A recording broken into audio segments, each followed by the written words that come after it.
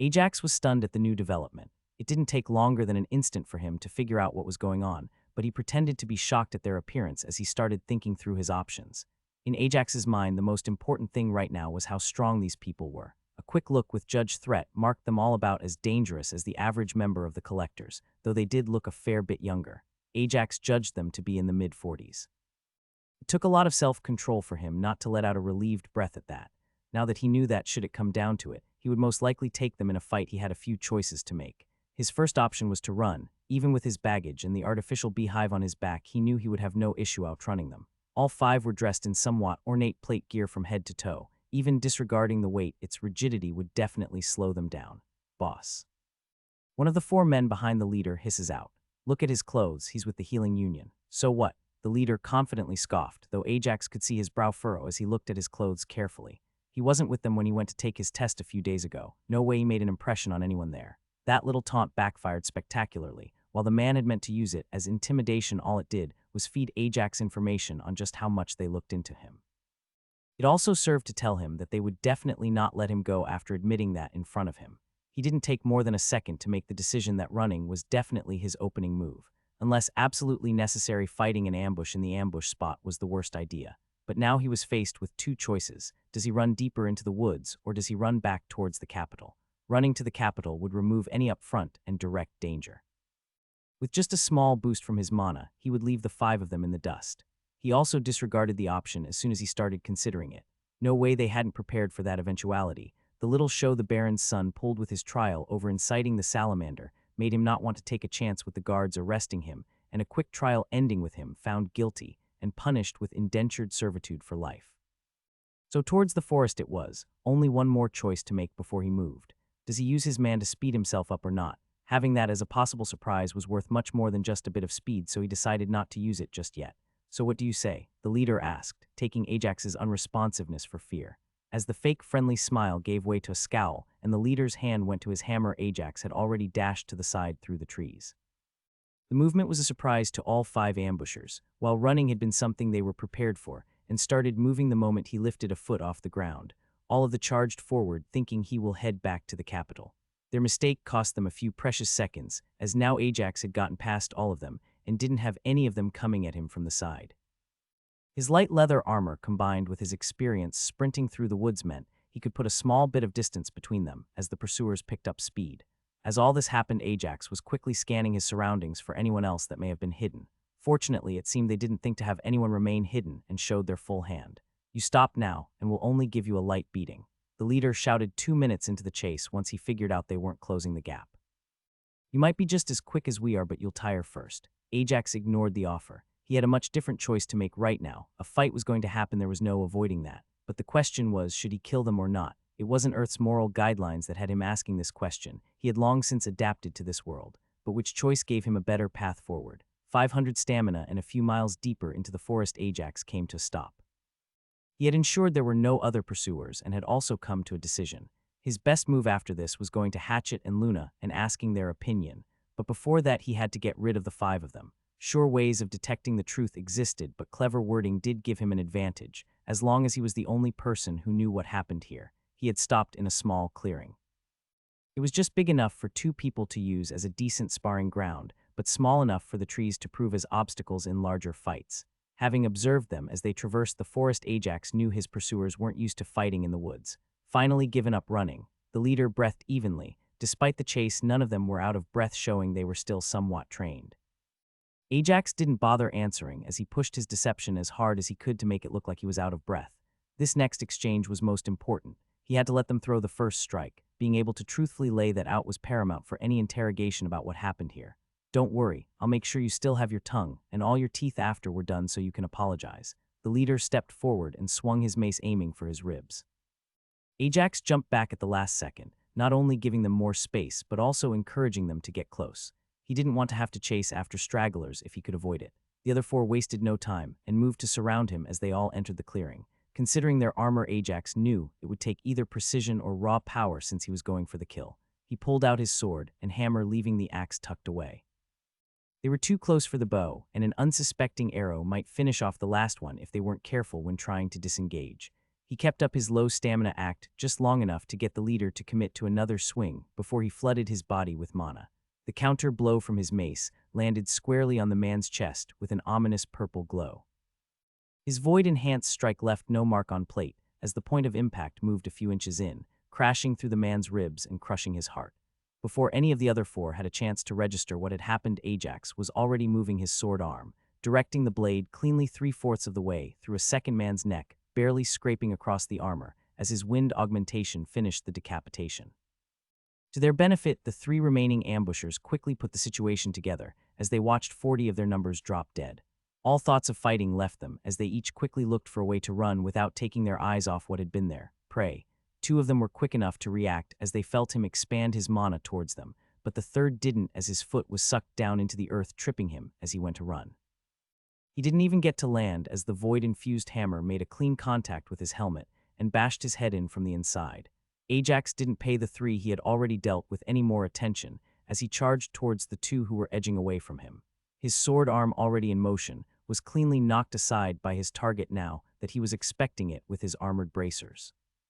While that obviously trained response may have bought him a few more moments of life, they weren't to be pleasant as lightning traveled along the blade and through the plate armor, locking up all his joints.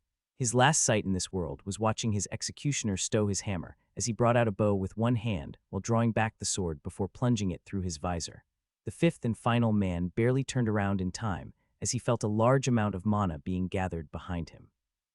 As he looked back into the clearing, he saw Ajax release his metal-infused arrow. The arrow perfectly hit its mark at this distance, tearing into the man's chest easily with the help of Ajax's piercing shot and spot weakness. As he watched the final member fall, knowing his arrow took him in the heart, Ajax slowly closed his eyes and took a few deep breaths. Despite dodging the first hammer blow and the battle not lasting even a dozen seconds, his adrenaline was surging through him since from the previous chase through the forest. Despite still being high on mana, his stamina was starting to bottom out. The leader had been right when he said their stamina was higher than his. Having caught his breath, Ajax stopped using his mana siphon. Next thing he needed to do was inspect the kills. Specifically, he was looking for anything magical that could be tracked. As he carefully looked over the bodies, he was satisfied that none of them carried any sort of locator. It was now time for the best part of winning a fight, looting. As Ajax looked over the equipment that the five had on, he had to admit it was all rather high-end. None of it was enchanted, and the steel didn't seem to be mana-infused, so it wasn't anything that would be all that useful past level 60 for most people, but it was very well made. As he looked over the 5 suits of plate armor, he dejectedly shook his head since he knew he wouldn't be using them. They were way too restrictive for his high-mobility style of fighting. This leads him to another problem: should he stash them somewhere or leave them behind as evidence? Gear like this was easily worth more than 100 gold, maybe close to 300 with a good negotiator. The problem was that it was also highly distinctive. Selling something like this now was like shouting, "I looted the bodies of the 5 guys who went missing." After thinking it over for a minute, Ajax decided that there wasn't any point in leaving the gear. Anyone who looked into this even a little would know that it wasn't a monster who killed them, so leaving the armor behind would just be throwing away money. With that decision made, he got to work stripping the bodies of armor. As he was removing the blood-soaked gear of his 4th victim, Ajax found himself focused on the arm guard the man had used to block his sword. While the attempt had been entirely fruitless courtesy of the lightning he had been channeling into the blade, Ajax was surprised to find barely a slight dent in the arm guard. Looking at the dent, Ajax thought to also compare it to his own sword. As he examined his sword, Ajax was surprised to find that the contact had not only chipped his blade, but it went so far as to even crack the handle. The strength he put behind the strike was clearly too much for the wood to handle. As he inspected the hammers, swords, and daggers the 5 had brought with them, Ajax found that they outclassed his own weaponry. Even the plate chest piece that had been pierced by his arrow didn't let the arrow go out the other side. After selecting the 2 swords, daggers, and hammers, Ajax felt much better about the reward he had achieved. He carefully used his magma to melt down any distinguishing marks on the handles before he placed them on his person. He even left behind the best dagger since it clearly bore a sigil he assumed of House Steelboot, and he didn't want to take a risk with it. When it comes to money and other accessories, Ajax was dejected. They had nothing of value on them and barely 20 gold put together. With the loot picked clean, Ajax carefully wrapped it up in 2 of their cloaks. He was planning to bury it somewhere in the forest and sell it later after the heat on it died down. He did think about trying to find a shady merchant to sell it to right now, but his paranoia wouldn't let him, knowing it would mean handing over a big lever on himself. With everything of value gathered, Ajax moved on to the next step of his plan. As he looked around the forest, he found himself to actually be ahead of schedule, since he hadn't expected to race through the forest so quickly. Now it was time to find a pack of wolves. He wasn't sure just how outrageous any investigative skills could get out here in the capital, so he knew the best way to muddy the water would be to get something to eat the remains. Ajax had to admit the wolves in this forest were a lot smarter than the ones back home. Despite not being as high level as the ones he grew up hunting towards the end of his training, the first two packs he came across quickly fled from him without showing any hostility. Ajax had ended up needing to approach them similarly to how he would a dog in order to get the third pack to reluctantly follow him back to the clearing. Once the wolves got there, Ajax knew he was free to go and bury the loot. The process was extremely simple with his earth manipulation to open up a small pocket in which to stash everything before closing the opening and bridging everything back to how it had been on the surface. With that handled, Ajax was now back to his original objective as he came out here, hunting bees. He really wanted to just go back and look for Hatchet and Luna to discuss what happened, but it wouldn't look good to come back empty-handed. Once he collected enough honey to complete a mission, Ajax carefully moved the bees into his own hive. Despite the massive level difference, Ajax found that his base endurance wasn't enough to completely nullify bee stings. It hadn't been an issue when he was just collecting honey, since he could just kill anything that approached. The one upside was that his poison resistance was high enough to nullify them, meaning the stings were more similar to an ant bite, a mild annoyance. With the hive filled up, Ajax went on a run all the way to his newly bought farmland. A small hut could be seen off the side from trees that took up the center of the parcel. Seeing the land in person, Ajax could see why it was so bad for farming. It had a slope that was easily 10 degrees high, meaning watering the field evenly would be a nightmare. After carefully setting up the first hive of many, Ajax went to take a quick look through the hut before he headed back. The hut was sturdy but clearly lacked maintenance. Inside, the dust was at least an inch thick over the few pieces of furniture the previous owner had left for the guards he had stationed out here. Ajax thought it would make for a nice hideaway should he ever need some peace and quiet. The trip back to the city was thankfully uneventful. The guards on duty did give him an incredulous look when they saw him alone, cluing him in that they had known about the ambush, before they schooled their expression. "You left with a big wooden box on your back," one of them pried for information. "What did you even put in it?" "It was empty," Ajax said, nonchalantly, hoping to make it seem like he hadn't run into the five at all. "Then where is it now?" they asked. "I'm trying to raise something in it," Ajax answered. "And what makes you think those snakes are going to gather into your box?" The guard laughed. Every year there came a few people who tried to find a way to breed the poison snakes. None had succeeded, but their high value meant people would always try. "Who knows?" Ajax shrugged, not looking to correct the misunderstanding. After all, the snakes were found in a different part of the forest than where he led the five. "Maybe I'll get lucky." Ajax thought that this might buy more time for the wolves to remove evidence. He doubted there would be anything left of the five come morning but bones. After entering the capital, Ajax made a straight shot to the noble district. He quickly made his way to Luna's villa. There he was greeted by Alfred with a horrified look as the butler took in the state of his clothes after a day in the forest. The butler insisted on Ajax getting cleaned up before he allowed him an audience with Luna and Hatchet. Ajax relented after Alfred assured him they would be informed of his arrival while he cleaned himself. "What is it now, kid?" Hatchet exclaimed once Ajax sat down at the table with him and Luna. "It's good to see you're getting back to your old self." Ajax smiled. Hatchet had been much quieter and restrained after he lost his arm. He accepted the beer the old hunter passed to him.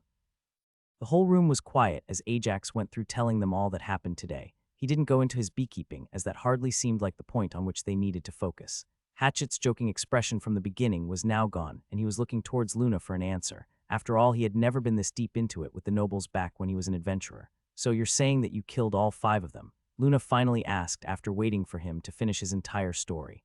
"Yes." Ajax confirmed. "I didn't expect them to continue with their plan once they saw the Healing Union's uniform. House Steelboot has been on the decline for years. Once a noble house starts falling, it's very hard for it to pick itself back up. Without good terms, it is very hard for them to attract any new talents without using less than pleasant means." She shook her head as she sipped her wine. "They most likely saw you as a chance at a full revival. Your young age and high level could have been enough for them to build a long-term foundation that would see them rise again. They were a marquee house more than a century ago. So what will happen now? Should House Steelboot bring this forward, will the Healing Union back me up?" Ajax asked, looking to the future. "They are desperate enough to try and bring this forward in hopes that something comes of it," Luna said as she looked up, thinking through all of the information she had gathered to try and predict what would come next. "With no direct witnesses beside you and wolves cleaning up behind you, they won't have any ground to stand on," she said confidently. "You looting them could be seen as a noticeable slight, but considering that all you did was refuse an offer to join, and they chased you down to attack you, it's clear self-defense. Will a judge also see it like that? Hatchet asked, knowing that the truth wasn't always what won the day. The royal family has been cracking down on corruption, especially on cases where forced recruitment by a noble house is concerned to stop the rampant spread of it following the peace treaty with the Republic. House Steelboot wouldn't have enough pull to do anything with such a cut-and-dry case, even if you were completely unaffiliated. Luna confirmed. Then everything's going to be all right. Will he be imprisoned at all awaiting trial? Hatchet sounded more relieved now. No, at most he'll be arrested and taken for questioning. Luna said, depending on how deep the Inquisitor decides to look into it, he'll be out in a few hours at most. Would showing this help my case? Ajax asks as he pulls out the contract he was offered to sign. Despite the flowery language that it was written in, anyone with any knowledge on contracts could tell that it was basically slavery. Oh, that definitely changes things, Luna said as her eyes tracked the contract from top to bottom. You killing them could have come with a few minor punishments even if they attacked you first. Winning in a 1 versus 5 without a single injury, excessive defense could be argued. It wouldn't amount to anything more than a few weeks of boring work cleaning up some backlogged missions, but with that everything is justified. So you're saying I shouldn't have killed them? Ajax asked, surprised. Killing them did nothing for you, Alfred affirmed. Had you simply taken the contract and then ran back to the city, perhaps entering using a different gate, you would have been able to demand so much more of them than the gear you looted. Luna explained. I was worried about a quick process favoring a noble with a corrupt judge. Ajax tried to explain his logic. That might have been an issue had you been unaffiliated, but as part of the healing union, no judge would have dared try anything. Luna corrected him. That you are so worried about corruption makes me question what is happening in the more remote regions of our kingdom.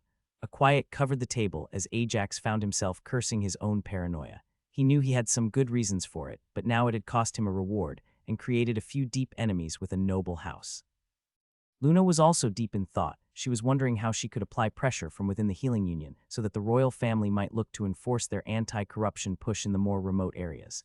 Will House Steelboot even bother with this then? Ajax asked. They have to know this is how it will go down. Yes, they will. Luna let out a heavy sigh. They won't bring it up immediately. You have a few days for sure while they do their own investigation into what happened, but they will definitely pursue it. Why? Both Ajax and Hatchet asked this. They are desperate, Alfred said with a sigh. Even before this, they had a decade left as a barren house at most. The 5 you killed were probably the best relatively young people they had. Getting something on you is their last hope not to fall back into knighthood and obscurity. So how do you see this trial going? Hatchet asks. Since a member of the healing union was involved, the royal family will have some sort of representative in attendance, Luna explained. The moment that contract is brought to light, it will be an open and shut case. They will lose their barren title and most of their remaining wealth. Since you have killed the Retares, all of it will be collected as taxes. Will this have any effect on me? Ajax asked. What he was most worried about was that the royal family would attempt something similar to the Baron. Yes and no, Luna said. Directly, it will have almost no impact on you. Sure, the royal family will do their best to try and recruit you once they learn how strong you really are. She took a pause and shook her head. She was still in a slight shock from Ajax's recounting of the story. That someone his age was level 31 was a major event, maybe once in 10,000 years. That he also had access to mana surprised her, but it was to be expected with the number of skills a commoner would have needed to reach so high so young. But the ability to fight and kill 5 people in their mid-40s was simply outrageous. All the 3 current archdukes in the royal family have taken a strong stance against corruption. You won't have to worry about them trying to force your hand in joining them, she says, and Ajax breathes out a sigh he had been holding the entire day. But our deal will also fall through, I'm afraid, she continued, and Ajax shot her a confused look. While minor, our understanding for getting you a slot in our delves can also be seen as corruption. Will I be able to get a slot in other ways? Ajax asked, now with the healing union. Luna shook her head. The royal family will offer you some extremely favorable deals. Once you turn them down, they will have no incentive to let you have a slot in the delve when it could go to someone more committed to rising in our ranks. So I'm back to where I started, Ajax asked. Almost yes, Luna answered. This won't be brought up before the delve, leaving 3 days from now. So I will still be able to get you a spot there like we agreed, but there will be no more afterwards with the healing union, if I could suggest a different course. Alfred interjected. While the royal family and shortly afterward all notable nobles keeping an eye on you may seem troublesome, I think this situation has turned out better for you. How's that? Ajax retorts with a bit of bite to his words. He quickly looks down, not heavy meant to snap at the butler. With everyone paying such close attention to you, nobody is going to try anything shady. You're free to use your full abilities in the open. I would personally suggest getting hired by the Adventurers Guild or joining the academy as a teacher's aide. Alfred said, how is any of that better than my previous situation? Ajax asked, though his words didn't have any bite at all and were more curious now. Because your previous situation wasn't as great as you think. Luna said you'll see this in the upcoming delve, but you will be joined by people in their low 30s. They won't be going to the second floor of the dungeon even. Working your way up secretly delving with our teams would have been a slow crawl for you with minimal progress. As a direct employee of the guild, you'll be granted access to some of their delve slots to join teams that are appropriate for your level of strength, and your employment will go far with people trusting you to take on their requests. Hatchet also joined in. While your growth will be faster with the guild, Alfred continues, I think working at the academy will be better in the long term.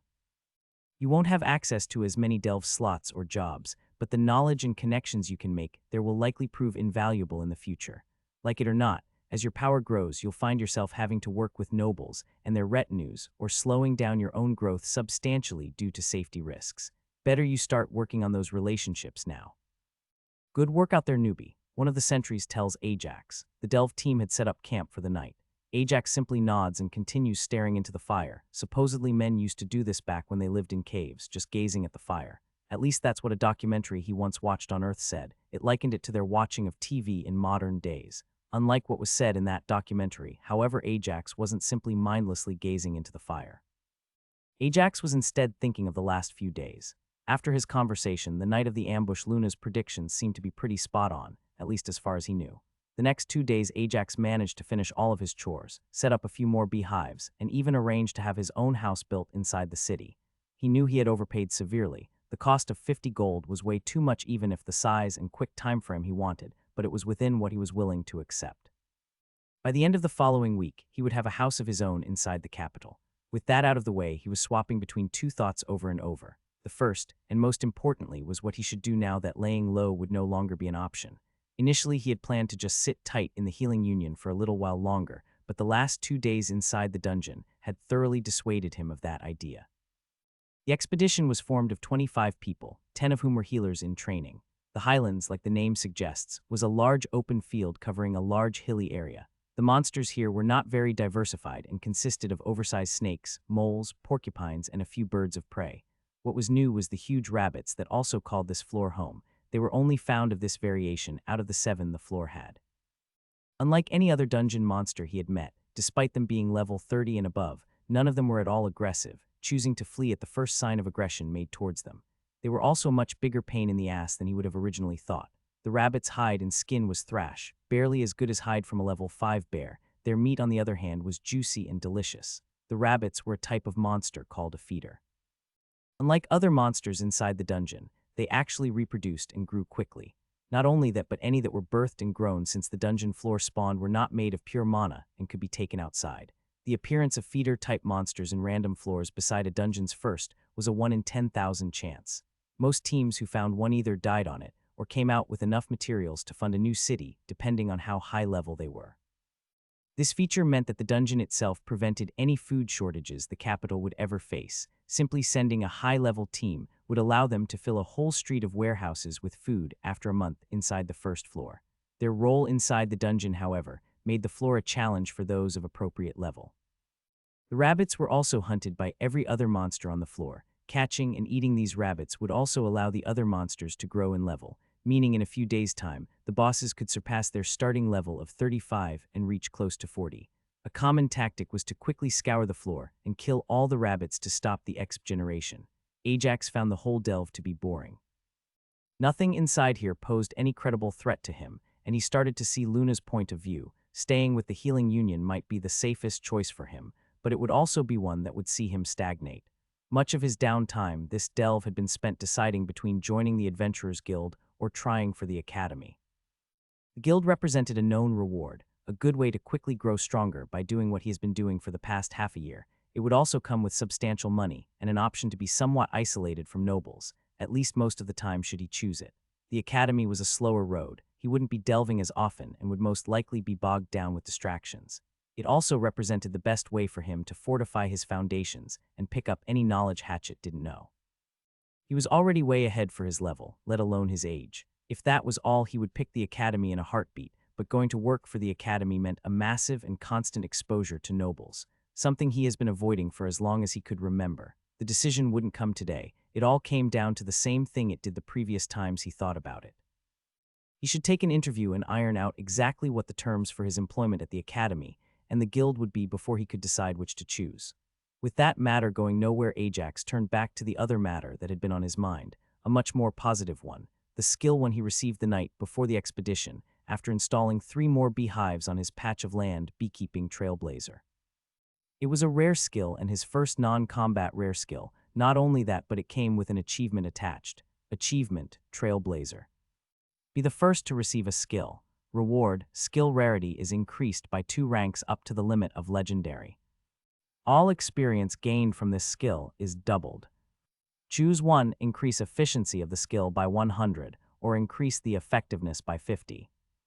Your next achievement earned has any discovery cost reduced to nothing. This achievement is repeatable. It was this achievement, in fact, that pushed him so much towards the academy.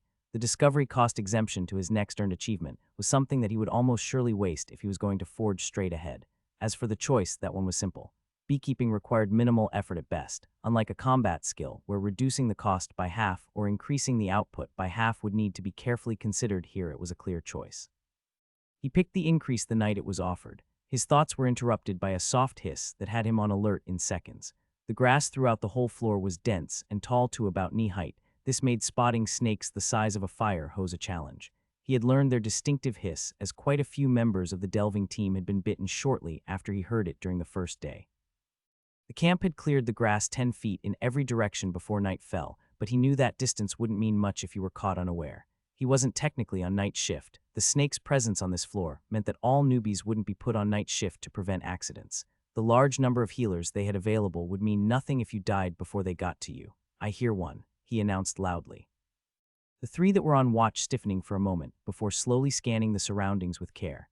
That care was all that saved one of them from having a chunk taken out of his neck. The snake was easily half again as thick as any they had encountered so far. A quick judge threat confirmed for Ajax that this was not only the first boss version of the snakes, but it was also around level 37. Clearly it had had its fill of rabbits before stumbling upon them. Boss variant the sentry that was attacked called out as he applied pressure to his shoulder. He hadn't been fast enough to avoid getting hit at all. "Get to the healers," one of the other sentries said while the other rang the alarm bell to get everyone up. Ajax had little patience for this. He was slightly annoyed by the sound the bell made. It was specifically enchanted to make a noise that would not only wake people up quickly, but also unsettle monsters into backing away or charging forward. Great counter to ambush predators. Sadly, it also grated on the ears of friendlies as well. He drew back an arrow and infused it with ice mana. He had found that spreading ice mana through the bodies of the snakes was the next best thing to a killing blow. Like reptiles back on Earth, the snakes here were also cold-blooded and were highly susceptible to the cold. His arrow cleanly penetrated the neck of the snake, about half a foot from its maw. The shot had been carefully aimed to neuter the snake's lunge attack.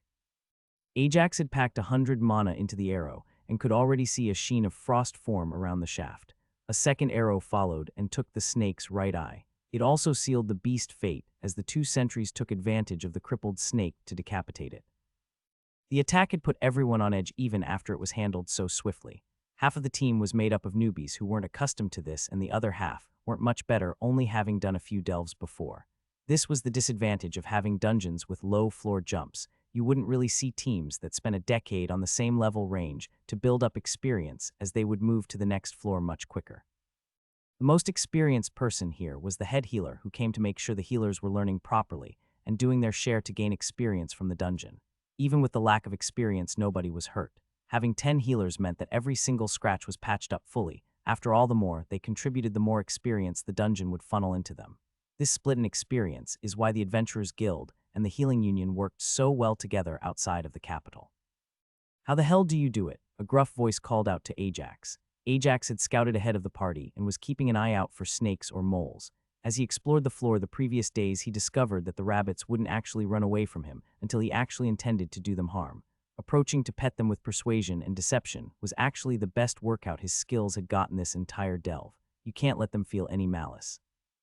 Ajax said with a sigh. It must have been about the 5th time he had explained the same thing. He also didn't stop petting the bunny. Even when it was the size of a bear, its fur was still very fluffy due to the mana coursing through it.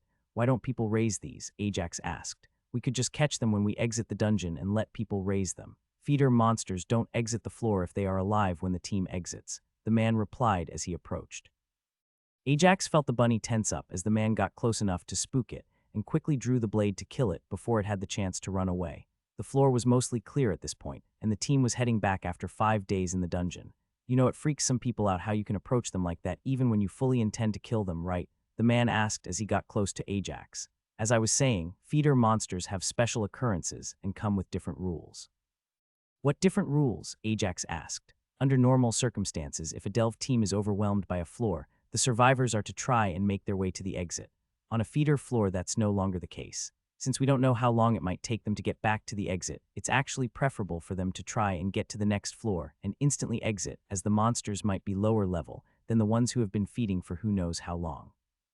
I doubt it would take that long to get back to the exit even if we were avoiding everything, Ajax said. True, it doesn't make much sense here. The man nodded, but on higher floors their size also increases. Finding a feeder monster on floor 7 or 8 is much different than these rabbits. First thing that happens when a team gets out not just alive but successfully too, it crashes the market. Such overabundance of high-level materials always leaves its mark. The last one happened 12 years ago with pigs. Ajax quickly dismissed everything as the team finally got back to the entrance arch. As the team went out one by one, Ajax was left alone on the inside. He got a deep urge to stay. Nobody could come and get him, and he could go clear another one, maybe even 2 floors, and get additional stat points. He dismissed the urge as quickly as it came. He knew even if he could overpower most things, going solo into a floor out of impatience was a good way to end up dead. He didn't even have most of his equipment since he knew he was heading into an open field floor. With that, Ajax stepped out of the dungeon. The outside was much the same as when he got here. Unlike the large clearing that surrounded the dungeon arch near Lessus, this dungeon was akin to being in the center of a prison yard.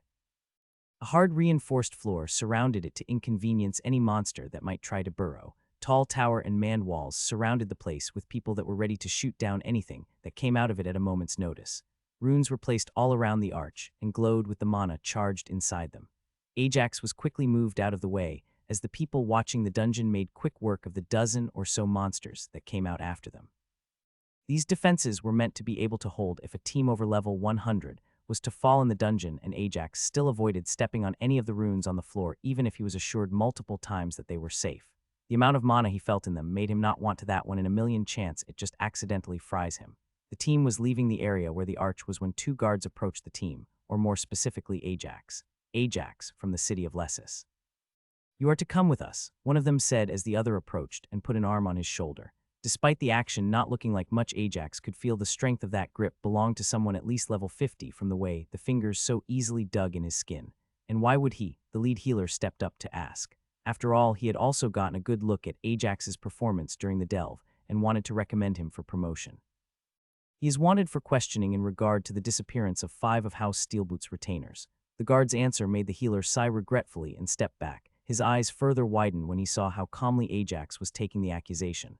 "I am happy to go with you, but would you mind not digging your fingers into my shoulder? I can feel you through the leather," Ajax said calmly. "I got to give it to you, kid. That's a calm and collected attitude you got there."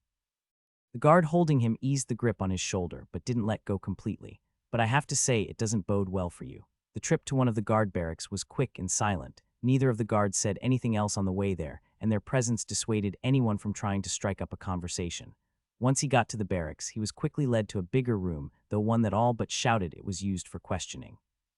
He was told to have a seat, while one of the 2 guards went to inform the right people he had been brought in, and the other stayed to watch him. Not more than 5 minutes of silence later, the door opened once again, as 4 people entered the room, each wearing a different distinctive sigil on their clothes.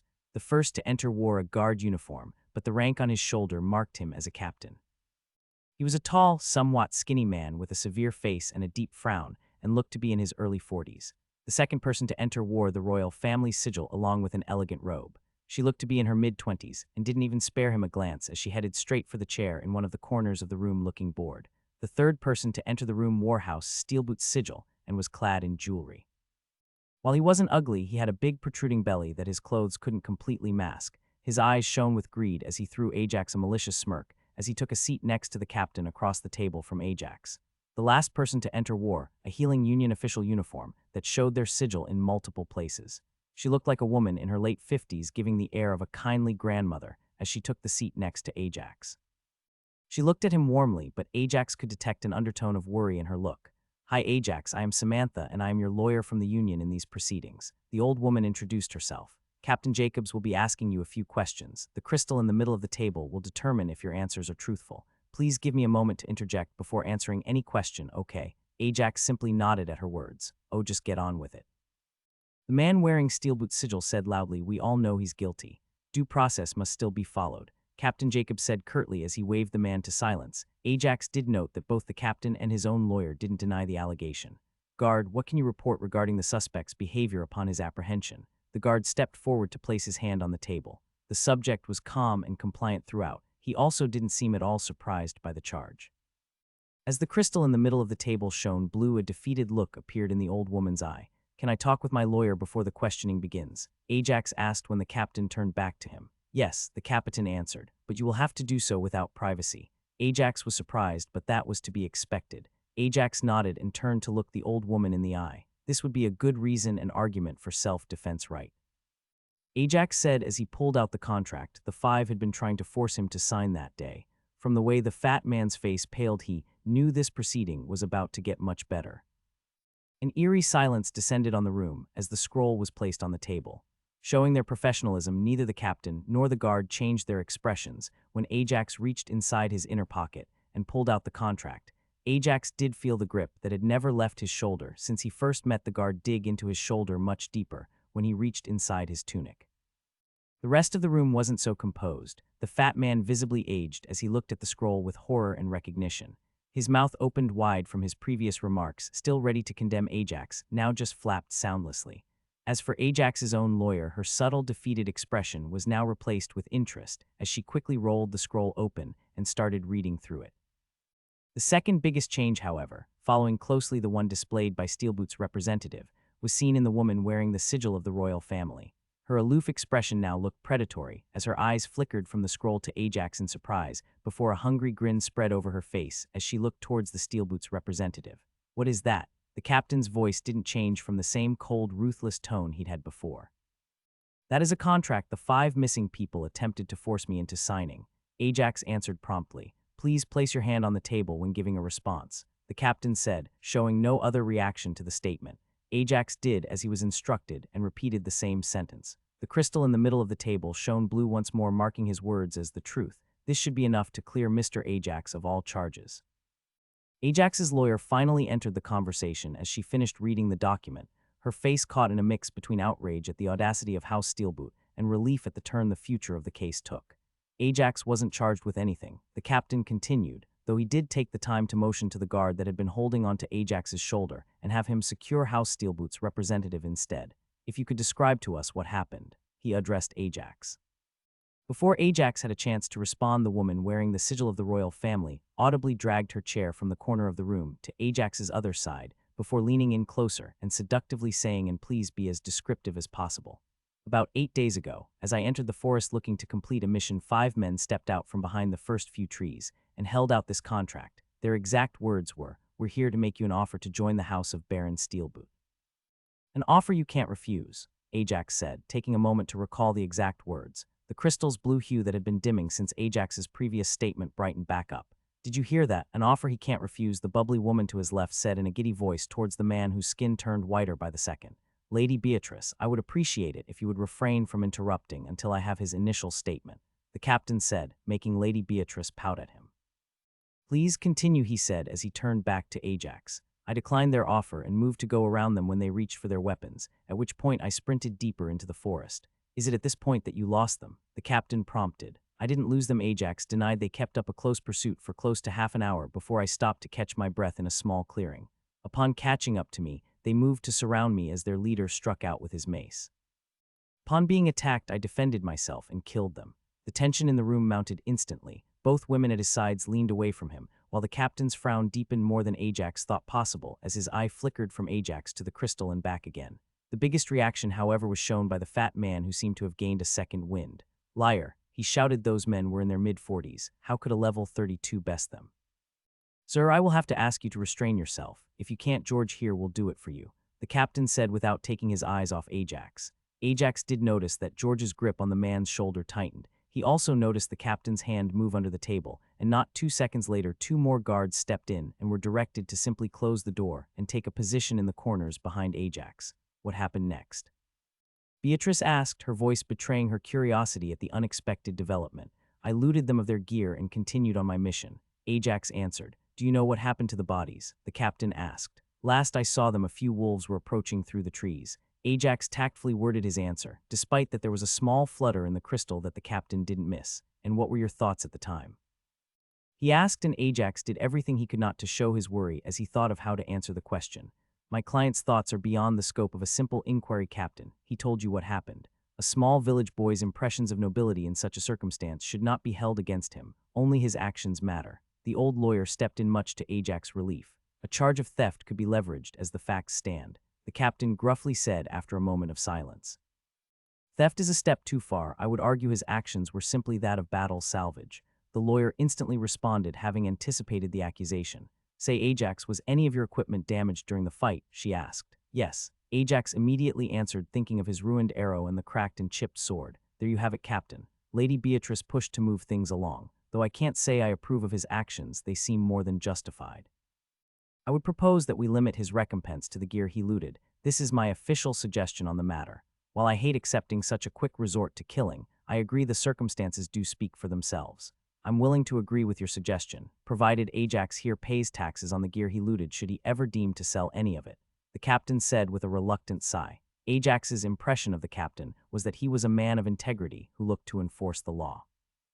He could also feel the man's aversion to murder, as that was the only issue the man seemed to hold against Ajax, commenting on the looting only because it was the only suitable way for him to chastise Ajax for his actions. Can we now get to finding out more about the reason why those men were out there in the first place? Her predatory smile was back, though she maintained her distance from Ajax. The law should be very clear on the matter of forced recruitment. Whereas his interrogation may have felt a lot longer to him, personally, Ajax had no doubt it didn't take longer than 20, maybe 30 minutes all told. The next few hours, however, felt like pulling teeth, as both Captain Jacobs and Lady Beatrix questioned. The fat man Ajax learned was called Douglas Steelboot. Unlike when Ajax was questioned, Douglas had the crystal embedded in the table go through a full spectrum of colors, from a light orange to a pale blue, and with some spots of clear blue when denying some of Beatrix's conjectures of the events that took place. It all ended when Beatrix tricked a direct answer out of him that was enough to create a clear link between the actions of the five and a direct order given by House Steelboot. The last was a whisper Ajax felt was intended only for him, though he had no doubt at least the captain also heard it. She also slipped a piece of paper into his hands as she, Douglas, and George departed. Ajax was released soon after, though not before getting 2 separate speeches, one from his lawyer and one from the captain, about how he shouldn't be too quick to deal with his problems with such finality in the future. Both had let him know that they knew he could have left the 5 alive should he have chosen to. With the matter finally closed, as far as he was concerned at least, Ajax headed off towards the noble section. He'd hoped to get Hatchet's take on his new reward and also ask Luna about any achievement that she knew of that he could use to take advantage of his unique circumstance.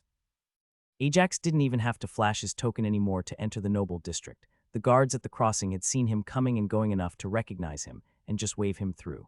Ajax gave them a nod for their expediency and headed for Luna's house.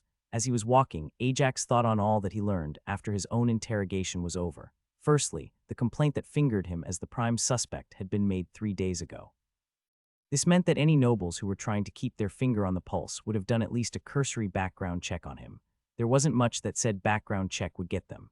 His file with the guild would let them know that he was almost 16 and that he had passed the level 32 test. If they looked into his records, they would find the delves to the 2nd floor of the dungeon back in Lessus. He was very happy that said delves would now be something that would back up his story of how he had been able to kill 5 people in their mid-40s. He also knew he would have to apologize to the collectors, since they must have gotten quite a few people looking to question them about him now. As he turned the corner on the street, with Luna's house, Ajax found himself almost stopping at the sight. Parked in front of the house was a very luxurious carriage, one that surprisingly didn't have any sigil that would identify whose house it was that it belonged to. Thinking about the matter, Ajax decided it was best to just get this over with quickly. If whoever it was that came here had enough pull to approach Luna in such a direct manner, it wouldn't be long until they at least forced Ajax's hand into a meeting, and he'd rather have that meeting with Luna and Hatchet present. As he approached the door, he saw the guards station their tents up for a moment before he recognized him, and then briefly opened the door to pass a message inside. Seconds later, the door opened from the inside with Alfred standing in the doorway. Still decided to come in despite the carriage. Alfred raised an eyebrow in surprise. I already decided to stop hiding so much. Ajax said, whoever they are, if they came here, they will also approach me directly. Best to meet them with people I know present than alone. Alfred gave a brief nod of approval, though Ajax didn't know if it was for his decision or just his logic. He stepped aside to allow Ajax entry. How did the questioning go? They kept you there for quite a while, Alfred asked. They were done with me rather quickly. I got the contract out in the open early. Ajax explained as they walked deeper into the manor. It took a few hours to get anything out of House Steelboot's representative.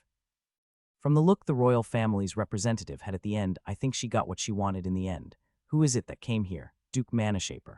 Alfred answered as they approached the large dining room and opened the door for Ajax. Inside the dining room, there were 3 people seated at the long table. Luna was sitting on the right hand of the head of the table with Hatchet right beside her. The simple fact that Luna left the main seat empty showed the respect and difference in status between her and the Duke. As for the Duke himself, he sat across from Luna.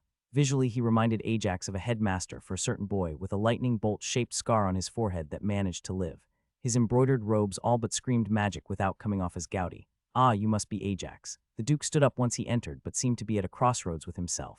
He intended to approach Ajax, but as Ajax approached Hatchet and Luna, the Duke found the table to be in the way. Yes, I am Ajax. Ajax responded somewhat warily. For the first time, he didn't need his judge threat to feel that someone was dangerous. He could feel an aura coming off the old man, and while it wasn't hostile in any way, it still put him on edge. Ajax's response seemed to bring the Duke back on point, so he continued.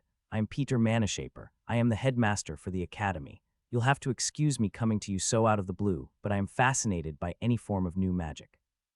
How did you know about my magic? Ajax's thoughts slipped out at the way. The man joyously brought up something the guards showed no indication of knowing.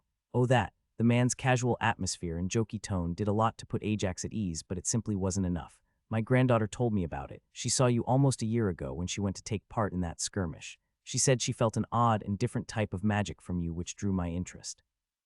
The old man then let out a deep sigh as he sat back down. Sadly, my projects, combined with my duties as headmaster, didn't allow me to make a trip all the way to see you back then.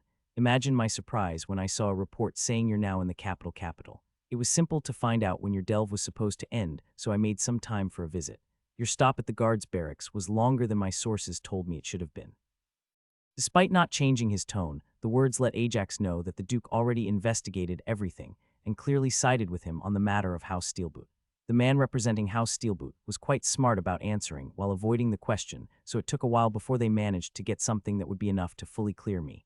Ajax's answer quickly cleared up the same question that both Luna and Hatchet had about the matter. Bet they sent Douglas. One of the men behind the Duke chuckled silently, but not faintly enough for Ajax not to overhear.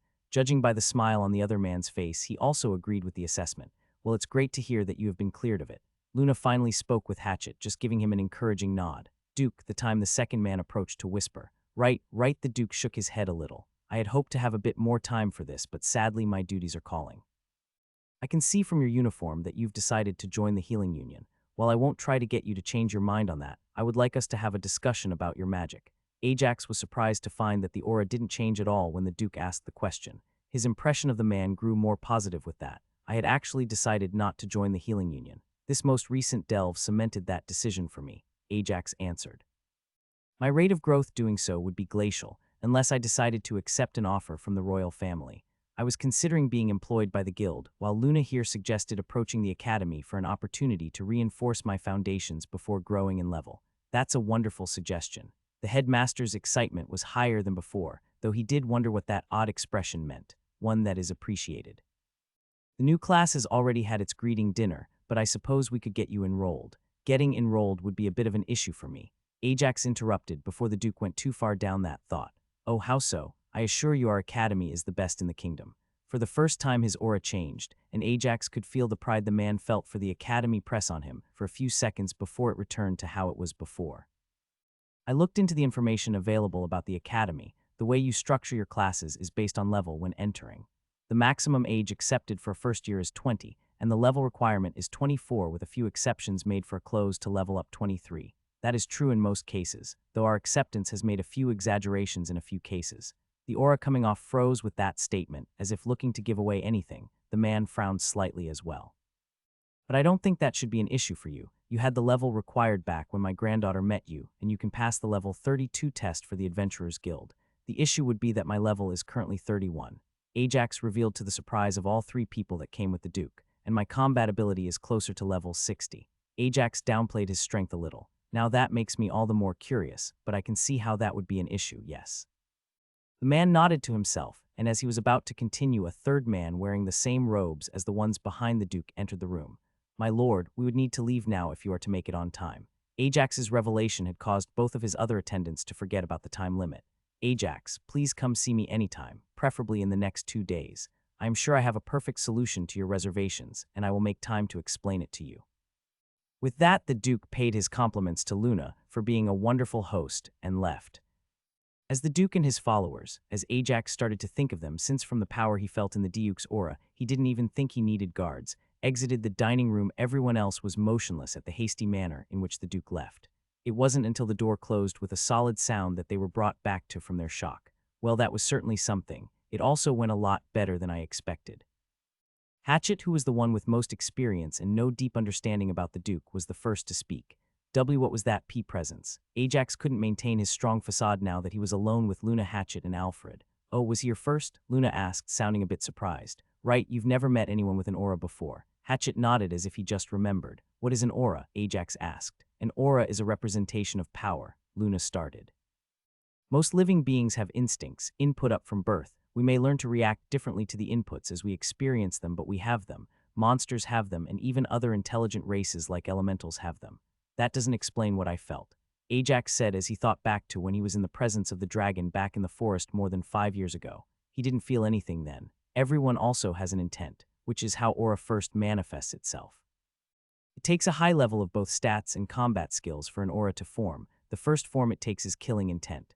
Luna continued. It appears around level 100 combatants, 93 being the historical record for achieving it, and takes strong emotions to produce. By around level 135, it starts being ever-present without conscious suppression.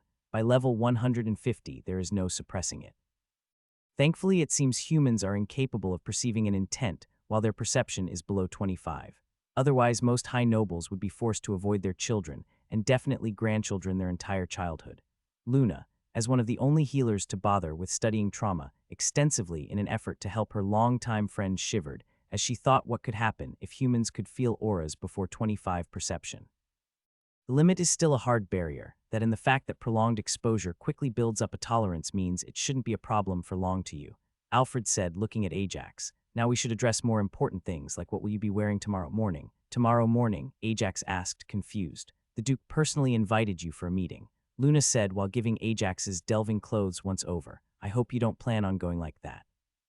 He also said I should come by some time in the next 2 days. Ajax reminded them with a dumbfounded look on his face. That was an overly polite way for him to say come meet with me tomorrow morning. Alfred facepalmed at Ajax's answer. Do you honestly expect the Duke to change his schedule so that he is ready to drop everything for you at a moment's notice over the next 2 days? I don't usually ask such personal questions, but Ajax, do you have any social skills? Luna asked slowly.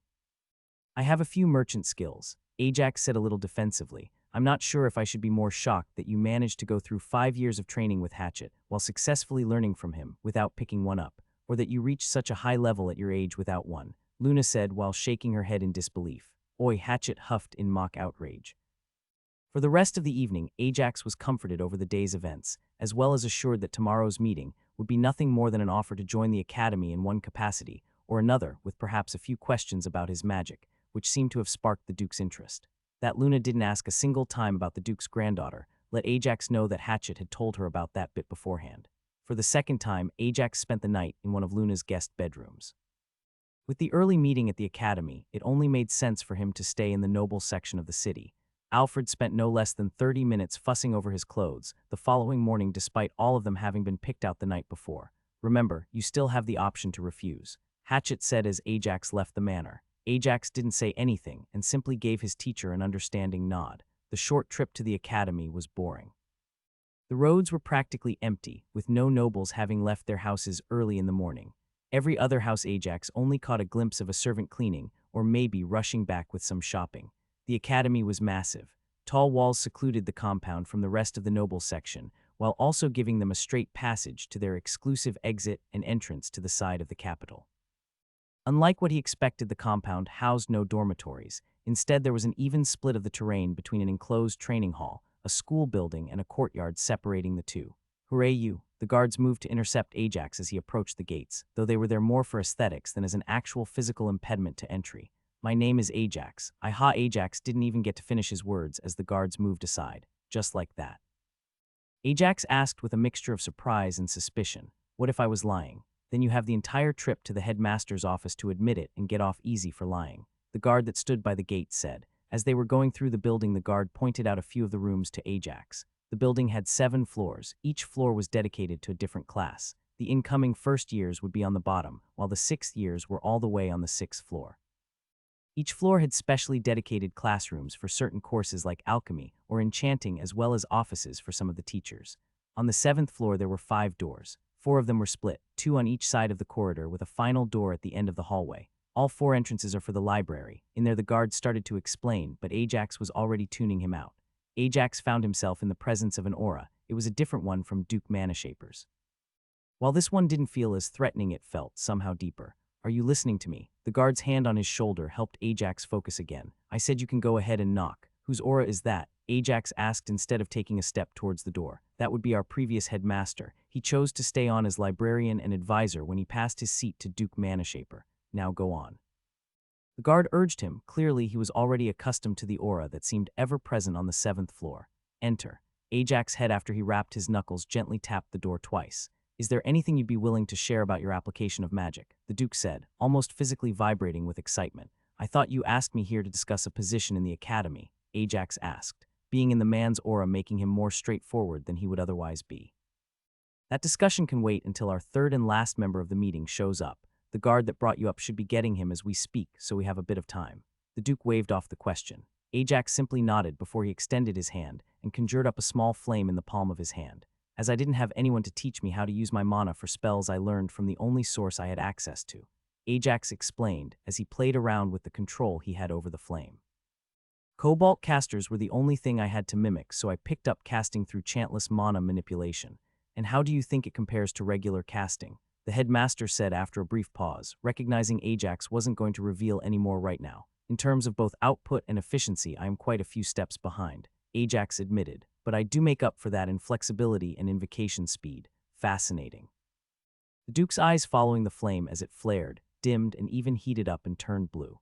"I'm guessing visualization matters a lot more for you than it does for us. Do you have any desire to learn regular casting?" "I do, but I don't plan on practicing it. I would be studying it more for any insights it might offer me rather than using it." "And why is that?" "Because from my experience with the few chanted spells I do know, I found that my method of casting is somewhat exclusive with chanting." Ajax let out a regretful sigh. "Much like rune casting, the skill actively makes leveling chanting harder. I am not willing to forcefully level chanting up to check if the opposite is true." Their conversation is cut short as 3 knocks sound before the door opens. "You called for me, headmaster." Abbot Silvertongue, POV. "I was getting a migraine the likes of which I hadn't gotten since I graduated from this place. While my time here learning was actually a pleasant memory, the interrogations I suffered through once I got back home were unending and dull. It had been more than 100 years since the family had asked anything all too political of me, so it wasn't like I could refuse, but the next 6 years were going to be some of the slowest and most boring ones of my life. It wasn't that I didn't understand my family's position. Both Archduke Goldminster's only daughter and the son of Archduke Steelblade's golden girl were going to be part of this class. Both were in a great position to end up with the Archduke title a few hundred years down the line, and as the politically connected house, we couldn't be left out. Sadly, we didn't have any family members of the appropriate age. This is why I was here.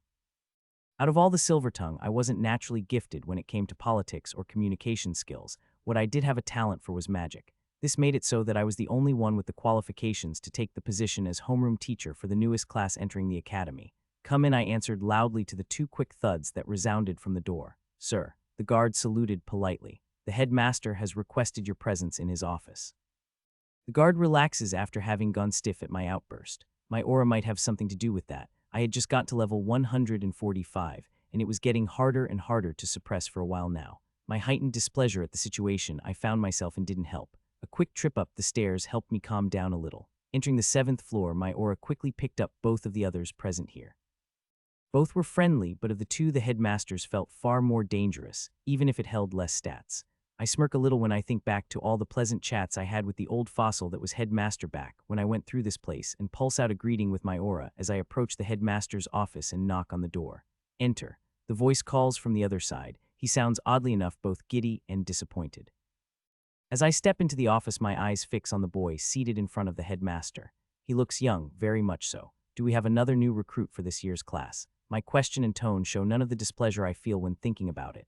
Even without any talent for communication skills, I still picked up a few that were rigorously trained growing up as the son of the nominated future head of House Silvertongue. The boy didn't look all that impressive. The quality of his clothes was on the low end. Even a marquis's son wouldn't come to a meeting like this, dressed like that, so that made him a baron's son. I have to say that with already one late addition, the class really doesn't have room for another. The prince might have been able to force his way into the class despite being only level 22, but here I could put my foot down. Oh, the boy seemed surprised at my words. Yes, I guess you could see it that way, but young Ajax here isn't strictly speaking going to be joining your class. The headmaster says, you see, he is something of a special case. Great, another special case, but the wording has me a bit curious. What do you mean he isn't exactly joining the class? You see, the academy isn't a good fit for Ajax and his talents. The headmaster explains, this is why I called you here. I intend to offer Ajax a different opportunity, which is where you come in. Isn't a good fit for his talents. Did his family somehow invent a new spell that they are leveraging to get their child into the same class as the prince and two Archduke direct family members? I know how he is when it comes to anything new related to magic. How is he not a good fit? I ask as sympathetically as I can make it. I need all the information I can get if I am to be able to reject this. You see, Ajax here, despite being only 15 years old, has already reached level 31. All of my thoughts ground to a halt. What did he just say? Our first-year combat course would be insufficient for him, you see. A few seconds go by with only processing what he just said before I am able to respond. Wouldn't it be easier for him to just join the third years and do some extra tutoring to patch up the holes in his knowledge?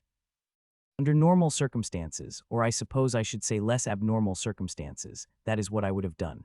You see, Abbott, Ajax here is a commoner, and as such I fear the gap that he has to cover is too large for him to make up with on the side tutoring.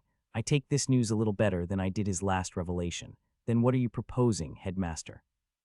My shock is obvious even to me, since even with my skills my question is blunter than any have been in the last 3 months I have been here. Ajax is here because I want to offer him a position at the academy. I am also aware of your circumstances. This is the first time in my time here that he makes any mention of how I got the position of homeroom teacher and the reason behind it, so this is a big deal to him. I was unaware we had any suitable positions. After all, if there was any, the family would have gotten it already just to get more in touch with the class. There isn't, he confirms, but what I wanted to offer him was a position as a teaching assistant, your teaching assistant to be specific. Now I could see where he was going. New teachers had to teach for at least 5 years before they were afforded the possibility of taking on an assistant. Assistants were usually talented commoners that were too old to join the academy, so the teachers took them in to get them educated using academy resources. Since you aren't in a position to get an assistant for yourself, I was thinking of having Ajax here be the teaching assistant for the first-year class, the headmaster explained. Unlike a normal assistant, he would attend all classes with them instead of attending all of your classes, but since more than 70 of the first-year classes are with you, he'll be basically your assistant. The offer was obviously news to the boy as he kept looking from me to the headmaster over and over. I also didn't see any real issue with the idea. In fact, having an assistant, even one that wasn't exclusive to me, would mean I could have him help me out with quite a few of my tasks. This would also mean that you'll have to wait 6 years before you can get an assistant of your own. The headmaster adds, his communication skills and glare making his meaning obvious. House Silvertongue wouldn't get another person shoved in here for the final year of this freshman class. I'd be very happy with this arrangement. I nod, for once my skills not having to hide any disagreement. After all, if I got a spot for an assistant, the family would fill it with somebody who would spend all his time making connections and not actually helping me with any of my work. It'd also mean that you have to take responsibility for Ajax's perks as an assistant as well. He adds, that would make things a bit more troublesome, but not by much. Perks an assistant got would usually be help with any difficulties he was having in their independent research. For Ajax, this would just be the curriculum, and obtaining some appropriate delve slots for him to do while he studies at the academy. The second might actually get him off my back a little, as the family would definitely be interested in having a talented, unaffiliated commoner that they can connect with. Some level 31 delves aren't much of an imposition to me, I assure them both. That wouldn't be all that helpful, the boy says. This time he has a determined look and a bit of frown, as if my last statement was somehow offensive. As I have told the Archduke last night, my combat ability is around level 60 rather than level 30. My single delve in the first floor of the Highlands provided me with barely a few hundred experience. If the first two statements about him were surprising, this one is absurd. Despite this my only rare communication skill, truthfulness meter was indicating that not only was he actually as strong as he claimed, but that he was actually underselling himself. 10 seconds went by and all I had managed to do was pick my jaw off the floor, only for it to open and shut again as I soaked in the information. Right as I was about to finally form a sentence, the door opened wide. "Grandpa, are you here?" The headmaster's granddaughter as well as Archduke Goldminster's daughter were in the doorway, the latter frowning at her friend, most likely for the way she barged in, as she should I might add. Annabeth Goldminster, POV. The formal last night was more of a chore than I had expected it to be. Throughout the last 8 years, ever since I unlocked my stat points, I had gotten some more exposure to the outside world, but my father did his best to keep me in a cocoon for as long as he could. At first she had resented him for it, a little thinking he was overprotective, but if all of those events were like last night, she was glad he had kept her out of them. Miss Manhwaedit. The guard at the entrance of the academy saluted and opened the gate as Lexi and I approached. "Hi, Dave." Lexi greeted him. "Do you know where Grandpa is? He should be in his office right now," but the guard answered. "You're in a really bad mood," I point out. Lexi and I were very similar and at the same time polar opposites. We both had very similar core personalities, both very passionate and focused not only on our own field, but on almost all fields. We both had picked up at least one weapon and tried all sorts of crafting professions. Where we differed was in how we went about dealing with strangers. While I had been mostly isolated from the noble community at large for my entire childhood, Lexi had been overexposed to it all. This led to us having a very different coping mechanism. I was rewarded with the rare skill poker face, and while I still hadn't managed to get out her what skill or skills, she had that allowed her to maintain that happy-go-lucky attitude that let her get along with just about anyone. I knew it had to be something similar. The formal last night hadn't started off that badly. Our classmates weren't all that bad. I had personally expected Steelarm to be a hothead that would engage at the slightest opportunity. I was pleasantly surprised to see that he was more of a tactical mastermind instead of a pure brawn warrior. The night went to hell in a handbasket once the prince arrived. A surprise to many of us that were there, since we knew the prince still had at least a level to go before he could join the academy. It seems he somehow forced his way into this class. To say that the prince was talented was an understatement. Having reached level 50 in his longsword sword skill before the age of 10 was something that hadn't happened for at least a few thousand years. Sure, there had been the odd noble here or there who got a common skill, but an uncommon one was something else. Sadly, from all appearances, it looked like the young prince had taken to looking up at his uncle, and not his father when he decided on a role model note. Yes, they are all princes since the kid's grandfather is kind, so they all gain the prince title as they are in the line of succession. His uncle, the former crown prince, was actually the older of the two brothers, and was also a standout talent when it came to combat. Sadly, he was a walking calamity when it came to foreign politics, almost starting a war the last 3 out of 5 times he went to visit the Republic for their 50-year tourney. I followed Lexi up the stairs to the 7th floor. I had long since gotten used to the stifling effects of aura. Still, both the headmaster and the librarian were on the high end of the spectrum, so I was slow in noticing there was a third aura present on the floor and couldn't stop Lexi from barging in on what I assumed was a meeting her grandfather was holding. "Grandpa, you here?" she obnoxiously asked as she burst into the room. Her tone of voice let me know that she very much did notice the presence of the third aura and was acting as she was as a form of payback. I couldn't say I didn't understand since we had both been forced to endure an extra hour at the formal last night because her grandfather was late in arriving and dismissing all of us. "This is because I was late last night, isn't it?" he asked with a defeated sigh. "Miss Manhwaedit, I certainly hope you'll be showing more decorum than this in the upcoming 6 years." Mr. Silvertongue chided her. "Yes, sir," she answered while looking at the floor. As Lexi carefully inspected the carpet trying to show her non-existent remorse, I looked towards the third member of the meeting we had interrupted. The man was young, despite being 6.5 feet tall, and built with wiry muscles you could see even through his clothes. He seemed to be about 17 years old. He also seemed oddly familiar, though I couldn't place him. "Would you mind waiting outside until I am done with this?"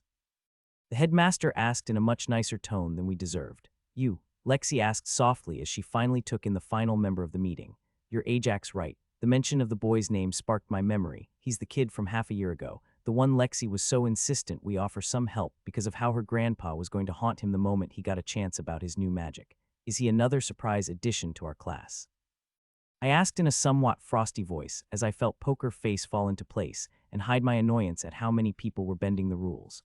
I guess you might as well take a seat, the headmaster said as he sat defeated in his chair. Not like our little meeting here was meant to be a secret.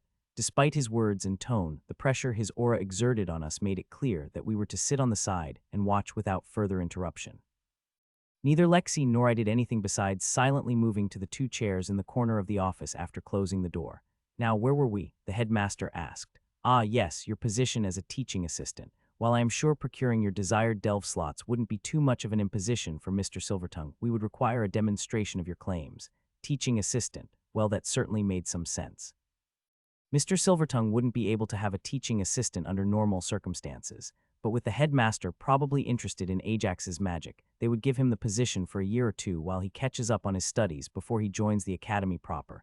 Not only that, but it would ease up the scut work Mr. Silvertongue would need to do. Provided your requests were met, would you be willing to accept the position? The headmaster asked. Yes. Ajax said after he thought for a moment, with one condition. He had a condition. This was basically a golden ticket for him, and he still had requests to add on top. What was he thinking? Which is, a slight bit of confusion came through the headmaster's question. You answer one question for me that may touch on a few matters held secret from most people, he said. I'm sorry to say, but I will not be revealing any more magic information to you right now than what the Academy provides to all its students. The headmaster denied. The question doesn't involve magic, or if it does, at least not directly, he said. All right, the headmaster agreed, but you have to ask your question after your demonstration. Ajax's eyes instantly turned to take in me, Lexi, and Mr. Silvertongue. He spent a whole minute just looking between up before he turned back to the headmaster. I accept, he said. Wonderful. Gone was the serious expression, and now the headmaster was just a jolly old man. I could see where Lexi got her inspiration from. Let's head down to the arena. Dave should be on duty, and he is level 59. That would make for a perfect test of your claims. I also have a condition. Mr. Silvertongue intervened. He had the good grace to be a little cowed from the glare the headmaster turned on him, but he still pushed on. If your claims end up being false, I want you to try and teach your deception skill to a person of my choosing. You want what? Ajax asked, confused. Wait, you have a truth-telling skill and a strong one. That's why you had such a big reaction, and now you think I somehow got past it. He wasn't talking to anyone right then. It sounded more like he was putting together the pieces of a puzzle. Yeah, your condition is fine, he said after he stopped talking to himself. I wasn't lying anyway. Both Lexi and I followed the three out of the room. Neither of us said a word, both equally interested to see what was going on. Ajax POV, I was fighting an internal battle with my own instinct that told me to just go try my luck at the Adventurers Guild ever since the two women burst into the headmaster's office. The only reason I wasn't was because the offer sounded like an ideal deal for me, and that I knew the two of them helped me out less than a year ago. I had technically been around them for a few months before, during the skirmish, but at that time I had been doing everything I could to distance myself from them. I found their demeanor odd. All my previous interactions with nobles had them either acting as absolute authority or entitled assholes. Here I could see that one of them was more withdrawn and calculating, while the other was a happy-go-lucky, bubbly person. So what was it that you came to see me about? The headmaster finally asked after we exited the office, and we were all making our way down the stairs. That can wait until I see what's going on here. His granddaughter responded with a giddy skip in her step. This is much more interesting. Interesting how? He asked. Interesting because he somehow managed to get stronger than anyone I have heard of at that age. She said, even the prince with his uncommon level 50 skill isn't strong enough to fight a level 32 guild examiner and win. That is an impressive claim, though far more believable than the one you are making now. Professor Silvertongue spoke to me before swapping topics, so it seems you two came to complain about the prince forcing his way into the class. The class already had two direct descendants of two of the archdukes, that is alongside the twins and Lexi here. The archduke's daughter Annabeth, I think her name was said. Now the prince added on top. There is a reason that most high nobles have children together, but space them out when sending them to the academy. There are only so many high spots in the class rankings, and it will turn into a bloodbath for them towards the end of every year. That was news to me. Figures it was just my luck to get stuck with this kind of class. I won't be in the running for any of those spots, will I? I ask, hoping I won't be sticking a massive target on my back. No, those are only for students. Professor Silvertongue answers. You could join in the yearly tournament, however. The headmaster adds. The requirements are being part of the academy, not being enrolled in a higher year than the tournament you wish to join, and being younger than the oldest member of said class. Or you could go for one of the public spots if you want to cut off any arguments about your placement. Come to think of it, you could probably join the tournament for all 6 years if you went through the public spots. He sounded happy as he pondered this. What tournament? I ask. Every year the members of each class hold a combat tournament. We complete the bracket with open public spots that can be fought for by anyone that matches the same criteria. Annabeth said, I doubt there is anyone in this year's freshman class or last year's that would be able to go up against someone at level 32. Tempting as that sounds, the amount of scrutiny that winning both of those would bring is something I think I best avoid. I answer, are you sure about that? The headmaster grins. While the rewards vary from year to year, first place has always had the option of selecting stat potions. I almost tripped down the last few steps at that. Stat potions were the most expensive items I have ever seen. Getting a few of them like that would probably save me thousands or tens of thousands of gold. Everyone stopped in place when I almost face-planted. Both the headmaster and his granddaughter looked to be holding in their laughter, while the other two pretended nothing happened. And would the academy be in a position to stop any interference that might come my way due to that? I asked a little more pointedly than I meant to. While we won't interfere with every petty payback that happens on the grounds, the headmaster started. I can assure you that we would intercept anything that crosses the line. Only question left would be what would be considered as crossing the line. Something told me I wouldn't get a straight answer here even if I asked, so I let it go. This would be something I have to worry about in almost a year's time when I have a lot more information. With that, we arrive at the large training courtyard, or more specifically a small arena with runes surrounding it. Standing off to one side, already saluting, is a guard that I assume is to be my opponent. A quick judge threat places him at the same level as Commander Grievous.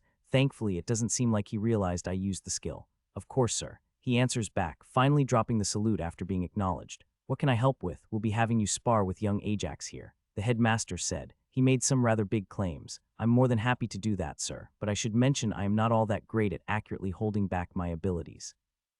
Dave lightly objected, but still took his spot in the arena as instructed. That will be perfectly fine. His claim is that he is around level 60 in terms of ability. Professor Silvertongue said, What? Dave, Lexi, and Annabeth all reacted with equal surprise, Annabeth's cold expression finally cracking for once. If you would please use sparring weapons. The headmaster pointed me towards the stacked racks. Is there a problem if I damage them? I ask since I don't have my gauntlet with me, meaning infusing the weapons will result in some material decay. They should be able to hold up to a level 60's amount of power, the professor says. With an axe and a sword in hand, I stand opposite Dave and wait for the start to be given. The weapons are a lot better quality than I am used to. They are similar to the ones I picked up from the 5 I killed in the forest. It seems that Dave was still skeptical of my claims, as he was slow to react once the starting was signaled. Something that cost him as I exploded with a decent level of mana siphon active. His trained reflexes and reactions were good, much better than even Commander Grievous, but all that meant was that my blow landed heavily on his shoulder instead of his head. The ice mana infusion spread out from the point of impact. Since this was only a sparring session, I wouldn't be using Void. That affinity could cause lethal damage even with sparring weapons all too easily. I picked up on a few shocked gasps and heard the headmaster's voice getting excited on the sidelines, but ignored all of it in favor of focusing on the fight. Dave was rubbing his shoulder with a pronounced wince on his face from the pain before he took up his stance again, and with a nod, we both moved into action. If it was a matter of raw stats, Dave actually surpassed the commander. Not only that, but all the time spent around mages here at the academy clearly made him a lot more sensitive when it came to the use of mana, so my spell-infused warrior style was much less effective against him. Where Dave fell short was in combat experience. His training was solid, but he showed a lack of combat experience, making a pattern rather easy to pin down. I most likely suffered from the same flaw, but since my fighting style was so unique, it would be a lot harder for anyone to pick up on it. As we exchanged blows for the next 2 minutes, none of us were able to land a clean hit, but I was getting a better and better picture of Dave's response to certain attacks. Sadly, it wasn't fast enough. I felt my mana draining away, so I decided I needed to end the bout quickly. I upped the consumption of mana siphon at the same moment, as I used 200 mana to turn the ground in a large area around us into mud. Sure, the mud would impede me as well, but I was ready for it and knew it was coming. The burst in strength and speed combined with lack of footing allowed me to a few quick lightning-infused blows against Dave's joints that quickly debilitated him and ended the spar. What an interesting style. The headmaster materialized before me the moment the fight had stopped. You infused not only yourself with mana somehow, but you also managed to send mana into your weapons. You also use varying elements. I picked up wind, earth, water, fire, metal, lightning, and ice at the very least. I see this is what you meant by damage to the weapons. The mana infusion decayed the metal quite a bit. Yes, I vaguely agree with the barrage of questions or assumptions coming at me. Dave, are you okay? Professor Silvertongue and the 2 women approach as well. My joints hurt a little, but it's the lack of control that is getting to me. I think I'll be just fine in a few minutes with a quick once-over from a healer. Dave responded from his spot on the floor where he still battled to reagent's control over his limbs. Oh right, sorry, the headmaster said as he quickly muttered an incantation that sprung forth a massive amount of mana and instantly healed Dave. I have been working on a short-term memory wipe if you want to give it a try. The headmaster jests, I hope. I take it this was good enough to prove my claim. I asked Professor Silvertongue. Oh yes, it was. The grin on his face makes me a little skeptical as to why he is so happy. I'll gladly take you in for the position of my teaching assistant. His actual position is as teaching assistant for the freshman class. The headmaster cuts in. Now what is your question? Out of the 4 spectators, both Professor Silvertongue and the headmaster were less surprised by Ajax's show of strength, since they both did largely believe him when he made his claims. While the headmaster was ecstatic at the show of a new magic style, the other 2 spectators were still stunned at the display, even after the fight was over. Both had expected him to be strong, having learned that he had passed the test for a level 32, but the show of power now was certainly way above anything they had expected. They finally started paying attention to the conversation again once they were reminded of the question that Ajax wanted answered. What achievements would you recommend for me if the discovery requirement wasn't an issue? Ajax asked, knowing that the nobles would be keeping records of strong achievements for sure. You have the Trailblazer achievement, the headmaster shouted with excitement. To think that you are the first to unlock this kind of casting. Ajax was about to interrupt and correct him that it wasn't his magical skills that granted him the Trailblazer achievement, but he thought better of it. After all, most farming skills usually had some attached skills to go with them, and if any of them happened to be unique, he could refresh his title. He didn't doubt his beekeeping would be something that would be found out in due time, but that should be enough for him to at least corner the market for a while.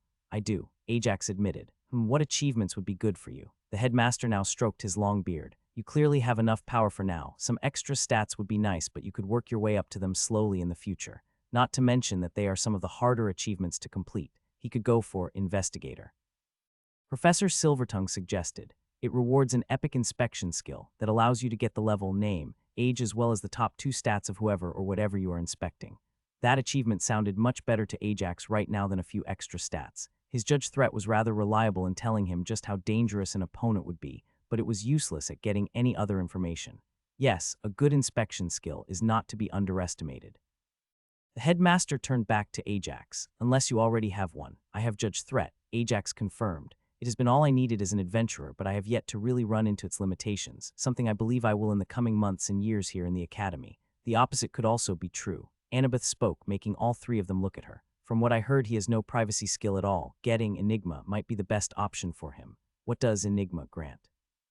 Ajax asked, his paranoia almost pushing for him to give her a hug at the mention of a privacy skill. Enigma is the only achievement I know of that has a legendary skill as a reward, Annabeth said. The skill shares the name with the achievement, and it allows the user to block any sort of inspection skills. This isn't just reading your status, but also truth-telling skills, though the crystals would still work on you. That's not all. The headmaster added the skill, like all other privacy skills, would need to be overleveled heavily by one of lesser rarity to be surpassed, but it also allows you to fool other inspection skills. While you can't exactly specify the exact fake information you give out, you can influence it. For example, you would have people read something about a level 30 pure mage. What are the requirements? Ajax asked. This definitely sounded like a skill he wanted to get. The requirements are rather easy. First, you must not have any sort of privacy skill. Secondly, you have to be subjected to inspection skills by 20 people within the span of 1 minute. Annabeth said, that Ajax said, thinking. If it is that easy, wouldn't all nobles just gain the achievement? After all, just getting 20 people with inspection skills together would be easy for them. The achievement requires 20 discoveries, Professor Silvertongue huffed. Not only that, but nobles are often exposed to lots of inspection skills. As we grow up, so we almost always develop privacy skills before the age of 20. 20 discoveries was an enormous amount. Without Trailblazer, he would definitely not be able to save up that many for quite a while. With little hesitation, he decided that this would be a good use of his Trailblazer reward. Now, he just needed to get everything set up to gain the achievement. Would the school be able to help me with getting the achievement? Ajax asked after a long moment of silence. I can be persuaded into helping out, the headmaster offered, if you're willing to at least share the name of the skill that gained you the title. That made him a little concerned. Ajax thought about how he should deny that request when he thought of an alternative. What if I said I'd be willing to share the skill at some point in my time with the academy? Ajax made the counter offer. What difference would that make? The headmaster asked, confused by the haggling. The skill was a recent acquisition. I want to see if I can gain anything else related to it that might also be a trailblazer skill, Ajax explained. I know the boost in rarity seems tempting, but you'd be much better off selling information regarding the skill so others can try for the title as well. The headmaster said, obviously a little cross with Ajax's greed. Why shouldn't I go for it again? Ajax asked. I would also like to get that inspection skill, but you've already got the Trailblazer title. Lexi finally joined the conversation with an outburst. You don't know the words escaped Ajax as he made the realization. What don't we know? Professor Silvertongue asked. The Trailblazer achievement works just like the dungeon floor delving one. Every time you gain a trailblazing skill, you gain the reward again. That would mean I get another free achievement. He explained his train of thought. All four of them silently gaped at him at the revelation. To think that it worked like that. The headmaster broke the silence. I will have to make the necessary changes in quite a few books in the library. How come you didn't know about that? Ajax asked.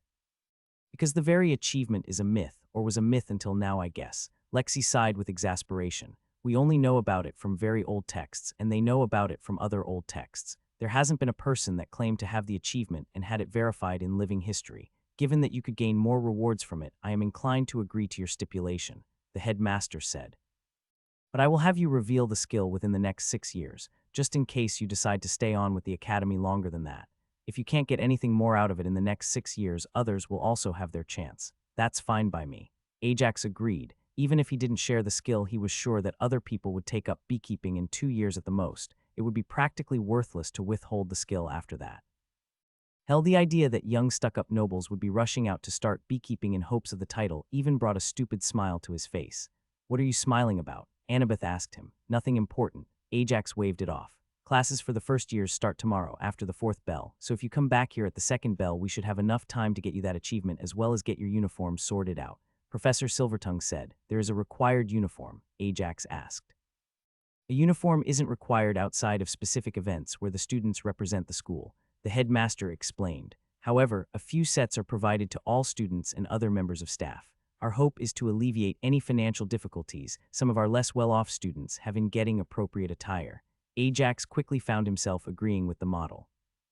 He had not liked wearing a uniform all throughout middle school in his previous life on Earth, and thought that such a voluntary model was much better, even if he would most likely be wearing it full-time, since he didn't have anything in his wardrobe that would be able to compete with it in terms of quality, at least not without spending a good amount of gold coins.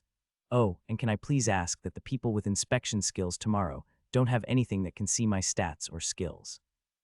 Ajax quickly requested before departing. He had almost overlooked that big flaw with getting inspected by 20 different people who could be hand-picked beforehand. Yes, though he didn't show it with his posture or tone, Ajax was sure that Professor Silvertongue was planning on getting Ajax's skills and stats tomorrow had he not mentioned this. His suspicion was proven right when the man turned to the headmaster. Would you be able to provide 5 people as well, headmaster? I'm not sure I can get 20 people on such short notice with that restriction in place. With the arrangements made, Ajax quickly took his leave. Walking away from the school, however, Ajax quickly realized that his plans for today were flawed. He had initially intended to spend today setting up all of the beehives that were made while he was in the dungeon. Doing that, however, ran the serious risk of either getting him an achievement or a new trailblazer skill that would mean he would lose a free achievement. His destination didn't change at all, however, as he made his way towards Luna's house so he could change out of the fancy clothes he was wearing now, and then he planned to go through the city and get some furniture for his newly built house. So how did the meeting go? Hatchet asked him after he got changed. Went really well. I got offered a position as a teaching assistant. Ajax answered. You did? Luna asked, surprised. I was pretty sure all of the teachers already had their slots filled. They do. Ajax confirmed, all but Silvertongue. He is starting teaching this year, so he has his slot open. The headmaster bent the rules a bit by letting me be the assistant for his homeroom class instead of him personally. Silvertongue. Luna looked confused hearing the name. Since when do the Silvertongues have someone good enough to teach at the academy? I am guessing that would be Abbot Silvertongue. Alfred jumped in. While Luna became adept in dealing with politics, since she has been a guild master, she didn't have his breadth of knowledge on nobility. He was something of a black sheep, a real talent when it came to magic and fighting, but not so much in terms of politics. If I was to guess, his family forced him to take this position just to have someone keeping an eye on the incoming class. That statement certainly cleared up quite a bit about the professor to Ajax, his perpetual poker face and the irritability that he felt through the man's aura when it came to the functions of his job. He just didn't want to be doing it, but couldn't refuse it either. I'm not sure if I should congratulate or pity you, Ajax. Alfred followed up. Why is that? Ajax asked, confused. Because you are the perfect opportunity to get his family off his back in these next 6 years. While no doubt every strong noble family will be trying to entice you to join them, his has a duty to provide you with the delving opportunities you need. Alfred placed a T in front of Ajax. At least for the first year or so, they will be bending over backwards to get you whatever requests you have, hoping to give you a good impression of them, all while also trying to recruit you at every turn. While Ajax wasn't excited to hear that, now that he had seen a bit of concrete proof that he wouldn't be forcibly recruited even with nobles knowing a lot about his abilities, he was willing to put with an aggressive pitch to join in exchange for easy access to the dungeons. So what are your plans now? Hatchet asked. I'm going to be buying some furniture today and getting the newly built house ready. Thankfully, it is pretty close to the academy, so I won't be crossing half the capital every morning. Ajax said, tomorrow I have to go in early to get my uniform and achievement taken care of. Oh, and what achievement is this? Hatchet asked with curiosity. Right, I totally forgot to mention this last night since the Duke being here caught me by surprise. I got an achievement called Trailblazer. Part of its reward is that the next achievement I gain will have its discoveries cost ignored. That's as far as Ajax got with his explanation before he was interrupted. What? Luna asked, almost crushing the teacup in her grasp. What kind of achievement is that? And more importantly, how do you get it? The achievement is for being the first to ever gain a skill. It increases said skill by 2 ranks and makes your next achievement free in terms of discoveries. Not only that, but you can gain its rewards multiple times so long as you keep gaining trailblazing skills. Ajax explained. That's actually a fitting achievement. Which skill was it that you managed to gain? Luna asked. I'd rather keep that to myself. Ajax said. Oh, sorry, I didn't mean to pry. I know how combatants are about their skills. Luna quickly apologized. No, it's not that. Ajax shook his head. It's just that I think there might be some other trailblazing skills that come as an offshoot from it, and I would like to get those rewards as well. That's not a bad idea, Luna said. But I would like to ask that you don't keep it hidden for too long. A big part of gaining skills is natural talent, so if you don't gain any in a year or two, could I ask that you share it so that others can have a chance? Ajax simply nodded since he had already made a similar deal with the headmaster. After all, he wasn't about to reveal that he had a massive increase in natural potential that meant the only skills he wouldn't gain would be some that he would be particularly bad at. So what achievement are you getting tomorrow? Hatchet moved the point forward. They're helping me get Enigma. It's supposed to grant me a legendary tier privacy skill, Ajax said. You might want to reschedule that. They might have someone reading your skills there to learn your trailblazing skill. Luna tried to warn him. I thought of that too. The headmaster agreed that there would be none there who would be able to do that. That Luna actually relaxed at that gave Ajax a lot more confidence that he wasn't being tricked. The only reason he was willing to even risk getting his skills inspected was that beekeeping could be found just as easily by having someone tail him for a week. Having changed his clothes and enjoyed a filling breakfast, Ajax spent the rest of the day collecting furniture and ferrying another 30 wooden hives to his plot of land. He made sure to just dump them there and didn't even set them up just in case that would be enough to trigger something. As night came, Ajax had finished setting up the furniture. While he wouldn't be living in this house all that long as he planned for it to be a gift to his brother, and Kate, it is still the first house he bought, and the first time he was living alone since he was reborn in this world. Sure, he had technically slept alone in a tent when he went delving, but that didn't really count. Surprisingly, sleep was hard to buy as he laid on the straw mattress. He spent his time trying to remember all that he could about beekeeping. He knew that smoke would make them more docile, not that he had any issues with them since his stats made him practically impervious to the normal bees, but more that there might be a skill in there for him. Gathering the honey definitely didn't have a skill for him, as people had been gathering honey from wild hives for centuries, if not millennia. An interesting thought came to him when he thought about planting flowers all around the hives and infusing them with mana. Would the fact that the pollen came from mana-infused flowers matter? He knew different flowers were used back on Earth, depending on what the honey would be used for after, but he didn't know any specifics. Ajax didn't remember when he fell asleep thinking about honey, but he felt rested when he got up the next day. He felt determined to get a blacksmith and a leatherworker together and have them make a proper mattress for him sometime soon as he straightened out his back. A quick wash later, he got dressed, grabbed a sandwich to go, and made his way over to the academy. Unlike yesterday, the guards on duty simply opened the gates for him. Ajax was slightly surprised at that since they weren't the same guards as yesterday. The wary and incredulous looks they were giving him made Ajax feel like Dave had shared with them the outcome of their spar. As he was about to pass the gates, he suddenly remembered a small issue. Where can I find Professor Silvertongue's office? He asked the guards. He had never actually seen where on the first floor it was since he had gone straight to the headmaster's office yesterday. With the specific direction he got, it took him another minute to get to the correct room, in front of which he saw 20 people talking together, with the headmaster and Professor Silvertongue besides them. "There you are, Ajax." The headmaster greeted him. "Everyone, if you could please inspect the young man. I have a rather busy schedule I would like to get on with." Ajax was surprised to see the headmaster come in person. He even got slightly alarmed when he noticed that all 20 people stared at him, and yet nothing happened. 10 seconds, then 20 went by, yet still nothing came of it. "Why is nothing Ajax started to say after a while, but he stopped as he got the notification. Achievement, Enigma. Be inspected by 20 different people within 1 minute. Have no privacy skills. Requires 20 discoveries to earn. Requirement fulfilled by Trailblazer. Reward, Enigma skill. Enigma did indeed work just like advertised. He could innately influence a false status screen that would appear if someone without the skill level to penetrate it would receive, while being none the wiser about it. Not only that, however, it also allowed him to fully block any inspection skill and send a small backlash instead. This was interesting and something he will have to test out. "My lord, who is this?"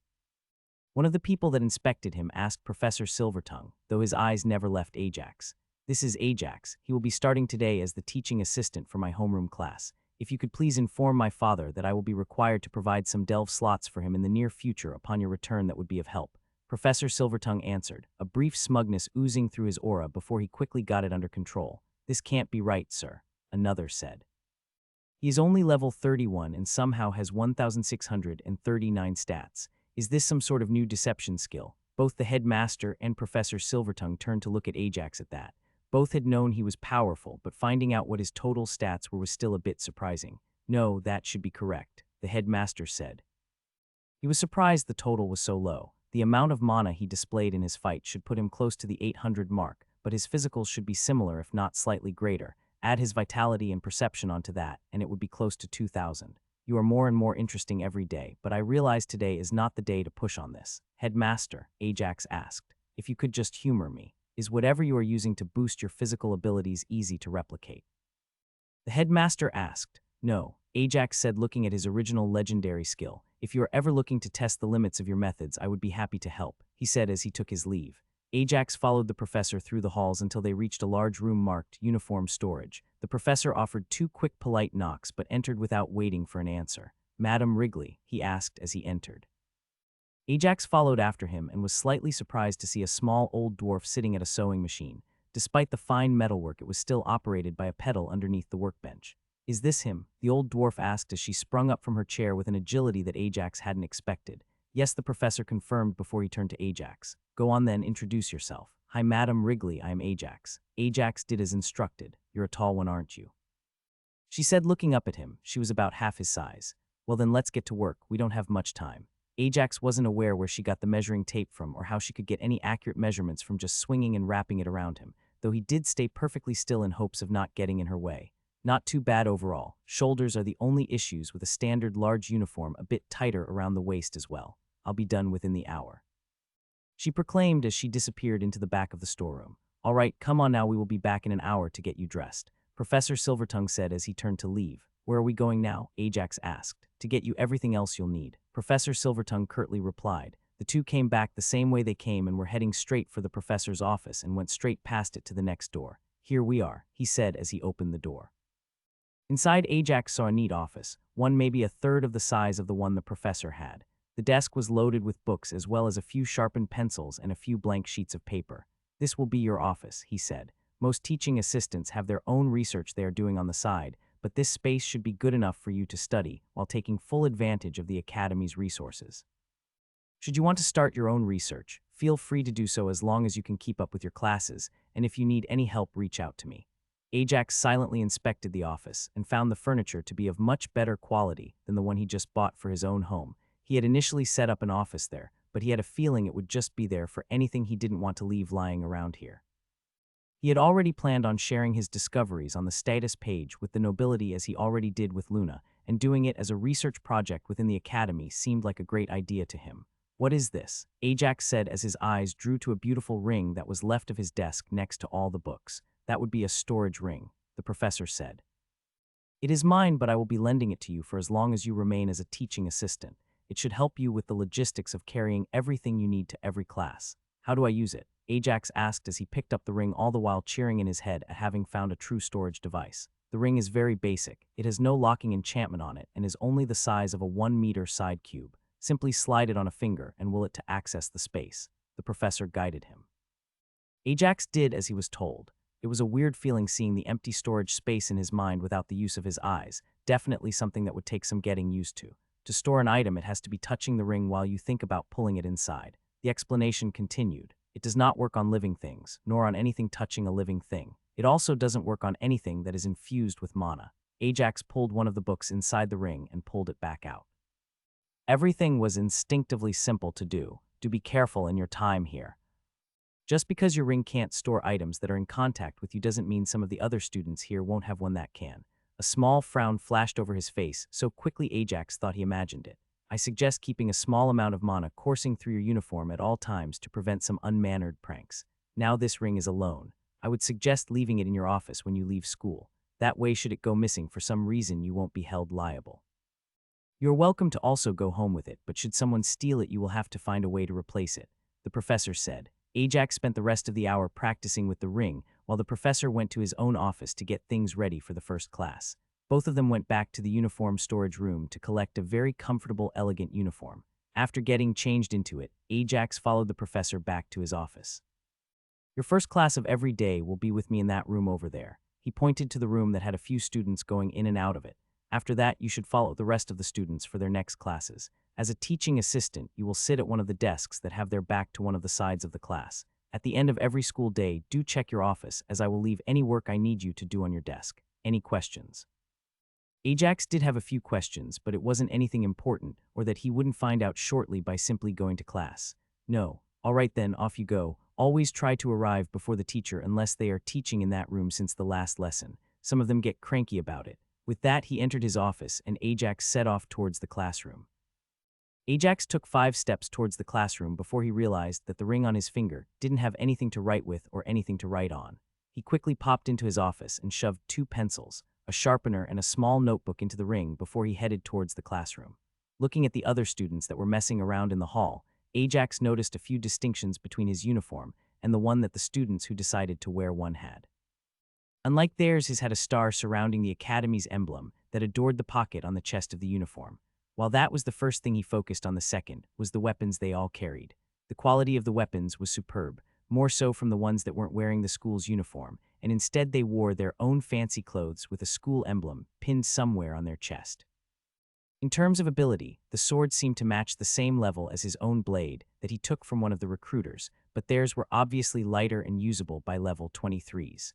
For the wands and staffs, he didn't have a point of reference. However, the amount of jewels adorning some of them and the mana he could feel in them made it clear that they were even more valuable. Surprisingly, however, of the 10 students in the hall, only one of them carried a ring that felt similar to the one Professor Silvertongue gifted him, and the wearer looked a bit younger than everyone else. "Who are you?" one of the students who didn't have a uniform on asked him as Ajax approached the entry to the classroom. "I'm a teaching assistant assigned to this class," Ajax said with as humble of a voice as he could manage. Despite having a better opinion of the nobles in the capital after the last few days, he definitely didn't want to be picking a fight. He directly gave his answer and entered the class, heading straight for one of the desks on the side of the room. Inside the class, there were 15 more students. This would make the class total 25, well 26 if he counted himself, as he would always be a tag along for them. In total, only 10 of the 25 were wearing their uniforms.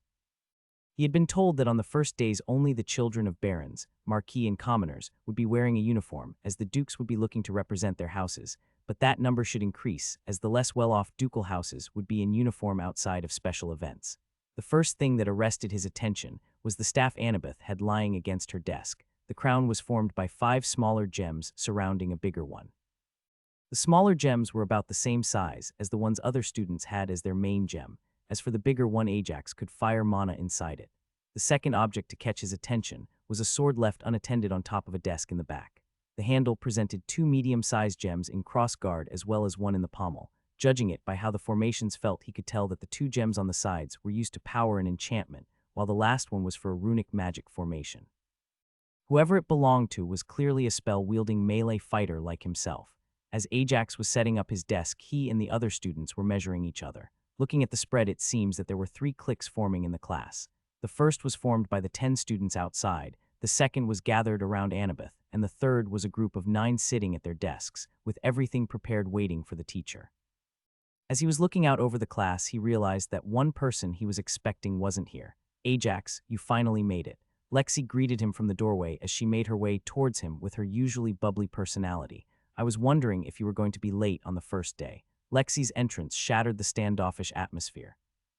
While the students sitting at their desks turned back to talking to each other and only occasionally giving him a glance, the ones that were surrounding Annabeth were giving him friendly smiles. It took Ajax a few moments to catch up to what happened. Lexi was clearly part of Annabeth's group, and with her greeting Ajax like that, it all but marked him as one of theirs. Ajax, was it? One of the boys that were grouping around Annabeth's desk approached him. "Those desks are for teaching assistants. Why don't you take this one?" he said as he pointed towards one of the free desks on what he realized was Annabeth's side of the room. Ajax was quickly putting together what the social situation was going to be inside the classroom. The class had already split into 3, according to the powerful houses that had a member in this class. Annabeth was Archduke Goldminster's daughter, and the boy in the middle of those seated promptly displayed the sigil of Archduke Steelblade, which meant that the boy wearing outside in the hall was Prince. "Oh no, Ajax is really a teaching assistant." Lexi answered for him once she noticed that Ajax was thinking about something else. Ajax politely nodded back to her after her answer brought him back from his own thoughts. "What? But he looks young enough to be part of the class, let alone a teaching assistant." The boy exclaimed. Some of the people here were around the limit of 21 years old, as their families kept them from enrolling, so they would join the class with a member of the core archducal houses. His exclamation was heard by all despite not being very loud, as all the students outside were entering the class and heading towards the back of the room.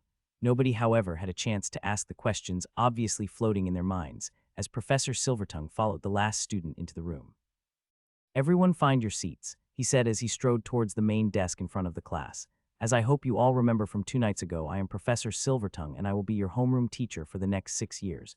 Any questions before we begin?" "Yes, sir." The same boy who questioned Ajax in the hall stood up. "Who is he?" he asked, pointing at Ajax. "Please stand up, Ajax." The professor addressed him before turning back to the class. "This is Ajax. Due to a few special circumstances, Ajax here was assigned as a teaching assistant to your class specifically, and will be joining you for the next 6 years.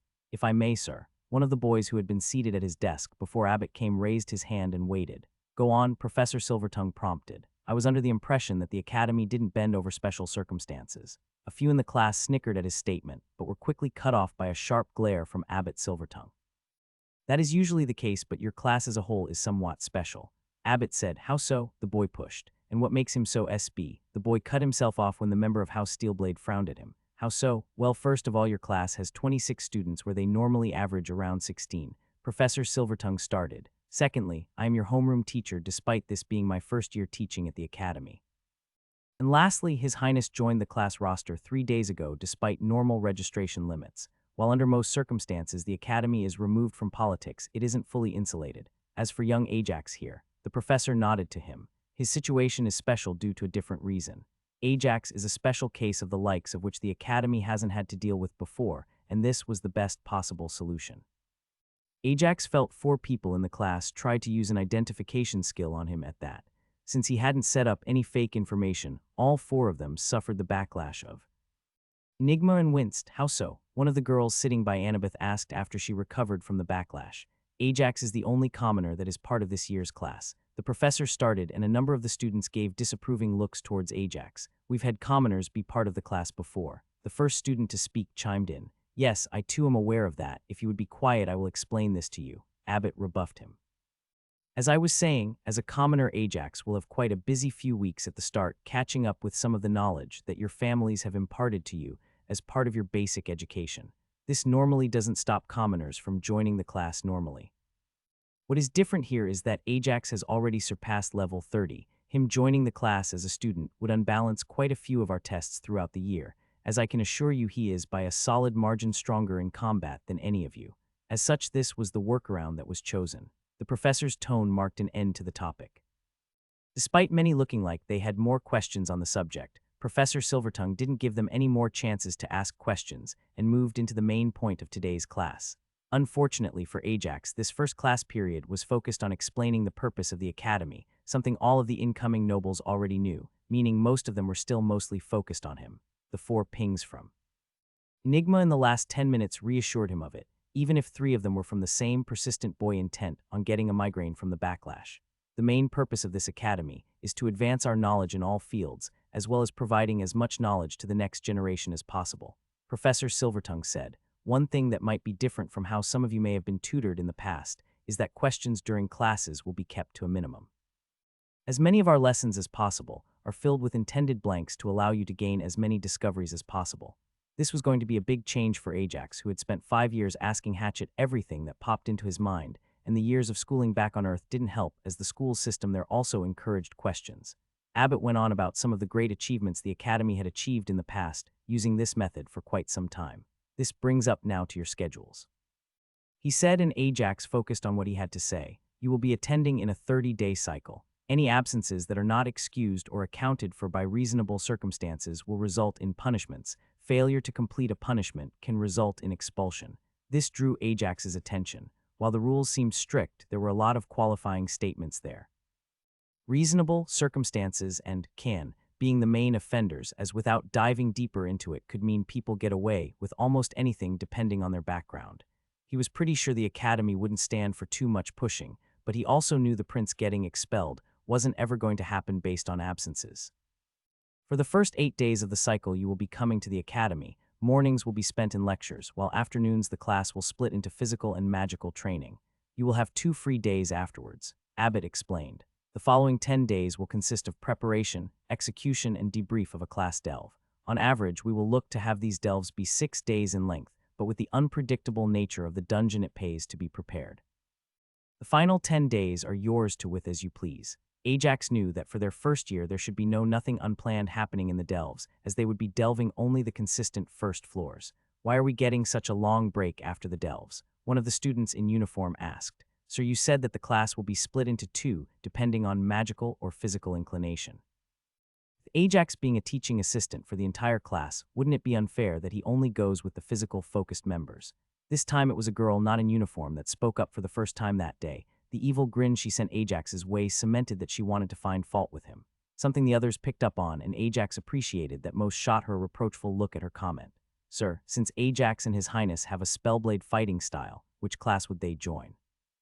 Lexi asked before Abbott had a chance to answer the first question. Nothing in the tone of the question or her expression reflected anything besides innocence, yet everyone was well aware of the effect her question had. His Highness would be able to choose on a day-by-day basis, while Ajax will be going where the instructors would require of him, Abbott answered.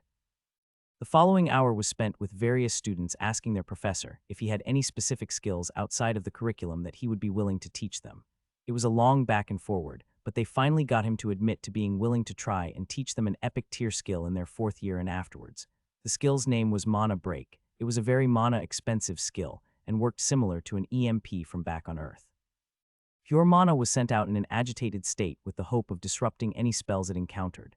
The advantage of the skill was that it worked on runic magic and even enchanted items, though the latter only for a brief period. That would be all for now, the professor said after the 3rd attempt at getting him to go further in depth about his skill. "Your next course is alchemy, and since I doubt your professor has changed since I attended this academy, I suggest you not be late to his class." With that, Abbott walked out of the room and all the students stood up. Predictably, most of them headed for Ajax instead of heading for the door. Ajax knew that this is what would be coming considering the reactions they had to him, both positive and negative. Most of the students approaching him were part of Annabeth's clique and were looking to start forming a positive relationship with Ajax. Lexi's interaction with him marked him as someone who would be important in the future. Some were there, however, to challenge the so-called commoner anomaly. Ajax also knew that him being marked as being above level 30 would be intimidating, but it wouldn't be enough to dissuade some of the stronger students from picking a fight.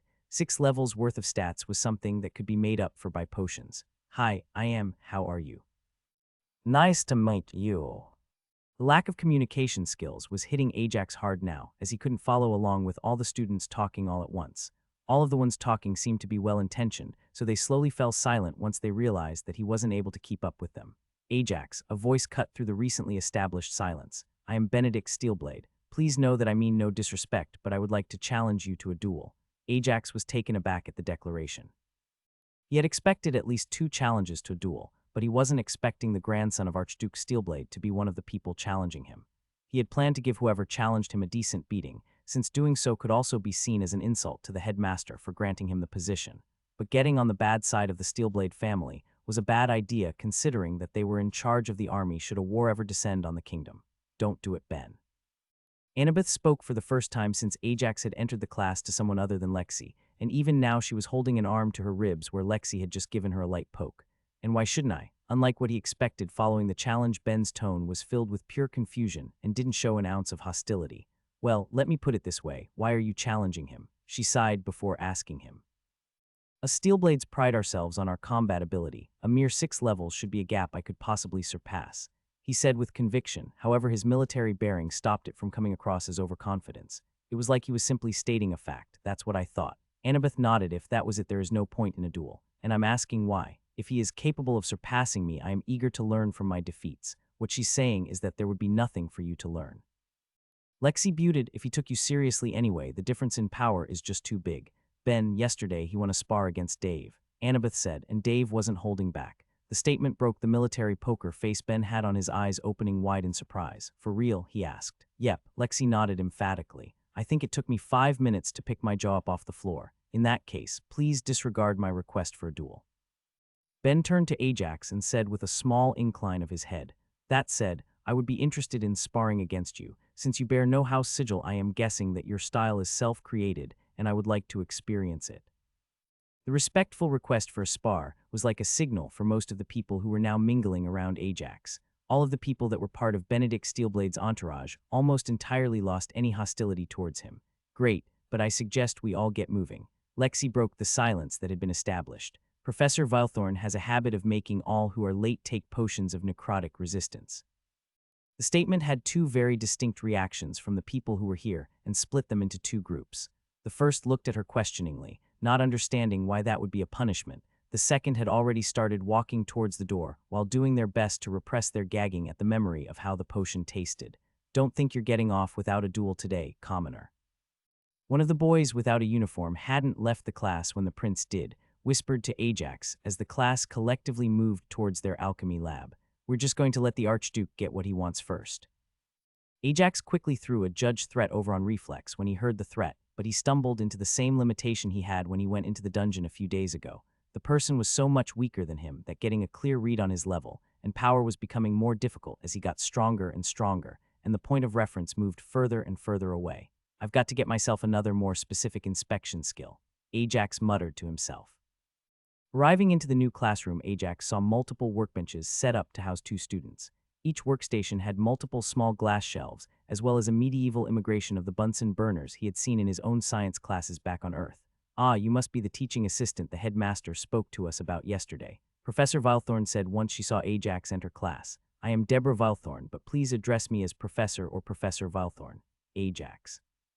He responded with a bow in greeting. A pleasure to meet you, Professor. Good to meet you as well, Ajax. Now if you would go and help my own assistant with distributing the ingredients for this class so we can get everything underway. The professor replied. Ajax looked towards the teaching assistant section of the lab and saw a middle-aged man pouring different measurements into multiple vials. With but a nod to the professor, he headed over to help as instructed. Ajax, you said. The man asked without taking his eyes off the beakers he was pouring into. I'm Edward Goldenstock. Go ahead and start sharing these. Leave one of each here for yourself. Ajax did as he was told and quickly got all of the ingredients to each of the workstations before taking a seat at the one he shared with Edward. He was happily surprised to see that he recognized most of the ingredients he saw being given out for today's class from his short time apprenticing to the village alchemist all those years ago. All 25 of you are here already. The professor sounded surprised as she looked over the class once the last of the ingredients was handed out.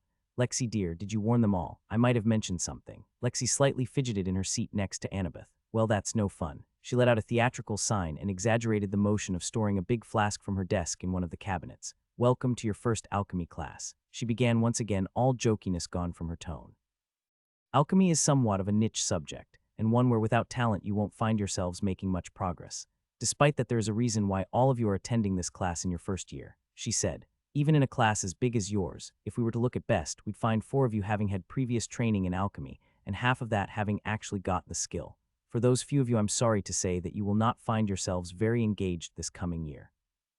Our entire curriculum for this year will consist of me trying in every way I can imagine to make sure all of you have a basic capability of creating acceptable brews of some of the most fundamental potions. She paused at that to let the information sink in. You'll find that the most basic potion not only scales decently well with levels, as long as the ingredients are of matching quality, but that they also allow for quite the leeway in terms of ingredient substitution. By the end of the year, I aim for all of you to know how to make some basic antivenoms, resistance, and healing potions. Any questions? She asked. There were none. Even those who had a particular disinterest in alchemy understood how important knowing this information could be one day in the future. With that, class started as the professor walked them through creating a base healing potion. You're doing very well, Edward said as he watched Ajax easily follow along with Professor Valthorn's verbal instruction. I spent a few weeks as an apprentice to the village alchemist before I moved on to try something else. Ajax shared, though he kept quiet, that he already had alchemy at level 10. Class passed by very quickly for Ajax. Only 3 of the 12 pairs had done badly enough that they had to start the process all over again. The clear star of the show was a girl in uniform that had a station all to herself and was carefully brewing the potion exactly as instructed, showing that she had inherited her family's calling for alchemy by finishing well ahead of the allotted time. Well done, all of you, the professor said. It may have taken some of you an extra try, but all of you managed to brew an acceptable potion by the end of the class. Now can anyone guess what type of potion we will be doing next class? Antitoxin. Someone shouted out, no, a resistance potion. Someone else disagreed. I think it's a mana or stamina regeneration potion. A third person chimed in. It's going to be the same potion as today. The girl who finished by herself said, cutting off the guesses. Yes, very good, that's exactly right. The professor nodded. Will you be so kind as to explain your reasoning to your classmates? All we had to do today was brew the potion. The girl said, despite managing to keep the boredom out of her face and posture some seeped in her tone. Next class will most likely have to prepare some if not all the ingredients from their raw stages before brewing. Exactly so, though you'll have to prepare half of them. The profession confirmed. Like I said at the beginning, this class will be focused on emergency alchemy. Using what's on hand appropriately is more than 70 of this class, so you'll be doing a lot of ingredient preparation this year. With that said, you are all dismissed, as almost all of the students quickly gathered their things and made their way out of the classroom as they headed towards the practice fields where they will be split into physical and magical for their training. The professor approached Ajax. You did rather well. Professor Valthorn congratulated. So I see. She nodded a little dispirited, likely coming to the wrong conclusion that he didn't have much talent for the craft. Well, if you find yourself doing any research and in need of alchemy, do feel free to stop by and ask. Edward of myself may very well be able to help you out. With that conversation ending, Ajax made his own way towards his office where he got changed into his combat gear. He could have joined the rest of the boys in the locker room equivalent, but he had seen enough shows focused on high school and knew better than to do that this early in the year and risk having a confrontation in there. As the class split itself into two based on if they focused on physical stats or mental ones, Ajax was surprised to see that for the first time in his life, the mental focus group had a 3-to-1 ratio compared to the physical one. I guess talent in mana is somewhat hereditary, and humans and nobles tend to marry in order to provide that advantage to the next generation. You must be Ajax. Which one of us will you be joining today? The physical instructor asked while nodding between himself and the magical instructor. I'll be joining you today, sir, Ajax said as he looked towards Benedict Steelblade. He had agreed to a spar after all. He hadn't realized it until now, but he did miss his spars with Cadmo from way back when. Ajax stepped to join the physical fighters, though he didn't see the prince sighed dejectedly at that as he was on the mage side of the courtyard. He hadn't heard the conversation that had taken place in the class before alchemy, as he had already left by then. First things first then, the instructor started. I am Instructor Anthony Gatecrasher. The man to my right here is Dave, and he is my teaching assistant. Some of you may have seen Dave around before, as he does take shifts during his days off as a guard for the academy. Ajax finally realized why the assistant looked so familiar to him. It was the same guard that he had fought just one day ago, though he no longer supported the guard uniform, but instead had some much better gear. Dave caught Ajax's eye and gave him a respectful nod. Most of our lessons will be split into two. We will have a skill practice session to start with and a spar session to end with. None of you will be graded on anything besides attendance during these lessons, though if I believe you to be slacking off, I will send you away and mark you absent, so feel free to experiment, and I will be here to help guide your style. Gatecrasher continued. For today, I want everyone to take up their primary weapon. The instructor pointed them all to pick up the training weapons on a specific rack. If yours isn't present, come tell me about it, and I will make sure one will be made available for tomorrow. While Anthony had started teaching the class, Ajax joined Dave in watching by the sidelines. He would usually join in with the rest of the class during any class activities at the academy, but here his higher stats needed to be accounted for. I didn't get to tell you yesterday since I had to go get myself patched up, but you pack a hell of a punch. Dave started the conversation. I don't know much about magic, but from what I saw yesterday, whoever did your training didn't do you any favors by not ingraining a style in you to build off of. Style skills are almost as important to melee physical fighters as their weapon skills, Dave said. My teacher didn't have a style. Ajax admitted, didn't have one myself until a few months ago when I picked up Berserker style, though that one isn't great for training, especially when using magic-enhanced attacks. Oh, I'm so sorry, I didn't mean to imply anything by it. Dave quickly apologized after Ajax's answer. This apology had Ajax stumped. He didn't know that Dave was apologizing because he had thought Ajax to be part of the nobility yesterday when he had arrived dressed in some rather fine clothes. His previous statement could be taken as a slight to their house. So then Ajax, instructor Gatecrasher, joined them at the side of the training area by the time Ajax had cleared the misunderstanding with Dave but kept a sharp eye on everyone else in the class. I hear you have a style focused on magic-enhanced attacks. Yes, sir, Ajax confirmed. Risky, style that, the instructor nodded. You'll always be hurting for stat points but have more skills to stack on top of one another, so the skill level cap will take longer to apply its limitations to you. What weapon do you favor? I trained with every weapon I could get my hands on in the village. Ajax responded. My brother is a city guard, and my teacher is a retired adventurer turned hunter, so I have experience with most basic weapons. Though as Dave pointed out, I wasn't taught any style skill. Yes, I will have to take a look at the way you fight before I can recommend a few options for you on that front, the instructor said. Speaking of Dave, however, I heard you gave him a run for his money yesterday. That's putting it mildly, sir, Dave answered. I always knew mages have an advantage over us in a one-on-one since they can quickly spend their mana, whereas most of us have trouble getting skills that use stamina so quickly to keep up, but Ajax was something else. Oh, how so? Since Dave was recovering yesterday, and classes were starting today, Anthony didn't have time to get a good debrief on the fight from the other day. His spells are definitely a lot weaker than what mages even of his level throw around, but what he lacks in direct power he makes up for in versatility and speed. He was actively changing the ground beneath my feet, all while also swinging both a sword and an axe at me. Dave recalled the ending moments of the fight with a slight wince. Oh, I see, so you favor the sword and axe. For the first time, he took a quick glance to gauge Ajax's reaction before turning his eyes back to the students. I can use a sword, axe, hammer, shield, spear, and knife decently well. I do prefer to wield two weapons as it allows me more variety in the enhancements that I imbue my strikes with, though I much prefer to start at range with a bow, Ajax said. Well, I'll be damned. The instructor sounded surprised. For most of them, their first few weeks in this class will be spent polishing their main weapon and learning a second one that complements it, but you have enough breadth that we can focus on selecting a good style. What the hell is wrong with these weapons? One of the students yelled after he fell during his normal exercises with the spear. They are a good way to get you used to pressing your advantage, Instructor Gatecrasher explained. As a physical fighter, your strength will show in your endurance, unlike the mages who will be spent after the first half hour. These heavy weapons are meant to replicate how your own weapons will feel much heavier once you have gone through half of your stamina. Ajax had also gotten his own set of heavy one-handed weapons and started practicing with the rest of them. It had been harder on him than he expected since he had no problem usually ending a fight with his magic before his stamina started to run out, making using such heavy weapons a new experience for him. All right, now, let's have you all split up into groups for sparring. The instructor mercifully ended their suffering. Sir, could I spar against Ajax for today? Ben came and asked. Are you sure about that, young lord? The instructor asked respectfully.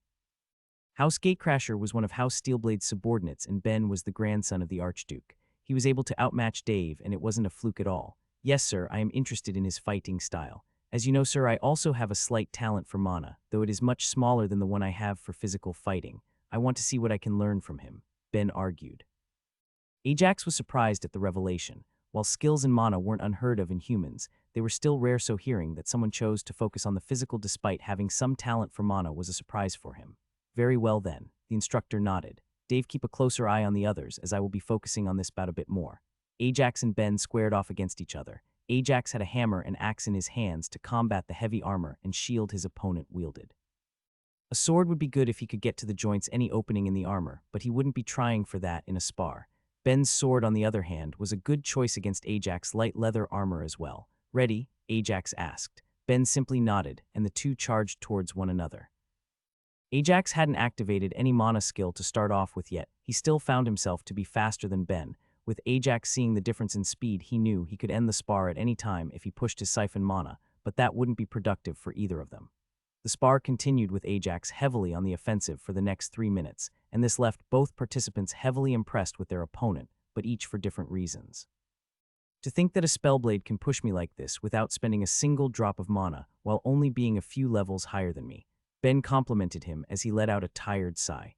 Ajax could see how this fight would end. If he wanted, he could lean on his higher stats and just outlast his opponent, but that definitely wouldn't count as a victory to him.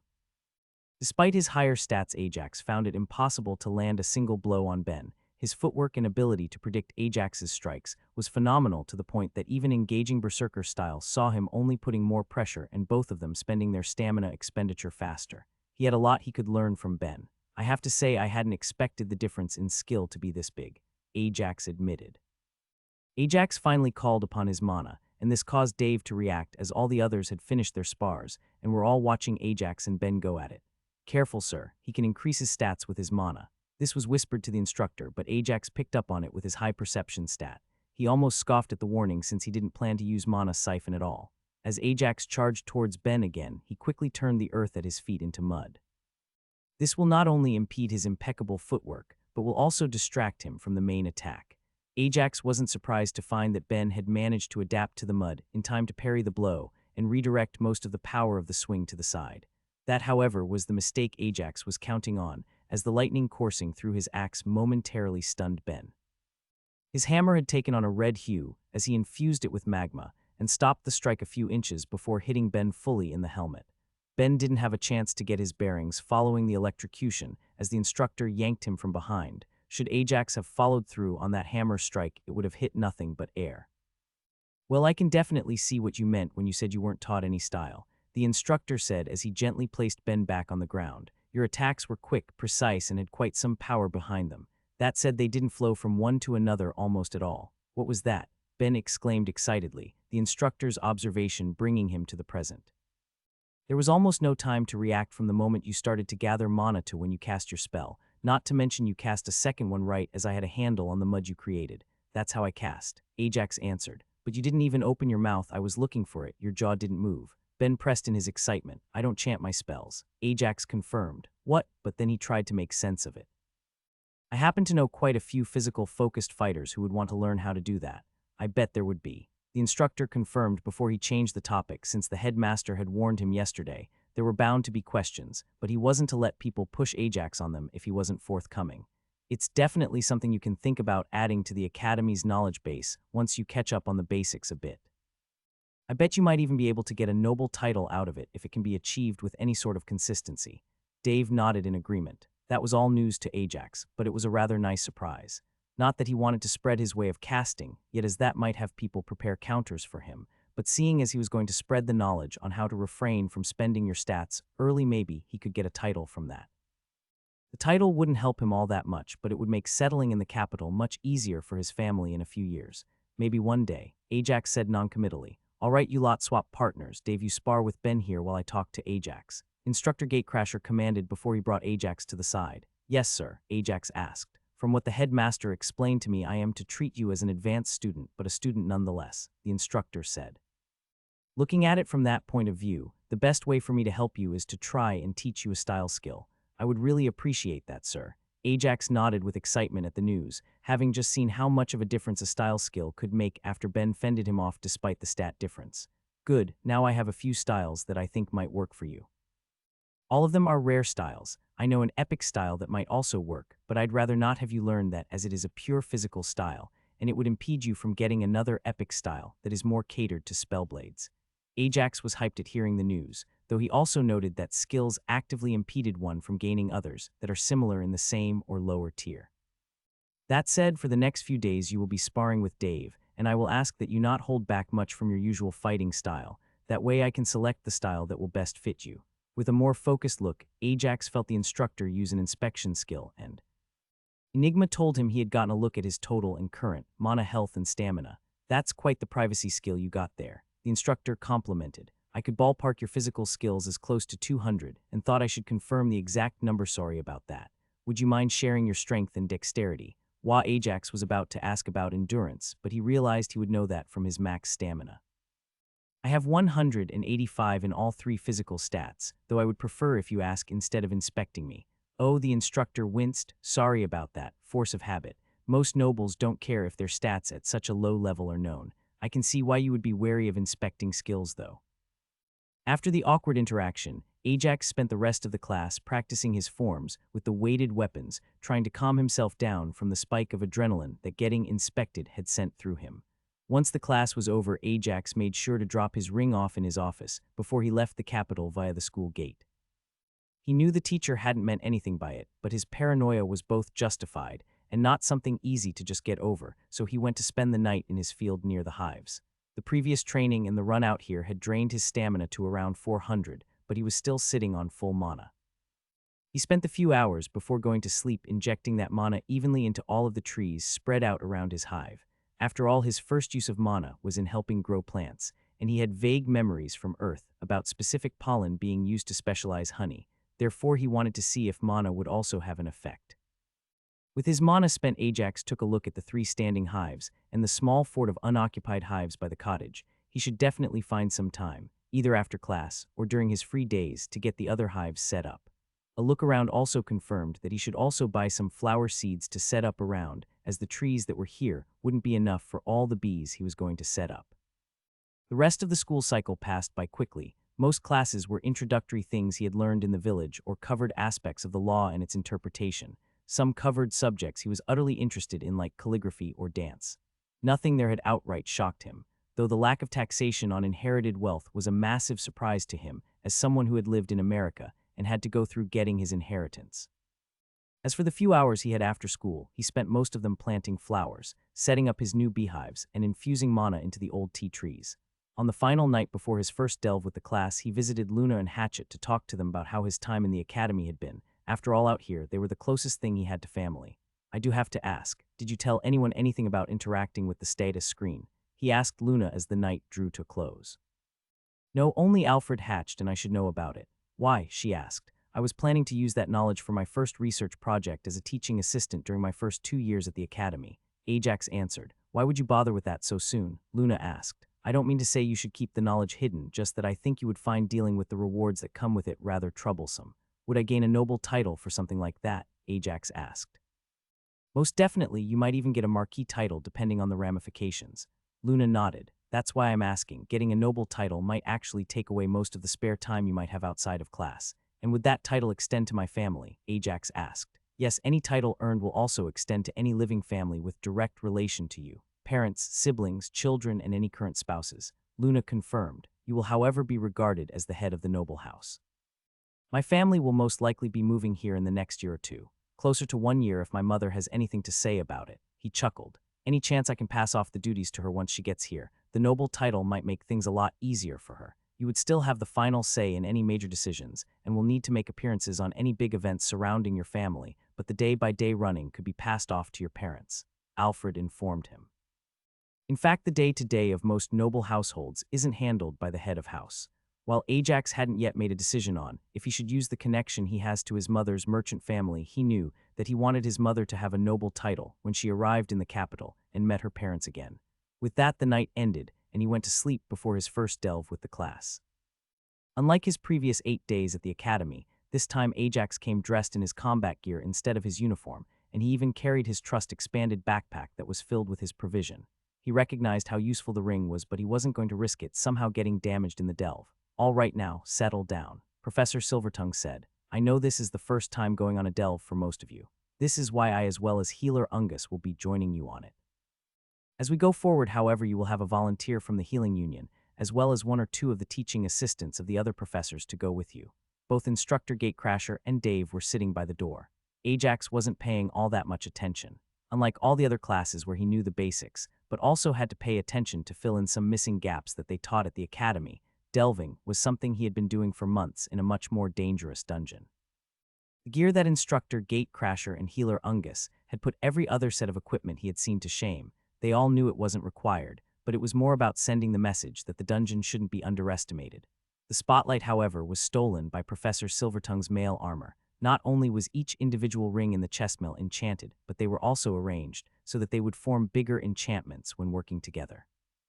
The chainmail was sturdy, and Ajax could feel the mana concentration in the metal was stronger than what had been in the lake he found.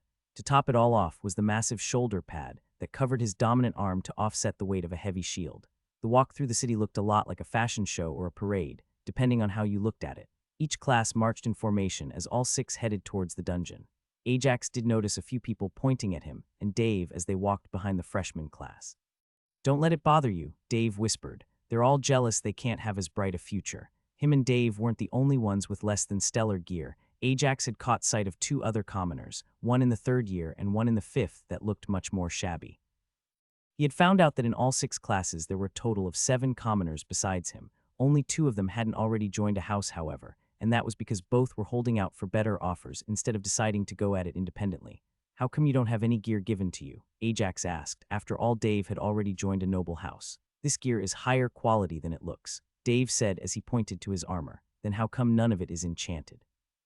Ajax could feel quite a bit of mana infused in the material and knew it could handle quite a few enchantments. "Because I'm not actively delving, well, at least not anything that would pose any danger for me. I've been at the academy for the last 4 years and I'll be sticking around for at least 6 more. Getting it enchanted now will be detrimental to my training if I end up relying on it too much," he explained.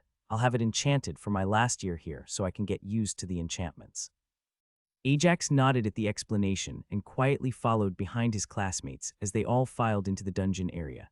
Just like the other arch, this one was also surrounded on all sides by tall walls that were manned by people and the grounds. One by one each class entered until it was finally for the first years. Ajax already knew what to expect, having done his research on the dungeon. Despite being called the gold mine, there was no gold to be found anywhere. There were 6 different layouts that could come up, and all of them were different variations of a forestry mountain covered with caves. For 2 of the layouts, the caves connected to one another, but for the other 4, they were dead ends. It was only called the gold mine because of how valuable a dungeon that only had a 5-level jump between floors was. Inside the first floor, Ajax could already feel the mana in the air of the dungeon. Even with increased efficiency, it was not enough for him to maintain any noticeable increase from mana siphon, something he had expected, seeing how the expected level of monsters was only 25 to 30, but he was still slightly disappointed. "Dave, Ajax, you two will only step in if someone is about to be seriously injured," Instructor Gatecrasher reminded them once they stepped inside. "Despite all their training, there is bound to be 1 or 2 that get overexcited about being in a dungeon and act careless. If it doesn't look like the blow will be too bad, let them get hit a bit before stepping in. Might knock some sense into them." "All right, everybody settle down."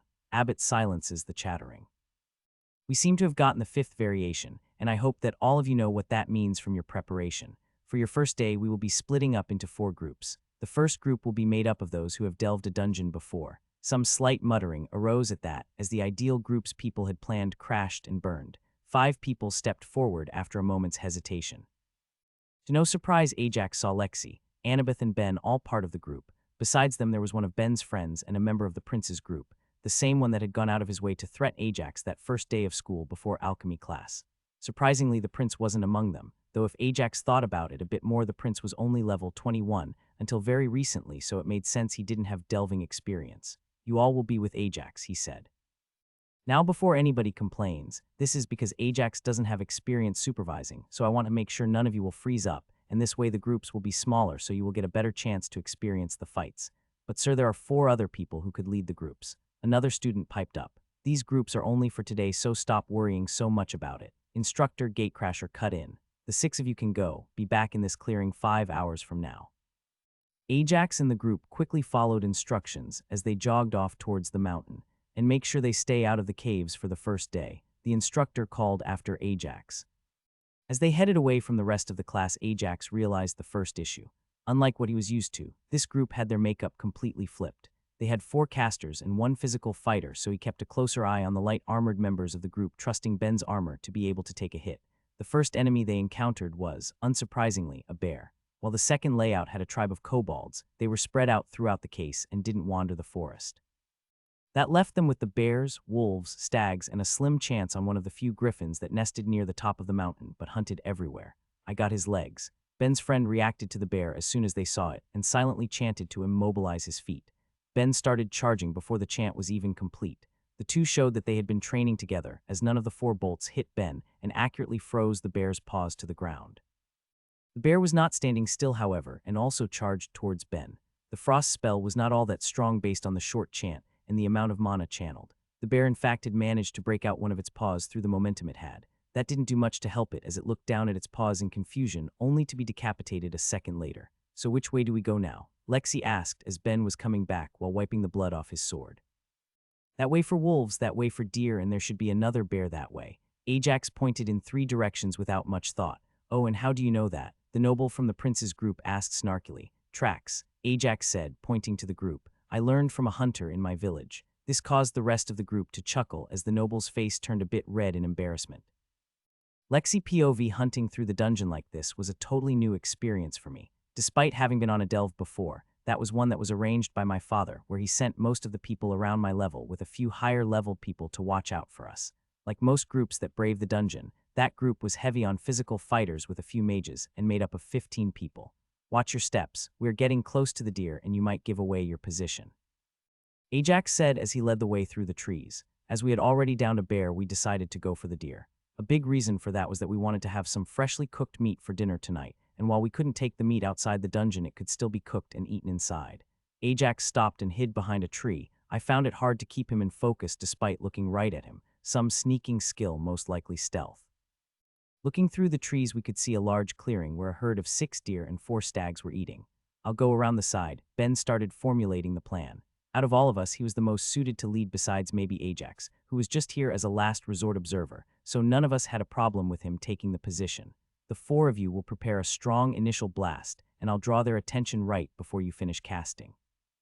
Anna and I nodded to each other. With a group twice the size of our own, and only 1 physical fighter, we would be in real trouble if they got to charge towards the casters with nobody to protect us, so we were going to use our combo attack.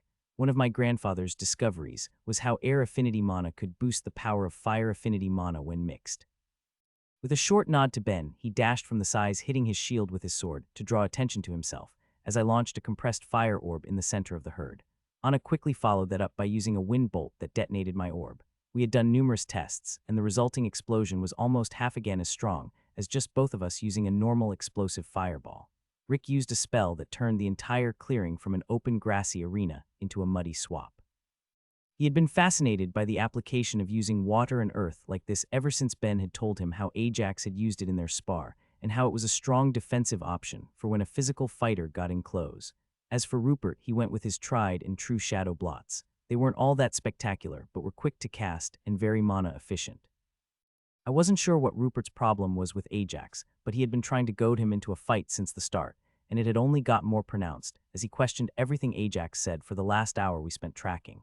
That Ajax seemed to have a logical explanation and reasoning only seemed to infuriate him further. The ambush was a big success, and we advanced towards the 2 remaining deer that were still standing while Ben was finishing off the last wounded stag. Our initial barrage of spells killed everything else, and we wanted to make sure not to spoil the meat of at least these last few, so we used wind slices to decapitate them. Leave this one to me, Ben said as he enjoyed battling with the stag. A quick inspect confirmed that this stag was slightly stronger at level 28. Despite all the stoic persona and brilliant strategic mind, Ben was deep down a battle junkie who loved pushing himself like this. While Ben was finishing off the last of the herd, I looked around to see what Ajax was doing. It was surprisingly easy to find him. His expression was serious, however, unlike the easygoing smile he had while he tracked down the deer. He brought his hand up level with his face and lifted his index finger. It took me a moment to realize that he was pointing up, and by the time I lifted my eyes, a screech resounded in the forest. I had failed to account what being in a clearing meant. Yes, we didn't have trees everywhere making hard to fire spells, but we also lost the cover above our heads. A griffin the size of a large horse was diving towards us. I instantly called out above as I dived towards Anna and pulled both of us down and to the side out of the path of the griffin. Rick and Rupert weren't so lucky. Rick was flung to the side as one of the large wings hit him right in the chest as he turned towards the screech. Rupert, however, was the worst off as the claws looked to be going straight for his shoulders in an attempt to pick him off and carry him away. A quick surge of mana came from Rupert's necklace as a quick mana shield sprung up around him and quickly shattered to the griffin's claws. It was, however, enough to bring the griffin to a stop as it landed 2 feet from him. Ben was the quickest to react to the situation as he disengaged the stag and raised his shield while charging towards the griffin. Finish off the stag, he called out to Anna, who was already getting back up and muttering the start of a spell. I had no doubt Anna would handle the stag without issues, so I focused on the griffin. I quickly chanted the cast for a wide wind burst. My whole plan was to use the widely spread wings against it and give Ben time to get in a good position. The plan worked as the griffin stumbled awkwardly as the gust pushed it down into the mud. The biggest problem we had now was that the griffin was in the middle of our formation, following its initial dive. This poor position means that not only would we need to be careful not to hit Ben without spells, but also not to hit each other should the griffin dodge. Even with Ben moving to engage the griffin in close quarters, the beast still seemed focused on Rupert. I wasn't sure if it saw him as the biggest threat because of the mana shield that came from the necklace, or if it was just his bad luck, but it charged towards him. Ben was no pushover, however, and a quick glance saw his enchanted blade light up as he brought it down and severed one of the griffin's wings as it charged past him. Rupert was quick to tumble out of the way, and the griffin missed due to the unbalanced weight that came with missing a wing. The griffin stood back up ready to engage us, but it was too late for it. Anna, Rick, and I had all finished our casts, and with the griffin no longer being in the center of our formation, we launched an Ice Lance, Earth Spike, and Fireball, respectively, quickly bringing the fight to an end. I didn't even get a chance to catch my breath as two wolves jumped from into the clearing and bit down on Rupert's arm and leg. In our battle with the surprise griffin, we had stopped looking around in the forest, and Rupert was the closest to the edge of the clearing after dodging the griffin's charge. I could see 3 more wolves running towards us and a 4th that leaped going for Rupert's neck. None of us were in any position to do anything about it when I felt a large amount of mana off to the side before an arrow embedded itself into the head of the wolf mid-leap. The next moment, Ajax was a blur as he charged the wolves. Mana was gushing all around him, just like it did when he spared with Dave brandishing his axe and sword. With my increased mental stats, my eyes could keep up with Ajax as he quickly killed the 2 wolves attached to Rupert before turning on the other 3 and making short work of them as well. His blades were covered in a quick sheath of wind mana and sliced through the wolves with no difficulty. I could see the ground itself change in order to both give him better footholds and also trip up the wolves. He had to be casting 3 spells at once, maybe 4, as I was unsure how his physical mana enhancement worked. Despite the spells being highly inefficient, in terms of mana, his fighting style had clear strong points. With the wolves dealt with, we all converged on Rupert's position, though I did catch Ajax's posture slump as he also approached. Seriously, he muttered, "Guess I'll need to be more careful about this in the future." I didn't know what he was talking about, but it didn't seem like it was the wolf situation. Punishment infraction stemmed from bullying I mitigating circumstances. Inside dungeon, 50 lowered punishment, 1000 experience lost. Punishments until bullying I upgraded to bullying II 13. Ajax brought up the notification he had gotten in the middle of taking out the wolves and swearing under his breath. Seriously, he muttered, "Guess I'll need to be more careful about this in the future." He brought up his retribution to double-check some things. Retribution, repeated and extended fighting and killing against much lower levels has been noticed. His is strongly discouraged. Punishment, bullying I applied. Bullying I all experience and skill gains from fighting substantially weaker enemies reduced by 20. A substantially weaker enemy is considered from your level with a baseline. A creature with less than 90 of your level, yet no less than 5 levels below you, is substantially weaker. There it was, the discrepancy that had made him all but ignore the retribution since the day he had gotten it. Nowhere on it did it say that he will be punished by losing experience for going against it. Not only that, but 2000 experience was a decent chunk. It took him a full delve to get that much towards the end of his time in Lessus. More than that, however, he didn't if the cost of the punishment was contant, was only the first of the 3 for 2000 experience, was the next one more, or would they only cost more once the retribution upgraded bullying? And most important of all, what would happen if he was brought below 0 on the experience he had in the current level? Useless commoner. Rupert hissed as Ben was wrapping his bitten hand after having bandaged the leg. Couldn't you have done that before they jumped me? Under normal circumstances, Ajax would have simply ignored the noble, but his attitude had been getting on his nerves the entire time he had been tracking the deer. The punishment and loss of experience is what pushed him over the edge. My job here is to make sure you don't wind up dead. Getting injured is part of delving. He shot back. Best you learn the dangers of not always being aware of your surroundings with a simple bite. Most die learning that lesson. "Why you AGHHH," he started to answer back before Ben tightened the bandages around his arm. "Leave it be," Ben said. "You know he is right. Seems we still need to get used to the changes in the dungeon. Here monsters are more likely to work together to make sure we die, and even act slightly outside of the patterns. Their species would follow on the outside." This was the reason they were taken by surprise. A griffin would have always gone for the bodies of one of the dead deer, as it was simply a bigger prize that came without a fight. Not only that, but the wolves would have simply waited out the fight and cleaned up anything that was left behind instead of trying to take on the victor. "So what should we do now?" Ben asked. He was a leader that valued the opinions of his party members. "I say we keep going," Annabeth said after storing the 2 cleanly killed deer in her ring. "Those wounds don't seem too bad. A light healing spell and we should be able to push on. Our instructions were to turn back if any of us were injured. Rick countered. We should head back, Ajax said as he pointed to the edge of the clearing. Or at least I'm not carrying him if we have to later. Oh yeah, definitely heading back, Lexi confirmed as she looked where Ajax pointed. The spiky-leafed shrubbery Rupert had rolled through once the wolves let go of him wasn't all that poisonous. For a level 24 like them at most, it would give them a slight rash for a few hours. But considering the open wounds it would have gotten in, they all knew his arm and leg would swell up to 3 times their normal size in less than an hour's time, and the bleeding would be hard to control after that without a proper healer. Yeah, can't risk it without a proper healer, Annabeth agreed. So we're going back, Ben nodded at the decision. There was no need to wait for Rupert to give his opinion considering the way his expression twisted when Annabeth first suggested they keep going with just some minor healing and having him tough it out. Which one of you kept track of our location? Ajax asked as they all turned to him, looking at the mountain.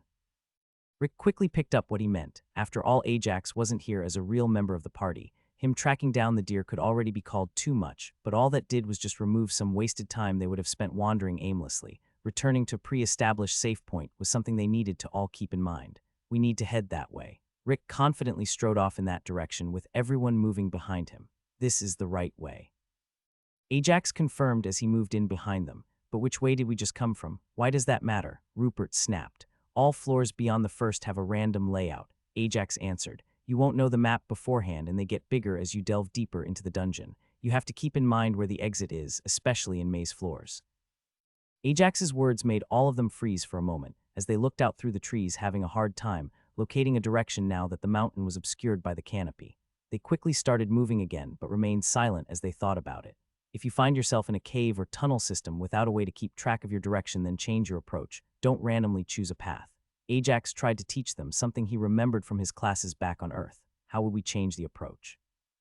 Lexi asked, eager to make conversation now that Ajax started to open up a bit. You pick a side, Ajax began to explain. Left or right, it doesn't matter, and then you follow that wall. If there is a crossroads, you always take the first on the side you chose. That fails the moment you hit the first dead end. Rupert shot back, but Ajax also saw the others also nodding along to what he said. It doesn't actually. He let out a small sigh. You're still looking at the passage as a whole. He paused for a moment as he tried to remember how his computer science teacher explained it to him. Imagine that you have to traverse the entire maze by keeping one hand extended and in permanent contact with the wall. He began. If you ever hit a dead end, you'll find yourself naturally turning around, but now the side of the tunnel you're touching has changed. When you come back to the crossroads, you'll take the second road in the direction you chose. And what if there is no exit? Ben asked, clearly interested in the idea. If there is no exit, you'll eventually end up back where you started. Ajax answered. This isn't all that much better than going in a random direction. All you have to do is find one tunnel guarded by something you can't fight and it falls apart. Rick said, it does fall apart if you're looking for another exit and you run into something like that, Ajax admitted. But in a dungeon you should almost always be able to turn back. All you have to do is switch the hand that is keeping contact with the wall and walk forward. You'll be retracting your steps all the way back to where you started. The next few minutes were quiet as all of them tried to visualize the example to try and find a flaw with the logic, only for none of them to be able to come up with anything. It does work, Lexi exclaimed in her usual happy mood.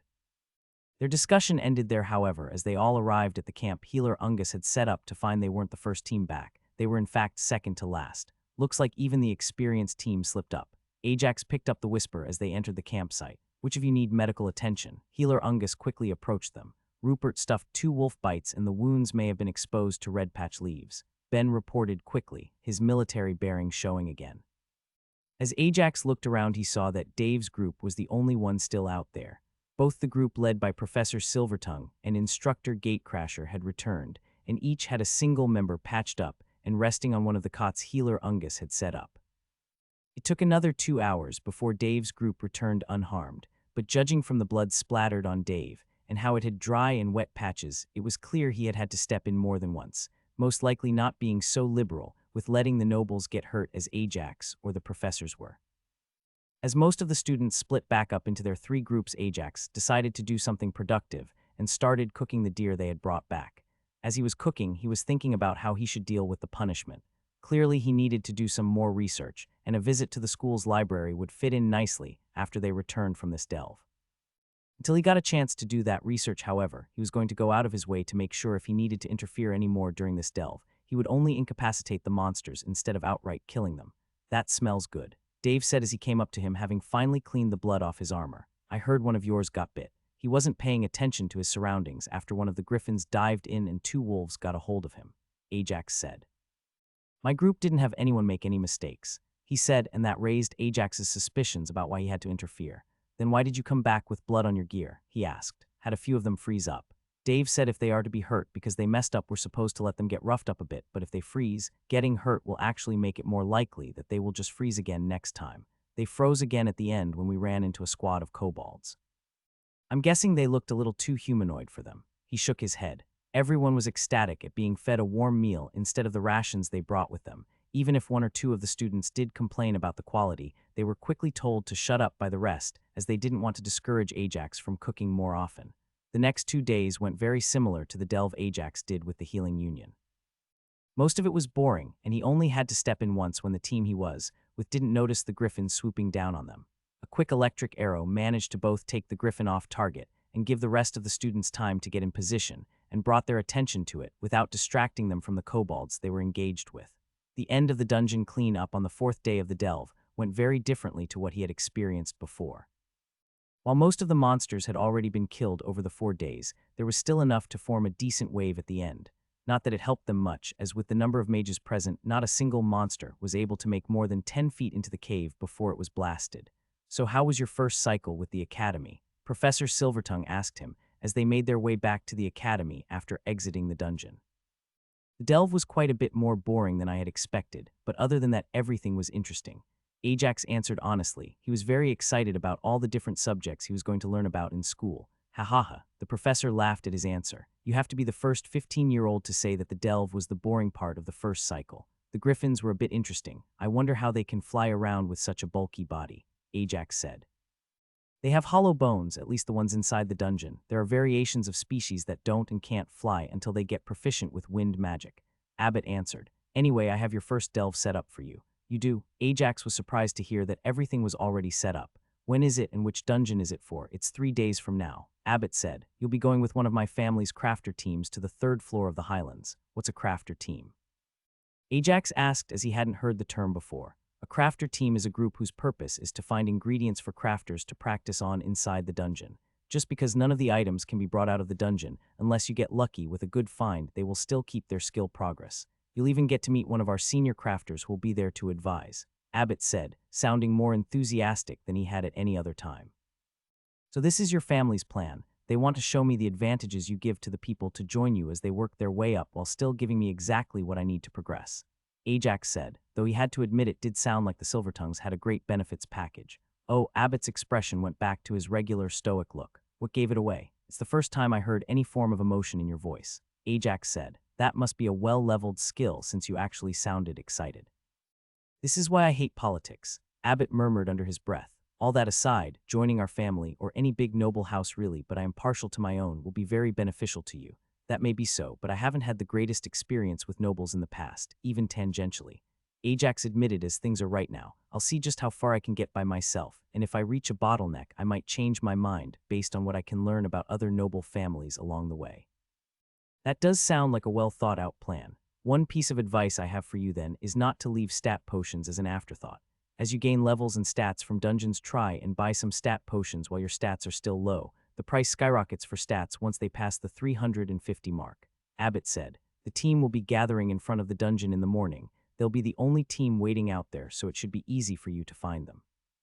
With that, Abbott walked away, and Dave returned next to Ajax after giving the two of them some space to talk. Big plans, he asked. I have my first real delve in the Highlands 3 days from now, Ajax said. As the class teaching assistant, it still falls to Abbott to fulfill my perks as a teaching assistant, like appropriate delves. I am going with one of the Silvertongue crafter teams to the 3rd floor. See if you can gather a few crafting materials from the 2nd floor for any crafting you might like to do. Most of the time, the senior crafter that joins will have time to spare, and they have always helped me with my crafting, even if it will only ever be a hobby or a last resort, Dave suggested. Ajax nodded at the advice. He hadn't thought of doing that, but now it was simply a question of what crafting profession he will be able to find ingredients for. Once they got back to the academy, all of the students were dismissed. Since it was still midday, Ajax went straight for the library on the 7th floor. Unlike last time he came here, he could only feel the aura of the headmaster coming from his office. Ajax took next to no time at all to get accustomed to the aura now. his time around Professor Silvertongue had greatly helped with his ability to withstand non-hostile auras. Entering the library for the first time was an experience all to itself. Rows and rows of shelves towered over everything, all filled to the brim with books. In fact, after taking a second look, he realized that the shelves themselves were also enchanted to be spatially expanded, allowing for more books to be stored. He really hoped there was a good filing system, otherwise he would end up spending the rest of the day just to find the right section he should be searching. As he walked through the shelves, he noticed that they were split up by subject, with alchemy being the first section and archaeology being the second. He quickly found his way to the curse section, and he began looking through all the different covers, hoping to find one on punishments. "Is there something I can help you with?" a voice called out to him from right behind him. Ajax flinched in surprise, and finally felt a second aura coming from the old man behind him spread throughout the area. To say that the man was old was an understatement. Despite being rather tall, the man was hunched over and looked to be almost made up entirely of wrinkles. Despite this, his aura was undeniable. "Well, what are you looking for here, boy?" he asked. "I'm here to look into retributions and punishments." Ajax answered his question the second time. "Well, which is it, retributions or punishments? They are two different sections. Also, why are you looking at curses?" he asked, almost sounding slightly offended at the notion. "I want to know about the bullying punishment." Ajax was more specific this time. "Bullying," the old man scoffed. "When will people learn that power leveling doesn't do anybody any good?" He didn't wait for Ajax to answer as he started to shamble off. "Well, come on then." Ajax had a problem putting together the movements of the old librarian. He had spent a considerable amount of time analyzing his own movement and that of other people with decently high physical stats, and yet the old man was unlike anything he had seen before. All of his movements were consistent with the slow shamble of an old man, yet somehow he moved as if someone hit fast forward on a recording. Despite trying to figure out why the old man's movement seemed so odd to him, he still made sure to pay attention to his surroundings, so he was careful to look at the aisle they entered. It was marked as punishments, which would have been his second or third try after maybe retributions. "What are you looking at so focused on?" the old man asked as he was extending a thick scroll he pulled off one of the shelves. "Your movements," Ajax answered honestly. "They are different from anyone else I've seen with higher stats." "This is your first time seeing a full body speed enhancement," he said as his free hand motioned towards the thin cloak that covered his body and was latched with a decent-sized gemstone near the neck. "That's odd, but anyway, if you have any questions, I'll be over there by the desk for a little while." The desk he pointed to was very similar to the one the headmaster had in his office. The only real difference was that this one was sitting in a more open space. It even came with two smaller chairs sitting opposite the large, more comfortable chair that sat behind the U-shaped desk. Punishment, bullying. Bullying is a progressive retribution. Starts off at the first rank bullying I and grows linearly up to ranks bullying V. It has a 3-step progression and a follow-up infinite punishment that doubles the original 2,000 experience penalty once bullying V is reached. The punishments of bullying never reduce the level of the person, even if incurred at 0 experience. Bullying is an adaptive punishment that comes from several variations of retribution and presence, with a different penalty, depending on the retribution that triggered it. Progress counted by number of incidents, regardless of the number of infractions per incident. Punishment triggered after 100 incidents for the first time after receiving retribution, and every 10 after. Variant I, obtained by consistently killing enemies that are weakened or trapped by others with you lending any assistance before, after, or during the fight. Number of incidents required to trigger is unknown but over 100. Observation required incidents to trigger decrease rapidly if the helpers are higher level. Punishment Variant I, experience and skill progression when killing enemies that are not at least 1/10 of your level higher, then you decreased by 20 if helped by people at or above your level. Observation, battles where enemies outnumber allies at least 10-1 do not count towards punishment. Punishment penalty progresses linearly to 100 loss of experience and skill progression at bullying V. More tests required for this variant when taking on groups of enemies that consist of a large variance in levels. Variant II, obtained by repeatedly weakening or trapping enemies at or below your level for others to kill after. Note, trapping for enslavement or taming purposes does not count if the new owner paid for them, with that understanding in place even if they killed them after. Number of incidents to trigger is unknown but over 100. Observation required incidents to trigger decrease rapidly depending on level difference. Note, incidents where you intervene after a fight has already started. Punishment Variant II decreases the experience and skill progress made by all allies when working together by 5 in all forms of combat.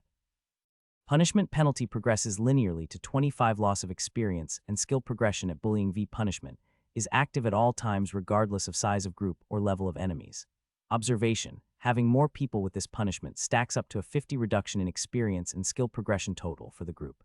Variant III, obtained by repeatedly making marked increases in experience or skill when fighting and killing enemies that are less than 3/4 your level.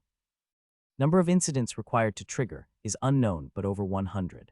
Observations required incidents to trigger decrease rapidly as level difference to enemies increases. Note incidents where both enemies and allies number over 100 do not count. Punishment variant III, experience and skill progression reduced by 20 when killing enemies lower than 90 of your level. Observation group size affects the level range of enemies that do not trigger then punishment.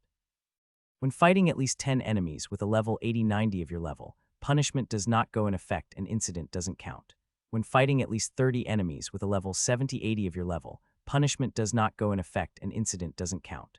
Punishment penalty progresses linearly to 100 loss of experience and skill progression at bullying v warning. Multiple variants of bullying can be earned. When earning another variant, the effects combine while the bullying punishment increases by a full rank. Bullying progression and rank can be counteracted by the achievement, against overwhelming odds on a 1-to-1 equivalency, but lost experience is not refunded. Observation: earning the achievement while at rank bullying, I will lift the punishment.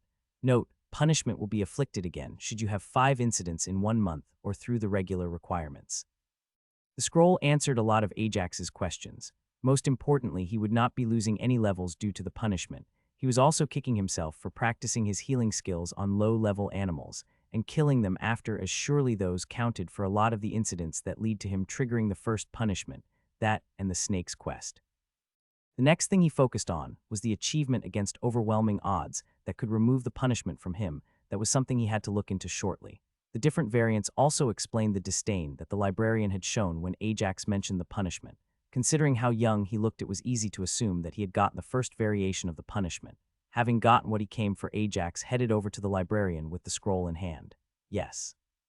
The librarian asked without looking up from the scroll he was writing. I'm not sure which shelf I should return this to.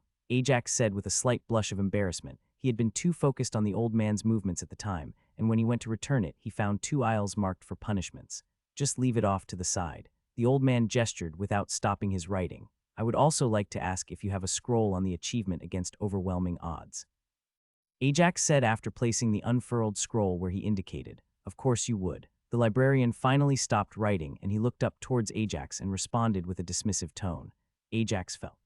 Enigma activate as the librarian used an inspection skill. For the first time, he also felt the skill failed at blocking the inspection. Though he did know that the old man only got a look at his stats and name, he had also tried to get his level, but Enigma had managed to block that. That's a surprise, the old man said as he stood up. It seems that I owe you some apologies. He also gave a rather deep bow, though that was more because of his already hunched back. I am guessing that you are suffering from the 3rd variant of the bullying punishment. It's fine.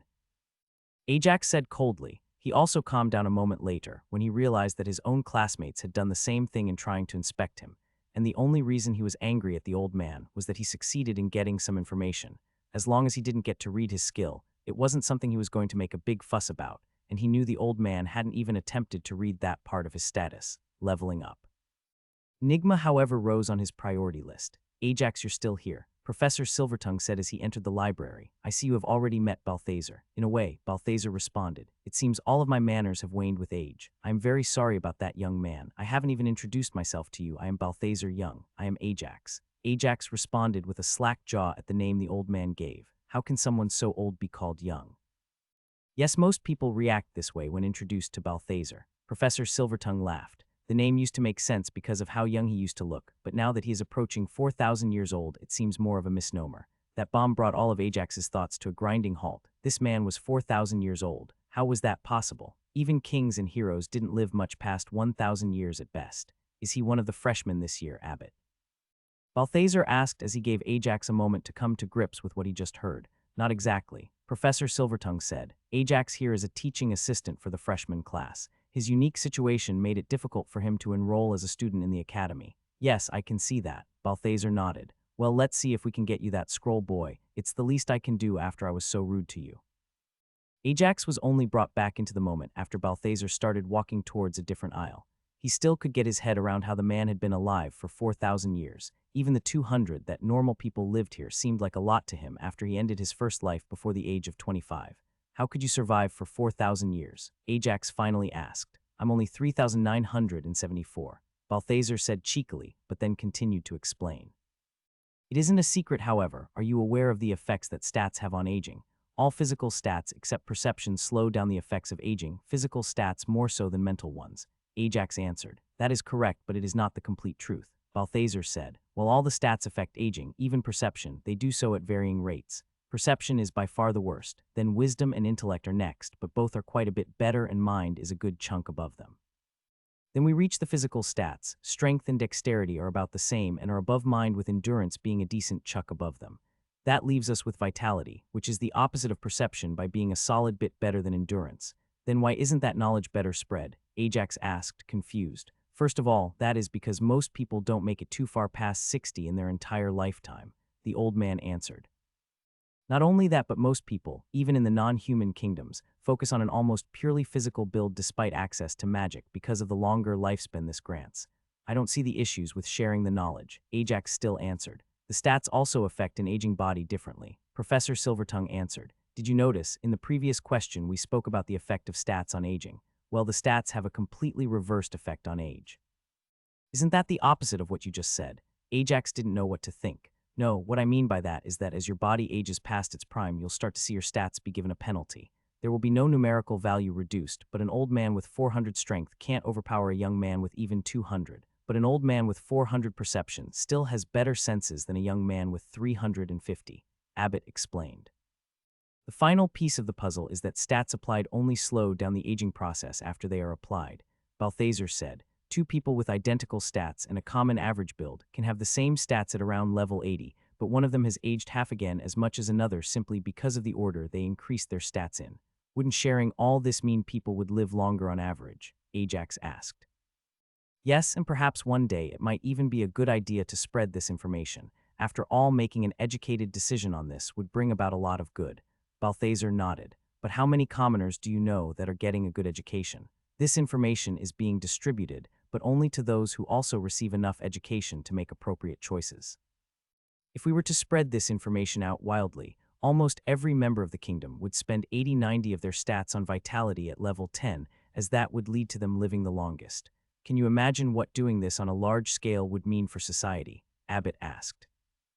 That question made it all click for Ajax. Vitality was very important in combat, but that was only when it came to defense. Vitality had almost no benefit for offense, meaning that if everyone was focusing on vitality with most of their stat points, they would all be extremely weak for their level as they begin leveling, and those other low stats would then affect their skills. Even with low skill, their leveling speed wouldn't change that much since the difficulty factor would still be there, but the end product of those skills would be much worse than it is now. I see you can put it together. Balthazar nodded. Now imagine what would happen if a kingdom that shared that information to its common people was attacked 40 or 50 years down the line. Ajax already knew the outcome would be disastrous. 40 or 50 years wasn't enough to let said kingdom build up a numbers advantage by having its people live longer due to the investment in vitality, but they would be weakened by having their soldiers be much weaker due to the cost of the investment. While it may seem unfair that only the poor weren't given this information, while the nobles and the affluent merchants profited from it, sharing it would do more harm than good before something akin to minimum public education was introduced. This brings me back to the initial question, how did I manage to live so long? Balthazar said as he entered one of the aisle and started perusing the shelves looking for a specific scroll. You see, in my youth I was dedicated to efficiency, but I took it to a very far extreme. He closed his eyes and shook his head as he struggled to remember those days. I wanted to get as much out of my stats points as possible, so the day I turned 10, I spent all of my stats in the one stat that grew the hardest naturally, vitality. Ajax was a bit surprised at the parallel this took with his own life. He had done almost the same thing at the age of 10, only instead of spending all the points on one stat, he simply didn't spend them. But that wasn't the end of it. Even after that point, I continued to stubbornly only spend my points on vitality while rigorously training my other stats, both physical and mental. He continued. Right now, trying to do the same thing would lead to stagnation, but back then the kingdoms weren't as stable as they are now. How does that help? Ajax asked. If anything, he thought the kingdoms not being stable would be an obstacle for this sort of choice. I can see why you would think that, but I was lucky to be born as the son of the head of one of the three pillar houses. Balthazar said, the equivalent of the three archdukes of today. Abbott supplied. This is the result. Abbott said, a very aged body, so much so that even with physical stats that surpass yours, he has to rely on magical items and mental stats that mark him as a more than competent mage. I made my mistake in going too far with my obsession with vitality, Balthazar admitted. I managed to gain at least 130 points in each of my stats through pure training over the years, with the exception of vitality, of course. Ah, here we are, Balthazar said as he picked up one of the scrolls and handed it to Ajax. The achievement against overwhelming odds. Ajax accepted the scroll. While the parchment had the same thickness as the one that contained bullying, the rolled-up scroll was a lot smaller, meaning that the amount of information on it was much smaller. He quickly unrolled it. Achievement against overwhelming odds. Requirements: kill an enemy at least twice the level you are alone. 2 discoveries cost. Rewards: skill judge threat. In-depth requirements: kill an enemy beast or monster humanoid or not acceptable that has not been weakened in any way. Previous wounds. Environmental damage, environmental disadvantage, exhaustion. Without any help provided, all magical or enchanted gear used has to be self-crafted. Plain weapons are allowed. Buff skills or effects not allowed. Enhancement potions crafted by others are allowed so long as they only affect you and not the enemy. Observations: hidden reward. Remove 1 instance of the punishments bullying or coward if afflicted when first achieved. Hidden rewards are repeatable twice for killing 5 enemies twice your level alone, and again for 10 enemies. Note: enemies killed inside the dungeon only count if you're not part of a party delving the dungeon and are doing so alone, this regardless of any interference or lack thereof. Attempting to achieve this in a dungeon is heavily discouraged. Note: killing a beast that has been well cared for in a natural environment does still count even if said beast was held in captivity, as long as all requirements are met. Monsters used for entertainment in a coliseum or ring fight. Note: killing bound companions does count so long as the system believes the fight was genuine and the humanoid bound didn't interfere to weaken the enemy in any way. Ajax was on his way back towards the beehives with a full bag of different flower seeds on his back. He had checked a few things that didn't seem to add up about the achievement description, since he had already brought down one enemy that matched all the listed criteria. It turned out that there was an extra requirement that the monster be at least level 50. Ajax was pretty sure that the fish he had faced at the lake was close to that, but perhaps it was only level 49. Judge threat wasn't the most accurate skill to use when getting precise measurements. One more clarification that took a load off his mind was that you could use buffs on yourself. It was only outside buffs that discounted the achievement. With that cleared up, he felt very good about his chances of gaining the achievement. All he needed now was to find a monster that's strong, not the easiest thing considering he couldn't solo dive in either of the dungeons, and that entering with a team disqualified him from the achievement. He left that issue for later and started planting the seeds, making sure to infuse mana into each one. 2 days of gardening later, Ajax found himself with another problem. Now that he could continue his beekeeping without worrying about wasting a Trailblazer achievement, he had to find a way to move entire hives without killing any of the bees lest they trigger his punishment. With that restriction, he decided to resort to Earth's method of smoking them before attempting to capture the queens and transport the hives. This relaxing cycle of planting flowers and infusing them with mana, capturing bees, as well as spending an hour or so every night recapping all the lessons that he had gone through at the academy. By the end of the second day, he had filled the area with 100 hives and had given up on getting any more in the short term since the local bee population had taken a big enough hit that they were hard to find. For the final evening before his first true delve in a capital dungeon, Ajax went to have another meal with Hatchet and Luna. He was pleasantly surprised to hear that Hatchet had gotten a job with the Adventurers Guild as an attendant to help test potential scouts. It had been a long time since Hatchet had done anything to do with the guild, but it seems that teaching Ajax awakened a new passion in him, so now he was looking for a few more students. Not only that, but he had officially also joined Luna's house as one of her retainers. It was more of a formality since they were old friends more than boss and subordinate, but it did offer him a level of protection and preferential treatment. After all, no adventurer wanted to piss of the healing union. After the enjoyable meal, Ajax returned back to his own house. He took a look at the plot next to it, where progress on the second house was starting to be made. This one would take a lot longer, not because it was bigger, but simply because he wasn't overpaying for a rush job. The next morning, Ajax was in gear and was carrying his trusty backpack. Unlike his class dungeon trip, this time Ajax was fully decked out in gear, had sufficient rations to last him for a month, and also brought gear so that he could adapt to any environment. A second, mostly empty backpack was stacked on top of the first, where he carried items for leatherworking. Out of all the crafting professions Ajax could choose from, leatherworking was the most consistent one. Since he didn't want to make such a big investment in a set of tools that would soon be replaced anyway, only for them to be unusable, he got a set for an apprentice leatherworker, after all the chances that both the second and third floor wouldn't have a single species with workable hide were minuscule. The other thing he brought with him was his arrow-making kit. Getting a few tips on how to make decent arrows was one of the things he was looking forward to most, since that would be a staple for him for the foreseeable future. As he made his way to the dungeon, Ajax finally caught a glimpse of the team waiting off to the side before the queue. The group was a lot bigger than the team the collectors had. All in all, there seemed to be 30 people in total. 20 of them were clearly combatants. 2 of them looked to be there simply to carry all of their luggage. Off to the side, there were 7 more, all listening closely to a mousy-looking woman that all 8 crafters seemed to be giving their undivided attention. All of the members of the Delve were young. None of them looked older than 30 by Earth standards, though Ajax knew some of them could be in their 60s or 70s. "You Ajax?" the leader asked. Ajax took a good look at the man. He was wearing a set of cloth armor with a number of gems embedded here and there. He wasn't all that tall, and he was a little on the thin side, but it was all muscle. "I am," Ajax nodded. "Good to meet you." The man's stony face broke with a genuine smile that didn't look like it shouldn't belong to him, but did as he offered Ajax his hand. "Name's Trevor." "Likewise," Ajax responded as he shook his hand. "Let's move." He called out, and the rest of the group quickly picked up all their gear and lined up to go to the dungeon. "We'll have plenty of time to talk as we get to the third floor." The line moved rather quickly, though Ajax could feel a disapproving look focused on him. From behind, though, he couldn't figure out who or why he was on the receiving end of it. Nobody gave the group bearing the Archduke's sigil more than a glance, though Ajax did receive a few inspection attempts, though nothing that managed to get past. Enigma, it seems that the people with a high-level inspection skill knew not to try it on people connected with Archdukes. "All right, everybody knows the drill," the leader said once they were all inside. "Ajax here is our guest, and he is the teaching assistant at the academy to Abbott. If I have to catch shit from him about how any of you treated him, I will make sure the one or ones responsible will catch at least twice as much as I did. Am I clear?" "Yes, sir." All of the combatants and even the 2 bag carriers answered in unison, with the crafters quick to follow. "Don't look so glum," Trevor said with a cheeky smile. "From what I hear, if you judge him by his age, you're in for a quick wake-up call.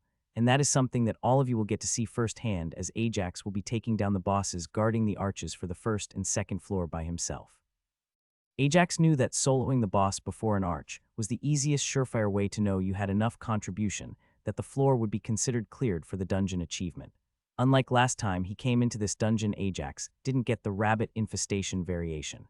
He was slightly disappointed by that, as he would have liked to grab a few for cooking on the upper floors.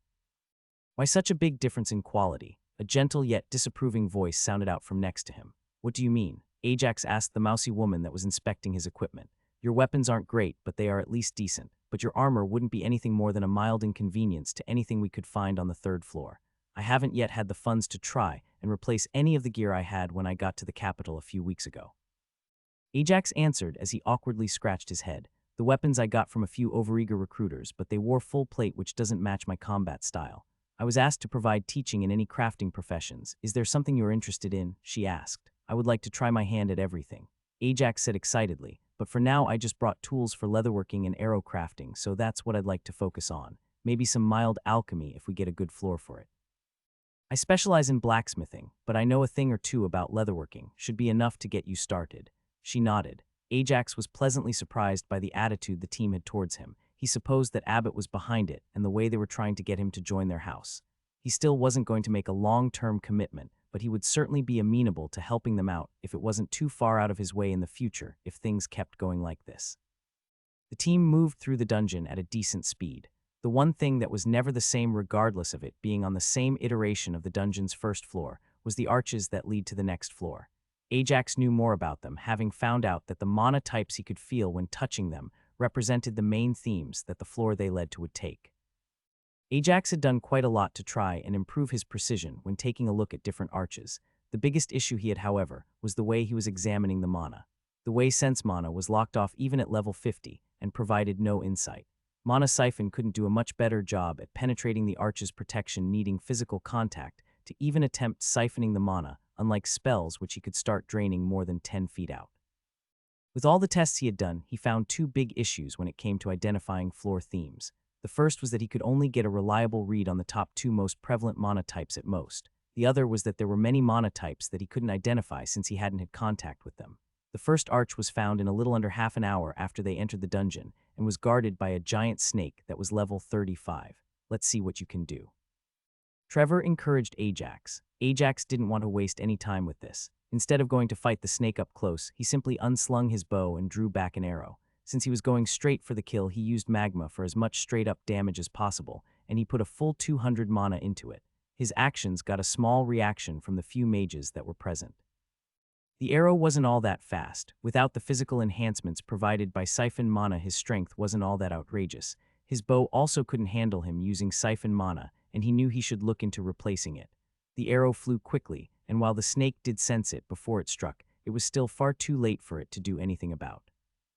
The magma arrow barely made it more than an inch past its scales, but that was more than enough for it to scorch the inside of the skull, killing the beast instantly.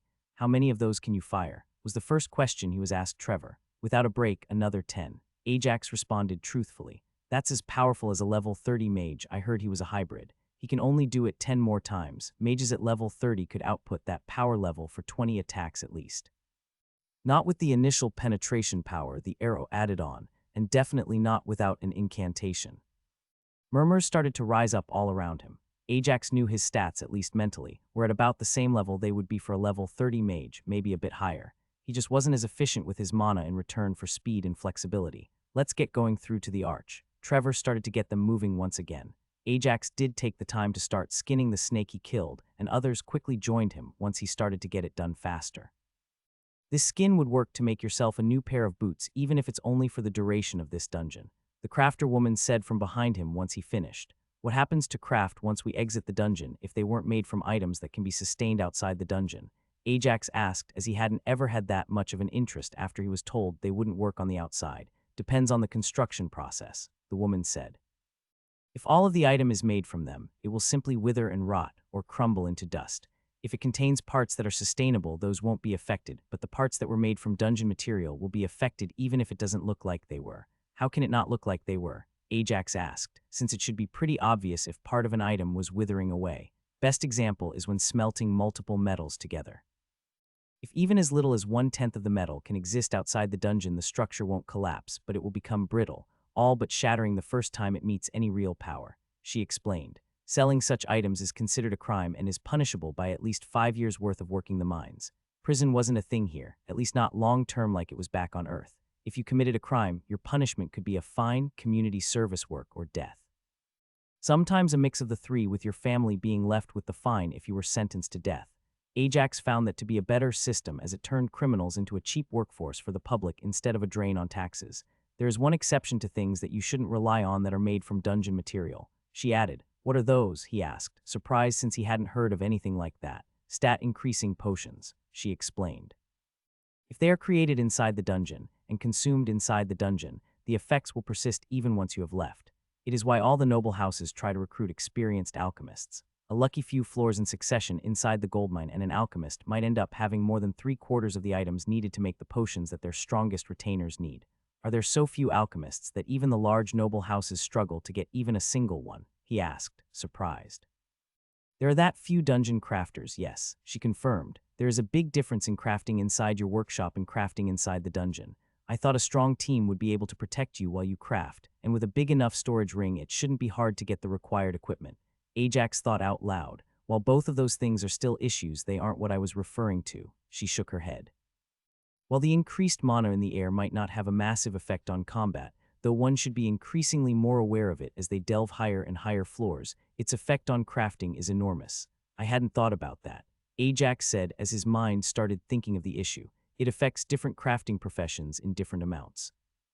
A leather worker would hardly be affected, since most leather comes with the affinity of the monster. It was skinned from, so the mana in the air doesn't change the volatility much. For a smith, he needs to be extra careful when smelting so that the metals don't become infused with the wrong type of mana. Alchemy just happens to be the most affected, closely followed by enchanting, she said. Finding dungeon crafters is also rare since they are almost exclusively commoners. Ajax gave her a look at that, and she nodded to the crafters that had come with her in the dungeon. Unlike nobles, the dungeon is the only place where they can afford to find the materials they need to progress their craft. Most of them end up dead long before they reach their prime due to an accident that happens. After all, since they are crafters, they usually lack combat skills, and all it takes is for things to go wrong once. By the time they finished their little talk, the entire team had made it through the arch. Ajax paused briefly to sense the type of mana inside the arch for the second floor, and all he could feel was an immense amount of water mana. Once he passed through the arch, he found himself on a beach looking out into what seemed to be a lake or an ocean that was dotted with islands. He could even see another arch on the peach of the island closest to them. Most importantly, however, he could see the flashing icon in the corner of his vision that let him know his dungeon delving achievement had progressed, and he gained +1 to all stats. Most of the team was upset about the theme of the second floor. It was a collection of islands, most inhabited by different species of humanoids. Trevor had seen a tribe of feral Wurgens. They resembled wolf beastkin, but were much closer to the wolf side than the human. A tribe of goblins inhabited a different island, and a few naga could be seen in the water. The crafters were ecstatic with the floor theme, as they were given a full 4 hours to build lots of boats from the trees on the island that they would use to get to the nearest island. Even if most of them weren't all that excited about carpentry, they knew it was a useful skill to have, and most hadn't started to focus on a specific craft just yet. Ajax also joined in, but he only assisted in getting wood and chopping the trees into their proper shapes, leaving the assembly to those who had experience. The boss guarding the arch they head for was an orc chieftain. He had a few champions with him, and Ajax was only able to pick off their caster with his bow before they spotted him and charged. With the ambient mana being much denser, however, Ajax had no issue using mana siphoned to its full extent, and a few elemental enhanced blows made quick work of the orcs. The display got him a few nods of recognition from the other combatants on the team. As they prepared to enter the third floor, the crafter were arguing with the porters about how many barrels of water they should get, after who knew if they would have access to mana-rich water on the next floor. While Trevor and Nina, as he learned the head craftsman was called, were sorting that out, Ajax placed his hand on the arch.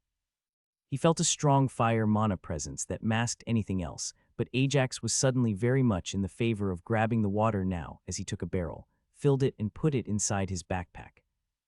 "You too?" Trevor asked as he noticed Ajax filling multiple barrels. "I'd like to try and get the hang of alchemy," Ajax said truthfully. "Making potions in the dungeon is certainly a lot cheaper, and not having potions is a loss of potential." The porters grumbled slightly at the amount of weight they had to carry from the second floor, but the team quickly got a move on and stepped through the arch. "I'm not an alchemist by trade, but we do have more than a few spare plants in our provisions," Nina said to him before they stepped through the arch. "Do be aware that we will charge you the price of anything you use after we exit. Alchemy is highly profitable, but you never find all the ingredients you need on one floor." Ajax took that to heart as he followed through the arch. Getting proficient in alchemy was going to be a costly endeavor, but one that would surely pay off later down the line if he stuck with it. The academy was his best chance to focus on it, as they supplied plenty of ingredients for their classes, and the instructor was one of the top in the field. Stepping through, the arch felt the same as always, but once he was out on the other side, everything changed. The air felt uncomfortably hot and thick, with soot starting a slow burn in his lungs. The ceiling was marked by black clouds that loomed over the entire floor. The entire expanse was a rocky, hot hellscape, with a river flowing in the distance that seemed to actually be on fire. "It's an abyssal floor," Trevor called out to the sound of curses from a lot of the team. Ajax quickly took his own scarf out of the bag, just like everyone else, and wrapped it around his mouth and nose to filter the air he was breathing. Demons, as they were called back on Earth, also existed in this world. Much like elementals, however, demons only appeared after a certain level. For lesser demons like imps and hellhounds, that level was 50. This level meant that while Ajax did learn about abyssal floors from the guild, this would be his first time entering one. With the fine scarf filtering the air, Ajax finally got around to checking the notification, marking his gain of +1 to all stats from advancing another floor. He grinned to himself as just today he got a whole 16 stat points just from delving, and there were more to be gained from the goldmine in the near future. "Everyone get in formation 3. Crafters, put that high perception stat to work and keep your eyes peeled," Trevor called out. Ajax moved to the center. He didn't have any prior experience working with this team, so he was placed with the crafters so as to not get in the way of the defensive position.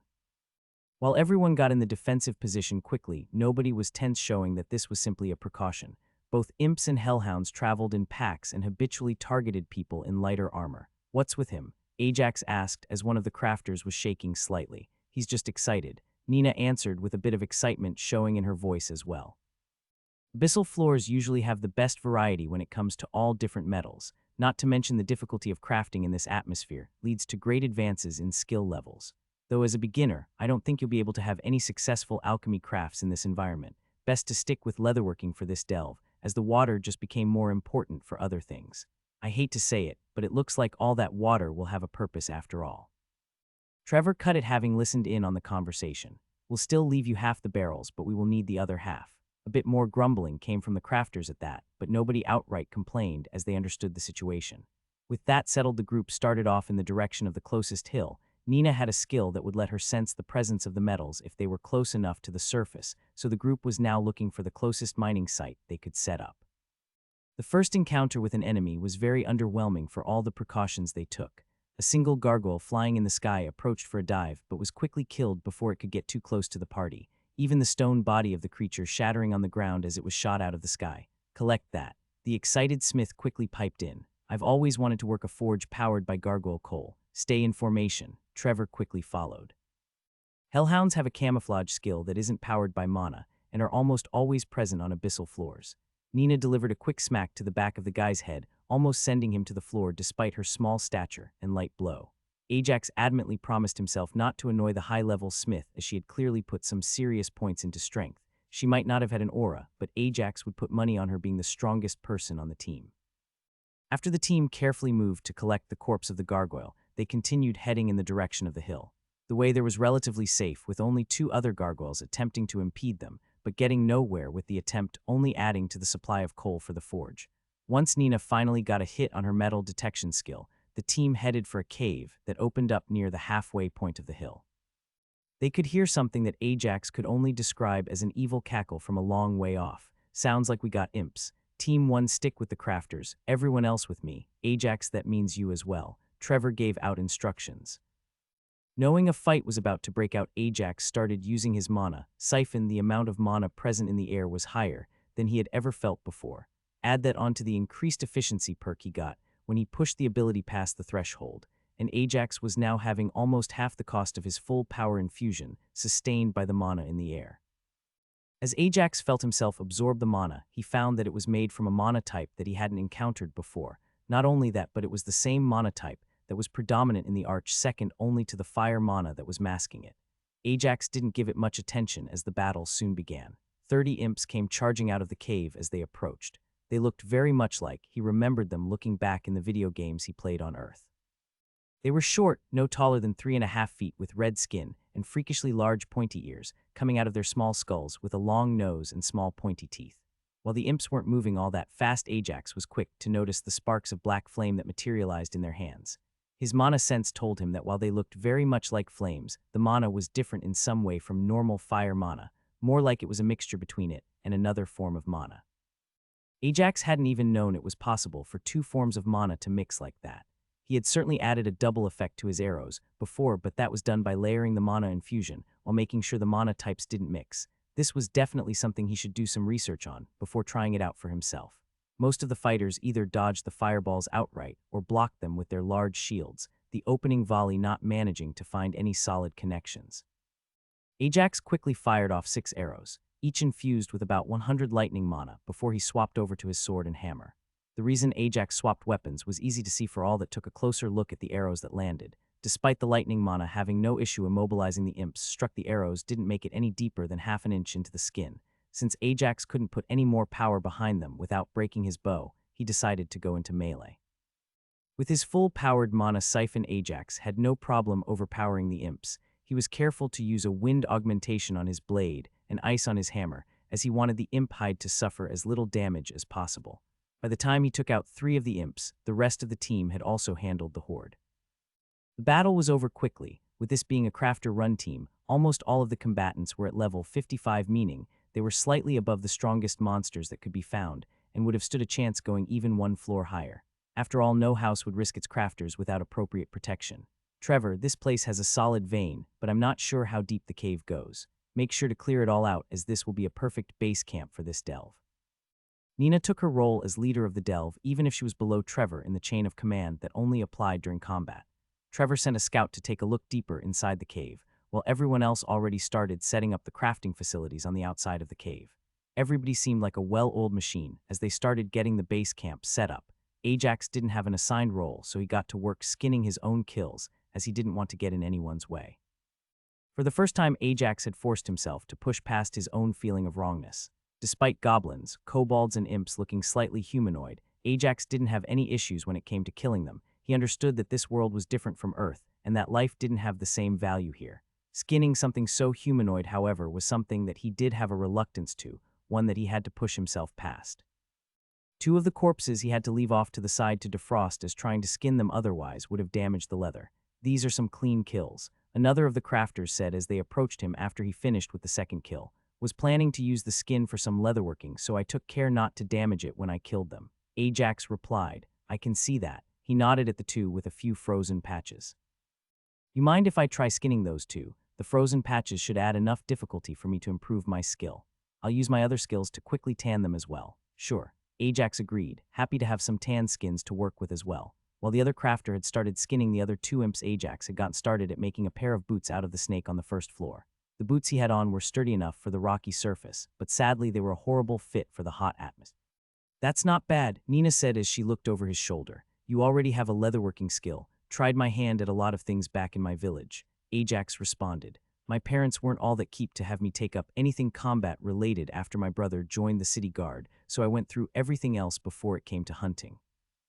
What he left out was that he had picked up most of those skills, and that his talent in those areas was in question considering his divine witness trait meant he could pick up most skills with enough practice.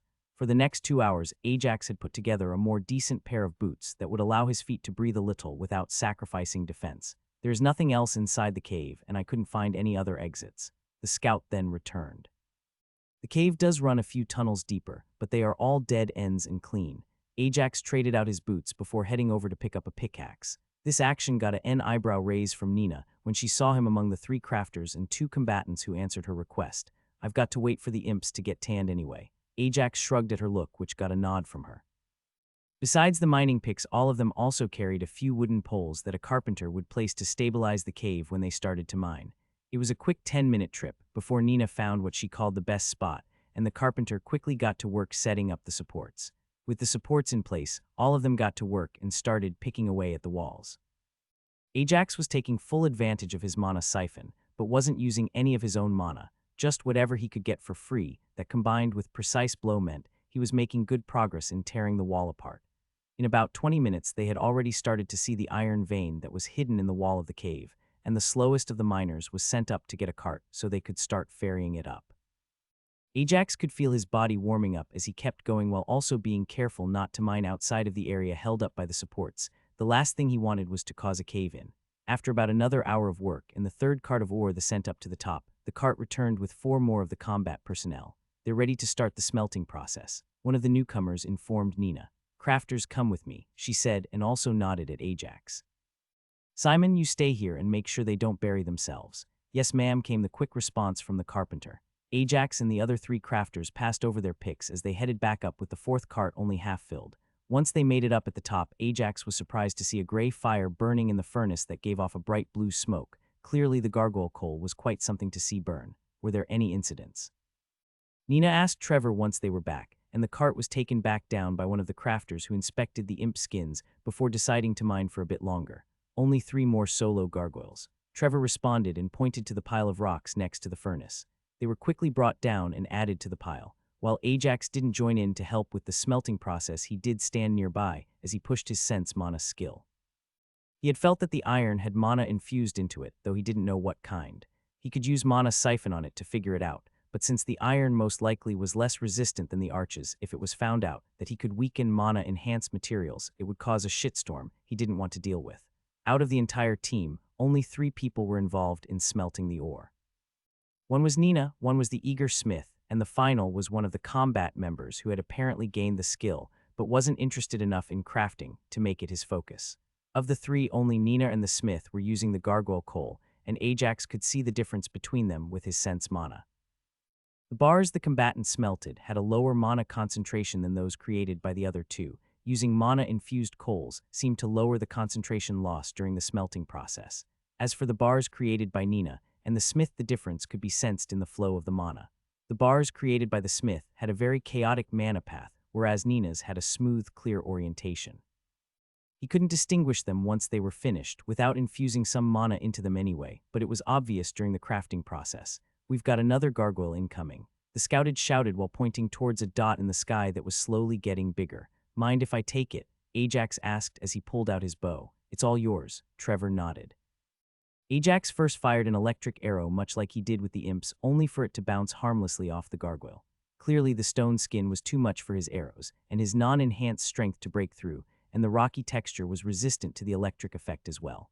His second shot was much more effective. Despite it also bouncing off the ice mana, froze a large enough patch to affect the wing, causing the gargoyle to drop in an uncontrolled dive. The crash wasn't enough to kill the gargoyle, but it did crush one of its knees, causing it to lose the leg.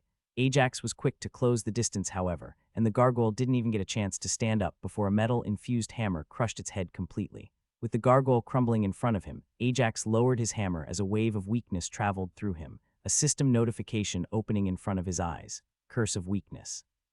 Type temporary. Strength minor. Effect strength lowered by 10.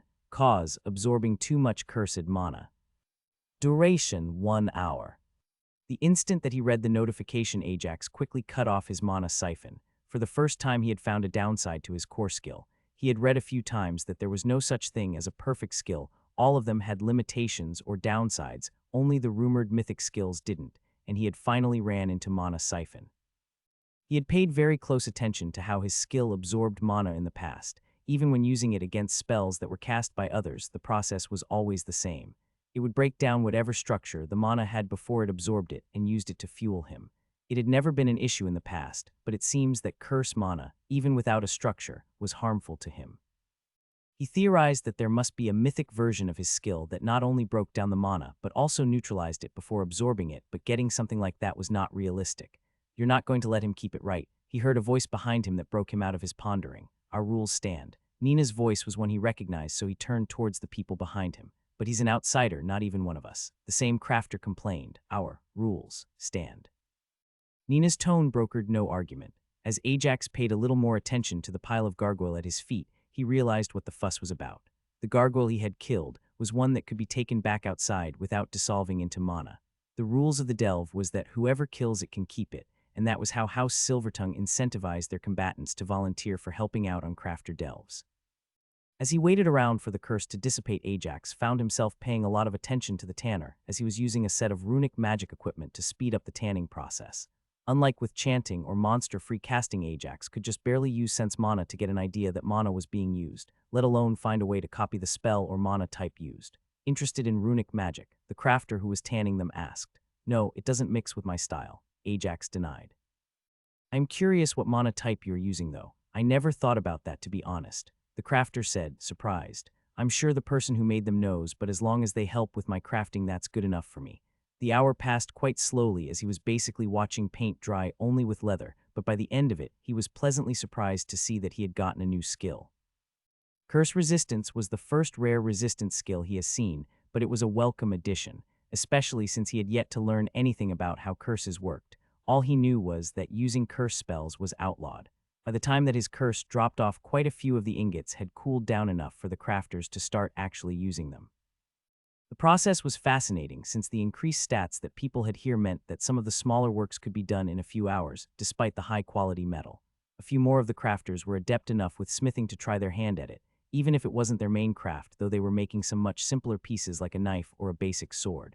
Do all of them have the blacksmithing skill? Ajax asked Nina when she took another break from smelting the metal. No, but blacksmithing, even without the skill, helps improve other crafting skills.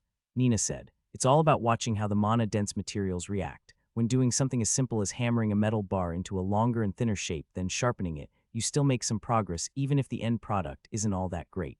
With the curse gone, Ajax went ahead and took up at one of the open anvils as he started crafting a knife. He was hoping to use some of the imp leather for a grip and hopefully make a decent knife. That's not bad for a beginner, the smith crafter said as he looked over Ajax's knife. My dad was the village smith. I watched him a few times. Ajax said, it's still not as good as yours. Ajax wasn't lying. The blade the smith made was a 2 feet long two-handed sword. It had a good guard and was only missing a handle. The pommel was even detailed into a snake's head as a symbol for House Silvertongue. We've got imps incoming, the scout called out as he looked out in the distance. All right, finally. About time. Let me at them. Despite some of the combatants being handy with crafting, some of them were still just sitting there bored out of their minds. With Ajax's recent windfall, all of them were eager to make their own tidy sum and wanted to take a swing at the approaching imps. Get in formation. Trevor shouted over all the excited cheers. These are still abyssal imps. They may seem chaotic, but they have some teamwork when it comes to fighting. I don't want to lose anyone on this delve. You hear me? Yes, sir. They all responded and stomped down their eagerness as they quickly formed their formation. Ajax was left to sit on the sidelines for this battle, which was fine by him, as he was really interested in analyzing how the imps casted their black fire. The reason for this was very simple. The mana type that they mixed with fire to get the black flames was the curse mana that was prevalent throughout the floor. Now that he was fully focused on the imps, Ajax got a much better picture of how they were casting their magic. Much like all the other casters he fought before, the imps were channeling fire mana quickly through their hands as they brought it into their palms to summon the fireball. The difference in their technique was that they weren't simply channeling the skill during the second or two that spell took. Instead, during that entire time, they were going through a pitching motion, at the end of which the flames that sprouted in their hand quickly turned from red to black before being flung at the combatants. With there only being 20 imps in this group, the group made quick work of them even without the help of Ajax or any of the crafters.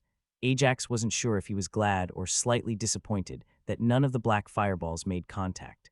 It wasn't that he wanted anyone to get hurt, but more that he wanted to see what the effects of curse mana was when mixed with other mana types.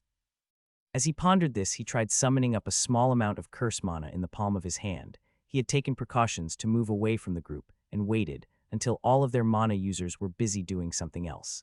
There was plenty of mana in the air for him to get a good idea of the feel of it, so he had no problem turning 3 points of his mana into curse mana.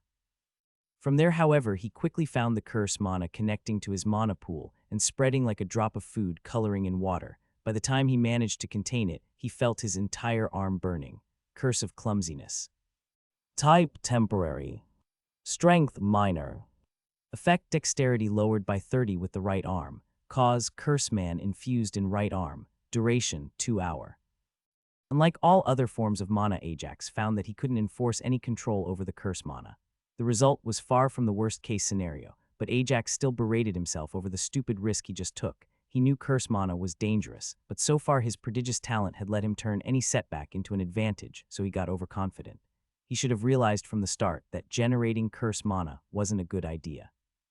He didn't know how the imps did it, but even they only generated it at the last possible moment. Even then, they only did so when it could combine with the fire mana that was already severed from their mana pool. The final test he had for the curse mana, at least until he did some further research in the Academy library, was to try and use his mana siphon on the curse he could feel in his right arm. That test was a decent success, as while it may have spread the curse, it did also break it down and weaken it. Curse of clumsiness. Type temporary. Strength minor.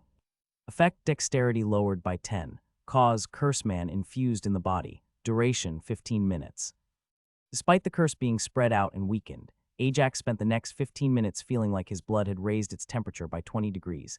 This wasn't enough to deal any real harm to him, especially through his pain resistance, but it did certainly make for a very unpleasant time. With that, the attacks seemed to have stopped, and soon night was upon them. As Ajax was considered one of the crafters for the duration of the mission, he wasn't assigned a position in the night shift. Despite the tents having some silencing runes on them, they weren't strong enough to suppress the sound enough for Ajax's perception, so he was woken up both times when a gargoyle attacked. The third time he was woken up by the sounds of battle, it was close enough to morning that he decided to simply get up.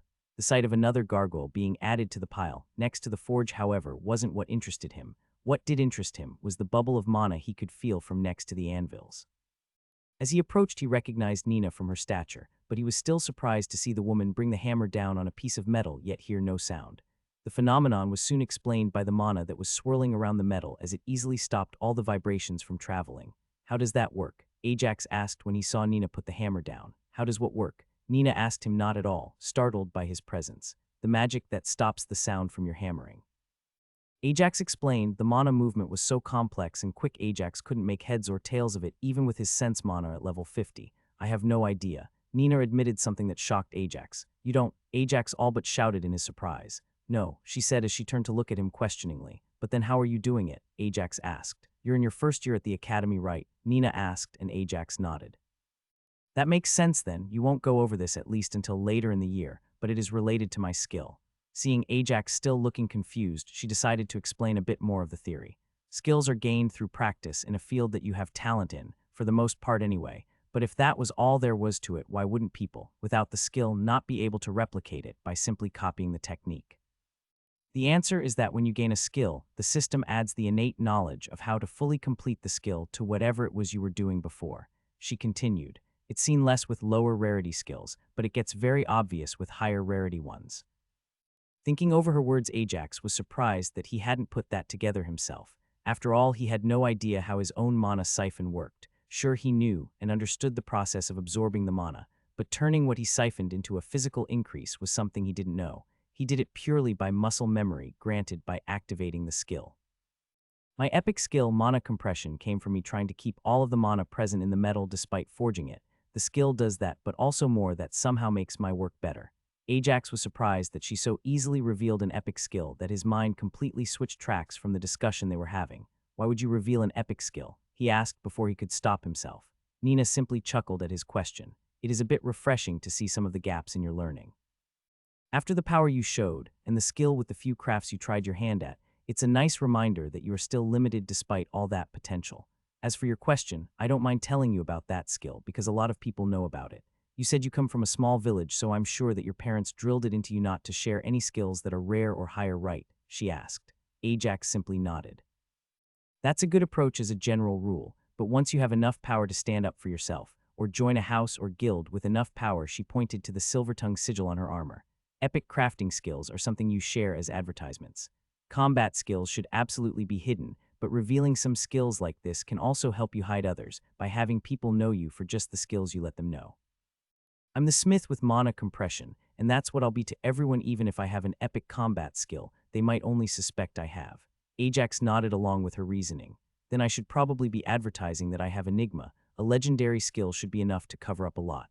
Ajax had no issue revealing that since the higher-ups of House Silvertongue already knew he had that skill, and so did quite a few other parties.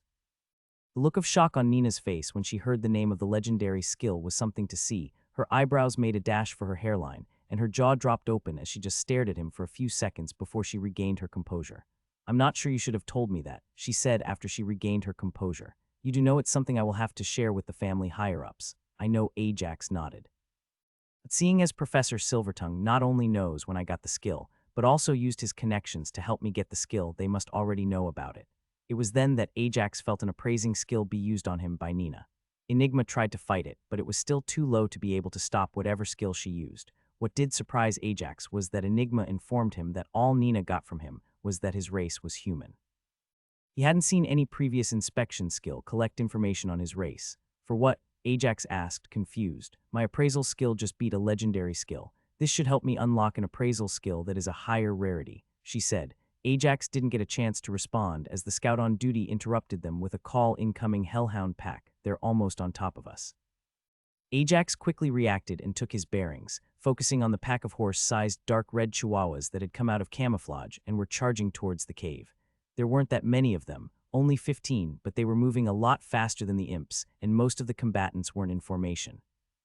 Ajax was careful to only use siphon mana on his own mana as he drew his sword and pulled out his axe. The hammer wasn't as good against highly mobile enemies, especially when they were allied. He might send the hounds crashing into with a strong hammer blow. It took him almost no time to decapitate the hellhound he targeted, and had no issue spotting the second that tried to jump him. The problem was that he was in no position to dodge, so he quickly used earth mana to mold the ground into getting him a way to jump out of the way. The hound's jaws snapped shut right where his shoulder had been a second ago. What was even more worrying, however, was that in the last second, Ajax felt a lot of curse mana be released from the hellhound's teeth. Unlike with the imps, however, this mana quickly dissipated into the atmosphere after the bite missed. The second bite attempt ended with an axe splitting the hellhound's skull, killing it instantly. The rest of the battle was also winding down, with Nina having killed 3 hounds herself, and Trevor standing over 2 despite wearing nothing on the top half of his body, a clear sign he had just woken up. For the first time since the delve had begun, however, the team had finally suffered an injury. One of the combatants had a hound bite down on his arm. Despite the plate armguard, the teeth still managed to get 2 inches deep into the skin after a few repeated bites on the same location.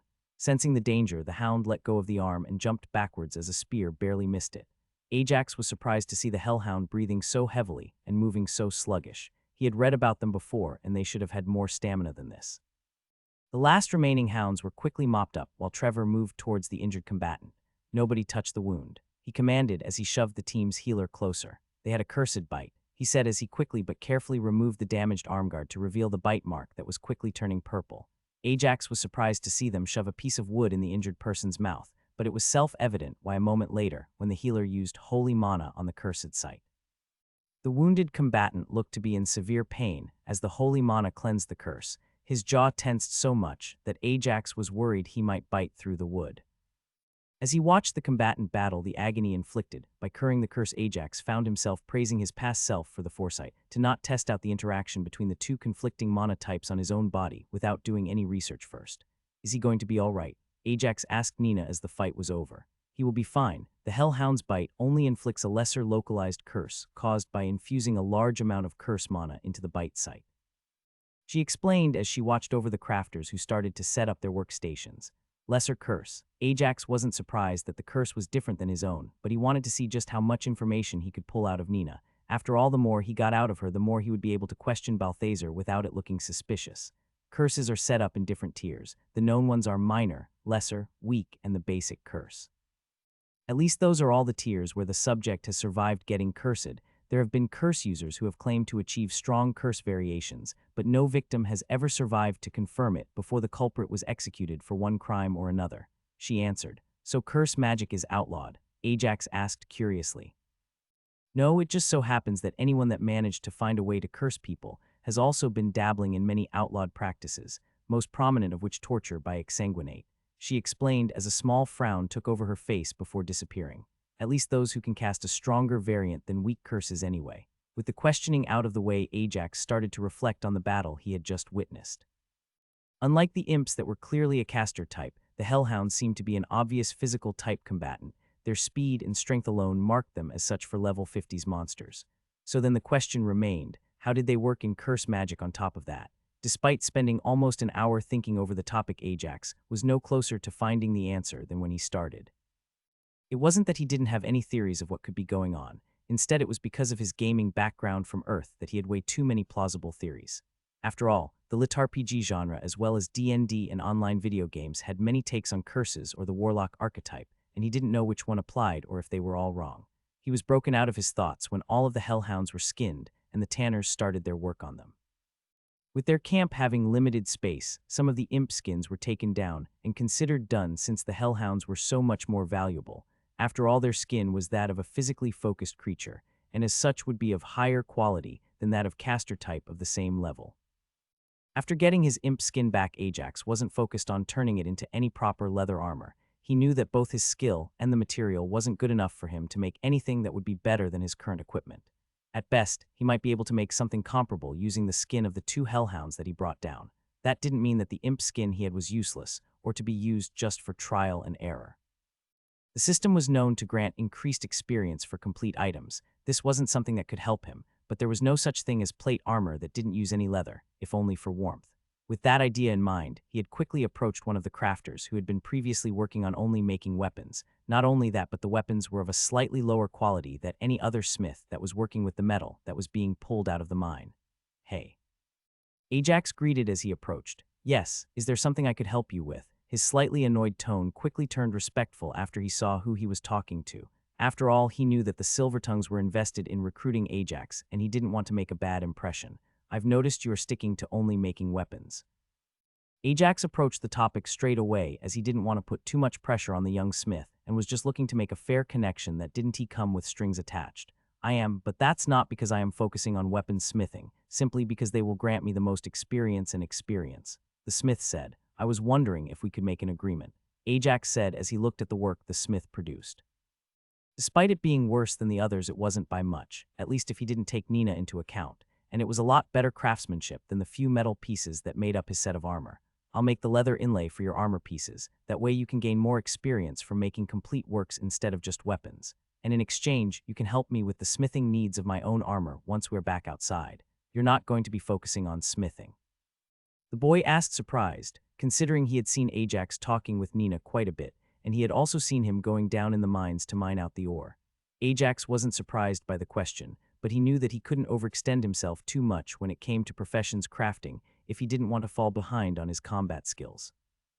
In the end, he decided that alchemy would be his main focus, as it was by far the most expensive one, and the one he could gain the most from by drinking stat potions in the dungeon.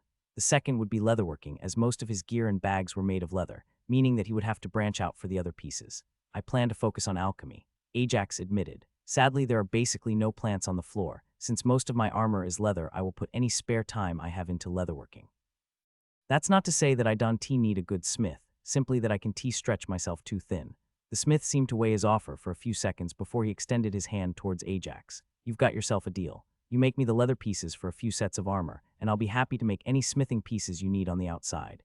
His smile turned into a smirk as he added one last part to the agreement, as long as you provide the ore or metal, of course.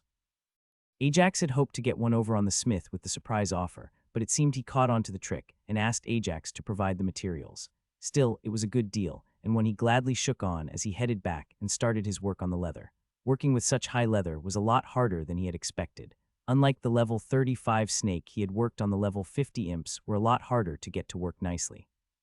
The biggest reason for this was the fact that the imps were casters. As such, despite the leather being of high quality, their lower endurance made it much harder to work with than the snake had been. His work as he finished with the imps was by no means a work of art, but it was good enough to be considered padding for whatever armor the smith crafted. Seeing as he had finished a bit of time before the smith had finished with the armor, Ajax decided to go back to analyzing the curse mana he felt from both the imps and the hellhounds. The more he thought about it, the more it didn't make sense. The hellhound had clearly had a more potent curse mana than the imps. This was clear when he thought back on the amount of curse mana that the hellhounds released with each bite and the amount that the imps were using to mix into their fireballs. This didn't make any sense. The imps were clearly the caster type. Not only that, but the hellhound couldn't even keep a hold of the curse mana after they bit down, regardless of whether or not that bite actually made contact. That is when Ajax had an epiphany. What if neither the imps or the hellhounds actually had any control of the curse mana? What if they both simply released the curse mana, and it naturally melded with its surroundings? For the hellhounds, that would be the atmosphere when they missed, and the flesh of their target when they made contact. For the imps, it would always be their fireball they were preparing. His theory made a lot of sense considering how when he tried to generate curse mana directly, it had tried to infect his entire mana pool and ended up cursing him. What if they weren't generating curse mana from their mana pool? What if they were generating it by sacrificing their stamina instead? Both the constant motion of the imps and the tired hellhound supported this theory. His theory that both the imps and the hellhounds sacrificed their stamina to turn it into curse mana had a solid basis, both when it came to this world, as he saw the hellhounds getting tired a lot faster than any monster that level should after the amount of effort they put in, but also in terms of earth knowledge, as a lot of warlock tropes surrounded sacrifice for power. The only difference here was that the caster was also the one bearing the sacrifice. With this hypothesis in mind, Ajax was determined to sit out the next encounter, as long as it was against imps or hellhounds, and just observe in hopes of getting a better grip on his theory. This most likely wasn't anything that hadn't already been spotting, but he wanted to work out his own theory before reading whatever else anybody else had already figured out to keep a fresh perspective and keep his Earth idea untainted. As he was thinking about the curse mana theory, however, his work with leatherworking was finally showing his lack of skill levels. It wasn't so much that he didn't know how to make the gear, but as soon as he stopped making basic armor padding, the imp leather was getting too hard to shape into proper pieces. His bracers are the only piece of gear that came out right, and they were simple circular pieces of leather. Even his pauldrons didn't come out right, and he was going for a light variant. As he didn't want to waste any more of the leather he had earned for himself, yet he took one final look out into the horizon, and once he saw nothing, he decided to go for another stint down in the mines and work on his mining skill a bit more. Ideally, he would be able to delve on his own for floors that were still at the same level as he was. He also knew that after floors passed the level 100 points for their monsters, their scaling changed, but all that meant was that he had to work that much harder to make sure he could handle floors of his own level on his own. Right now, he probably would have had no issue taking the first floor of the Highlands by himself, nor did he have any problem taking the gold mine's second floor on solo, with the exception of maybe a few very bad matchups where he couldn't properly hunt the monsters. The issue with this was that the floors at this level weren't worth a profit to solo.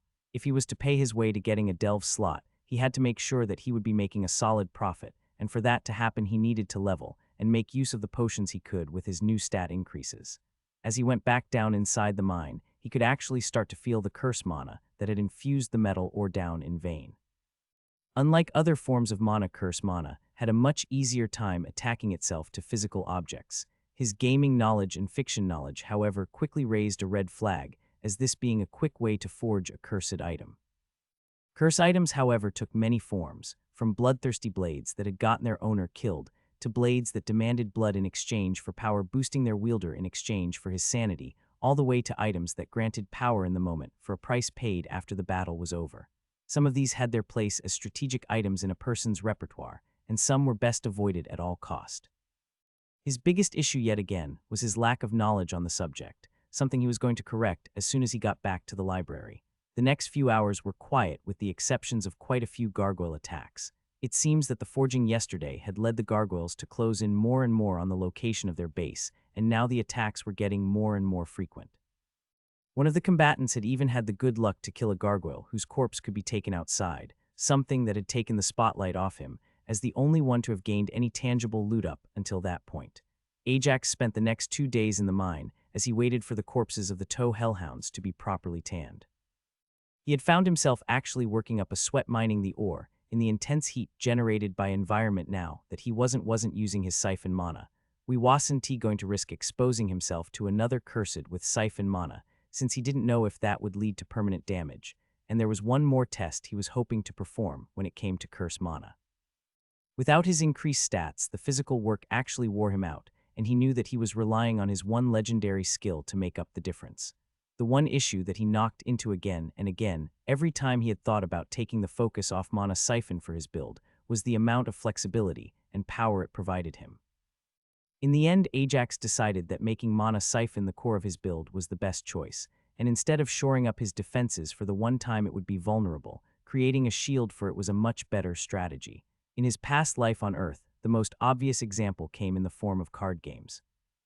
Very often the game changed extremely based on whichever choice was the most powerful for the given time, that in turn made the counter to that specific deck a good choice simply because of how often you would encounter a favorable matchup. He was in a completely different situation. His hybrid build was an outlier. Instead of focusing on shoring up his defenses, he should focus on making an escape route for himself if he ever found himself countered. This would now only be much easier to do, but also had a much less restrictive condition for success, simply surviving without long-term damage. As he thought about it, his biggest advantage and greatest weakness were both his mana. With Siphon Mana, it meant that he had access to much higher stat levels that he should have even if it was only for a short period of time. His weakness, therefore, was if he should ever be left without any mana or unable to access it. The clear solution to his issue was his curse theory. If he could figure out how the abyssal being managed to make use of Curse Man, even in its base form, it would provide him with an alternative from his reliance on his legendary skill. His day in the mine focusing on the curse mana inside the ore, however, proved useless. He did get a good workout from his mining skill, but he was no closer to working out how to use curse mana for his own benefit than when he started. From the looks of it, curse mana instantly became attached to the first thing it came in contact with. When he tried to conjure it from his own mana pool, it stuck to him and tried to convert the rest of his mana pool to curse mana. When the imps used it, it melded with the fire mana to create the black flames.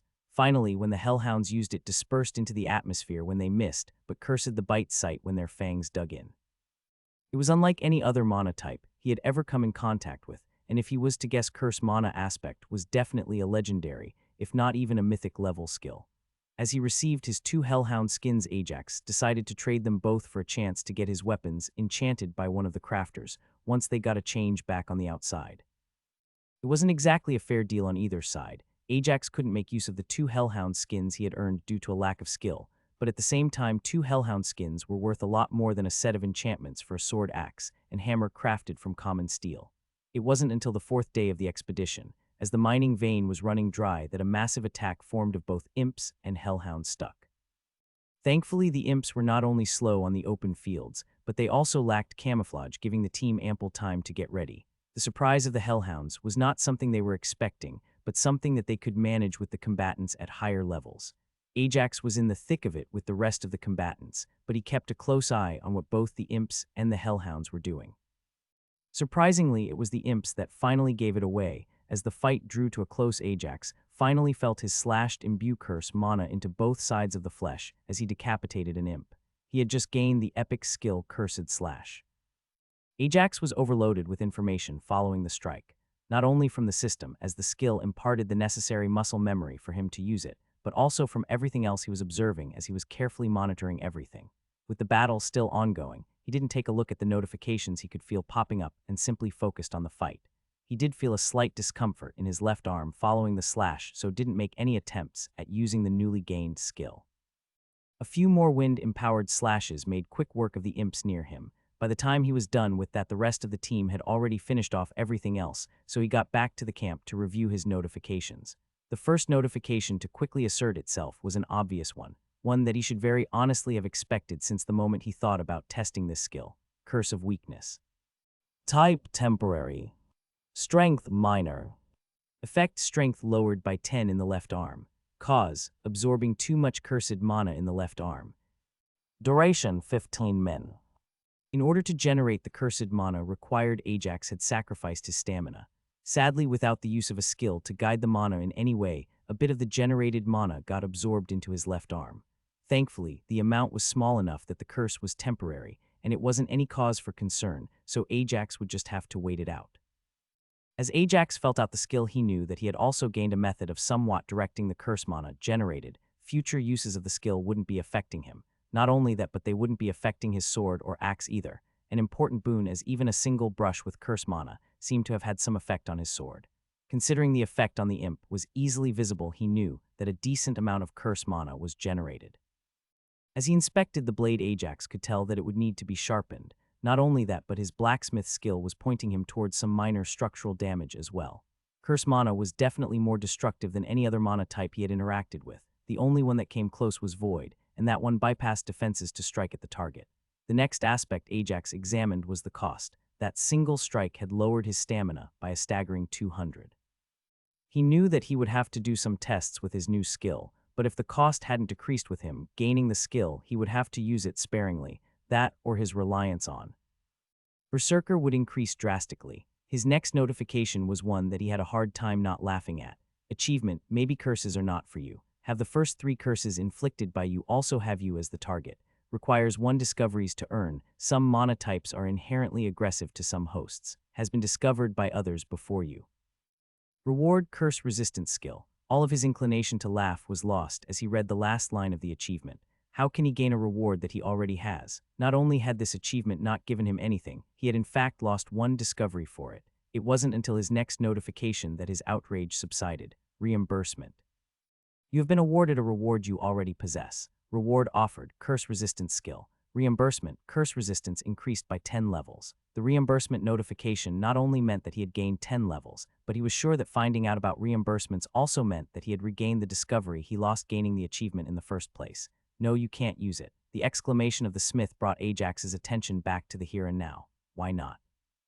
The combatant that was examining the sword the smith had spent 2 days working out asked, I made it. If anybody is going to be using it for the short time it will exist, it might as well be me. The smith said as he reached for the handle. Ajax hadn't had the chance to properly examine the blade in question, but looking at it from afar he had to admit it looked like a very good weapon, not the best he had seen by a long shot after his. He took a look at his physical instructor's weapons in the first-class delve, but much better than his sword. The workmanship on his blade was actually slightly better, just eyeballing it, but his was made out of simple steel, whereas this blade was made out of mana-infused steel.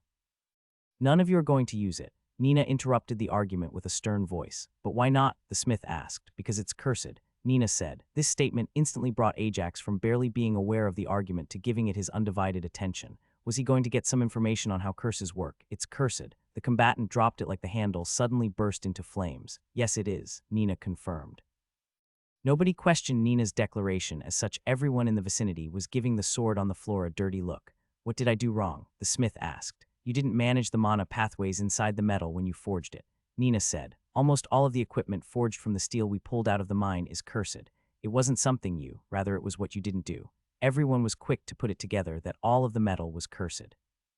2 people that were sharing the tent closest to the pile of smelted bars started heading over and moving their tent to a place further away. Cursed metal isn't all bad, Nina explained to all the crafters as they had all approached once they found out something was wrong with the steel. If we manage to find any cursed ore that we can take outside, you will find that it is one of the most expensive mana-infused forms of steel.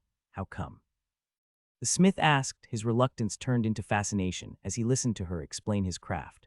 Cursed items aren't all inherently bad. In fact, cursed items are some of the strongest items out there. This all comes down to the form of curse they inflict, she said. Your sword simply generates and releases curse mana. This means that the wielder will be constantly exposed while also allowing any cuts made with the weapon to only infect the target with small amounts at a time. With proper care put into the mana pathways of the blade, the curse can be changed. How can the curse be changed? One of the other crafters asked. I'm not all that sure. Nina admitted. I am not an expert on crafting with curse-infused reagents, as finding them in blacksmithing is not usual. As she said this, she pulled out the blade that she had crafted in her time in the dungeon. This blade here isn't that much different from the one he made. At least when it comes to how it handles the cursed mana, her little joke helped loosen the atmosphere. All I did was make clear mana pathways throughout the metal to lead the curse mana. The steel naturally generates to the outside of the blade through the edge. This means that unless the wielder cuts himself, he won't be exposed to the mana. She took on a bit of a predatory smile after that, but it also means that the amount of mana that is infused into the target when cut is a lot bigger. Can you give us an example of a different type of cursed item? One of the other crafters asked. Of course, but I would warn you not to go around spreading the information around, as the royal family isn't too keen on it being spread everywhere. Nina nodded. They have a cursed rapier that takes stamina from its wielder every time it lands a blow on a living being. In exchange for that, it takes 200 points of mana from the target. That doesn't sound like all that great of a thing, the combatant who originally wanted to take the blade for a spin said. I'd much rather have a good enchanted blade. I never said that the curse blade can't be enchanted. Nina corrected him. In fact, curses can be used to allow for stronger enchantments to be placed on the weapon. The rapier in question is enchanted to store the mana it drains from its victims. That mana can then be used to release wind slashes. This new information made Ajax extremely glad to have received the 10 extra levels in curse resistance. He knew that he was overly paranoid towards the mana type because it was new to him, and he fully intended to research it further. One of the other things he wanted to research was if the achievement he earned had multiple types. While he had used poisons in the past, all of them were bought or extracted straight from an animal. What if he could gain 10 levels in poison resistance for creating 3 different types of poison and using them on himself first? For the next few days, the team had finished mining out the iron deposit. Not only that, but the number of attacks on their camp had increased in number. This was to be expected, as both imps and hellhounds weren't stationary monsters, so they had cleared up most of the floor already. Ajax spent his time as one of the more popular leather crafters during this time. Most of the reason for this was that he was one of only 2 that were using the leather as insoles for the plate and mail armor the rest were making. As for why he was the preferred option, the reason for that was simple. He was worse at making it, and his quality suffered. The question as to why he would be the preferred option if his work was worse was one that stumped him. The answer he got didn't improve his ego. Apparently putting together a finished work with subpar materials pushed skills harder and rewarded more experience to the crafter, making his subpar work a better use of their time. Despite searching the rest of the caves, they could find there was no other sizable deposit of steel. They had found 1 or 2 more small deposits, but they were buried so deep that it would have taken a few days of digging just to get to them, so they decided to leave them and finish clearing out the floor. As they cleared out the floor, Ajax's luck shone through again. Despite not taking part in the fight with the Hellhound pack or the 2 imp hordes that ended up being formed out of monsters that they could then take back outside, he did kill off both of the other gargoyles that shared the same traits, leading him to having a sizable amount of their coal. By the end of their delve, everyone was standing in front of the archway drenched in sweat. The harsh abyssal climate hadn't let up in the least, and they were all ready for a much-needed shower. Ajax was very happy with the outcome of the delve, however. A single delve had just granted him almost 50,000 experience. He knew that he had never delved such a strong floor before, but the result was beyond his expectations. He even suspected that the achievement that earned him 10 skill levels in curse resistance had also granted him the experience related to raising the skill. After such an outcome, Ajax was planning to practice all of his profession skills a lot more in the dungeon. Even if he would never really reach extreme proficiency in most of them, the sheer amount of experience he could gain from them was worth considering.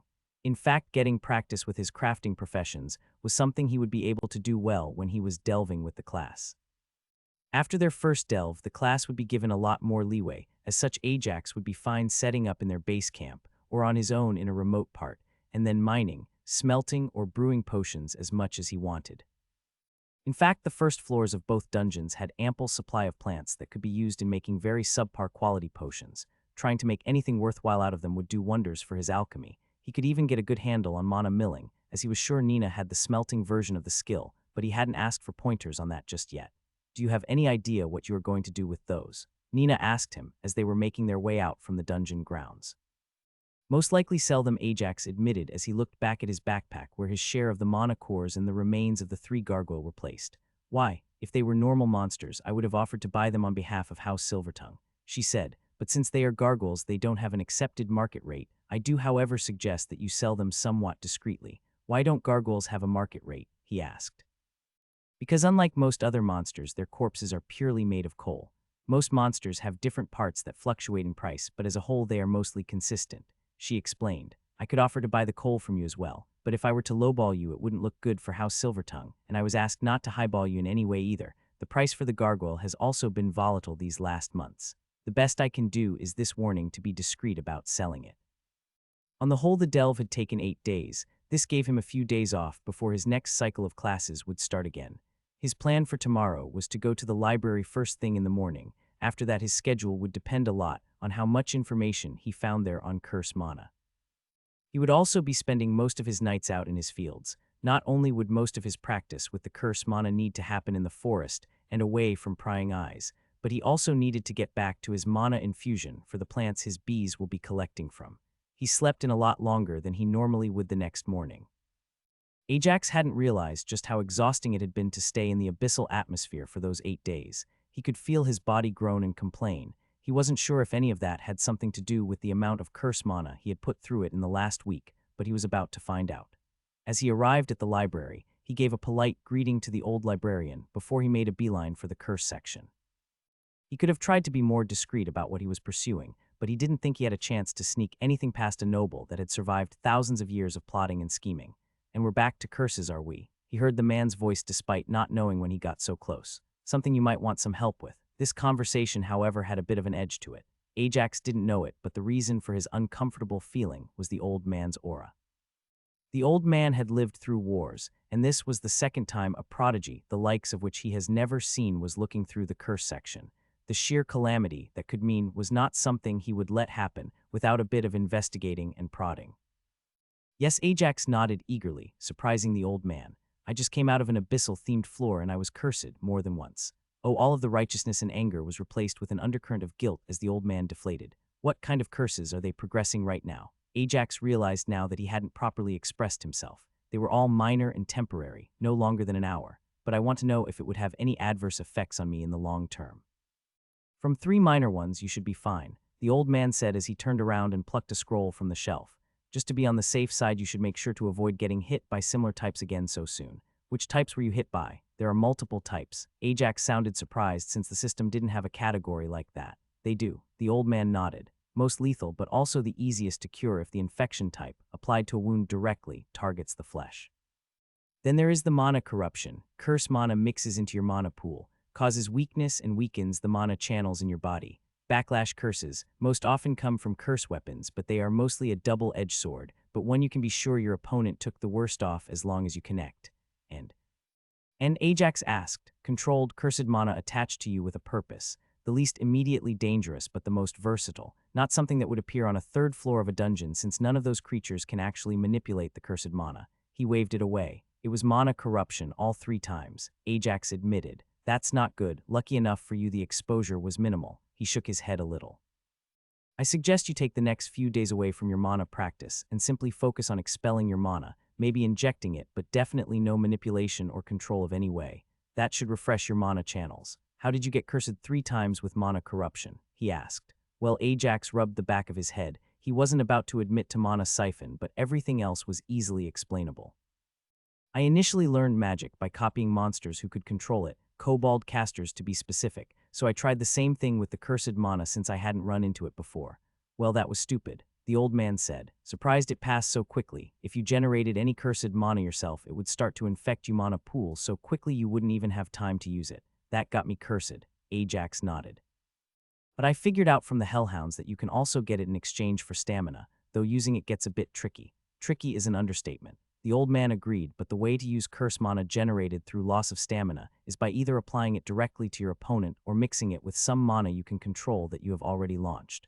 Though I advise you to give up on it. The skills that do that without cursing yourself are epic rarity. You ain't gotta tell me. Ajax mumbled under his breath. Apparently that was still too loud as the old man turned back, fixing him with a look. You got an epic stamina-based cursed skill. Balthazar's next movement was odd for Ajax to watch. It seemed to him like someone put the old man on fast forward and he dashed to him. Which one? Cursed slash. Ajax said softly. That's pretty good. Better than the one he has from straight-up combat, though it would lose some of the assassination potential. It was Balthazar's turn to mumble loud enough for Ajax to hear. Who are you talking about? Ajax asked. There is only one other person, that I know of at least, that can use stamina-based cursed attacks in the kingdom. He is one of the royal group leaders, high level and skilled too. Combine that with his cursed stab, he is not someone you want to meet in a dark alley. Even the ancient vitality stacker didn't seem to want to pick a fight with someone like that. I would also advise you to keep this skill under your hat for a while. The old man continued with a hint of gravitas. I know better than to go around telling everyone I have a skill that uses curses. Ajax retorted a bit aggrieved. That's not what I meant. Under normal circumstances, I would tell you to get as much practice with it as you can once you rest your mana channels. The old man shook his head. Even now sharing that skill with a few nobles here, and there wouldn't be all that much. The idea is for the commoners not to hear about it. And why would that matter? Ajax was getting a bit heated. After all, he was a commoner too. For the same reason the assassin and his entire squad were sent on a mission away from the capital. That brat, what's his name, just released a plaque on the capital. Then he all but lynched an entire city after he ran away. Commoners don't know enough to distinguish between disease enhanced by curses and stamina sacrificial curse generation. The old man spread his arms as if it was obvious. His trial is next week. I say give it at least a month after it's all done to settle down. Ajax could help but agree with Balthazar here. A person was smart, even if they didn't have much schooling. If you explained it to them, they would understand the difference between his skill and the genocidal plague doctor. However, people as a collective were dumb, quick to make snap decisions, even more so when they were powered by fear and anger. Anyway, you have access to curse mana now. Balthazar jumped to a different point. Oh, the possibilities. I could never get that muscle head to work with me at all, but now we have a chance. Ajax felt a little like a lab rat as the old man eyed him. The feeling passed in a second. I have an apprentice that is rather skilled with many types of mana. Would you be open to working with her and me, so we can document what happens when certain mana types mix with curse mana? The offer surprised Ajax, more so that it was an offer at all rather than a command that he would help with testing. Ajax was also very much interested in that same result. Not only that, but he would get a chance to analyze a lot of mana types up close when running this experiment. It was all upside. I would be rather interested. Ajax admitted. Great, come back here tomorrow at noon. He drifted off as he took a longer look at Ajax. No, not tomorrow. You should first rest your mana channels. I'm sure that I should be able to get her to come for 3 days after school once the new cycle starts. Ajax took the hint and grabbed the scroll he was given and read it quickly before he made for his beehives. Since he was going to just be releasing mana en masse, he might as well put it to good use as nourishment for the trees and plants there. Ajax's arms started to feel slightly itchy after the first 200 mana points. He knew that holy mana and curse mana were highly reactive to each other, but he couldn't feel any trace of the curse mana in his channels, yet passing holy mana through it to nourish the plants felt like an allergic reaction. As for why he was using holy mana, the answer to that was simple. He first planned to make use of sustainable qualities of honey for medical purposes, perhaps a honeyed mead or two on the side as well. For that, holy was the best aspect to use, at least from those he had access to. That night, Ajax fell asleep the moment his head hit the pillow. Not only was emptying one's mana pool also a quick way for them to get tired and sleepy, but he had done that exact same thing night after night as a before-sleep ritual as a child. His final thoughts as he went to sleep was that he should visit Hatchet and Luna tomorrow. It had been a while since he had talked to them. Not only that, but he wanted to start buying materials to start getting his alchemy off the ground again, and Luna would be very well connected with at least a few alchemists and their suppliers. So you're not only telling me that you somehow managed to get a stamina-based cursed skill, something which only one other person in the kingdom has, but you also decided to focus on crafting, Luna said as she looked to be nursing a headache. This on top of your hybrid fighting style. Yes, Ajax confirmed. Under normal circumstances, I would congratulate you for your dedication to see through any and all potential you have, but what you're doing is stupid. Luna said, how so? Hatchet was the one who asked that, because he doesn't have the funds to keep that up. Alfred answered from the side of the room. Had he joined a noble family, they would have made sure he had the resources he needs to stretch himself over all these fields. He can also make money by himself. Hatchet argues. That would be true, Alfred conceded. If all his skills were at the same point, and he was splitting his time equally, then all he would need is a bit of luck, but even that would slow down his progression compared to focusing on only one aspect. Alchemy is a very expensive profession. Luna picked up. He will need to spend large amounts of money, progressing to the point that he can use the plants he will now find in the floors he delves. Not to mention that those materials usually have a short shelf life, and he can't keep anything he finds now for later. What if I already had a starting fund? Ajax asked as he thought of the around 1,000 gold he still had left over. That could work. Alfred conceded, but it would need to be a large amount. Taking your, let's call it abnormal, progress speed into consideration, the equipment you would need to buy for alchemy will cost you 300 to 400 gold by itself. The number was like a punch in the gut for Ajax, not to mention that you will have problems selling your wares. Few people would trust your skills enough to buy, and those that do won't be paying top prices for a while. Why not? Ajax asked. Because master alchemists already fill that niche. Progressing is more expensive the further up you go. Master alchemists keep selling near-flawless potions at almost every level to get as much funding as they can, he explained. Ajax had a tough time here. There was just too much to do and too little time between his magic, his physical skills, his time in the academy, and his crafting. Something had to give. His time in the academy and crafting was also connected, since the teachers there could help him progress much faster than he could by himself, so his combat time would have to take the hit. It will still be worth it. Ajax said aloud, though he was mostly trying to convince himself. Your meteoric rise in levels will not slow, Luna accentuated. And that was where the crux of it was. It wasn't that his progress would slow down compared to normal. Simply put, it would continue off the back of the rest of the skills he would be progressing. This would mean that he wouldn't be able to keep jumping that many levels at once since his combat skills wouldn't be growing fast enough. That's fine. Their leveling has already started to plateau. Maybe a few more stats will be what I need to push them further. If you're so adamant about this, I won't try to persuade you any further. Luna shook her head in dismay. The reason why Ajax had become so adamant in getting his crafting to a higher level was that he realized it would only be a matter of time that he would have because of how high his stats were, until he would have few people who would be able to delve with him. That would also mean that almost nobody would be skilled enough to use the materials he would need to keep up with the ever-growing power of the dungeon. He would need to be his own craftsman in the end, so delaying his growth in power now would mean he would not need to delay it later. My lady, not to overstep, but maybe he would be a good choice for it, Alfred said as he looked to be thinking about something. Yes, he most likely would, but I doubt he will be given the chance, Luna countered. Ajax hated the cloak and dagger speak. Why couldn't they just be upfront about whatever it was? Sometime in the future, there will be an opportunity for you, Ajax. Sadly, the king has ensured all who know what it is are unable to inform those who could take advantage of it. She let out a sigh. The only reason I know is because of my position as guild leader. What I can tell you is that you should make sure to enter the end-of-year tournaments for the academy and perform well. Ajax simply nodded. He could tell that it wasn't that they didn't want to tell him. The king most likely did this to ensure that the noble houses didn't end up in an open war by proxy with their heirs for the opportunity, though taking it would most likely put a bullseye on his back that would have nothing to do with people wanting to acquire him as much as payback. Don't thank me yet, though I think you would find the opportunity exciting to say the least, Luna said good-naturedly. With that, Ajax had his plans set for the foreseeable future. The first thing he did was take a quick trip to the academy. Sadly, he found out that his alchemy professor wasn't present. Not only that, but she would only be back on the first day of the new cycle, so Ajax would have to wait until then to consult her. So he made his way to the library.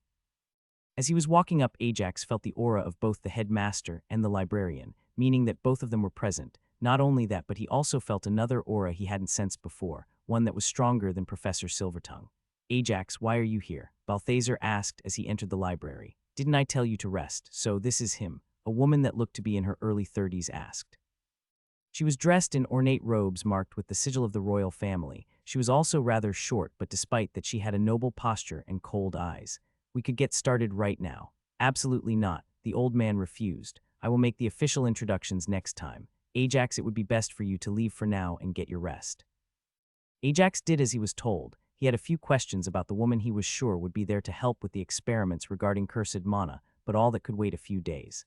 As he was passing by, Ajax noticed something odd. Bees didn't naturally form hives so close together in nature, at least not so many of them.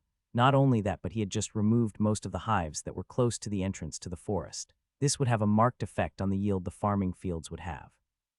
Whereas before fields closer to the forest would be the to be pollinated, now it would be the fields closest to his patch of unwanted land. Sadly, he didn't have any way to take advantage of this, as he simply didn't have the funds to buy the fields near his own.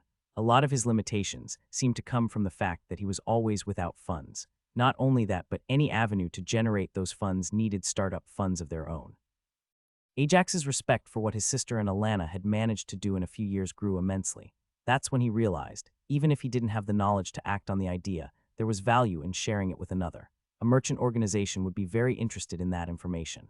Not only that, but he would need to build a good relationship with a merchant organization if he was to have a steady supply of materials at a reasonable cost once he started progressing his alchemy. He slowly took out the sigil his mother had given him before he left for the capital. He had been thinking whether or not his grandparents deserved a chance or not. After all, they had effectively abandoned them once his mother made his choice.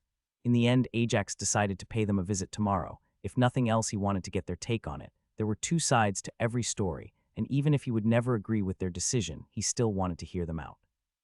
It was almost midday by the time Ajax started heading towards the city. He had spent a good portion of his mana that morning taking care of his medicinal plants that were finally starting to sprout flowers. He knew it was early, but his mana had always made plants grow faster, and he was outputting quite a bit of it for that purpose on a daily basis. He hadn't yet used any of the elemental mana types, since he didn't know what if any effect that may have on the plants and later the flowers. The wide smile on his face, however, was represented by the fact that he felt some mana take hold in those plants. It wasn't much, and considering how quickly they were growing by the time they would be perfect for picking in a month, they would barely have enough mana to qualify them as mana-enhanced plants, but they would still be much more profitable. Ajax had to assume that the reason for this was his inject mana skill. It was the only one he didn't have back when he was a child, which meant that he wasn't wasting any mana, and ensuring that everything he spent at least made it into the plant initially before being later released. Out of curiosity, he had also tried to use mana injection on a bee, but not only was the process much harder, but after he put 50 mana into it, the bee burst into dust. Clearly, you couldn't make mana-enhanced creatures the same way as with plants, or maybe you just had to go about it the same way and infuse them from infancy. That wasn't an experiment he was willing to test if the end result was a monster. Entering the city, Ajax headed straight for the merchant section of the city. He wasn't carrying much this time, just a small bit of gargoyle coal as well as a core from the hellhounds, gargoyles and imps each. He had debated keeping the higher levels cores for Fluffy, as he was expecting the Shadow Cat to have the biggest progress out of his entire family the next time he saw them, but he decided against it since he could still feel the curse mana inside the cores. Sure, curse was one of the mana types that would go well with the darkness affinity already present in the cat. Still, everything besides strength was all but sure to take a wrong turn. Ajax spent the first 2 hours getting a good look at the place. All he did was go from store to store and big front to big front, trying to get an idea of who were the big players and how the organization his grandparents had was positioned. After a thorough inspection, Ajax had to admit he was rather surprised by all the small stores that were found there. What surprised him was that some of them looked to have been there for some time, an idea that sounded ludicrous since the big stores could always target them and put them out of business before returning the market to the status quo. The market was split up into 4 levels. The top and the bottom were easy to pick out. The bottom were the small, mainly crafter-run operations that all specified on one small domain to edge out a profit. The top were split up into 2 further groups, the local players made up by the ducal houses that were vying for the seat of Archduke Goldminster, and the international trading groups that went so far as to have branches in other kingdoms and used their wider network to compete with the nobles. Working with anyone from either group was a non-option for him at this point.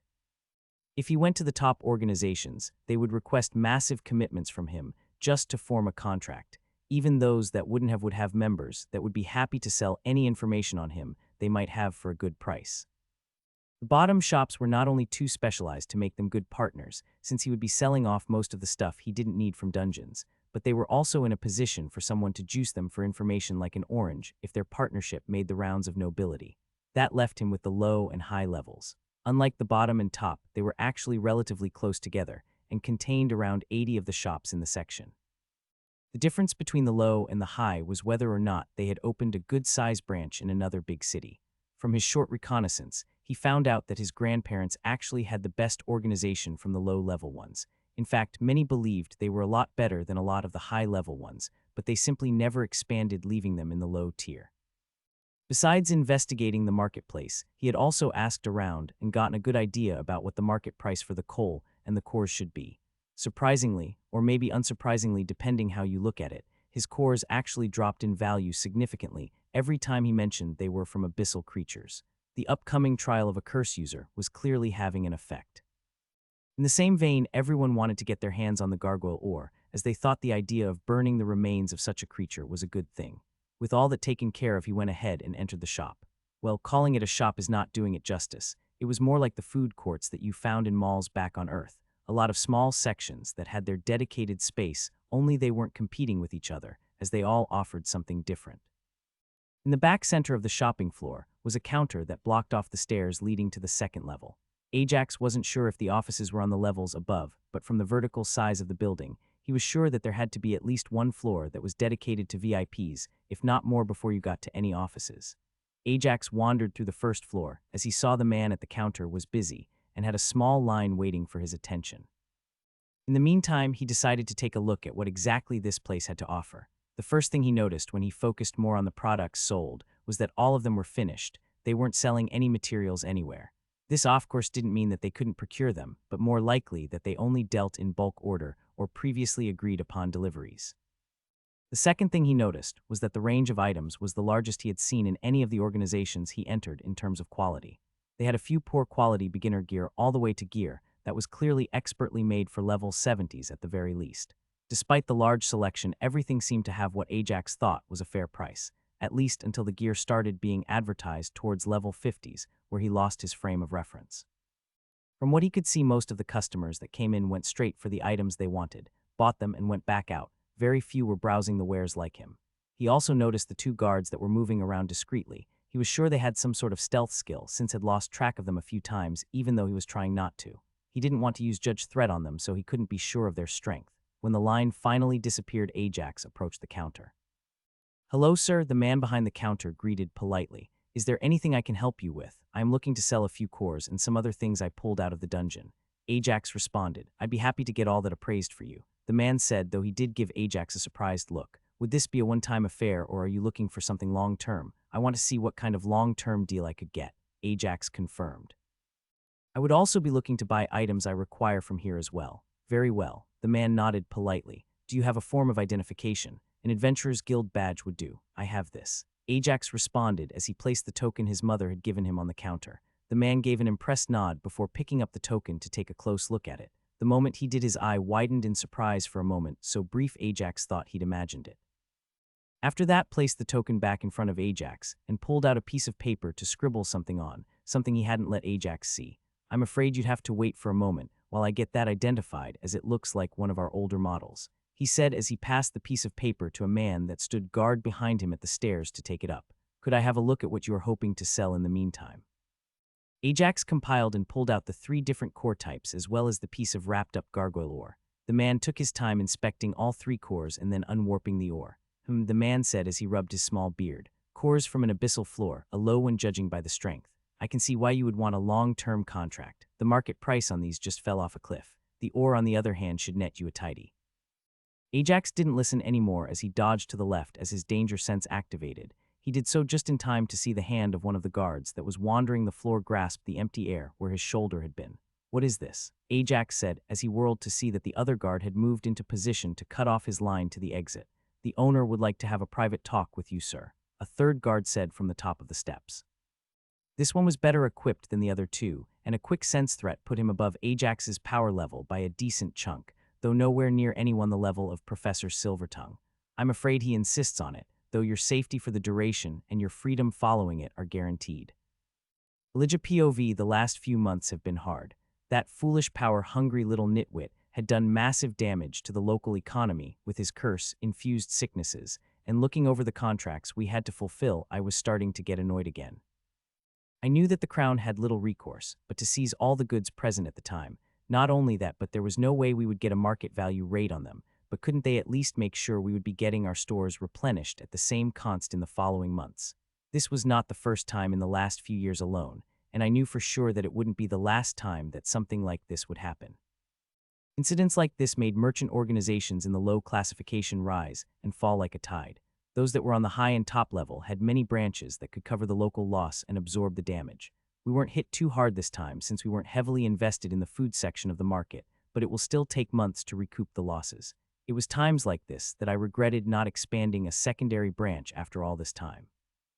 I knew I was overly paranoid for not taking a chance on doing so again after my first apprentice decided to start a branch in a different city, only to cut off all ties 2 years down the line.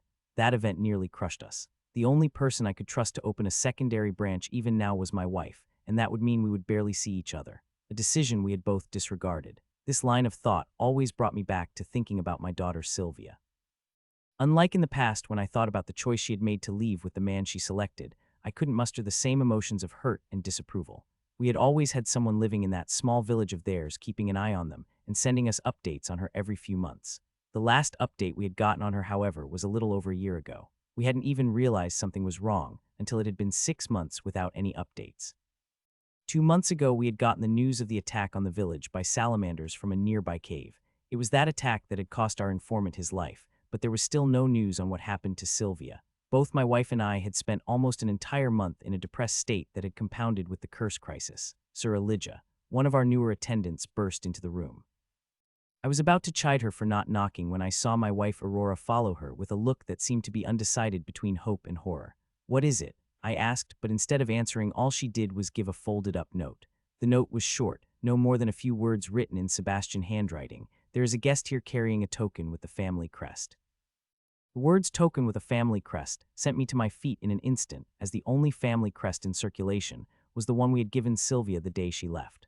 All that hope and joy turned to dread as I recognized the message. A guest meant that he didn't recognize the person, and he had met Sylvia before she left. Not only that, but as we had established beforehand, the way the letters were slanted signified that the guest was a man. "Have the guest Braug," I started to say. "Knuckles is already going to bring him." Aurora interrupted me with an unsteady voice I haven't heard from her in years. Knuckles was our head enforcer. He was an average solo adventurer a little over 10 years ago, whose sister took ill only for him to be scammed by an alchemist for the medicine. Our choice to invest in him that day had proven wise, as he not only sold everything he got while delving through us, but he also worked part-time as our guard for a very reasonable pay when he wasn't delving. More important than anything else was that he was loyal. "Do you think?" Aurora asked me as we waited. The question may have been ambiguous, but I knew exactly what she meant. "Do you think he knows what happened to her if she is alive?" "He must," I replied. There was of course a chance that the token could have been lost in the attack, and somebody just picked it up, but it seemed a little too soon for that person to be here if that was the case. We were put even more on edge as the sounds of a physical altercation came from the bottom floor through the open door. Both Aurora and I made for the door, unable to hold our curiosity and unwilling to let the chance at finding something out slip us by.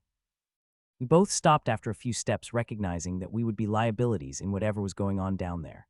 Despite both of us being above level 80, we were merchants. Despite the common belief that people specialized into fighters, crafters, or mages, there was a fourth classification. Much like crafters mirrored the stat distribution of fighters, thinkers mirrored the distribution for mages. Despite not relying on mana skill, merchant and tactical skill were limited by your mental stats. This wasn't an issue so much in the first 30 skill levels, but the requirements grew in line with everything else after that. This was also why most battlefield commanders were mages or hybrid combatants, as they could increase their strategy skills. The sounds quieted down in only a few seconds, but it didn't seem that way to me. We could all hear the stairs creak slightly in a familiar way I recognized, as Knuckles' heavy boots slowly followed by 2 more sets of footsteps. If I had thought the few seconds of combat before had passed slowly, waiting for them to climb up the stairs made it seem like they were scaling a mountain. Thankfully, my merchant nature took over, and I started clearing up any signs of the desperation I felt at getting any information on my daughter. After all, one of the core tenets of all merchants was not to leak anything about just how much you value what you want to obtain. A quick glance at Aurora let me see her walking over to my side doing the same thing. Knuckles' large frame was all I saw as he led the way into my office. Behind him, I could see the boots of the guest and another of our guards from downstairs. The guest stopped at the door and angled himself in such a way that he wasn't turning his back to anyone, whereas our other guard mirrored him on the other side. Knuckles, on the other hand, crossed halfway through the office before he moved from my line of sight, though he still stood between me and the guest. The first thing that took me by surprise was how young the guest was. Despite him being even bigger in stature than Knuckles' already tall frame, I wouldn't have thought it possible for him to be older than 20. The second thing I noticed was the split lip that our other guard was sporting, and the accusatory glare he was keeping on the young man. "This is Sir Elijah and Madame Aurora," Knuckles introduced us. "They have a few questions for you." "Interesting way you have to ask a question," the young man said with hostility. "Do you usually just try to grab clients without a word of warning?" The commotion from downstairs suddenly made a lot more sense. I couldn't remember the guard's name off the top, but I knew that he was a recent hire who was eager to prove himself. This most likely triggered that altercation we heard. We apologize for that. Aurora said he is a new hire and a little eager. We wanted to ask you about the token you used when you identified yourself. Where did you get it from?" The young man frowned at the question. It was a look I had seen many times before in this line of work, but one I couldn't comprehend from him. Why would he be both surprised at the question and angered by it at the same time? Did he think we were accusing him of stealing it? Why does it matter where I got it from? He snapped back. From what I looked into your group before, your tokens are used as an introduction point. What did you do to the woman you took it from? I said my temper got the better of me for the first time in almost 20 years. There was a reason why my wife and I made such a good merchant team. That was because we complemented each other so well. While I could see the market as a whole, she dealt with the bartering and the talking. All my anger drained from me and was replaced by shame as I heard the next words the man said. "You have some nerve accusing me of hurting my own mother after you disowned her." Ajax had been on edge from the moment the guard had made a grab at him. The cold, calculating front he was presented with the moment he entered the room only went to exacerbate this. Why even act like they cared so much? Worst of all, however, was the guard that had led Ajax up here. The man was slightly stronger than he was now. If they could have someone like this around, then Hatchet wouldn't have needed to give up an arm defending his parents. As much as he didn't want to admit it, the disaster back at the village still affected him a lot, since he remembered what losing his parents back on Earth had been like. The moment Ajax opened his mouth to talk, he could feel his persuasion skill hadn't liked his approach to the conversation. Right after he finished his words, however, he felt Enigma trigger in response to his grandmother. As was to be expected of a merchant, he hadn't been able to block her skill at all. He did, however, know that all she managed to get from him was his name, age, race, as well as his level. He did also find it surprising to know that she also inspected every single item that was visible on him with just that one use. Aurora's eye flashed with some recognition, something that Ajax also noticed. What he didn't notice was the suspiciousness she built because of his level. Regardless of the soul inconsistency, she still decided to approach this carefully just in case it really was her grandson. "We apologize for that," Aurora said. "He is a new hire and a little eager. We wanted to ask you about the token you used when you identified yourself. Where did you get it from?" Ajax was surprised by two things. First was the undertone of care he could feel for his mother coming across in the question. Whether this was the result of a social skill or genuine, he wasn't sure. The second, however, was that the eager guard was a new hire. That guy had been coordinating with the other two guards perfectly, so he frowned as he shot a glance at the split lift he had delivered following the grab attempt. "Why does it matter where I got it from?" He snapped back. "From what I looked into your group before, your tokens are used as an introduction point." He decided to push and see if what they cared about was his mother or just not giving out the hefty discount that the token should have earned him. "What did you do to the woman you took it from?" Elijah finally entered the conversation, no longer able to hold back, his usual legendary patience nowhere to be seen. The question pleased Ajax, as he could tell that they still cared about his mother and that this wasn't an act. Had it been, they would have lost much more than a simple discount by having the head of the organization get rattled so quickly. However, the insinuation that he would hurt his own mother, and for it to come from those who abandoned her for the choice she made, also enraged him enough to stop with the guessing games. Even before he opened his mouth to answer, he could see Aurora had taken a vice grip of Elijah's should, not that he noticed, however. "You have some nerve accusing me of hurting my own mother after you disowned her." The word sapped all the strength from Elijah. The weakness in his posture made the grip Aurora had on his shoulders start turning the chair towards her. The first to react, however, was the guard standing across the doorway from him. "That's quite the claim you're throwing around," he said as a click was heard from the sword on his waist. Ajax didn't even get a chance to respond as two voices thundered at the action. "Sheath that sword, you fool." Knuckles growled as his hand quickly went to his own sword, though he didn't draw it. "Don't you dare draw that blade," Aurora said as if spewing poison at the action. Each had said it for a different reason. Aurora was almost certain that this person was actually her grandson Ajax. They had gotten some reports on the existence of all three grandchildren, though they didn't know too much about them. The last few months wallowing over a mistake made so long in the past made her overly protective of him. Knuckles, however, had a much different reason why he was alarmed. The moment Ajax had entered the room, he had unconsciously relaxed slightly. Years of experience in dealing with bandits when protecting shipments let him figure something out from that action alone. Where Ajax had been on edge about an ambush before, he was now confident of one form of victory. In Knuckles' mind, there was only one scenario where that would be the case, and it was also the worst case if it came down to a fight. The only reason why he would stand a better chance here was because he knew that by targeting Sir Elijah and Madame Aurora, he would be forced on the defensive. This meant a fight should be their last resort. "Dear," Elijah asked, hope filling his voice as he knew that for his wife to take that tone, she had to know something he didn't. "Knuckles, please remove your hand from the blade," Aurora said sternly. Knuckles was quick to obey, but he also drew a few steps backwards. Essentially, this was an invitation for Ajax to just escape instead of going for an attack on his employers if it came down to it. The statement, however, had an opposite reaction as it only served to enrage Ajax again. "So you were keeping tabs on us," he hissed out. "That identification you used on me confirmed the name and age, and they should match what you knew. Would it have been so hard to help them through that attack disaster?" His voice almost turned to a shout at the end. Both Aurora and Elijah were surprised that he noticed the identification, but Aurora was quick to explain. "We only had one person keeping an eye on her. Not only that, but they sent reports only twice or 3 times a year. They died in the attack on the village, so we had no idea the attack even happened until a few months ago. We still don't know anything that may have happened to her." Her voice went quiet as both her and Elijah couldn't lift their eyes from the ground. A lot of Ajax's anger had started to burn out by now, not just because he was getting an explanation, but also because remembering the attack moved that anger back on the noble who had been the cause of it. "Both my parents made it out alive," Ajax finally said after about a minute of silence. Joy instantly lit up both Aurora's and Elijah's face as they looked up at him. "Thank the gods," Ajax could hear his grandfather murmur. "Can you tell us where she is?" Aurora pressed. "They are staying in Lessus. Judy and Tom took care of them following the attack." Ajax didn't have any issues sharing that information as he knew that they would have gotten it soon anyway. Not only that, but they were also under Commander Grievous' protection. "It's long past due that we apologized," Aurora said, not just to her but to Sam as well. "It seems we might have been a bit too quick to judge. You're right, I should look into inviting them to come back here." Elijah agreed as he stood up ready to go and give the order. "No point in sending out that offer now." Ajax took the wind out of his sails. "Why not?" Aurora asked, her voice quivering at the prospect of her daughter now rejecting them. "Because they're already planning on coming down here," Ajax explained, "though that won't happen until Tom finishes his time with the guards and Judy finishes shoring up her main branch. Not to mention that Kate has a commitment to the Healing Union, which would take a few months to approve a transfer for her to the capital." He didn't mention that the Healing Union was most likely a non-issue since Luna could handle that. "Kate," both Elijah and Aurora asked. Neither was aware of a 4th child named Kate, let alone one that had shown any talent with healing magic. The reason Ajax was even willing to share any of this was because he knew how torn his mother was when it came to her parents. He had decided that the final decision on the matter would be hers when she came down here. He would go along with whatever she decided. "Why follow you?" Elijah asked absent-mindedly as he was already starting to think through a plan to speed up the timeline. Aurora, however, turned a speculative look on Ajax as she thought on the level she saw.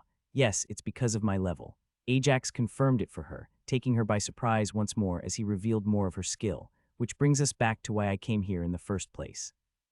His words brought his grandfather's mind to a halt, as now both his grandparents were focused on what they could do to start making amends. Aurora POVs. The day had already been full of ups and downs, but from the tone of Ajax's last words, it seems we weren't finished just yet. The boy was clearly full of surprises. His level and the fact that he knew so much about my analyze. It was an epic inspection skill, mostly dedicated towards items than people, but this was a first for me.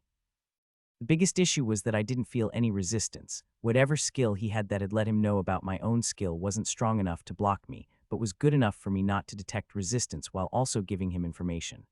I put that realization aside. There was more to come now. I will talk all of this over with Elijah later. He was always the better thinker between the two of us once he had all the information. I needed to focus on Ajax now. This was our grandson, and the first meeting wasn't shaping up to be a good interaction despite the joyous news. "What do you mean?" I asked. The reason why I came here today wasn't to reconnect with family. My lie detection let me know that his statement there wasn't all true, but what worried me more was that it wasn't all false. I came here looking to establish a cooperation agreement. I stayed silent for a moment, trying to think what the best way to approach this would be. From the feeling I got from the boy, I felt that trying to push anything right now wouldn't get a good reaction from him. "What do you mean you didn't come here to reconnect with family?" Elijah responded. He was still a little off balance. I placed my arm on his shoulder, trying to calm him down. "I did my research into this organization," Ajax said, something that rang true to my skill. My earlier point about the token granting me a better deal should still hold. That is the main reason I chose to come here first. A tight squeeze on Elijah's shoulder stopped him from responding this time. Thankfully, we understood each other well enough that the look he saw when he turned to me was enough to not only let him know that I should do the talking, but also that he should be focusing on the details of the deal. "From what my mother said when she gave me that token the night before I left for the capital, she hasn't decided on the attitude she has towards you." Ajax continued, seeing us not respond. "With that being the case, my decision on considering you family rests with her, a decision she will no doubt have to make once she moves here, and one I will not be influencing, simply respecting." The truth of his statement was chilling. Right now, he would be fully prepared to treat us like strangers if Sylvia decides that's what our past choice means. But since the part about Ilvia being undecided was also true, helping him couldn't hurt our chances in that decision. What type of agreement are you looking for? I asked, switching back into the practiced role of merchant. I am currently affiliated with the academy, he said. This results in me having a lot to learn, sufficient access to the dungeon, but not much time when it comes to gathering materials or selling any spoils, something I hope to rectify by having a contract with a merchant organization. And how long would this contract last? I asked. For others, I would start with the reminder of this academic year to see if it is a good fit, he answered. But not with us, Elijah said, his tone calm and collected for the first time in the discussion. No, not with you, he shook his head. Considering what that token I have means, I doubt anyone will be able to give me a better deal, at least not one that doesn't tie me to them. So then how long will the deal be? I asked. Until my mother arrives, he said. When that happens, our relationship will change and the deal we come to today will end regardless of which choice she makes. That would be fine. I confirm after Elijah signals to me it is acceptable. What materials would you be looking for? My main focus will be alchemy. The reveal was big. All the high-level alchemists were quickly swept up by nobles, especially those that could craft in dungeons, which is something I assumed he would be doing. But I will be trying my hand at a few other crafts as well. Like what? I asked at Elijah's prompting. Leatherworking, mining, skinning, farming, and a bit of blacksmithing. He rattled off an impressive number of professions. No wonder he had little time for trading. I also had to stop myself, and thankfully Elijah did as well, from reacting when he mentioned blacksmithing. After all, the whole reason for our disagreement with Sylvia was over her choosing a young blacksmith as a husband.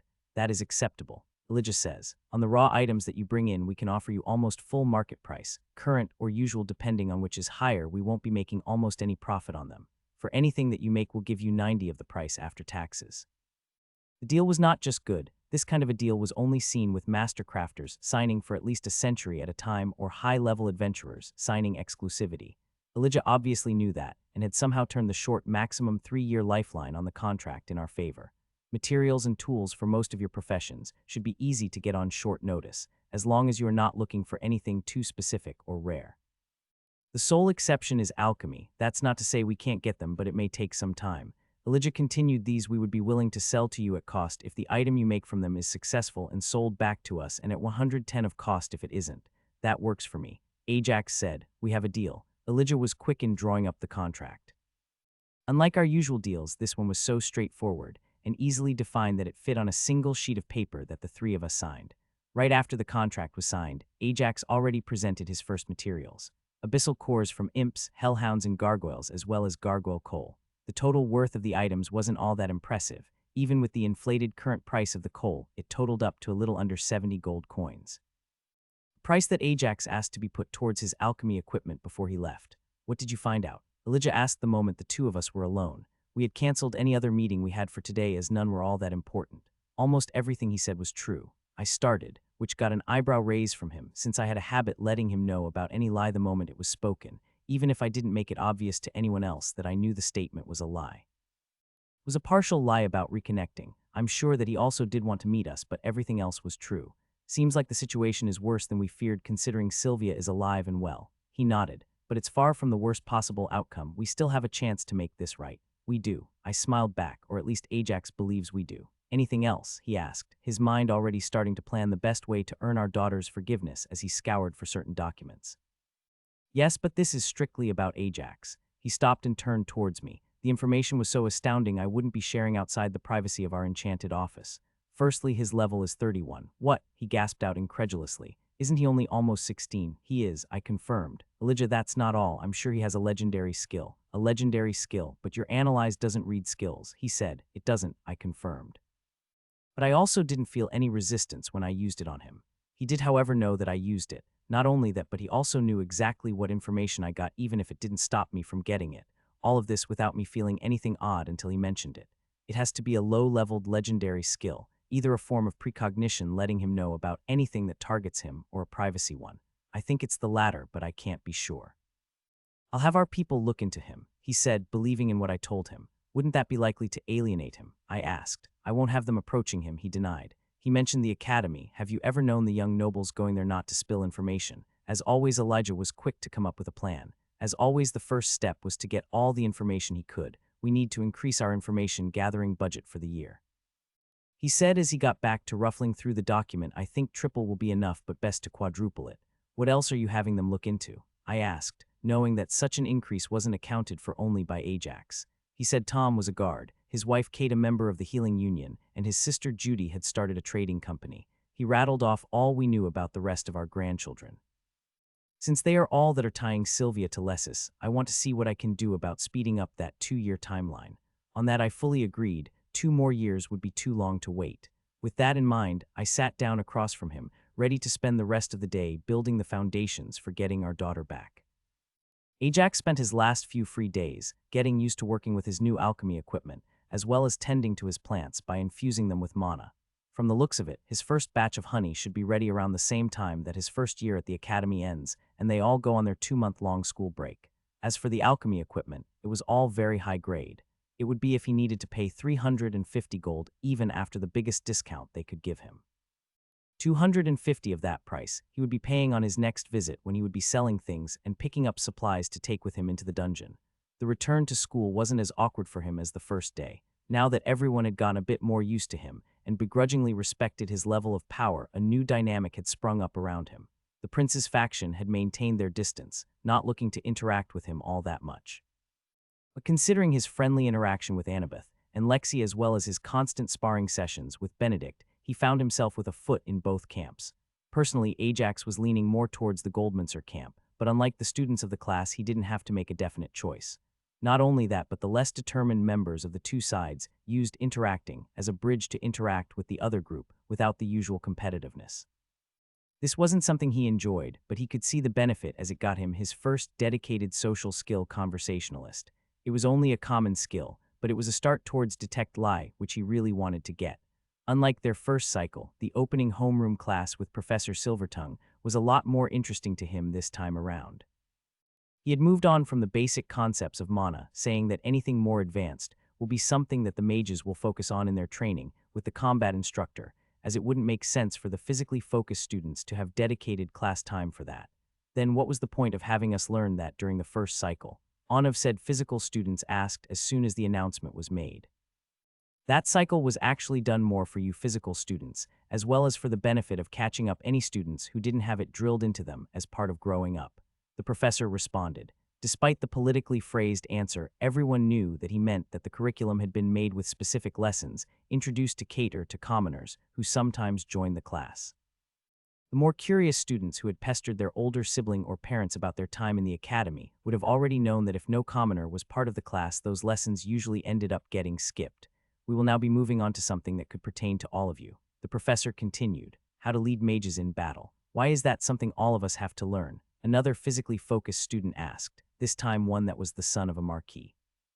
Because despite the fact that a physically focused fighter shouldn't be the squad leader of a mage squad in practice, that has been known to not always be the case. The professor blew out a sigh of disappointment at that. This was something he personally despised. Why is that something that shouldn't happen? One of the people in Benedict's camp asked as he looked towards the Archduke's grandson. Many of our generals are physically focused. I don't mean that you'll be learning how to use a mage battalion. Thankfully, our kingdom has made enough progress that command and tactical positions are always given out by merit. What I mean is that you all need to learn how to lead a squad of mages. Ajax had a confused look on his face at that explanation.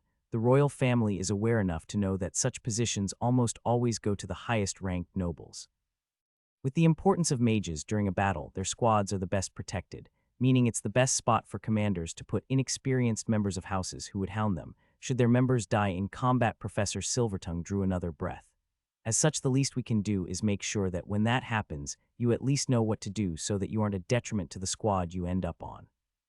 The explanation had left quite a few of the students indignant. The idea that they would take such a position for the sake of personal safety seemed insulting to them. Ajax, however, was 100% sure that as soon as they were faced with a real battle, most, if not all the ones who acted insulted, would forget their reactions right now and would be thanking their commander as they headed for the squad assigned to them. The rest of the class was very interesting for Ajax. Not only because this was information that he hadn't already gone over, as with most of the mana lessons in the previous cycles, but because of the skirmish he had participated in before he joined the collectors and started delving. He still remembered a lot of the battles that had taken place back then. During those battles, he hardly ever focused on the mages, as they mostly only canceled each other out, With it being a skirmish, the winning mages wouldn't really start bombarding the infantry, as this would lead to heavy casualties. Magic squad combat mostly resorted to 3 simple steps. The first was positioning, getting the squad in a good position. This meant that not only could they not be ambushed, but also that they could target the enemy infantry, protect their own infantry, and also be prepared to engage with enemy mage squads. The second step was fortifying their position. The only reason why he had managed to ambush a few mage squads during the skirmish was because they were always in transition, and they were inexperienced. Once the mages had time to set up ditches and small walls, anything short of a warrior, with a large level advantage or another mage squad, will pose little threat to them. Next lesson, we will move on to talk about the best way to engage with another mage squad. I will end this by saying that if you are physically focused and end up leading a mage squad, the best thing you can do after you get yourself positioned is work as a scout to ensure your squad doesn't get surrounded by a flank or a stealth-focused assassin somehow slips in. With that, the professor ended his lecture and walked out. On their way to the next class, Ajax was excited.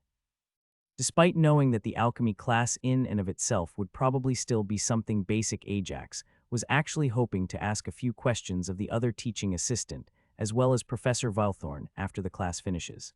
Ideally, he would get their input for crafting inside the dungeon. Much to Ajax's disappointment, however, not only did the class cover something very basic that he had already learned from a village apothecary, but the material also needed to have both the professor and the teaching assistant helping the students, more so because those not interested weren't putting in all that much effort. Today the class focused on preparing ingredients. Where their first class had focused on crafting some basic increased regeneration potion, they were now learning how different types of ingredients could be prepared. Some plants could be used as picked, others needed to be crushed, shredded, or dried. Not only that, but they had to be prepared in an easy way to measure. The class had started relatively controlled, so Ajax quickly set to prepare his ingredients before he could start asking questions. However, the class went off the rails. Out of the 25 students, almost 15 had no interest in alchemy, so they just wanted to get this over with as quickly as possible. This seemed fine, however, where physically focused students had an easier time preparing the materials due to their higher dexterity. The mental focus students ended up making a lot of mistakes trying to keep pace with them. Stop just trying to rush through it, Professor Valthorn snapped after passing by the 8th student, who wasted his vibrant pound grass by mincing it at nearly half the length he was supposed to. Alchemy takes time and patience. The few chastised students muttered a group apology that came off slightly insincere despite their social skills. This only served to upset the teacher more, as she decided enough was enough. You had all better pay attention and make sure you learn how to do this, as for the rest of the year you will be responsible for the ingredients you ruin with improper preparation, she threatened. The threat wasn't anything that worried the students, as anything they worked with in the first-year class wasn't going to be all that expensive, and their families would easily be able to afford a few replacements here and there. You'll also be paying for them by working as a gardener in the school alchemy gardens. Don't think you can get out of this by just tossing a few coins at it. This time the threat made clean contact as the students started requesting help and clarification. Oh, is there something I can help you with? Professor Valthorn asked Ajax after he remained behind despite the rest of the class moving on. He had seemed dismissive after their first lesson when she approached him about him possessing some skill for alchemy. Yes, Professor, Ajax answered. I'd like to ask you about crafting potions and elixirs inside the dungeon. Dungeon crafting? Professor Valthorn raised an eyebrow in surprise. Well, that's quite the leap from our last lesson. What prompted the change? Need Ajax answered. He also continued when he saw the gaze that invited him to. The cost of the potions I will need in the future is something I most likely can't afford, but if I am able to make them inside the dungeon, using the abundance of materials in there, that changes things. It takes a lot of time and wasted resources for any crafter when they start crafting inside the dungeons, the professor challenged. More so for alchemists, will you have the resources for that, let alone the time to study it during your delves? From what I read on the matter, learning to craft inside the dungeon works almost like a completely separate skill, Ajax said. While doing so increases the difficulty and speeds up skill growth, once someone gets the hang of it, their success tends to remain consistent. So if I learn how to do it while I am still at the beginning of learning alchemy, the materials should be cheap and most are in abundance provided by the academy. And what will you do about time? The teaching assistant asked. With you having the normal amount of classes on top of being a hybrid fighter and spending your free part of the cycle delving at an appropriate level, you'll never find the time for it. That would be true, Ajax admitted, but I happen to have a whole part of the cycle dedicated to delving way below my level. I checked, and there is nothing stopping a teaching assistant from practicing his crafting profession while assisting with a class delve. That statement surprised both the professor and her assistant. Both had been thinking of Ajax as just another student with a few specialties, so they didn't consider the free time he could carve out for himself while on the class delve. Well, now Professor Vilethorn said as she stroked her chin, and a smirk broke out on her face. That could work out well for you. With that, she went over to her desk and started to go through her drawers one at a time, ruffling through the books, loose sheets of paper and scrolls that were there, while muttering something about, "Where the hell did I put that?" As precise as she is when it comes to brewing a potion, she has to be the most disorganized person I know. The teaching assistant shook his head in defeat as he watched his teacher tear the desk apart. Aha, here they are. Professor Vilethorn said triumphantly as she held a few pieces of paper and then proceeded to place them on the desk and write something on each of them before bringing them over and handing them to Ajax. These are the recipes for some basic potions that should help the most with raising your skill level as well as getting you accustomed to crafting inside the dungeon. Ajax gratefully accepted the recipes and took a quick glance over them. The list of ingredients matched the style of the first recipe she handed out in the class's first alchemy class, with one simple exception. On the left side of the ingredient, the amount required looked to be crossed out in such a way that you couldn't tell what was written there before. "Why are the quantities crossed out?" Ajax asked. "Crafting inside the dungeon, especially when working with low levels of alchemy, is best done by experimentation and substitution," the professor explained.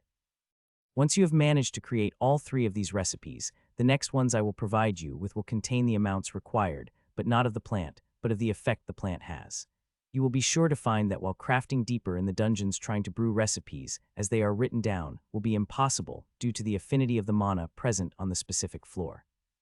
Starting by learning like this will have you prepared to improvise and adapt, even if it might mean it takes you a bit longer to rise through the low levels." She added on, "Come by my room the morning before you depart for the delve to collect the ingredients." With that, Ajax headed for the door, ready to go to his next class, when he noticed the teaching assistant following him. "For this first cycle, I'll prepare the ingredients for you, but for every time after that, I suggest you show up a day early to prepare them yourself. That will save you time in the dungeon." The rest of the classes for the day passed quickly, much like they did the previous cycle. Unlike with alchemy, Ajax chose to keep his focus on only one crafting profession, only learn the others through his classes at the academy. The next change in how the cycle played from the previous one was when they got to the afternoon practice. The prince had joined the physically focused part of the training, meaning they already had an even number and he would make it odd. "Ajax, if you would join us this time around," the magic instructor asked. Ajax simply nodded and joined the casters. There were more casters than physical fighters, but that didn't seem to disturb the teacher. "Now, while last week I was content to simply have you go through use spells while working on having everyone get at least acceptable with their aim." Everyone turned to a single student at that remark. Clearly, he had been a weak link for a while. "Now we will work on your control of magic in a different way. Will we finally get a chance to duel each other?" one of the students asked. "Not just yet," the instructor denied. Unlike physical combat, starting magical sparring too early is very likely to lead you into forming bad habits that are hard to break later on. The wave of disappointed groans was silenced with a single glare from the instructor before he continued. "Now, while you were all practicing your aim during the last week, I observed the form of your spells for each one of you, well, with one exception." He turned his gaze on Ajax after that statement. "Sorry," Ajax said, aware that he might have focused a little too much on physical training. He couldn't help it though, as his spars with Benedict had been very fun. For the first time in a while, he was on the back foot in terms of skill, but not in terms of stats. "That, however, won't be an issue," the instructor continued. "Now that we can control where our spell is going, we need to control how the spell is formed." "Isn't that what the incantation is for?" one of the lower-ranked nobles asked. "No, the incantation simply gives you a mold," the instructor explained. "Now, while the general idea has been known for a while, it is our current headmaster that has not only come up with an enticing theory as to why, but has taken great steps in proving it to be true." "Luxem," the instructor chanted, and a regular ball of light sprung up from his palm. "This is the base spell, you all know it, and this is the result most people will get if they cast it without any intent behind it," he said as he waved his hand through the orb and dissipated it. "Now, the headmaster's theory states that the chance we use only for a base idea for a spell. In the case of the previous spell, that idea is ball of light. As we get better with our intent, you will find that we can change the output of the same incantation," he continued. "Luxem, Luxem, Luxem," he chanted once again. The first time he chanted, a ball much bigger and brighter than the previous one was summoned.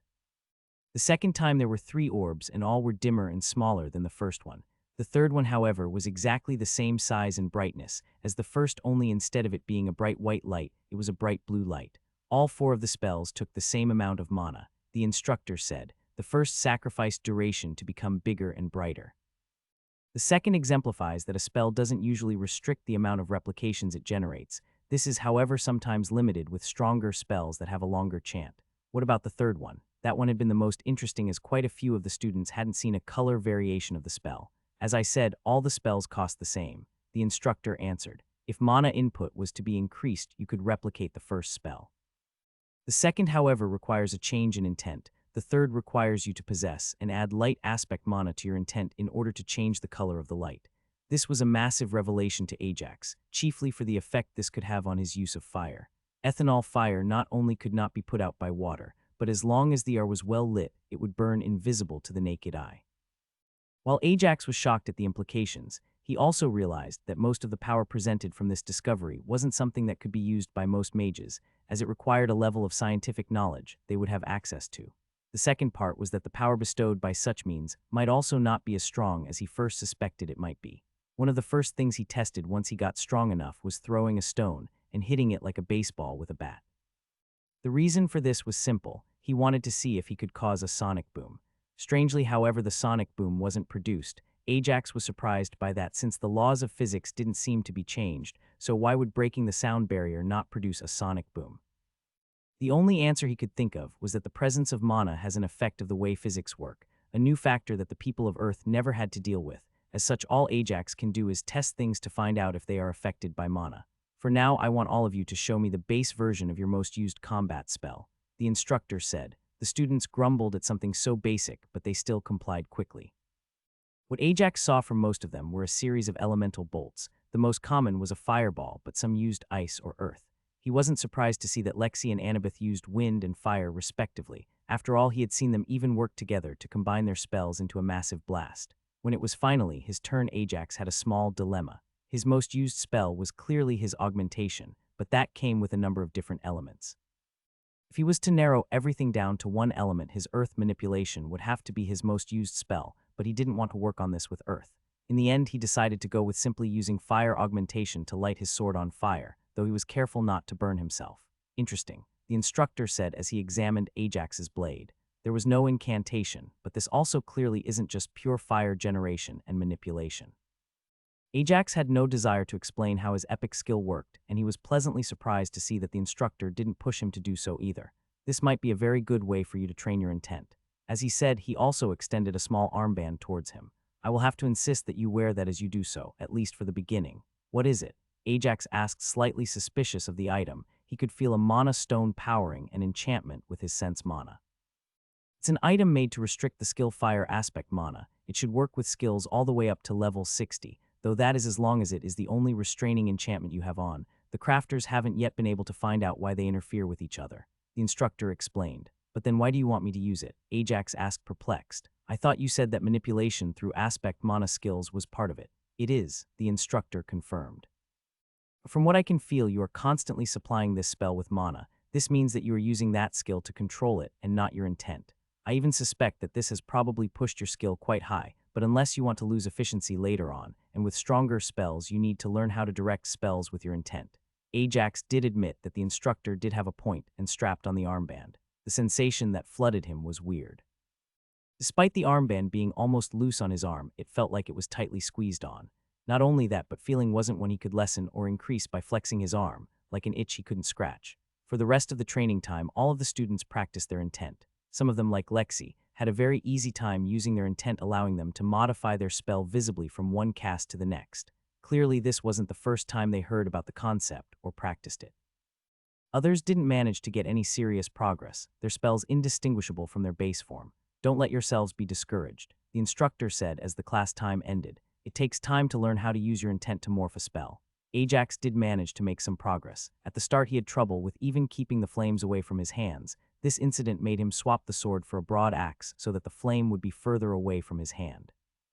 By the end of the lesson, however, he had managed to use his intent to keep the flames burning the handle of the axe. With the class over, Ajax went over to his office for a short, but much-needed break before he would go to meet up with the old librarian for their experiments with curse mana. Ajax thought that joining the mage side of the class was actually a good idea, since despite only having 500 mana remaining, his stamina was still above 1700, and that's what he would need to use Cursed Slash.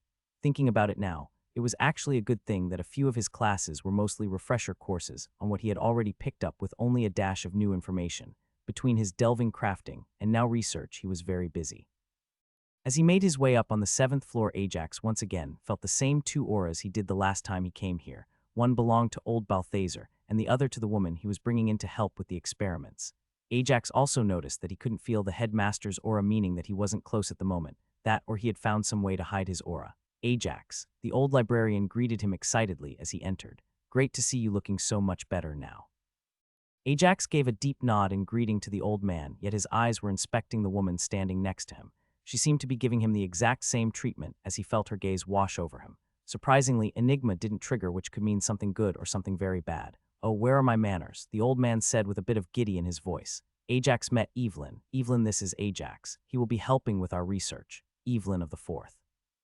The woman said coldly as she extended her hand. The name, however, was something that drew Ajax's attention and made him freeze for a second.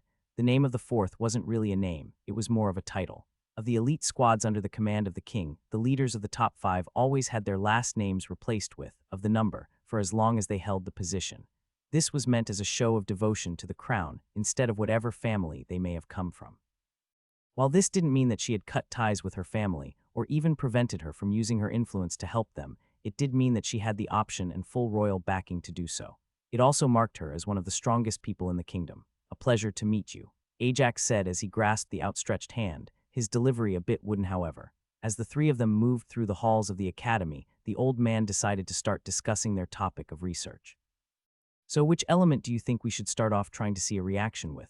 Any of them will do, we will have to see how they all react eventually, Evelyn said, though perhaps not wholly, as I doubt we will be able to get much from that interaction to start with. I think fire would be a good place to start, Ajax suggested. Oh, why is that? The old man seemed very interested in why fire was where Ajax started off with.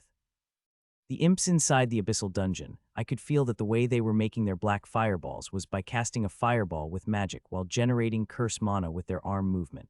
I think the curse mana simply attached to the fire magic and turned it into the black flames. I want to see if we can maybe recreate that, Ajax explained. That does seem like a promising place to start with, the old man agreed.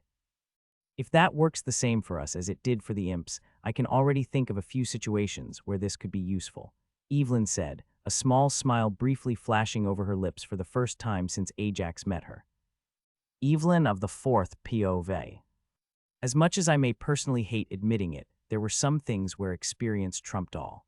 The ability to spot potential and opportunities was one of them, and despite some of my personal opinions, the walking relic Balthazar had gained a lot of experience in his nearly 4 millennia of living. I was the second youngest leader of the royal squads. Not only that, but the only one younger than me was the leader of the 10th, and he was a lot weaker than the rest of us, only being a squad leader, because he was the future king's right-hand man. I knew that in my pursuit of power, I had to leave some things by the wayside, but that didn't mean I couldn't befriend others to make up for it. The kid Ajax was quite the phenomenon.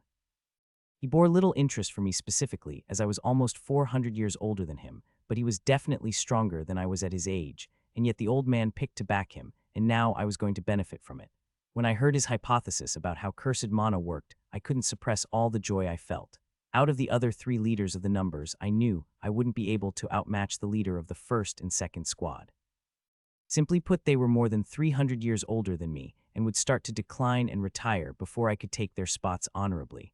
Jekyll of the 3rd was different. While he was still 150 years older than I was, the difference in our power wasn't all that large, at least not when it came to fighting monsters. The problems came when it came to direct combat, as his preferred curse mana attacks had very little research done on them, so I had yet to defeat the cocky bastard in a duel. For now, we should just observe your skill and see if we can learn anything from it alone, Balthazar said. What is the skill specifically called again? Curse Slash. The kid replied. That's good. The old man nodded with a grin as he pulled out a strange weapon and tossed it to him. We'll be using that for at least our first few weeks of research. Safety when dealing with cursed mana cannot be overstated. The boy caught the long spear shaft with a look of surprise. The weapon was odd, as the shaft had the length of a spear, yet the blade at the end was as large as a short sword. It took the kid a few practice slashes to at least get the balance of the weapon right before he executed his skill. The cursed mana trail that was left by the blade was so reminiscent of Jekyll's skills. I had felt it a few times before, but I never had the chance to truly study it as it was in the middle of a duel.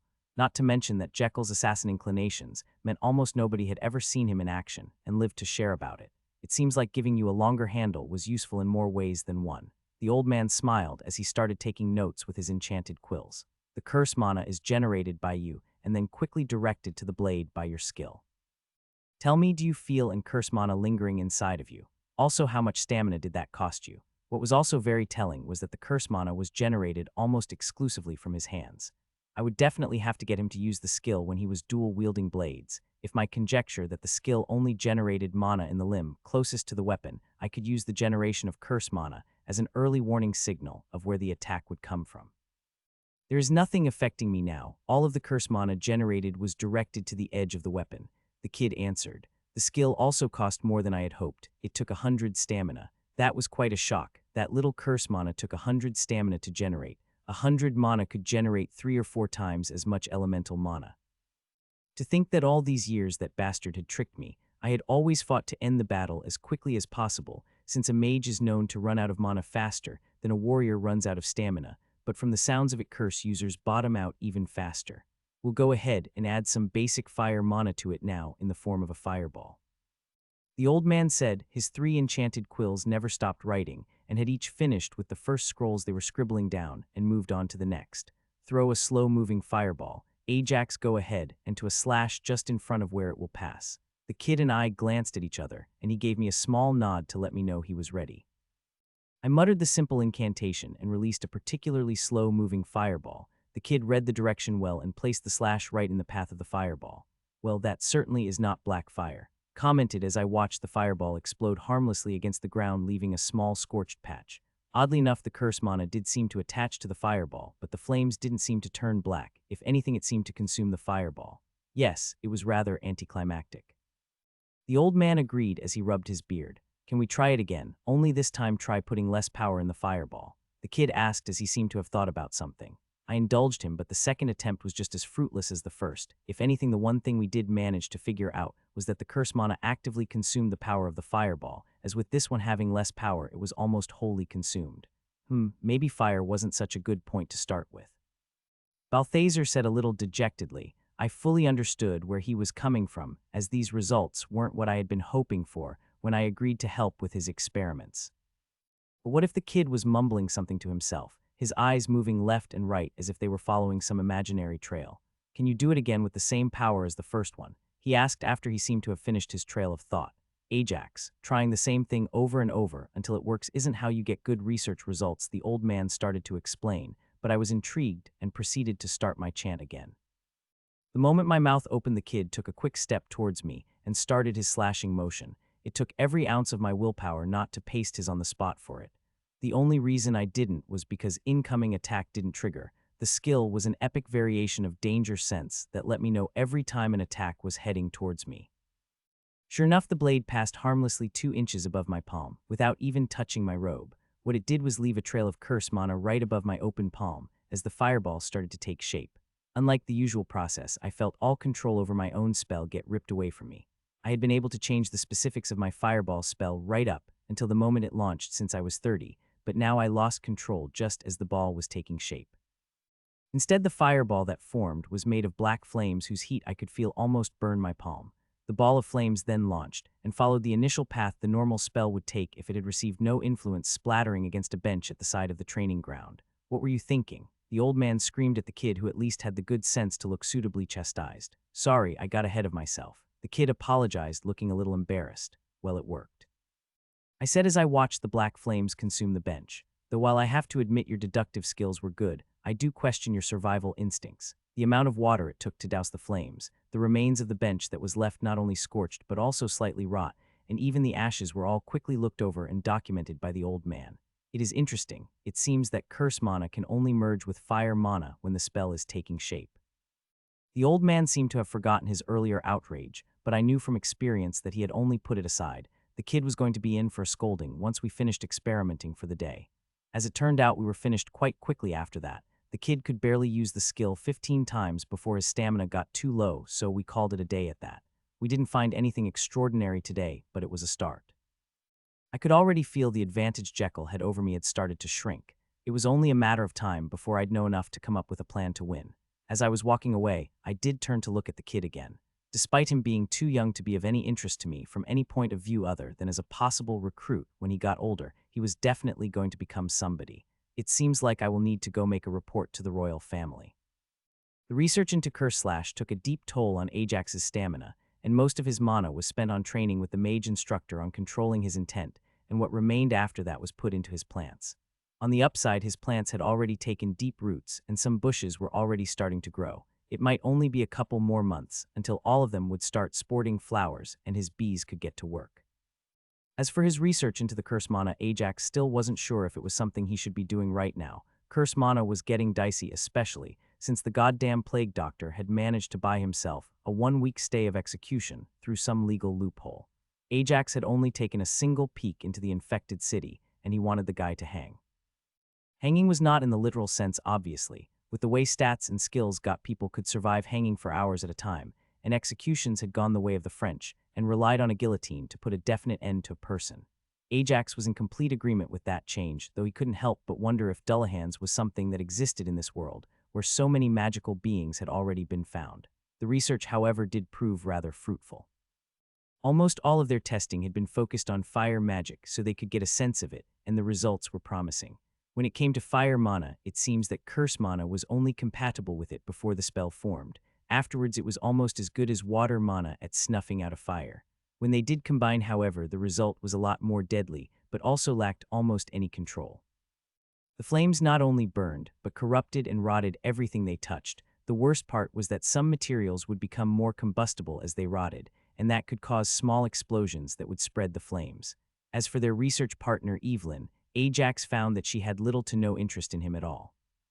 The one time that she showed any interest outside of their curse mana research was when she asked him point blank if whatever he did to put himself so far ahead of the curve could still be used by her.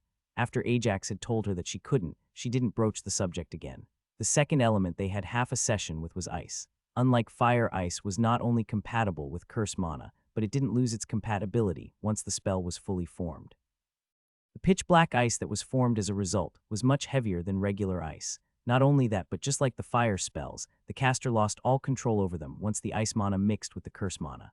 What really interested Ajax and Evelyn, however, was the fact that this new ice gained a very odd property to shatter reflectively to physical damage. The effect meant nothing when it was hit with an arrow, as the range seemed small, no larger than a few feet.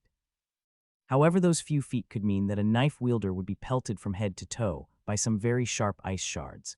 They had yet to test if those ice shards would also infect the target with a curse, or if it would remain as black ice, but Ajax had a strong feeling that it would work as a delivery device, which could prove invaluable against melee fighters. Evelyn also seemed extremely pleased at the news, so much so that she shared with Ajax that an opportunity would arrive in a month's time for all the freshmen at the academy, an opportunity that the nobles had been waiting for. With their progeny reaching past level 20, they were now at a spot where they could form their first bond with a monster of a similar level. Why do they form bonds with fully grown creatures? Ajax had asked when he found that out, because they are not meant to be lifetime companions. The old man explained, in most cases a strong companion simply won't form a bond with a human, at least not an inexperienced one, and having a companion gets them experience. Ajax asked incredulously, I would have thought a dead bond would be a warning flag to avoid that human. That is the reason they also choose such low-level creatures. Even if they are treated well and progressed, most of them would still die in a century, 1.5 at most. The bond skill might not have a level, but any creature you attempt to bond with after the first will be given a lot of information on how you treated your first bond. The old man explained. While Ajax didn't find that method all that agreeable, he had to admit it was a lot better than the practice of forming a bond just to kill it in hopes of unlocking some extra skills.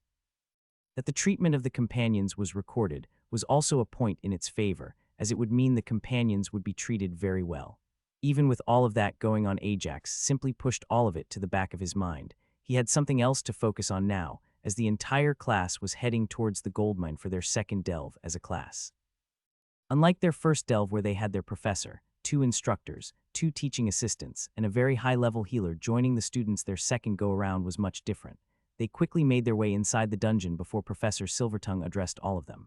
All right, everyone, quiet down. He raised his voice and all of the chit-chatter died out. Now, as you are all aware, for the next 4 cycles, the Delves will be a competition that takes the form of a tournament. That got a small cheer from the more competitive students as they were all looking forward to the game. Ajax had been slightly dejected when he heard about it, since he had been hoping to simply practice his alchemy during these low-level delves, but he was pleasantly surprised to find out that he would have all the time he needed for his brewing. 2 rules that will stand and are not to be broken under any circumstances. The professor continued, "You are not, and I repeat not, allowed to trigger the obelisk. Any student, regardless of who they are, that is found to have done so will not only find themselves expelled, but they will be fully prosecuted for recklessness or murder, depending on what happens afterwards." That rule made perfect sense. Even with Ajax's classmates' abilities being strong enough to delve this entire floor, a stampede like the one caused by triggering the obelisk would be lethal to all of them. The second rule is that you are not to launch damaging attacks towards other students. Stealing is allowed, but should you be caught in the act, you will be eliminated for the rest of the delve. You are only to steal things that were collected from this floor of the dungeon. A few students looked around, trying their best to appear innocent at that. Don't think I am kidding. If I get a whiff of anything else being stolen, I will find out who it was, and they will be cleaning all the toilets in the academy with a toothbrush for an entire month. Now, we are in variation 1 of this floor. You all should know the location Ajax will head to, and I will be moving around the floor keeping an eye on things. Dave will be here by the arch as well. The professor said as Ajax grinned at the idea that he could stay in one spot for essentially a few days to just practice his crafting. He had stocked up on ingredients, and he was hoping to make some progress. Everyone, go ahead and split up in your teams. With that, everyone split off into 6-man teams. Ajax thought that the tournament was well thought out. It was not only a test of skill, where killing and collecting the most from the dungeon floor would determine the winner. Since the teams were to be formed of 5 students and a novice healer from the healing union, and all team members had to be different every week for 4 different delves, this involved both strategy and political maneuvering to win. It was a foregone conclusion that Annabeth, Benedict, or the Prince will be the ones taking the first spot. Lexi was mentioned as a dark horse, but as the heads of the 3 factions in the class, the battle for first place was clear. As was to be expected, the teams this week were split into the usual factions, but starting with the next delve, it would be near impossible not to have an infiltrator from another faction in your team. With that, Ajax had already started his trek towards the clearing he would be staying in for the next few days, already looking eager to get started with his crafting. Benedict Steelblade POV. All 5 groups were keeping their distance from one another as they huddled together, going over their plan once again. This competition was going to be the first point of contention for class ranking. While this year wouldn't be the most impactful, all the high nobles came from different backgrounds, it will still affect the noble landscape. Worst of all is that everyone had a somewhat decent chance to win. Out of their entire class, the standout strongest are me, Goldminster, and Manashaper. While Goldminster, having Manashaper on her side, would usually be enough to push me out of contention, this trial system focuses a lot more on stamina, giving me a chance to make up for the disadvantage. That left the Prince as the other contender. While he was much weaker than us, he had the advantage with numbers. The difference between the 7 on my side, 8 on Goldminster's, and 10 on him wasn't all that big, since we were not only a bit stronger, but also from stronger families with more money to spend on their gear. The problem came that he now had 2 full teams that he could go with, whereas both me and Goldminster would have to drag dead weight after the first round. When I looked around before we left, I was shocked to see that not only was Goldminster not on the same team as Manashaper, but she wasn't in a team made up of only her people. She was part of the split team.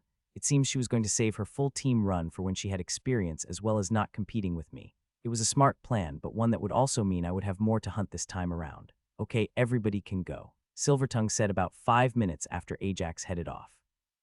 He also took off, but I knew he would be roaming around us until we all started to split off at least. As when we all dashed into the forest, only one of the Prince's group didn't head towards the mountain, instead choosing to head behind the arch. We all knew the area there was small and limited, but if they were the only ones there, they stood to gain quite a bit before they could pick things off around the side as they spread to the rest of the floor. It was a smart move, as nobody would go compete with them, as they would also then be left splitting a small area.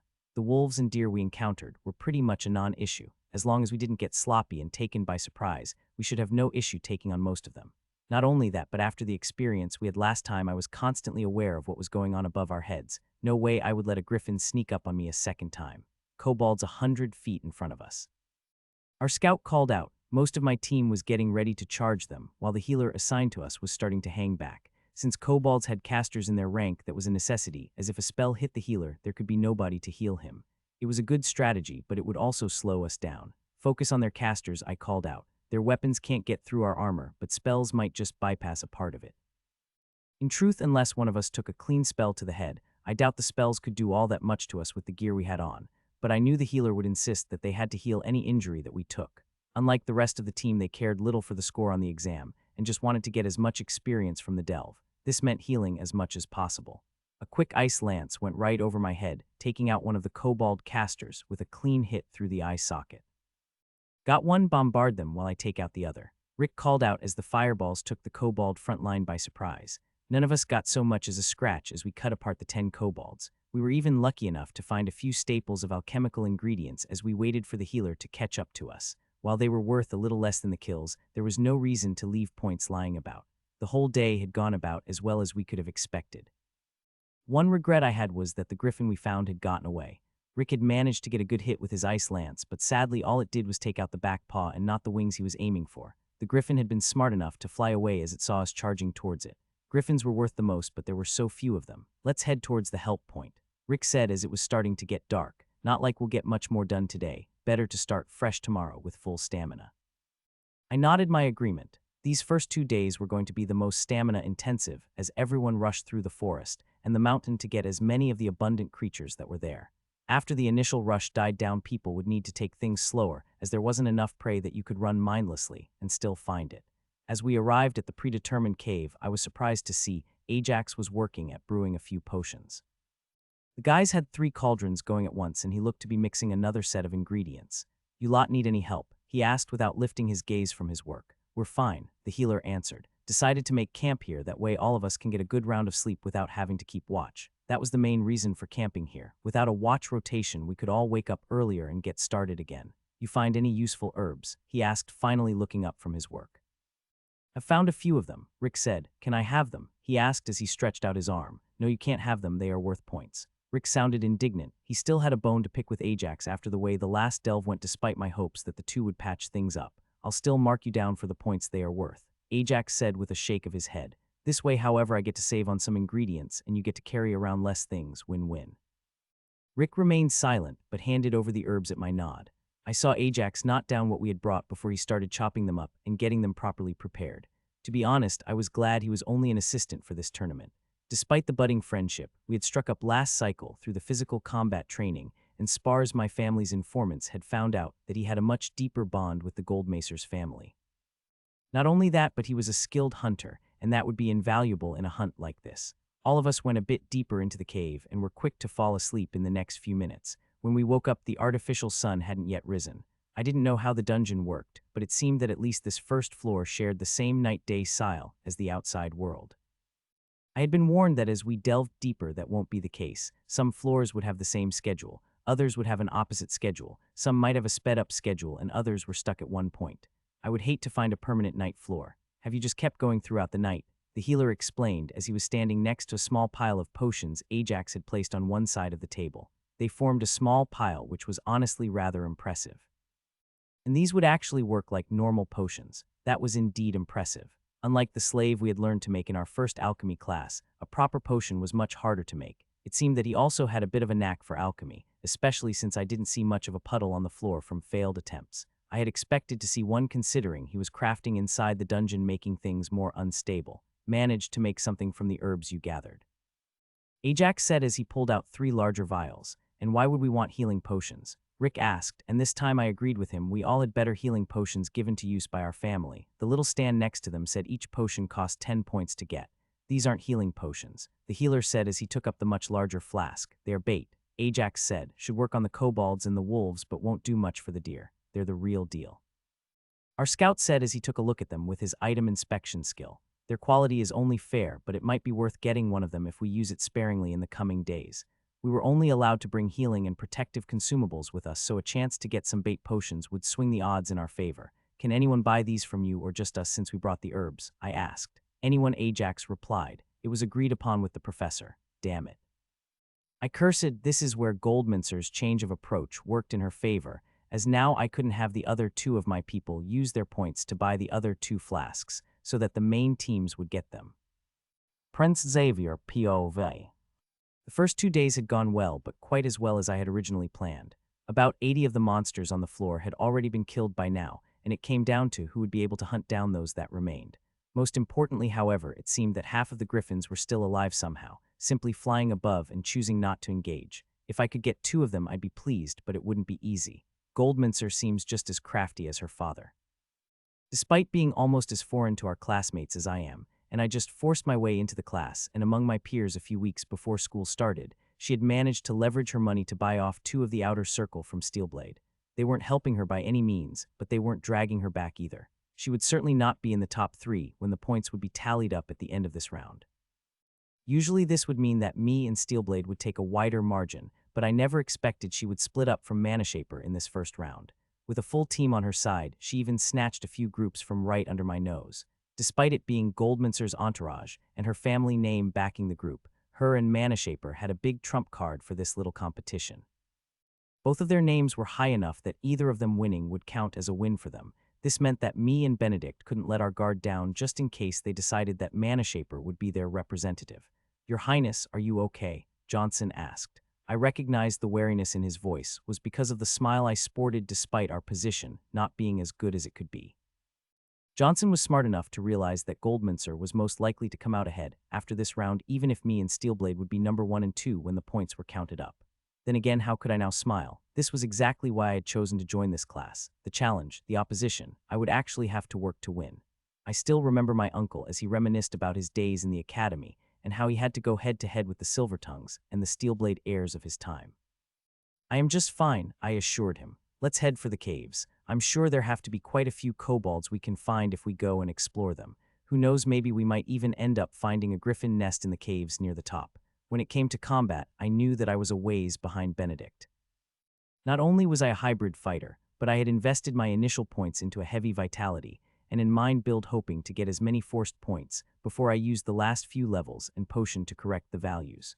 Even if my skill with the sword was better, he was just stronger and faster than I was, and I couldn't put up any strong spells to tilt the fight in my favor just yet. The moment we engaged the kobolds inside the mine, I did my job to hold their warriors in place and give our mages time to wipe them out.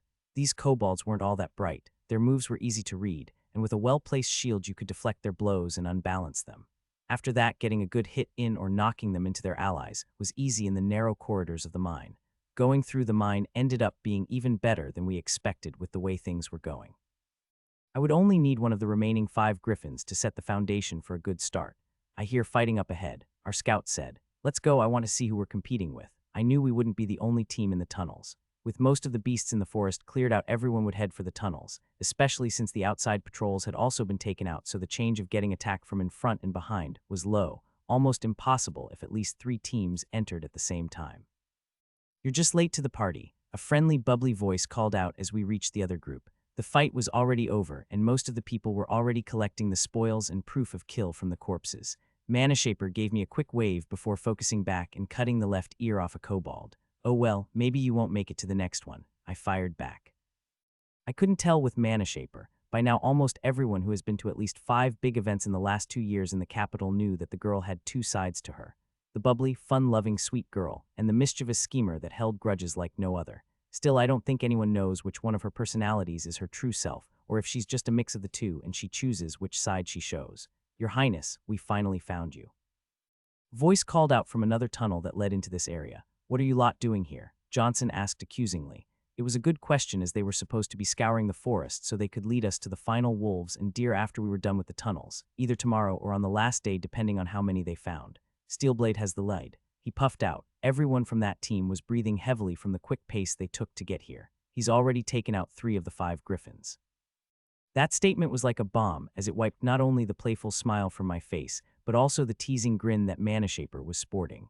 So far each of the 5 teams had taken a griffin for themselves. I suspected that had something to do with Silvertongue, as all of us were attacked in the middle of a fight with deer or wolves. But now Steelblade killed 3 more and shot himself into the lead by a good margin. "How?" Johnson asked.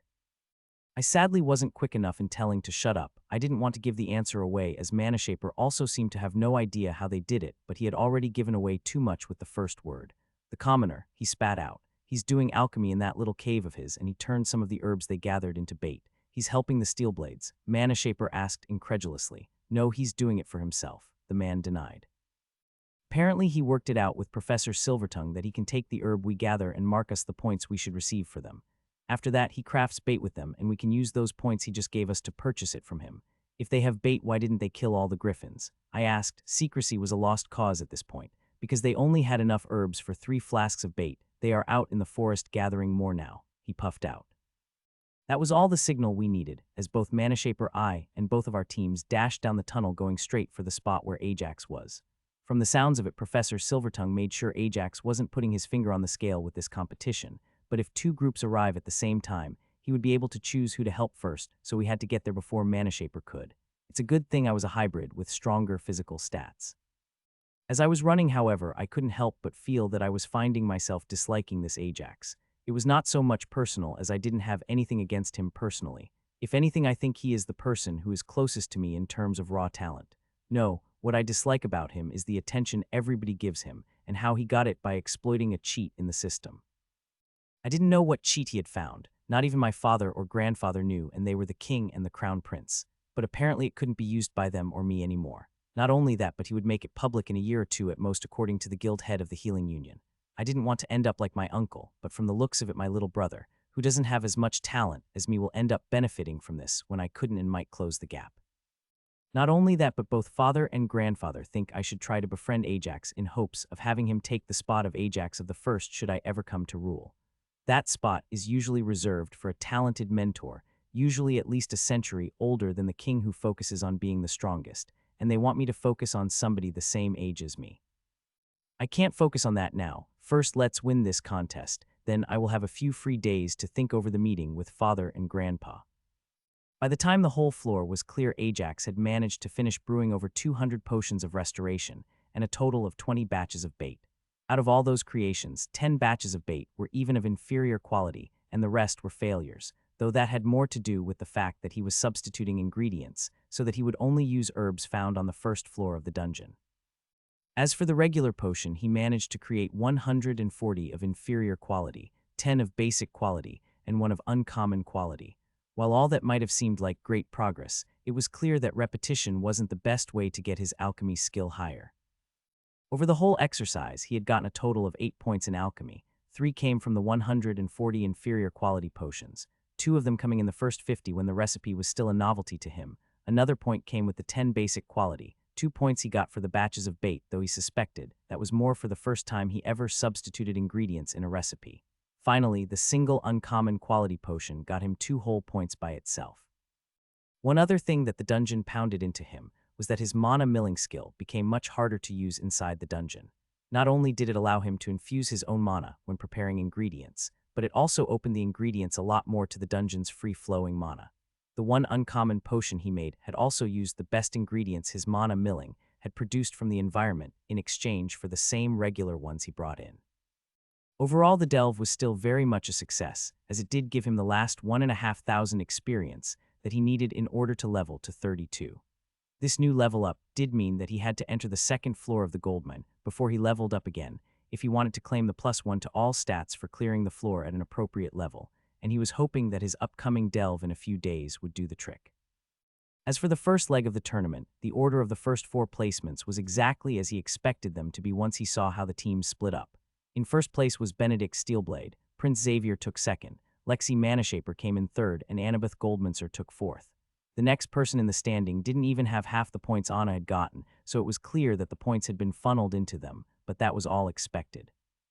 With an astounding lead, Benedict Steelblade has managed to rack up 150 points. Professor Silvertongue praised the leader of the competition before everyone was ready to head out of the dungeon through the archway. The lead was truly remarkable, as the prince only managed to get 125 points, while Lexi gobbled up 115. The big surprise was Annabeth managing to get herself to a solid 100.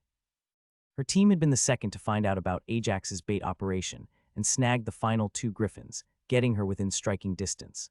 While things did seem to look up for the prince, who would be getting another round with a full team backing his, problems would crop up in the other 2.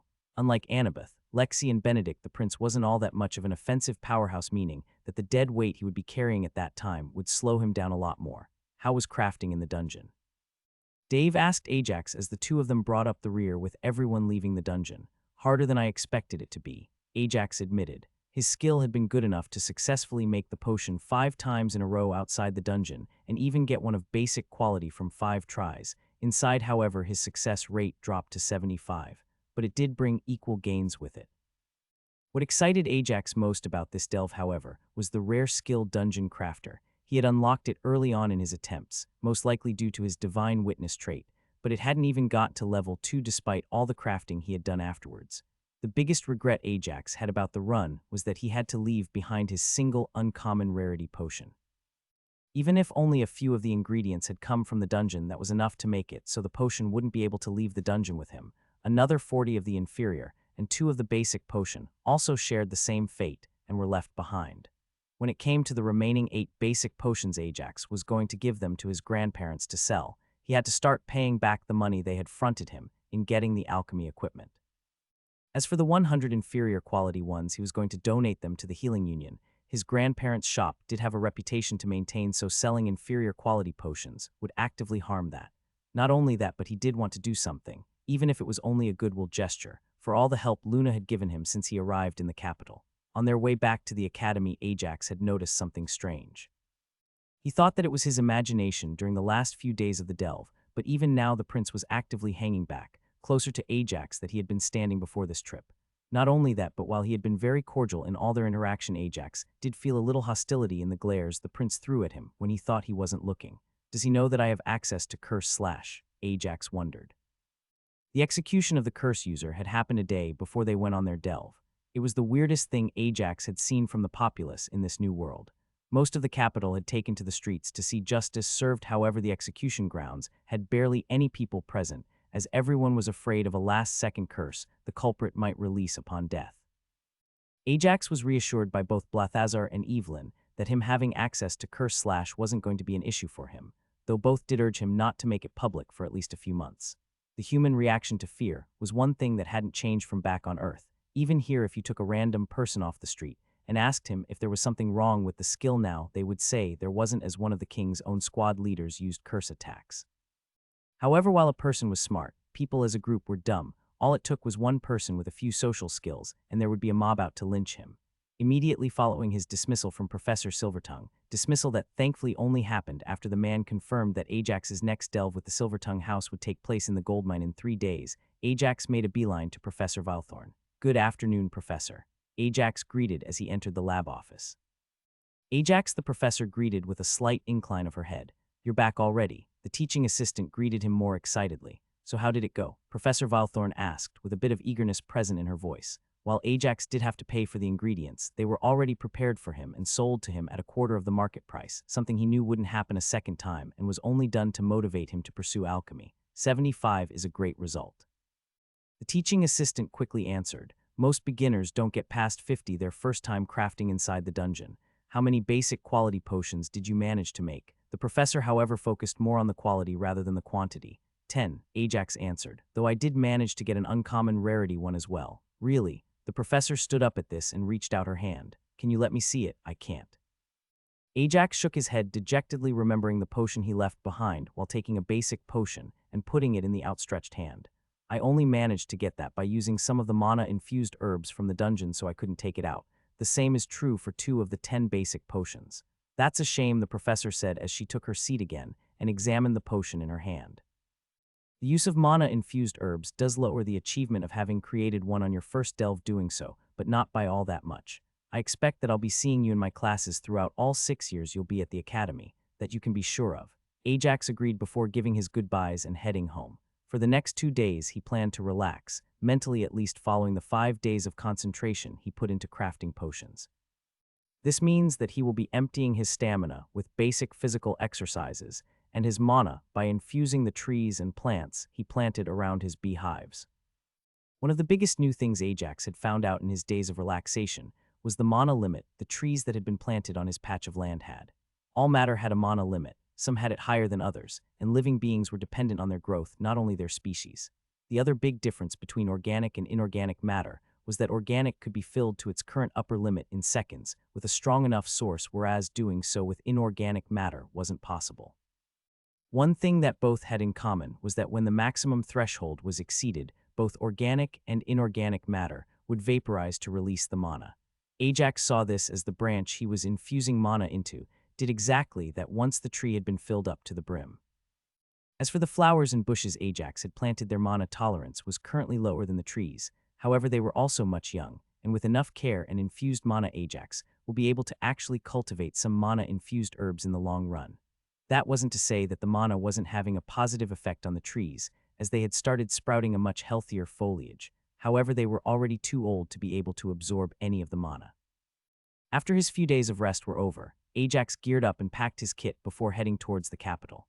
He had thought about paying his grandparents a visit to deliver the potions, but decided to hand those over along with anything he picked up in this delve that he would end up selling.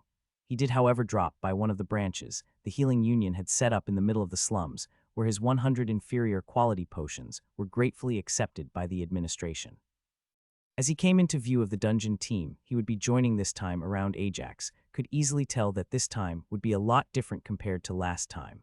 While none of the members of this delve seemed to have the power or levels that Nina and Trevor had, Ajax could easily tell that they were all around level 60. That was a bit of a jump compared to the last team. Not only that, but this team all looked to be younger than the other team, still seeming to be in their late 20s, though Ajax was sure they were all at least closing in on 70.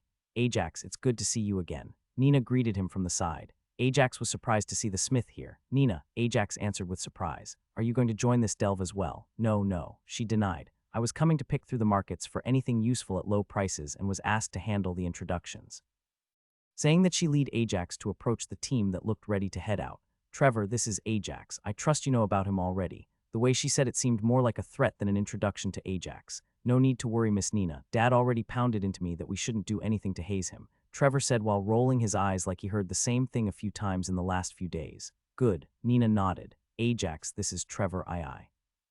You've met his father last time. Know that he is the leader of one of our top 2 elite youth teams. Despite his lack of interest in anything regarding crafting, he is quite adept when it comes to combat. You're only saying top 2 because the other team is led by a silver tongue, and we've somehow never had a chance to compete with them. One of the 20 members spoke up with a cocky grin. It seemed to be a universal truth that the strong and talented would be given some leeway in terms of discipline, even in the big noble houses, as long as they were loyal when push came to shove. Good to meet you, Ajax, Trevor II said as he offered Ajax a handshake. Dad had quite a bit to say about you. Ajax simply accepted the handshake with a nod of his head, though he did make sure to make it a deep nod so that it wouldn't be taken as a sign of disrespect. Well, you're as antisocial as he said. I just hope everything else checks out, Trevor said, cracking a smile for the first time. Your last delve with our house was an 8-day-long camp defense. We're hoping this one won't take as long. Our job is simple. Get to the 8th floor and clear it. Grab anything of value that we can bring back out. Ajax was ecstatic at the news. Getting to floor 8 would mean he would get the bonus for 7 new floors. That would mean an extra 7 to all his stats. Not only that, but floor 8 would be filled with monsters with levels between 60 and 65. Even just the cores from such strong creatures were sure to sell for a pretty penny. You lot watch yourselves. The dungeon is no joke, Nina said, though judging by her tone and expression, even she knew the warning wouldn't do much to the group of young elite at this point. Also, do try to bring me something nice. Who knows, I might even make one of you a custom piece if you do. That piece of encouragement quickly had the attention of every single member of the team as they all cheered with greed at the news. With the morale handled, they all made their way towards the arch that marked the entrance. Unlike last time, Ajax only had the bare minimum for any alchemy crafting with him this time. Not only did he not want to risk the new equipment in a non-crafting delve, but it was also heavy, and it would have taken up a lot of room.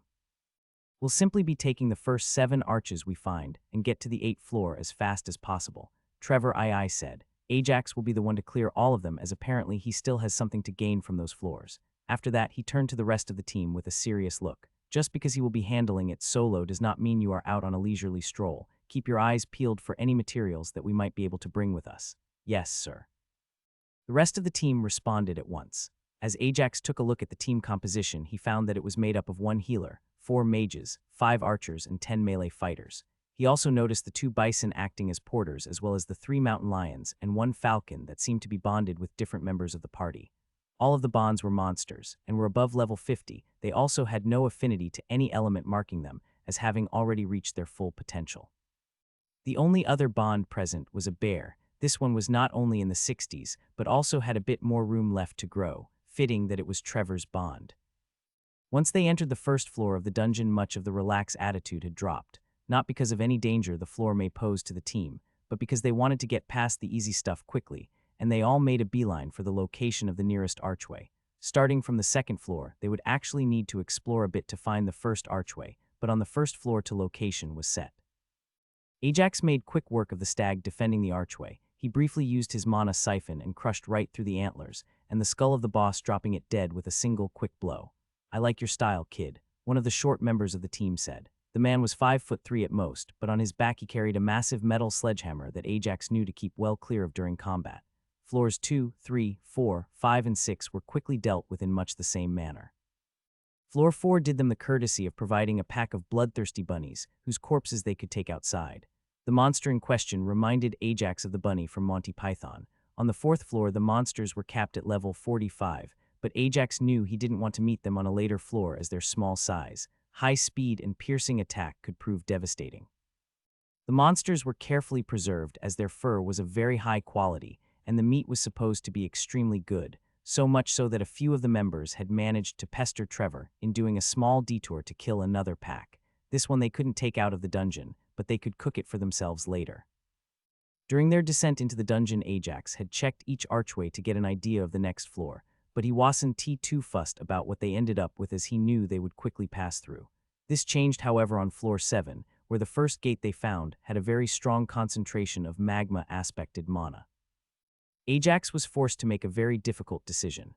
On the one hand, he could try and warn the team about the magma mana he felt when he siphoned the arch, and this would most likely lead to a much safer run if they were to take a different arch. On the other hand, revealing something like this wasn't something to be done on a whim. In the first place, it would basically be outing that he had a legendary skill, as rare skills weren't hard to find when you had a kingdom's worth of people, and none had been discovered that could tell what the next floor would be like. "Well, let's get to it," the leader said as he took a step towards the arch. "Also, where the hell is?" Trevor II's question was cut off by the scout that had just appeared from the foliage of the dense jungle floor theme. Not only that, but from the way he was breathing and the greed in his eyes, it was clear that something good just happened. This meant that at the very least Ajax's choice was postponed for now. Boss. He heaved as he tried to get some air. The speed he rushed back at as well as the excitement had left him winded. "I found a small camp of spawns, ones we can take outside." Ajax frowned slightly when he heard of spawns. He knew the term, but he hadn't run into any of them before, as they simply weren't something a dungeon would choose to use on lower floors. In simple terms, spawns were humanoids spawned by the dungeon. Unlike kobolds, these weren't monsters, but could be humans, dwarves, beastkin, elves, or any of the other hostile humanoid races. Most noticeable about them would be that they never dropped a core. Also, once the levels got past 90 chances, where they had better gear than delvers did, so a team could get all new gear for the rest of the delve.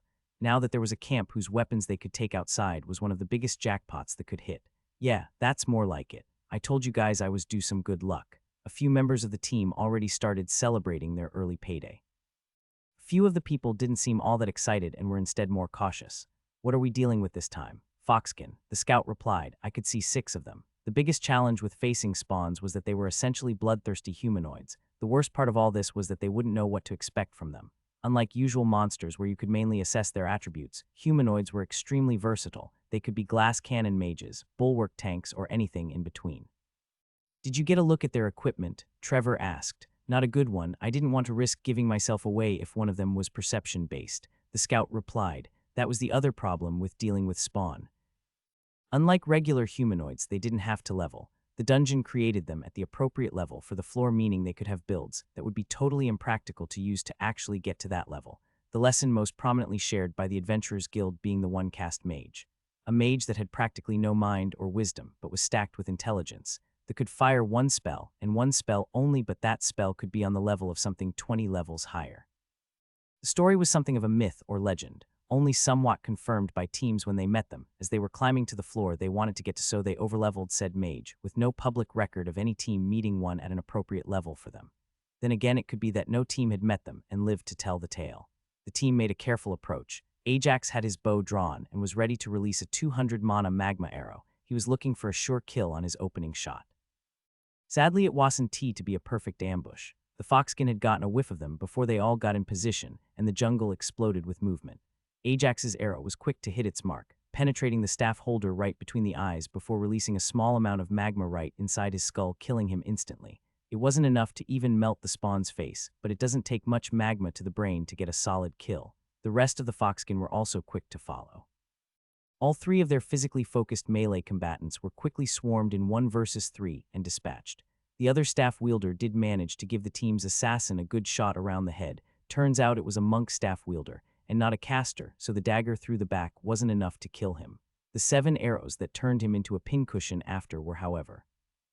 As for the ranger Foxkin, he did well to get some distance from the melee, and even managed to get a few shots off towards the team's bow wielders, though none of them landed. The issue was with him being away from the main fight. He turned himself into a clear target for the 3 mages that blasted him with spells the moment they had a clear shot. Everyone good? Trevor asked once it was clear the fight was over. He will be in a minute. The healer said as he was patching the assassin up. Blood now colored his hair where his skull cracked slightly. I want that staff. The assassin cried out, a small hiss of pain following his cry. I took it to the head so I get to take it home. The rest of the team did make some over-the-top rebuttals and comments about his hard head, but it all seemed in good fun. It seems that when it came to finds like this, the loot was given out in a pick order. The order was determined first by the most injured in the fight. There was only one this time, then by kill contribution. The healer was getting the short end of the stick there, but a high-level healer had the easiest time making money on the side outside of dungeons. All right, fine, you can get the staff, Trevor conceded, but I also expect you to turn in an accident report for the hit. That was a hit as it would put a spotlight on his carelessness. What do you want, Ajax? Trevor then asked. Damn, you can make it spew magma inside their skull. One of the people that was investigating the corpses asked as he inspected Ajax's kill. I'll take the other staff, Ajax said as he picked up the staff. Most important thing about it was the obvious enchantment runes that were running all across it. Ajax hoped it was a mage's staff and not a healer's, but that was for later. The rest of the gear was quickly distributed. The mages were also given a stern talking to. Reason for the talking was that they didn't use ice spells to kill the archer and ruined most of his gear in the process. All that was salvageable was his bow and arrows. Having seen the team in action, Ajax had now determined to not share what he knew about the magma archway. After all, the team had made preparations for any type of floor, even if this would be one of the more dangerous ones. Ajax was mostly worried about the companions. Bisons and bears didn't mix all that well with high-temperature environments, and none of the companions was in their 60s yet, though that would be an issue regardless of what floor they would go to. Progression achievement, Delver. Pass through an advancement arch inside a dungeon. Reward, +10 to all stats. Progress, passing arches to levels you haven't been to advances this achievement. Reward, +1 to all stats for any progress made. Ajax took a fond look at that had stacked up so nicely during this delve as they entered the floor. It had started as a +1 to all stats back when he got to the second floor in the dungeon near Lessus, went up to +3 after the delve he had done a few weeks ago. But this dungeon truly deserved its name as the goldmine as it gave him 7 floors of progress so quickly. We've got an environmental floor, heat-based by the looks of it. Trevor called out, and everyone started swapping their gear to its correct configuration. Any of you want to send your companions out, now's your chance. Nobody took him up on the offer, though a few of them did look tempted. One thing that Ajax was thankful for was that despite the magma theme, the floor wasn't a deep cave with tunnels layout or a desert type. Instead, it seemed to be a full plant ecosystem that adapted to the rough rocky terrain as well as the rivers of magma that could be seen flowing. Fighting on the 8th floor of the goldmine was completely different to the other times Ajax had been in the dungeon. The closest he could get to it was when he first started going into the dungeon back in Lessus, but even then the collectors had a bigger level and skill lead compared to the creatures that showed up. Now, however, most of the party was on the low-level range for entering this floor, and they were pushing their skills to make up the difference. The biggest thing Ajax noticed was that the passive mana he could use, Siphon Mana, accounted for 75 of the cost when he was running at maximum absorption. This was also the only reason why he had any mana left after the 5th fight they encountered. Thankfully, there was nothing like curse mana on this floor that would negatively affect him, or else he would be screwed. The elite team, on the other hand, dealt with the delve a lot different than he would normally see things done. First of all, the mages almost never took part in a fight, mainly to maintain mana, and they only jumped in when something looked like it would go wrong. Second, they picked their fights carefully so that they always outnumbered the monsters they were facing, at least 2 to 1, though 3 to 1 was preferable. Good thing they're golems and not rock elementals. Trevor let out a sigh after the team decided on a spot to set up camp after clearing a group of golems. Golems were made of stronger rock than earth elementals of the same level, but they paid for that in a few ways. Firstly, their core was locked in place either in the center of their chest or the head. Secondly, while the rock they were made from was stronger, it also took a lot of time to replace should it be damaged, unlike an earth elemental that had a stronger healing factor than Wolverine and Deadpool combined. while in contact with the ground. The companions the team had brought with them were of next to no use in direct combat. With them being at least 10 levels behind, they could little more than buy time. Their use for logistics and scouting, however, really endeared them to Ajax. The two bisons were given a rushed haircut once the floor theme was revealed, same with the bear, leaving just enough of their fur and hair for a little protection, and Ajax could swear he could see the sweat forming and dripping from them. Nobody actually bothered to set up a tent during the night. Unlike previous desert-themed floors, the nighttime here wasn't actually freezing, but the same persistent heat that the floor had to start with. The team simply put down their bedrolls and decided to sleep with just a bit of cover and a few people on watch. GOLEMS incoming. The shout woke Ajax up from a deep sleep, at least 15 of them. That wasn't good, there were far too many of them, and the team had kept almost all engagements to 7 opponents at most. Ajax was quick to jump up and take out his hammer and shield. He knew that slashing damage meant little to the hard rocky bodies, and that a hammer was the way to go. More than that, the shield was a requirement, as the golems were surprisingly quick for the huge power they packed. Most of that coming from the fact they had practically no joints, limiting their limbs' movement. The first thing Ajax saw was Trevor's bear getting punted across the camp by one of the golems. Thankfully, that wasn't enough to kill the bond, but it was clear its front paw was broken as it couldn't put any weight on it. With no option left, Ajax went right to his void aspect mana. For all their strengths, a golem's core was actually quite fragile. This made void attacks that bypassed their impressive armor devastating to them, yet Ajax had hoped he wouldn't be forced to show it. With his mana siphon running at maximum capacity, Ajax pushed himself to move quickly and try to drop a few golems with a surprise void offensive. The plant worked well, and the first golem took a hammer to the head that barely chipped the rock there, only for it to suddenly drop dead a second later as the core shattered inside its body. Ajax's pure offense took out another 2 golems before he caught a bad deflection with his shield, sending him flying much like Trevor's bear. Ajax could feel that while his arm wasn't broken, the blow had dislocated his shoulder, and the arm hung limply by his side. He didn't let that stop him as he charged again. While his speed hadn't dropped, the rest of the team had gotten into formation, and with the 3 kills, Ajax got they had been given enough of a reprieve to start making good progress themselves. With the initial surprise over, and the mages not sitting on the sidelines, the battle quickly turned into the team's favor as golem after golem was turned to rubble. Ajax got another 2 kills before the rest of the physical fighters brought 4 down, and the mages depleted their mana pools to finish off the last 6. Most of the team let out a sigh of relief as the last golem dropped, but that didn't mean they were fine. Nobody was dead yet, but one of the rangers had gotten surrounded and took a glancing blow to his little armored head. He was now in a pool of blood with the team's healer there trying to patch him back up. "Help me out with my shoulder," Ajax asked Trevor as he walked up to him. "It's not broken, only dislocated, and I need to get it back into the socket." On 3, Trevor nodded to him as they both got into position. 1-2. There was no 3, and while Ajax knew that this was the correct choice to prevent any damage from him flexing on 3, the surprise that came with the sharp pain caused him to let out a mix between a growl and a yell. "The table is set up," came the announcement as a table filled to the brim with their rations was placed in the middle of camp. Nobody really had any appetite to eat right after the fight had ended, but all of the injured members, which was more than half the team at this point, started shoveling food.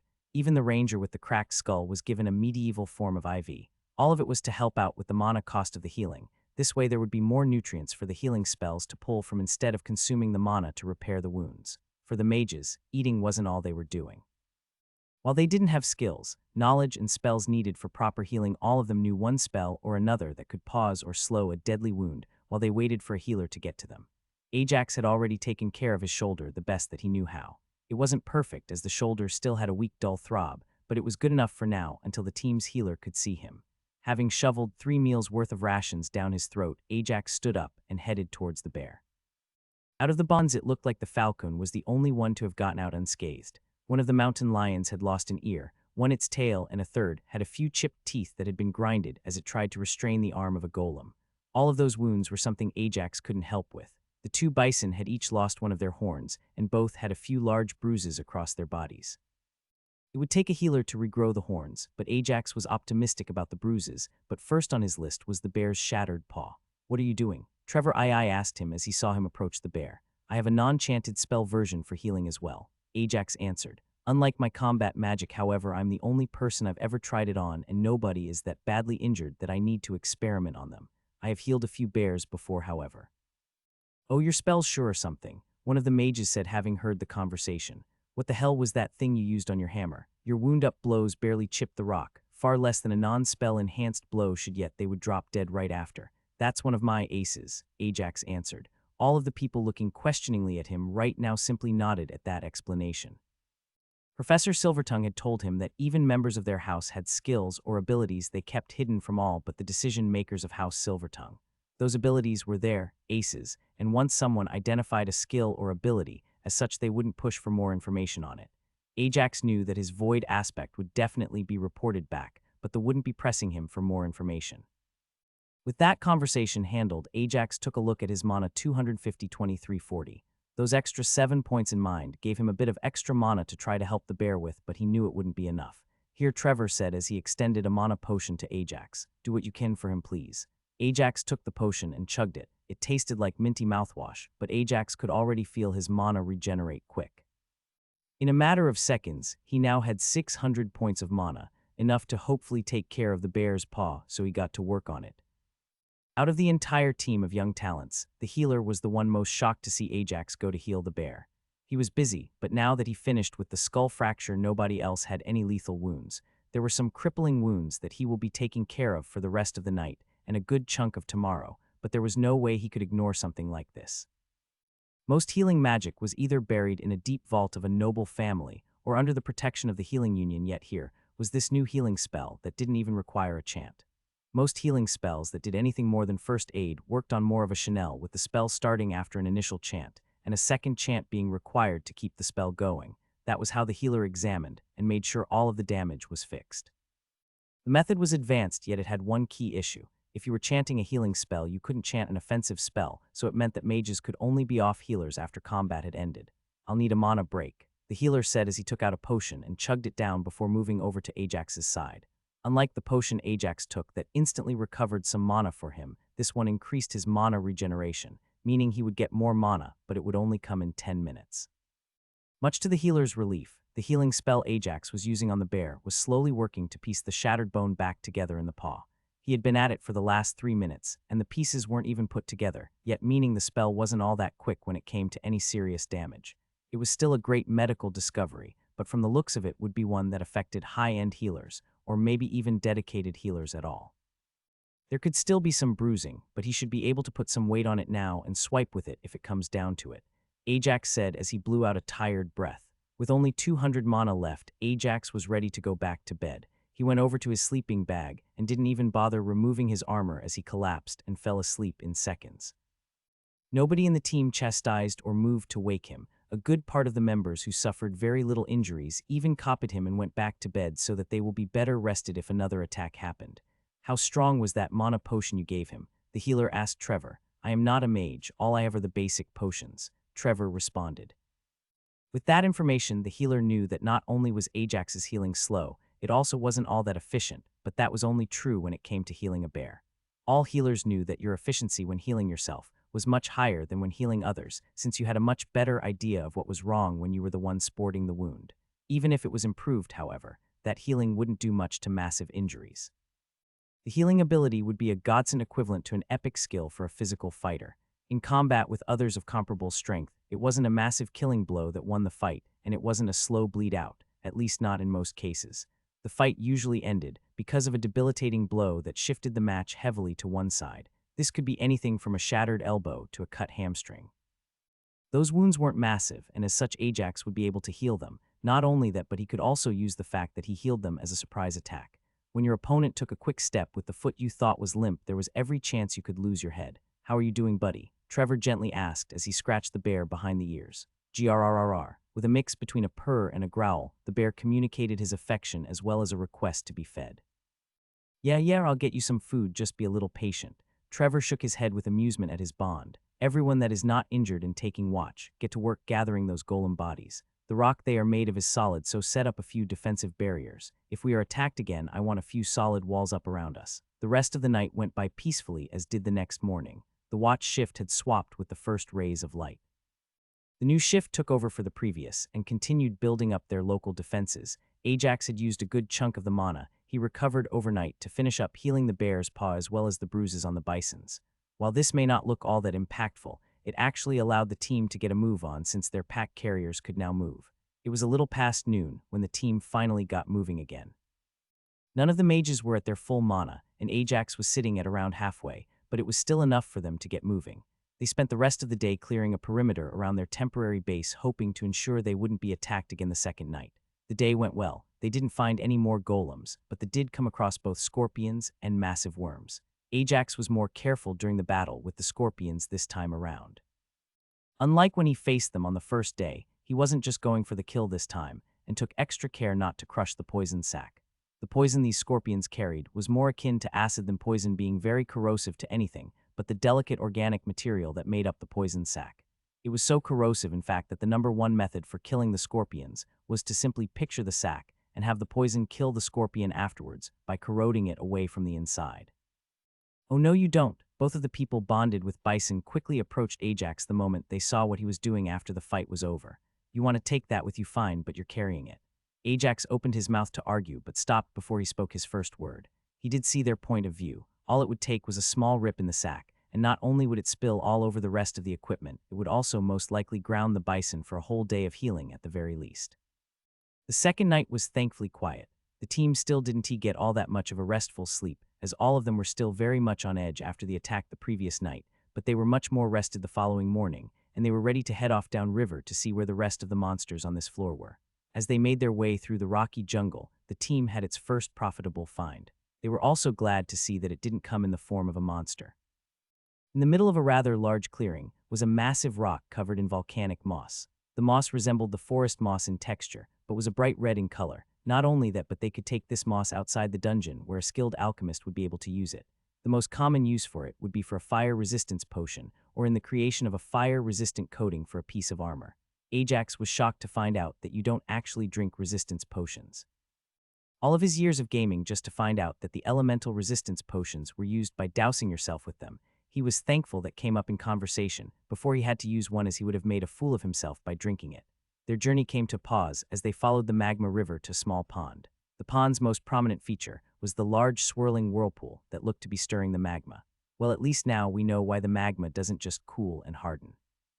Someone said as they carefully approached the edge, "I think I see something swimming in there," the scout said as he noticed ripples break away from the circular motions to head towards them. "Furnace salamander," Trevor shouted, a bit of panic creeping into his voice. "Everyone back the way we came quickly." The team didn't waste a second. They weren't even doing a tactical retreat away from the salamanders. They were clearly advancing in a different direction, not even stopping to take a pot shot towards the bloated lizards that had crawled out of the magma and were waddling quickly towards them. The furnace salamanders were waddling out of the lava, but their speed took a severe hit as they finally clawed their way up the rocky edge. From there, their round forms didn't allow them to make fast enough progress, so the team managed to put enough distance between themselves as to disengage before either side managed to get a blow off. The mages simply took a moment to raise an earth wall before they also retreated quickly. What rotten luck. Not only do we get an environmental floor, but we have to deal with furnace salamanders, one of the rangers said while everyone else was catching their breath following the impromptu sprint. "Are we going to be leaving that pack for last?" Ajax asked while heaving. There were 2 level 65 bosses there. Having seen the 2 arches that were on opposite sides of the small pond, Ajax determined that both of the bosses and their small pack had mixed together in the lava pond and were now acting as one big group. "I say we don't fight them at all." The healer spat out as he lay on his hands and knees heaving in air. "Let them come out of the dungeon after us and get blasted." "No, we'll kill them," Trevor countered with a tone that said he had made up his mind. "Trevor, are you crazy?" The scout that had been closest to them asked, "How do you plan for us to take on that many of them?" Ajax had to admit that it was a question he himself had. The age-old question in this world was what came first, the dungeons or life? Did life evolve first and then the dungeon copied it to create the denizens of each floor, or were the dungeons first and they spat out the first forms of life? It was a question that humanoids had no answer to, and one that Ajax wondered if the dragons knew. Regardless, this meant that they knew the exact characteristics of the furnace salamanders. Knowing the specifics of a beast and killing it, however, were 2 very different things. Furnace salamanders are large horse-sized lizards that resemble a mix between the Komodo dragon with the head of a king cobra. They are with an extremely scaly and durable skin that is also highly resistant to most elements, but in particular heat. Besides their extreme durability, the lizards are usually also quick on their feet, easily being able to dash around. Their name, however, came from their unique characteristic of swallowing magma. Not only were furnace lizards highly resistant to heat on the outside, but they were also resistant to it on the inside. For their extreme defense and speed, the lizards had sacrificed all direct forms of offense. The only offense they had was the lava they swallowed, with their elastic insides that allowed them to puff out like a blowfish to store lava they could later spit out. They are usually herbivores with little territorial behavior, but that was changed by the dungeon. The question of how they could take on a dozen furnace salamanders was a great one. Their defense meant it would take a lot of effort to bring one down. Not only that, but after they had emptied their load, they would regain their usual speed and make a quick dash back into the pond to reload. "We'll clear the rest of the floor first," Trevor said. "After that, we'll use the obelisk to get them to leave their pond. That way they'll only have one load each." Everyone gave a sigh of relief once they heard Trevor's plan. Attacking into the salamanders at their pond would mean they would take at least 3 or 4 fatalities, but drawing them out using the obelisk was a good. It would take a lot of preparation, as they didn't want anything else to join the salamanders in their final battle. With the new plan established, the team spent most of the afternoon making for the highest point they could see to get a better layout of the floor. They then spent the rest of their time setting up the camp there in such a way that a nocturnal attack would pose little threat to them. Their planning paid off in spades, as despite their defenses, they were once again visited by golems during the night.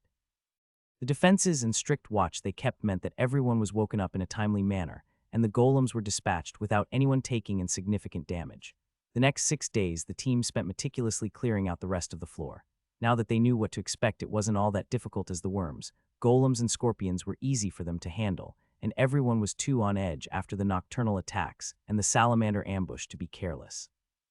Besides finding a group of 3 golems whose bodies they could take back outside the dungeon and a few patches of moss, the whole delve wasn't all that remarkable. The big surprise for them, however, came on day 5 when they happened upon another, smaller group of furnace salamanders. The big difference, however, was that this time the reptiles weren't near a magma pond. "Now this is much. How do you like that, you useless fucking reptile?" one of the team's heavy knights yelled as he grappled with the salamander. Without any magma, all the salamanders had was speed, which meant that once they came in contact with a physical fighter that focused on strength, they could actually pin them down without any fear, as they had nothing to threaten them with. The team knew better than to just kill them off quickly, and instead used the weak pack as a test for their final battle. While everyone had read about the furnace salamanders, not all of them had encountered one before, so they launched their attacks to see how much damage they could do to their tanky scales. It came as almost no surprise to himself, but Ajax quickly found out that his void attacks were the best choice against the salamanders. More surprising, however, was the fact that his void element became almost entirely useless if the attack hit the salamanders anywhere except their skull. This made his void an all-or-nothing blow, where a headshot would mean an instant kill and anything else was a waste of mana. This was all well and good until you remembered that their head is also the source of their lava jet. "What are you doing now?" the warrior holding on to one of the lizards asked Ajax as he approached slowly. "I want to see if this is effective against them," Ajax said as he carefully sliced into the scorpion poison sac and allowed it to drip onto the back of the lizard's scales. "Hey, be careful with that thing." The warrior was quick to withdraw his legs and tighten his grip as the salamander started to struggle harder, throwing a little of the acidic poison around. The scorpion venom took all of 5 seconds to get soaked up into the elastic, scaly skin of the salamander. A quick normal strike with his hammer afterwards let Ajax find out that the scorpion poison was the natural counter to the salamander's tough skin, as the soaked patch cracked and peeled off the struggling reptile. "New standing order. Any scorpions that we find are to be carefully killed, and the poison sac collected." Trevor was quick to act once he saw the results of Ajax's experiment. Ajax and 2 of the rangers had also taken the time to skin all 5 of the salamanders after they killed them. They would use any of the non-damaged skin to layer over the shields they brought, that way they would have a defense against the opening volley later. By the end of the 6th day, the team had cleaned out the floor and was setting camp around the obelisk. The location of the obelisk was on a rather large open plain, and the entire team was thankful it hadn't been a mile to the left, as that would have placed it at the bottom of a depression. Everyone was taking a good rest tonight, as tomorrow would be a hard fight. Everyone already knew their part of the plan. The only exceptions were the bonds. They were all told to stay back and out of range.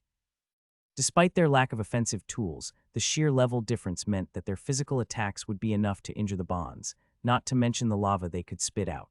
The only exception was the eagle, as it had been given leave to fly high above and keep an eye over the battle. Its main objective was to ensure that if they missed any creature, they would be given a heads-up before it arrived.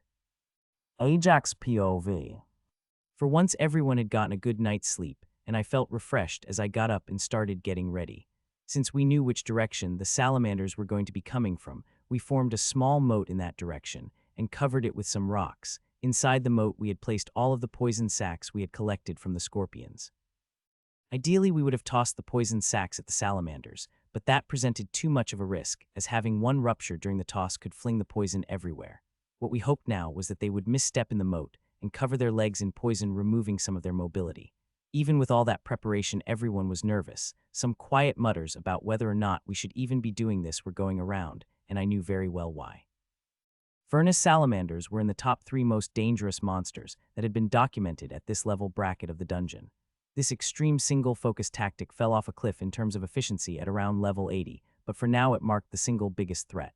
The only 2 monsters that were more dangerous could be found in a cold or Strom floor respectively. The shivering python took second place when it came to the deadliest creatures around the early 60s. The animal was small, fragile, and extremely fast. Once it got close to you, however, it would siphon away heat and could leave someone with frostbite in under a minute. Number 1 was the thunder pigeon. This one didn't have any remarkable attributes besides its immunity to lightning damage. That and the ability to attract lightning bolts. One moment of carelessness and you could find yourself fried. Once our levels became higher, we wouldn't be so vulnerable to elemental damage, and I wanted to reach that point more than ever. Everyone get ready, Trevor shouted after he activated the obelisk before running back into his position. What followed next was the calm before the storm. I had suddenly gotten a much better idea of what the people manning the walls of Helm's Deep would have felt in the second Lord of the Rings movie. Simply having made preparations in a defensible position waiting for the calamity to strike. I see them, the scout shouted, and not more than a few seconds after I caught sight of the dozen or so waddling little balls of scales making their way towards us. It was also at that point that we all realized we had overlooked something. Yes, we knew that the salamanders were in the magma pond, but what if they weren't alone? A half-dozen of the flaming hippo-rhino mix were also barreling towards our defensive position, already blazing with magma covering them. Mages were the first to open fire. While both archers and mages of similar level usually had the same range, mages had much more leeway here in terms of precision. Archers needed to be almost pinpoint accurate to get past the durable scales. I was in somewhat of a middle ground with my enchanted arrows I could let loose before the others. My opening shot was a lightning arrow. Fire was useless, same with magma, and wind didn't have the necessary penetration power. A well-placed void shot may have killed them, but I wasn't accurate enough for that, and ice wouldn't do more than slow them down a little, at least before they expelled all that magma. 4 of the salamanders fell before they got to the moat. Sadly, the rhino-hippo hybrids were the first to barrel through it. The poison was a lot more effective on them than it was on the salamanders, but after the first 3 tripped and collapsed as the poison was eating through their feet, their bodies formed small bridges for the rest of the monsters to barrel over. The remaining 3 hippo hybrids were enraged by the loss of their comrades, so they broke into an all-out sprint charging towards our front line. The scale-covered shield did their job, turning the already manageable monsters into easily dispatched nuisances. My only problem was that their mad charge had broken down all of the barriers we had set up through sheer momentum. By the time the salamanders got into effective range, there were only 6 of them left. That didn't make me feel confident, however, as I could easily pick out the 2 level 65s still coming towards us. Deflect with the shields, Trevor shouted as the first few lava sprays were sent out. Watch the splash. I wasn't sure how much the call helped, but 5 out of the 6 streams were properly redirected off to the side. The last one, however, hit the shield face head on, sending blobs of magma in all directions. That's when the screaming began from the archers and the mages that were hidden behind that particular shield. Chunks of magma had gotten into contact with the flesh, and the sick sizzle that came made a shiver run up my spine. Then the screams began. It wasn't the 2 archers that had been splattered that were screaming. I was assuming that they had the physical stats as well as the pain resistance to hold it in. The mage, however, was another story. He was yelling his lungs out as a massive blob of magma had landed on his left shoulder and was now dripping down the side of his chest. The horrible stench of burnt meat soon filled the air as everyone tried to stay focused on the fight. With some of the magma expelled, however, the salamanders had started to regain some of their speed. Their bellies weren't as round, and their weight had dropped, making everyone miss their initial attack. In seconds, the salamanders were on top of our front line, following the path the hippie hybrids had opened for them, and from there the battle changed completely. We had hoped there would be 3 left alive at most by the time they got to this point, not 6, so everyone had to adapt on the fly. I swapped from the bow to my hammer and shield, and went forward to help the shield wall. From there, an odd game of peek. A boo began as the salamanders tried to get past the shield to spay the fighters in the back, but the fighters also tried to go around the other side to hit the salamanders in the ass. Seeing how none of the strikes landed by the other melee warriors did much to them, the salamanders initially ignored me as I charged in with my shield up. Unlike the rest of the shield wall, I didn't have a wide tower shield, so I had to be careful in case any of them decided to aim for my legs. Their attitude towards me changed completely following my first blow. I landed a powerful hit directly on top of the viper head of one of the two level 65. The result was exactly as expected, a slight chipping of the rocky scales followed by the monster dropping dead, blood flowing out of its outballs and nose, as the brain had to have been completely squashed under the power of the blow. The next moment I poured out 800 mana into forming a small earthen wall in front of my legs and infusing my shield with ice as 3 magma jets got sent towards me. 2 of them made contact with my shield, and while I had deflected them properly to a harmless position, the momentum behind the flying lava was more than I had expected as it sent flying backwards right off my feet. The rest of the team was thankful on the ball and had taken advantage of the change in target and quickly lowered the number of salamanders from 5 to 1. Seeing it was left alone, the second level 65 charged right at the shield in front of it. Instead of ramming it, however, it latched onto it and pulled to expose the frontliner holding it. The rash move had given all of the other units a clear and exposed target that they quickly fired upon.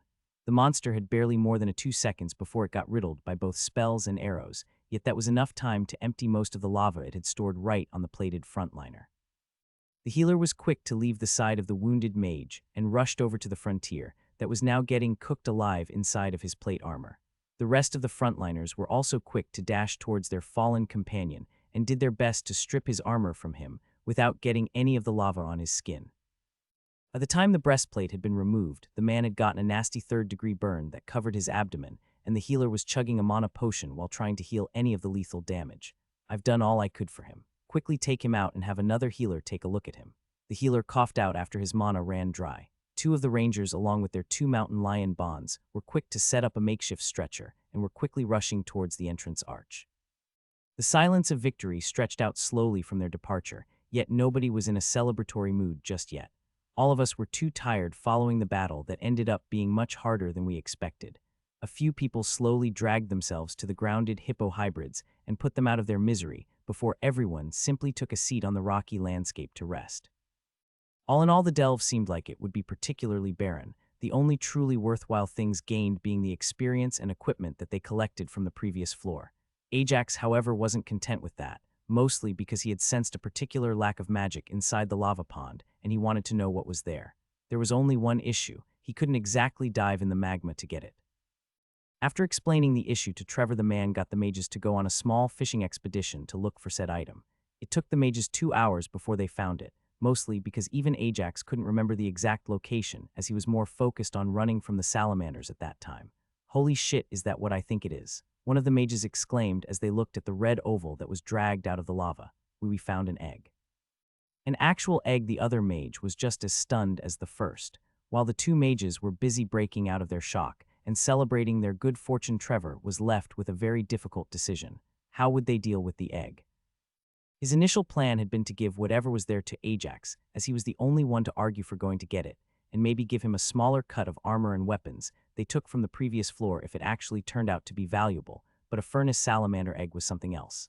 This was all the more true for the Silvertongue family, as Nina, their best smith, had also been bonded previously. The monster had died almost a decade ago, and the furnace salamander would be a massive boon. While the monster didn't scale all that well into the higher levels, it was one of the best bonds for a smith, as they would have an on-demand furnace. Not only that, but it would be one that was extremely precise. An egg bond, Trevor said, letting all the mirth at the event fill his voice as he stood next to Ajax, hoping to judge his reaction to it. Ajax had much the same reaction as all of them, being extremely surprised by the egg that was found. While no youngling found in a dungeon guaranteed a bond, hatching in the egg itself was successful 9 times out of 10 for people who had previous bonds and 3 out of 4 times for others.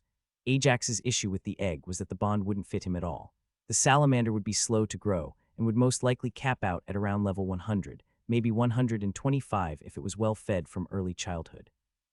Other than that, it was also long-lived, easily surviving for 500 years, meaning taking it would be a long-term commitment, unlike the bonds most people tried to form early in life that would survive half a century to a century at most. "It sure is something," Ajax acknowledged. "An ideal companion for a smith. We'd be willing to give you all of the armor and weapons we got from the previous floor if we can keep the egg," Trevor offered. Ajax was initially taken aback by the offer. The egg was much more valuable than those pieces. Thinking on it, however, the egg wasn't his. Despite him pushing for it, it was still part of the shared loot, so being given all that equipment for his 1/20th share of the egg did bring things in perspective. Wasn't the agreement that we just sell everything we find and then share the profits? Ajax asked as he felt an opportunity. After all, he was dealing with House Silvertongue, so they wouldn't begrudge him a little bargaining. We'd like to keep the egg for Nina, Trevor said as he trusted his social skills when they told him to reveal the reason. The idea worked as Ajax was quite appreciative of the smith after having such a positive first delve under her watch. I'll agree to that, Ajax said, making Trevor almost breathe out a sigh of relief that was interrupted as Ajax continued. Under the condition that if the bonding is successful, she'll craft me a weapon when I graduate from the academy in 6 years. We'll keep you an open slot and charge you nothing for the work, but you'll provide the materials yourself. Trevor had almost agreed on the spot, but thought better of it after he took a closer look at Ajax, who knew how strong he would become in 6 years and how expensive the materials for a weapon for him would be. Ajax begrudgingly accepted the deal and felt his few merchant skills level when they shook hands. When Trevor went over to explain the deal to the mages, their expression dropped instantly for a moment once they realized that Ajax held some small claim to the egg. Their jubilation quickly returned once Trevor explained the deal, but the moment of panic was still funny to Ajax. Trevor was carrying the egg like a newborn baby as the four made their way towards the exit archway. He didn't want to risk anything happening despite the shell being strong enough that it would simply bounce harmlessly if dropped. "What the hell took you all so long?" one of the frontliners asked as he got up, seeing them all approaching at a casual pace. "Do you know how long we've—" His words died in his throat as he caught a glimpse of the egg that was in Trevor's arms. The momentary quiet was quickly broken as everyone broke out into cheers similar to the two mages previously. In a moment of petty vindictiveness, the mages quickly rushed up to explain the deal that had been reached with Ajax regarding the egg. The whole team reacted exactly as the mages expected, with a few even cursing them out for not mentioning that a deal was in place before bringing up Ajax.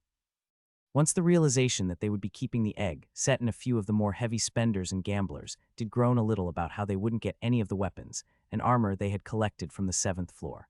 While they were being generously provided for by the Silvertongue family, they would also be expected to give up the egg without any immediate monetary rewards. "Ignore them," Trevor told Ajax as he stroked the egg gently.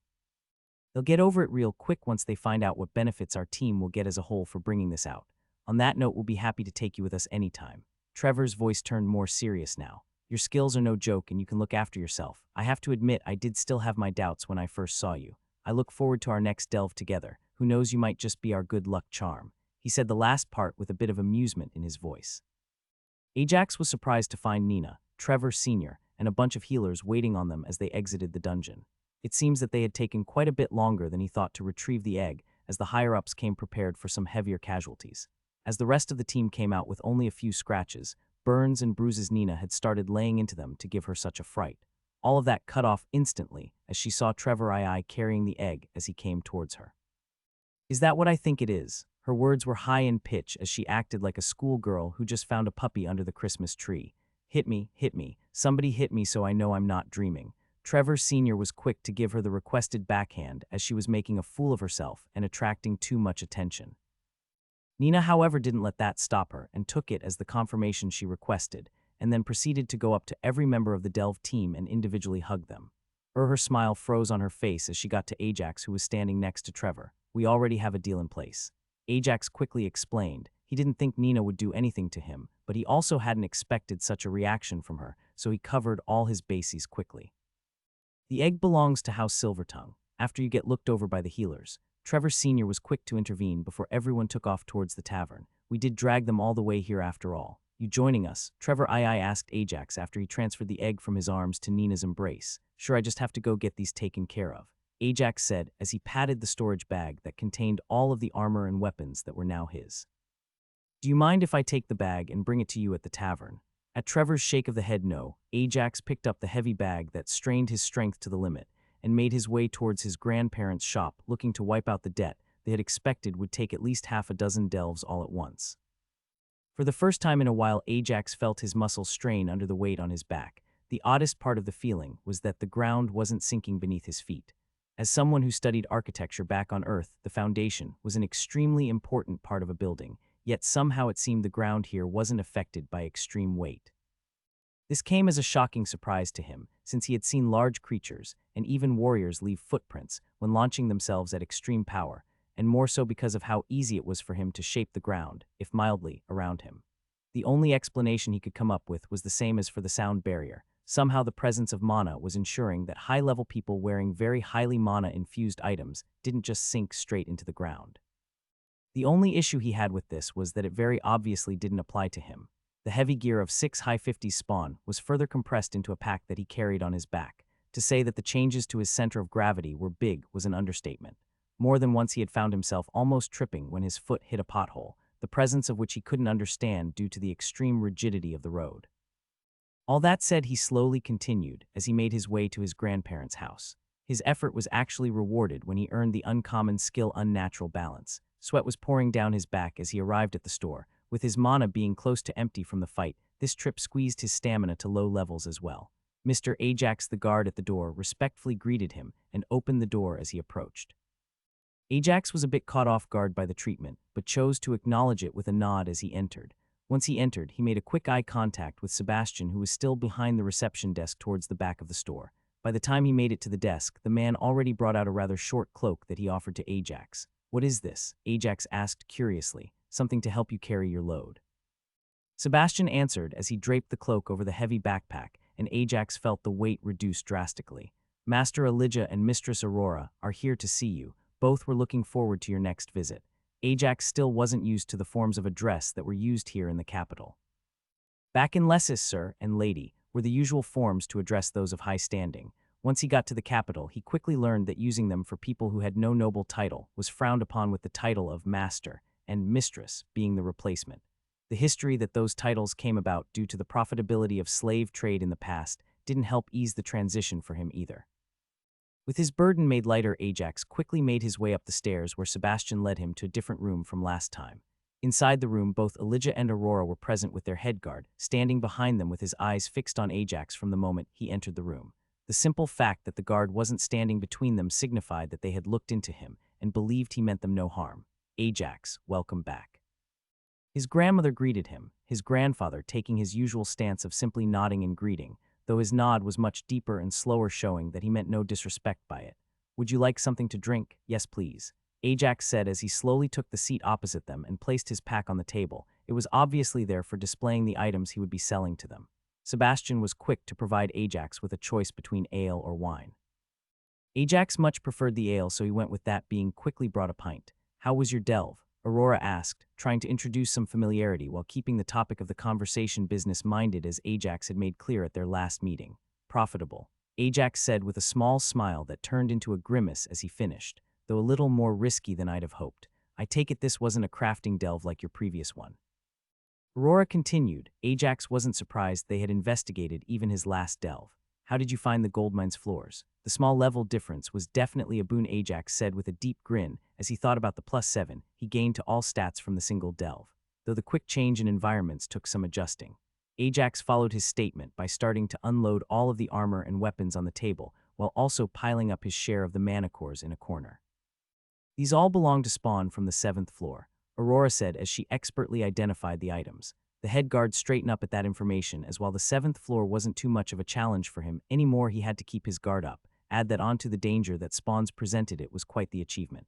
"Yes, finding a camp whose weapons we could take back outside was quite a boon," Ajax confirmed. "They are all pretty standard pieces of equipment."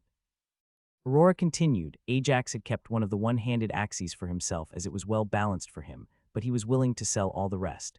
"The staffs are both standouts. This one is clearly a melee weapon with an enchantment to store impacts from incoming attacks and release them on use. The other staff is more impressive. It has a few mana replenishment runes alongside a few fire and earth amplifications." Ajax was glad about that, though he did feel a bit bad when he remembered the look the assassin had on his face when Ajax took the staff that was meant to be his once the deal for the egg was struck. "The other big ticket item here is the gloves. They increase the speed that healing magic casted by the wearer works at. This should mean less blood loss and therefore less mana for healing. Total value for the lot is between 450 and 500 gold coins." Aurora finished her inspection and looked to Elijah. "Current price for it all, I'd say, is 490. The novelty effect on the melee staff isn't popular right now. People are looking for consistency, so it loses a bit of its value. The mage staff is always in high demand. As for the healer gloves, those are at a premium, since with all this talk of curses, speed is looked for by all healers right now. We'll offer you 450 for all of it." Elijah showed his merchant abilities by understanding the current market and offering Ajax a prince that was generous but still netted them a good profit. I do have to admit to being surprised you got so much out of one delve.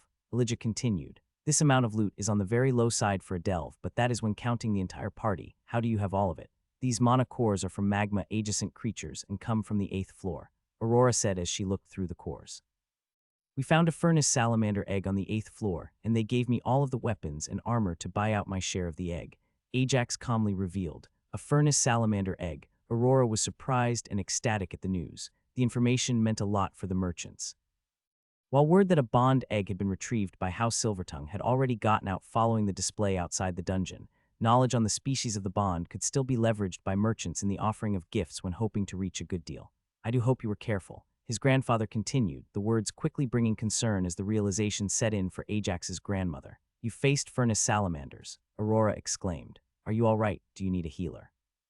Her tone calmed down quickly as her merchant instinct quickly suppressed her protective grandmotherly ones. I'm fine. Ajax confirmed I'll take the 450 for the gear here if you'll throw in 10 more for the cores. The price for the cores was a little on the high end, but with the new information Ajax had delivered, his grandfather would have taken the deal even if it was offered by a stranger and offered an outstretched hand to Ajax. With this you've already repaid the full 400 gold debt you had for the alchemy equipment and are already walking out with 60 more coins, he said. Quite the windfall you've had this time around. Ajax shook his hand before accepting the bag of gold from Sebastian and then finishing off his ale. The ale was good, but it was a little bitter for him, having always preferred sweeter things. He thought that a portion of his upcoming honey might be purposed into making honey mead. For the last few months, Ajax started to settle in with his new routine as well as his time at the academy. One thing he wasn't too happy about, but that he could understand, was that he wouldn't always have a dungeon delve during his free period of every cycle. He did, however, get 2 more delves with the crafting team. During these delves, he learnt that his strongarming of the Silvertongue house hadn't gone quite as well as he had expected. Because Nina was going to be focused on raising a bond in the near future, her skills wouldn't progress for a good long while before they have explosive growth once she starts integrating the furnace salamander into her creating style. That wasn't to say that he wouldn't be getting a good weapon, it just wouldn't be quite as good as he hoped. Looking at his new status, Ajax was both very pleased with his progress as well as a little underwhelmed on different sides of it. During the last months, his magic had seemed to have mostly stagnated, with the few ranks he was gaining coming from the innovation of researching the exposure of the curse mana to different epic affinities. For as much as his magical side had stagnated, however, as Ajax learned to control his intent, better his physical side had finally started to break past its bottleneck. Anthony Gatecrasher had followed through on his promise, and just yesterday Ajax had finally managed to gain Battlemage style, and he could now use this as a base to fuse it with his mana siphon in order to hopefully create an epic style unique to him. His other great strides had been made in his crafting and gardening.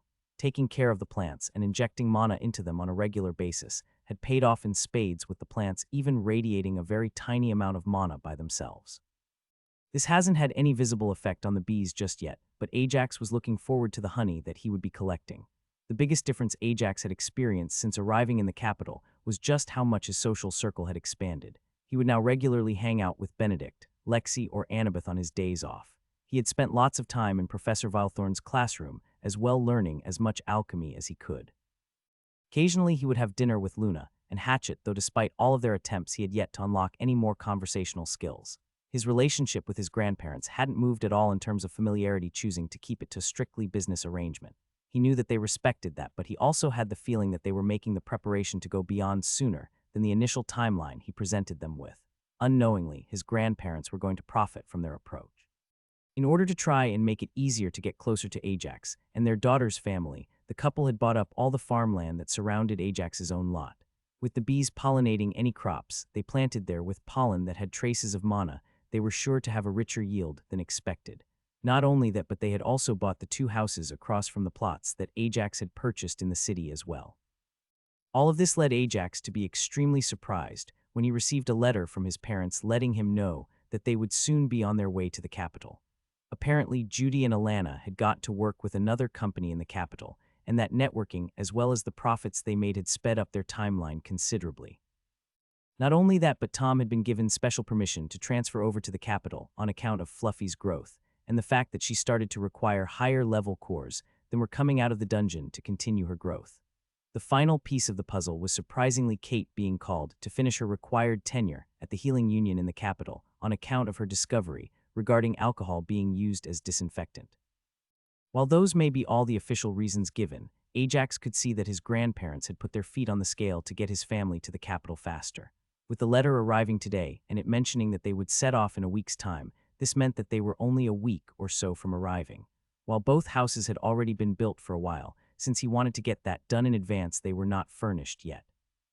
Ajax now faced another problem, as while he had gotten some furniture that would be enough for himself, he knew next to nothing about actually furnishing a house. Not only that, but of all the people he knew, they were all of too high social standing to help him decorate a house for commoners. Sylvia POV, we were all done packing, and by the end, we had more than a few of the wagons from the caravan filled up just with the things from all of the things we had decided to take from our personal homes. The rest of the wagons were, of course, filled up with everything else Alana and Judy decided to take with them in hopes of turning a big profit in the capital. This made the news we had gotten 2 days ago a very messy affair to celebrate and would turn our first few years in the capital a lot more logistically difficult than we had expected. It was still very much something we all celebrated, and while I was a bit guilty that it wouldn't be in the letter we sent to Ajax, seeing the look on his face when we told him in person would be its own reward. Kate had gotten pregnant. She and Tom had been trying for a few months after Tom had reached level 25, the idea being that they could handle the added stress while we were still in Lessis, and their workload was manageable, and then their child could benefit from growing up in the capital. Conception between humans and beastkin was known to be more difficult than just between humans. How are you feeling, darling? I asked Kate, who was already seated on a comfortable seat, while Tom and Sam were finishing loading up the last of the wagons. I'm just fine, she said, and I knew all of us were treating her a little too much like she was all of a sudden made from glass, but I couldn't help it. We're all set and ready to go, Tom said with an excited cheer as he climbed up and took his seat next to Kate, while Sam and I moved to the wagon in front and took our own seats as the caravan finally started to move. I still don't like this, Sam said with a small frown as we took our own seats.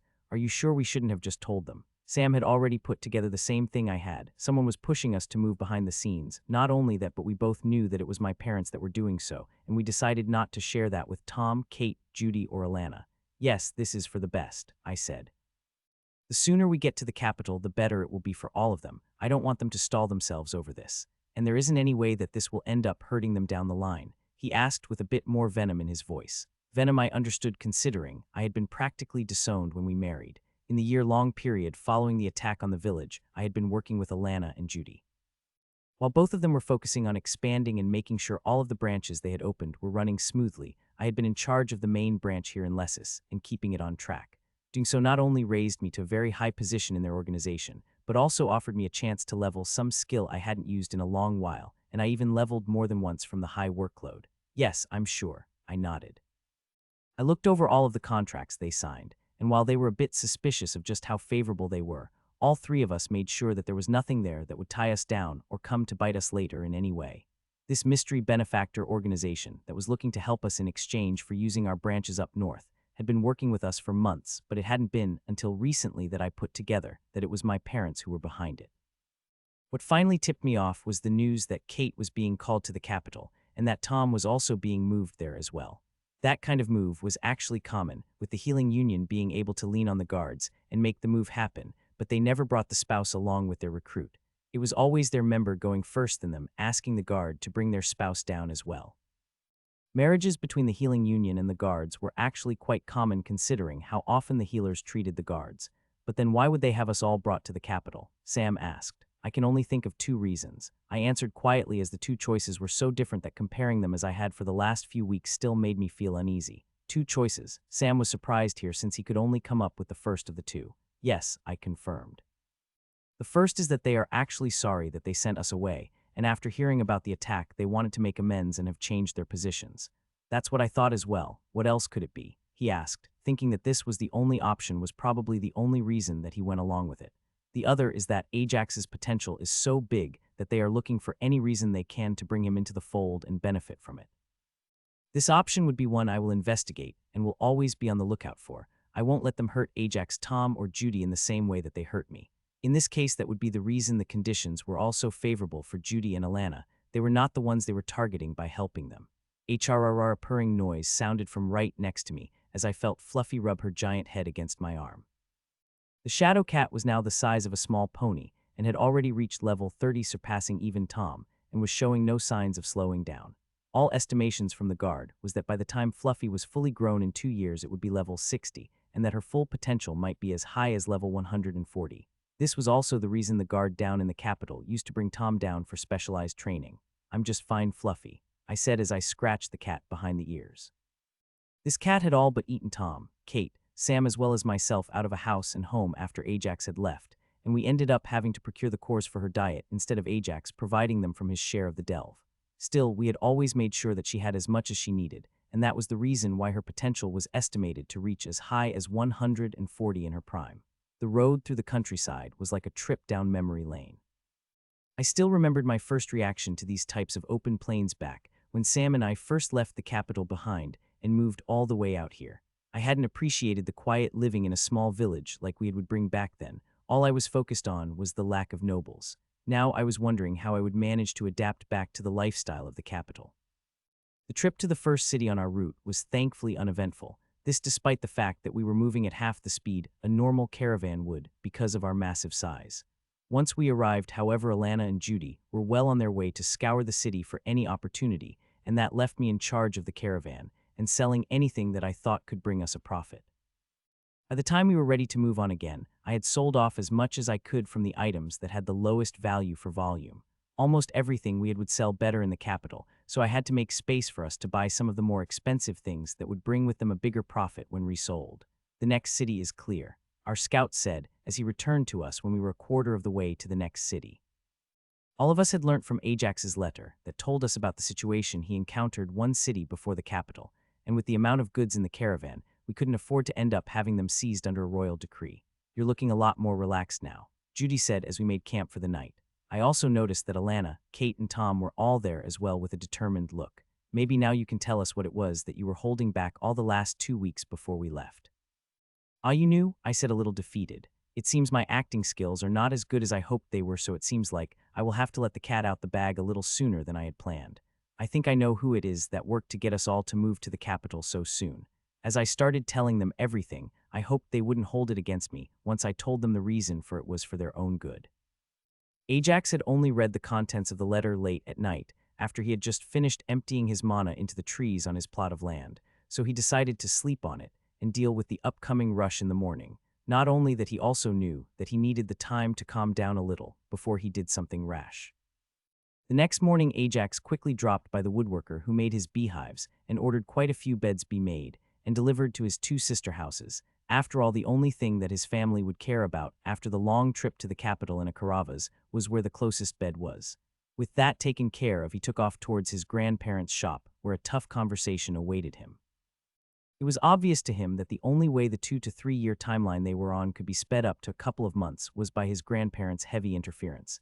Most likely they had started to get involved from the first week after they met him.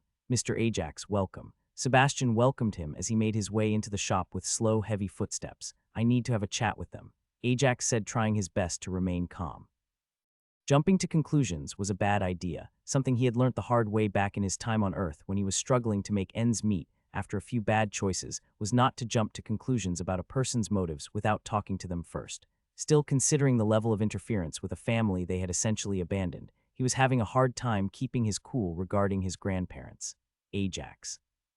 Aurora greeted him warmly as usual, though she kept herself behind the desk after she got a look at his standoffish attitude. "What is the matter?" "I just got this letter," Ajax said as he produced a transcribed version of the letter that kept anything personal out and just had the clear message of a mystery organization speeding up the timetable for them to move. "I thought it best to talk it through before I jumped to conclusions." Both Elijah and Aurora quickly glanced at the piece of paper on the table and got the gist of the message. Unlike their usual dynamic, however, it was Elijah that talked first.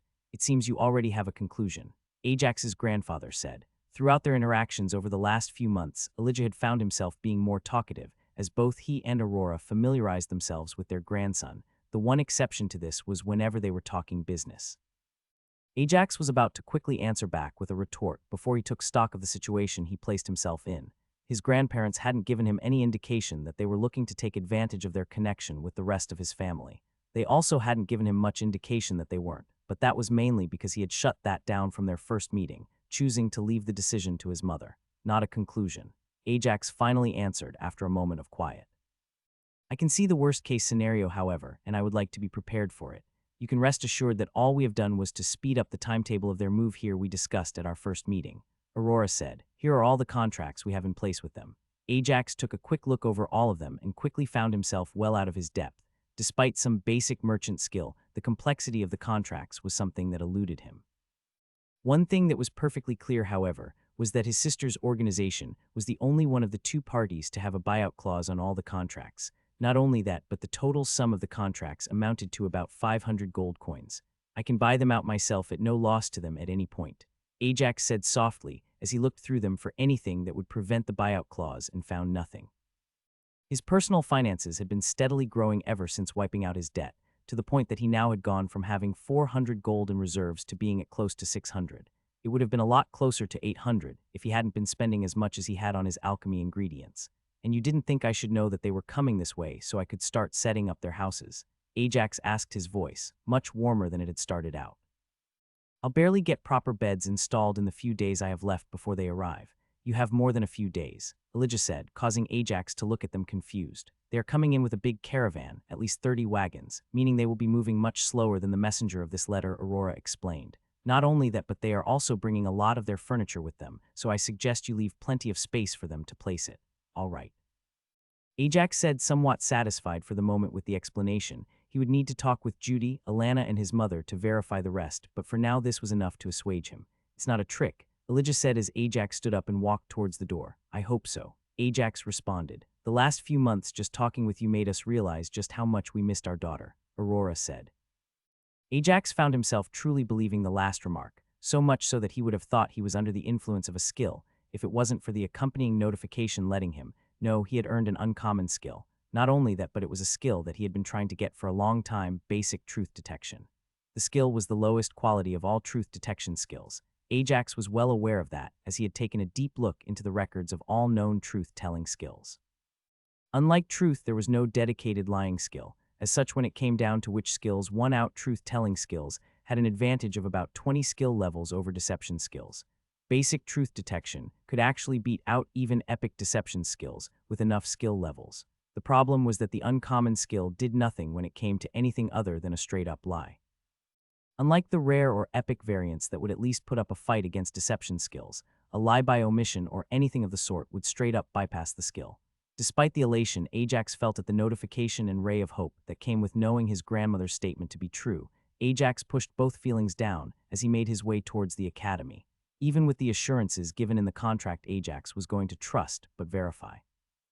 I like the energy, Ajax, but we don't have a session set up for today, Balthazar said when he saw Ajax enter the library. That's not what I am here for today, Ajax said as he approached the old man with confidence. Something I was expecting to take a lot longer is now happening in a dozen days or so, and there's something I need to do in regards to it. Oh, is that so? Balthazar said. And is it good news? It is if all goes well, Ajax said. Then you best make sure it does. The old man smiled. Anything I can help you with? As a matter of fact, there is. I was hoping you would walk me through the process of getting a discovery published through the proper process so that I can claim the benefits after sharing it, Ajax said. Oh, the old man stood up straighter, something that he felt all the way down his back as his body protested the quick movement. Finally going to share that magic style of yours? No. Ajax said, knowing that trying to teach a legendary skill without an achievement was a fool's errand. I'm looking to share the way I got my abnormally high stats, or at least the basis of it. Well, now that is quite something. The old man nodded. How reliably can the method be replicated? Everyone can make use of it, Ajax said with confidence, though the increase in stats they will get will vary on a few factors. Now that is quite the discovery to make public. Do you mind me asking what prompted you to share it now if you were planning to do so later? Balthazar asked. The rest of my family is going to be joining me in the capital soon, and I want to try to get myself a noble title to make sure the transition goes smoothly, Ajax said honestly. Can you help me put it all together in a few days? Sure, I'll point you in the right direction, but you'll be doing all the tedious parts, the old man joked with him. You do know that if this method of yours leads to any substantial stat growth, you're looking at a baron's title right after sharing it, and it will be brought up to Viscount or maybe even unlanded Duke depending on how big the stat gains are. That's what I'm counting on, Ajax said, though it will take years before the results from it will be seen. With that, the two got started at putting together the written instructions. Ajax POV. The last 7 days had blurred together, as I pushed myself to stay awake, working deep into the night every day, making sure that I had all I needed to publish the discovery in my name, and ensure I would get the rewards for doing so. The biggest obstacle to this was the simple fact that we were in the school day part of the cycle, so half of my day was spent in class learning or in the training yard. My main helper throughout all this was Balthazar. The old man had sped up my efficiency by leaps and bounds, having taken it upon himself to guide me through the process of reporting a discovery. All the old man asked for in return was that he be listed as my guiding professor for the specific project. This was something I was more than willing to let him have, as it didn't take away anything from my reward, and simply let him gain something for helping me. The first 2 days we had worked together deep into the night, as he helped me word the process correctly. Admittedly, he had called me an idiot when I first explained what my discovery was, and the next hour was spent by showing him how it worked, and then listening to him as he played with the display setting on the status page. It was after the last 5 days that had been a lesson in frustration for me. An idea in theory was all well and good, but you had to obtain backed officiated proof of it working before you could make the claim that it did. For the rest of the 5 days, I would go to classes in the morning, training in the afternoon, and spend the rest of the day running around either showing the discovery to a few more trustworthy people, and then getting all of their statements officiated with a truth-telling stone. Despite the medieval setting of this work, it seemed like the scientific method was still alive, and well, as I had to get different tests to prove that it worked.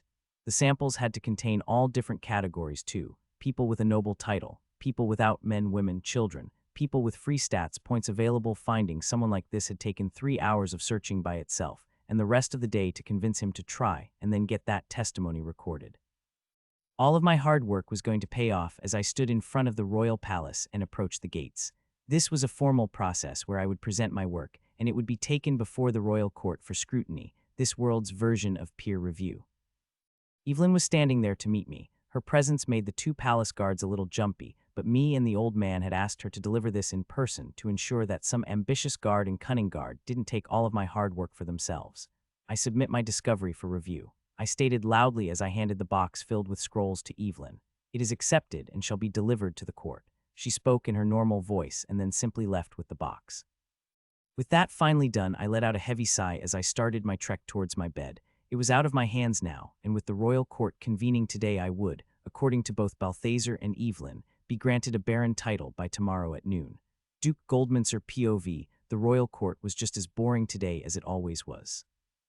I knew well why it was necessary for it to be held 2 to 3 times a month, as it offered the nobility ample opportunity to air out grievances while they were still small so they wouldn't fester into civil war.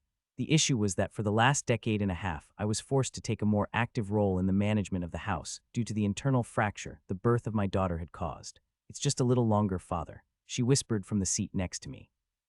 I had taken to having her join me for court since she started attending the academy in hopes, exposing her more to noble society after keeping her so isolated in her youth.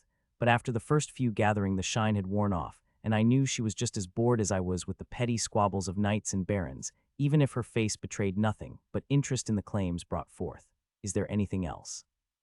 The king asked as the last grievance over an annulled wedding between 2 knight families had been dealt with. There is the matter of a discovery being brought forth before the court. I was surprised to see that Evelyn of the Fourth was the one bringing the discovery in person. Rules dictated that for chain of custody, the person to receive it at the gate had to bring it forward. Groans and frowns of displeasure rose quickly from the knights, barons and viscounts present, while the dukes and my 2 fellow archdukes seemed to have some life breathed into them. Rules of the court said that a representative of all ducal houses or above had to be present for every meeting as well as the royal family, whereas the rest of the nobles could attend more sparely. Who is the author of the discovery? The king asked. Ajax, a teaching assistant at the academy, Evelyn said. The guiding professor is Balthazar Young. The name Ajax sounded familiar, though I couldn't recall why off the top of my head. Balthazar Young, however, was a different beast. While he might not have looked it, he had been considered old since my grandfather had been born, and I knew for a fact certain nobles had bets going that he would outlive us all. My memory, however, was quickly refreshed as I noticed Annabeth, Alexis, and even Benedict stiffen at the name.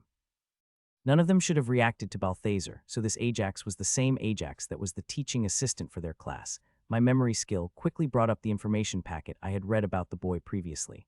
The boy was a certified genius, having not only an astounding level but even more unbelievable stats for his age, and to top it all off, he had managed to get Trailblazer achievement, using it to unlock Enigma.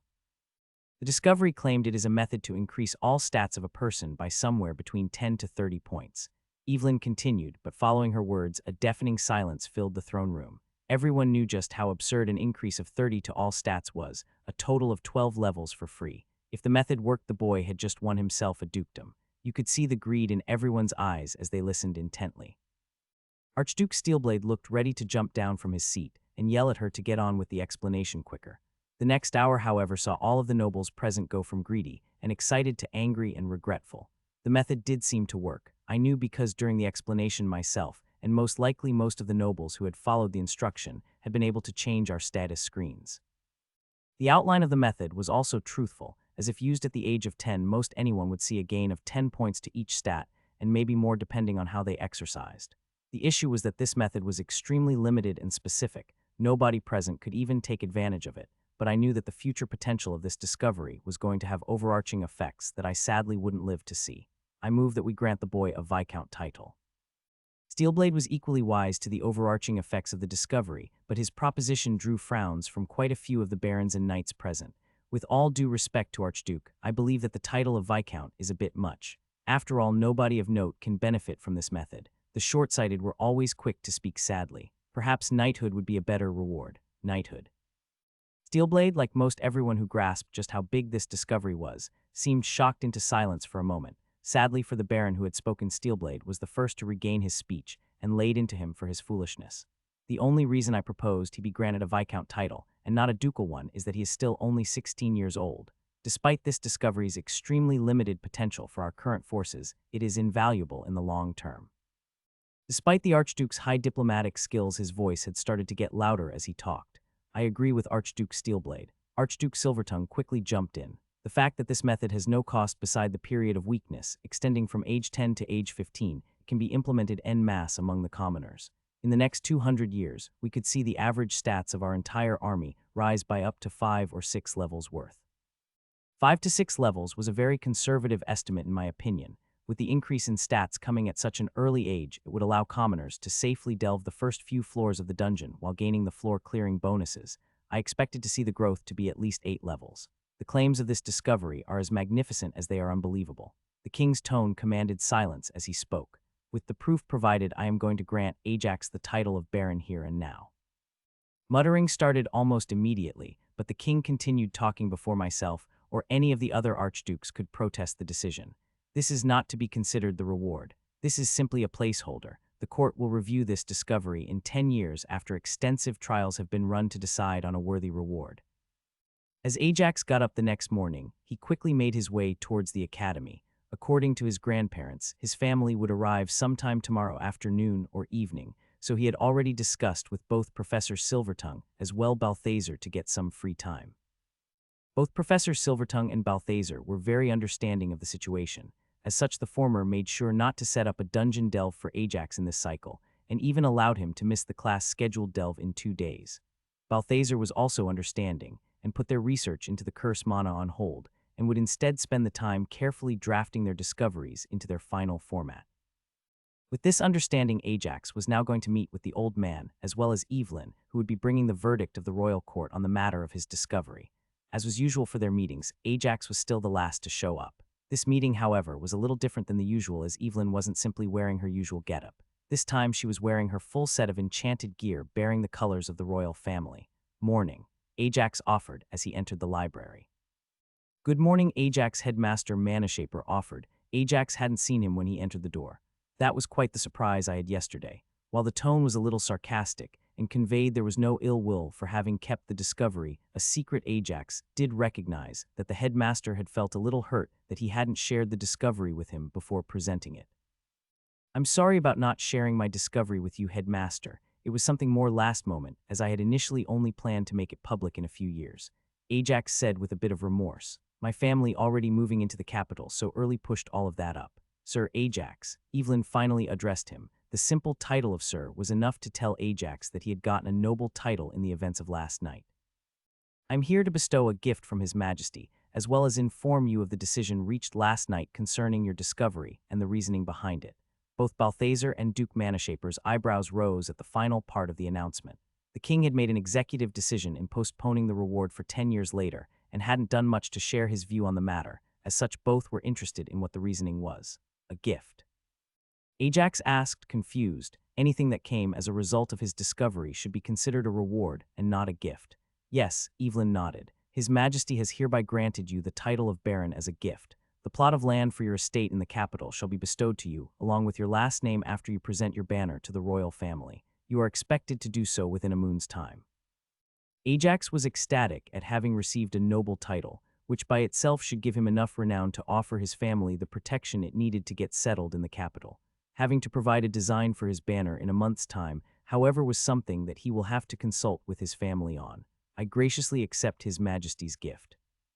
Ajax said as he bowed deeply after Evelyn glared at him a little as he stood silent before her. This was a time where proper courtesies had to be observed even in private. As for the reward for your discovery, His Majesty has decided to postpone that discussion. Evelyn continued the discussion on the topic of your reward shall be revisited in a decade's time. In a decade, Ajax asked, confused. I have to admit I am curious as to the reasoning on this decision myself. Duke Manhwaedit said as he looked between Ajax and Evelyn. It is not often that His Majesty has postponed a decision during his entire rule, not to mention that this reward will probably be his last big decision before he passes the crown to the Crown Prince. Yes, in a decade. Evelyn completely ignored both the commentary from the Duke as well as the old man who was nodding along to it. Publicly, this is being represented as a period to test your discovery on a wide range in order to better determine an appropriate reward. And privately, Ajax asked. It was at this point that Evelyn finally somewhat relaxed her exemplary posture. Privately, His Majesty has quite a few concerns with rewarding you appropriately for your discovery at this point. Ajax had to fight himself to not scowl at the remark. More and more as of late, he had managed to keep himself from jumping to conclusions and wait to gather all of the information before reaching a decision. It was something that he prided himself on. His main concern is that your discovery is, even at a low ball, worthy of a ducal title. There's even a small chance that your reward may end up rewarding with not only a ducal title, but grant you a landed ducal title, with part of the crown lands being put under your name. Evelyn continued. It is in fact His Majesty's hope that your discovery is that rewarding as granting both the title and lands will build a stronger connection between you and the kingdom. His concerns are what plunging you into the political landscape with a ducal title right now will lead to. Yes, I can see that, Balthazar cut in. Even with a healthy monetary reward, the other nobles will be in a good spot to climb at your expense. Having a decade to get used to things as a baron and form some connections is a clever way around it, especially since you are told about the intention. The king's other concerns regarding this are your already somewhat troubling experience with some noble families. As the head of a ducal household, you would be expected to marry someone of an appropriate standing only. While we haven't been able to find any evidence of any partner you have in the capital limiting the options of one, so young was not seen in a pleasant light. Especially should there have already been a relationship we were not aware of which you would then be forced to end due to expectations. Yes, as a baron marrying a commoner wouldn't be an issue. Balthazar once again nodded. Once you were married and other titles bestowed upon you would make no difference. At worst, you might be expected to take another wife of appropriate background. So essentially the reason for postponing my reward is for me to enter the noble life on a trial basis as a baron, giving me time to get my feet under me without the responsibilities of a duke. Ajax asked surprised as the possibility of a landed duchy was not something he thought was even part of the discussion. Ajax had to admit, with all the facts presented like this, he was in fact thankful for the king's decision. The gift of a baron title was enough to offer him the protection of a noble title, while not putting him on the bottom of the totem pole with the knights still being below him, while also giving him time to grow into his eventual title. A word of caution. Evelyn said quietly, yet the sentence quickly focused Ajax back to the discussion. Caution, Ajax asked, surprised. Would I be targeted early for the rewards I will receive in the future? Ajax thought that this did in fact make sense. Both greed and envy would make him a target for quite a large part of the nobility to take advantage of since the announcement was made in the royal court. Not as such, Duke Manhwaedit denied. While some petty nobles will try and make moves, they will almost certainly have their plans foiled by others looking to make honest, mutually beneficial agreements. The only way you will actually suffer from that will be as a result of enormous ignorance or stupidity. Should you have issues due to those, the price for them is something the king most likely considers fair for the lesson you will learn. I was put in a similar position when I was granted my title. The caution is advised in regards to the eldest son of the crown prince. Evelyn clarified. It is widely known that the young prince is very talented. However, your discovery will offer his younger siblings a chance that he never had. While steps will be taken to prevent any relation, he is still a prince who may bear a grudge for making him feel less special among his siblings. Thinking about his interaction with the prince over his time in the academy, Ajax came to the conclusion that they had both reached a silent understanding to simply ignore the other. His discovery, however unintentional, could be seen as him breaking that unspoken agreement. In fact, the same could be said for pretty much all young heirs who have siblings that might use his discovery as a way to push themselves up the line of succession. Ajax spent the rest of the day burning through his mana and stamina before heading back home and making the final preparations for his family. According to the schedule they were following, they should arrive sometime towards tomorrow evening, and Ajax was planning to head out early in the morning to meet them on the way and join them for the last leg of the journey.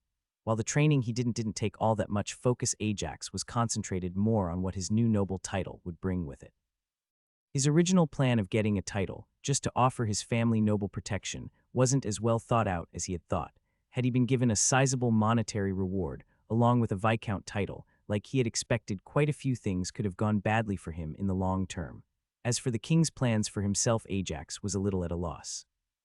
Even back on Earth, the plans of politicians involved hidden schemes, bribes, and strongarm tactics. This made trying to figure out what the king was doing very difficult.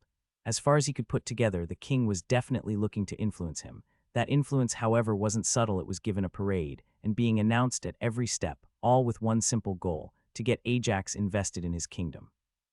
His healthy sense of paranoia kept trying to figure out what other plans could the king have, but as far as he could tell, there were none. Putting that aside for the moment, Ajax started things on the more immediately important aspects of his title. Now that he was going to become part of the nobility, this opened a lot of doorways that he had personally shut off before.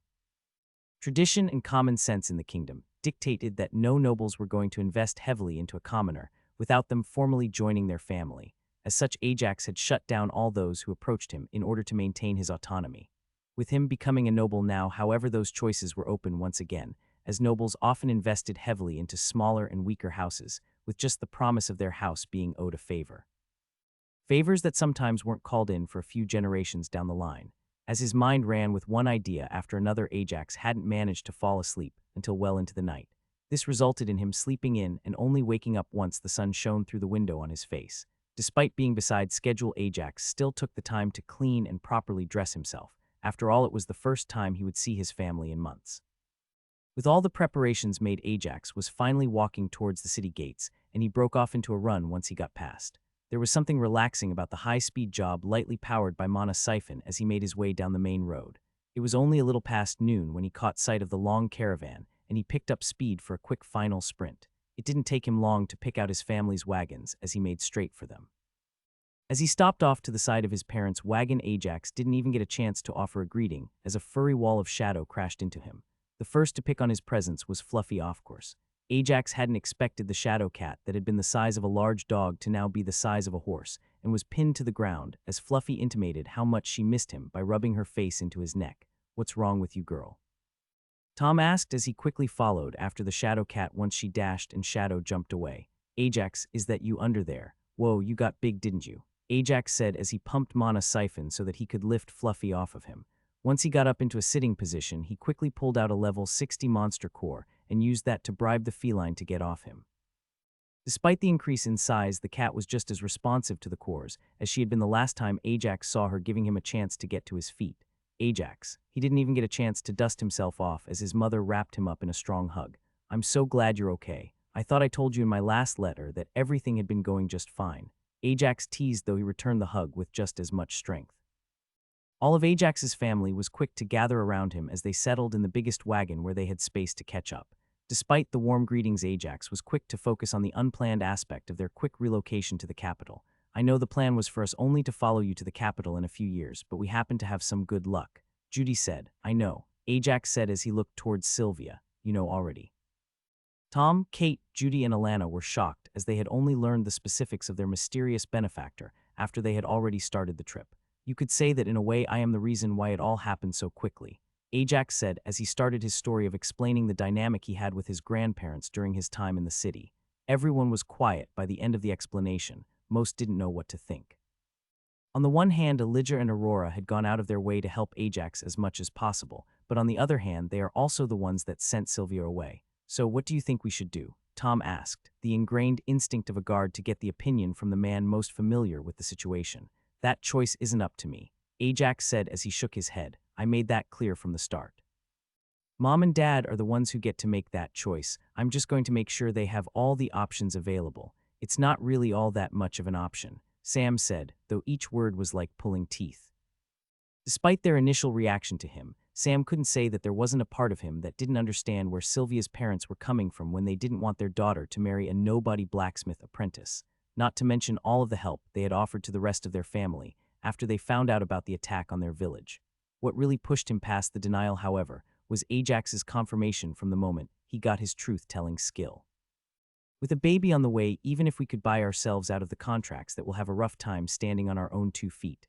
Ajax was shocked by the statement. I have another sibling on the way. Ajax asked his mother, surprised. Why didn't you tell me in the letter? There's no sibling on the way. His mother denied it with a small smile. You're going to be an uncle, little brother, Tom said with a wide, proud grin. Ajax found that he felt happy knowing he won't be the youngest of his family any longer.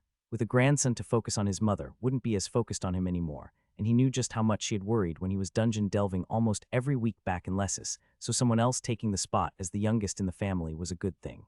You don't actually have to worry all that much about our standing in the city, Ajax said as he awkwardly rubbed the back of his head. You see, I went ahead and made sure you had the leeway to make whatever choice you wanted, not the choice you felt you needed to make, though I do admit I have found myself needing some help in that regard. As he said this, Ajax slowly pulled out the king's letter that marked him as a future baron and showed it to them all. What is this? Judy said as she quickly but gently grabbed the solid parchment only to freeze as she got a couple of lines in. The reaction was mirrored by everyone else as they all quickly gathered around to read the letter until it got so quiet the wheels turning on the road was the only sound you could hear. Is this for real? Kate was the one to break the silence. I mean it, Ajax said with a small, satisfied smirk. I really do need help with designing a house sigil, considering that my title wasn't earned by a feat on a battlefield. The king will take inspiration from the sigil when giving us our last names, so it has to be good. The remaining few hours turned from a nice family reunion into a family interrogation, as though they got every last detail out of Ajax about his discovery and how he understood the situation. On the way back, the entire family was gathered around Ajax as they intently listened to how he spent his time in the capital.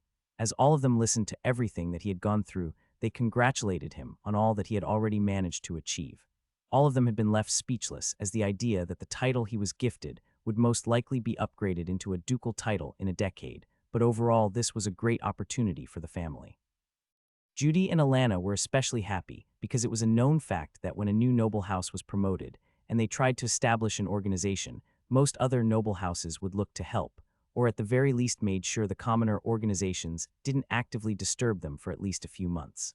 Not everything was turning out better because of the new title granted, however. As much as the title would help Judy, Alana, and Sylvia, as well as grant some peace of mind to the whole family, there would be a few repercussions. While it was common for all nobles' houses to send any one of their members that showed any talent to the healing union to train, the same could not be said about the guards. Tom's career into the guards had just taken a sharp turn that will quickly reach a roadblock. Despite some of the guard officers taking some bribes from the nobles, it was a rule that anyone openly attached to a noble family was prevented from climbing too high in the chain of command. It was a trade-off Tom was more than happy to make, but it would inconvenience him slightly. Getting inside the city was a whole other mess for which Ajax simply sat at the side and offered his physical strength as Alana and Judy dealt with logistics of getting the entire caravan past the gates. Sylvia had offered to handle their personal carts and let Judy and Alana head over to the warehouse and at least take a look at it before they arrived at their new home.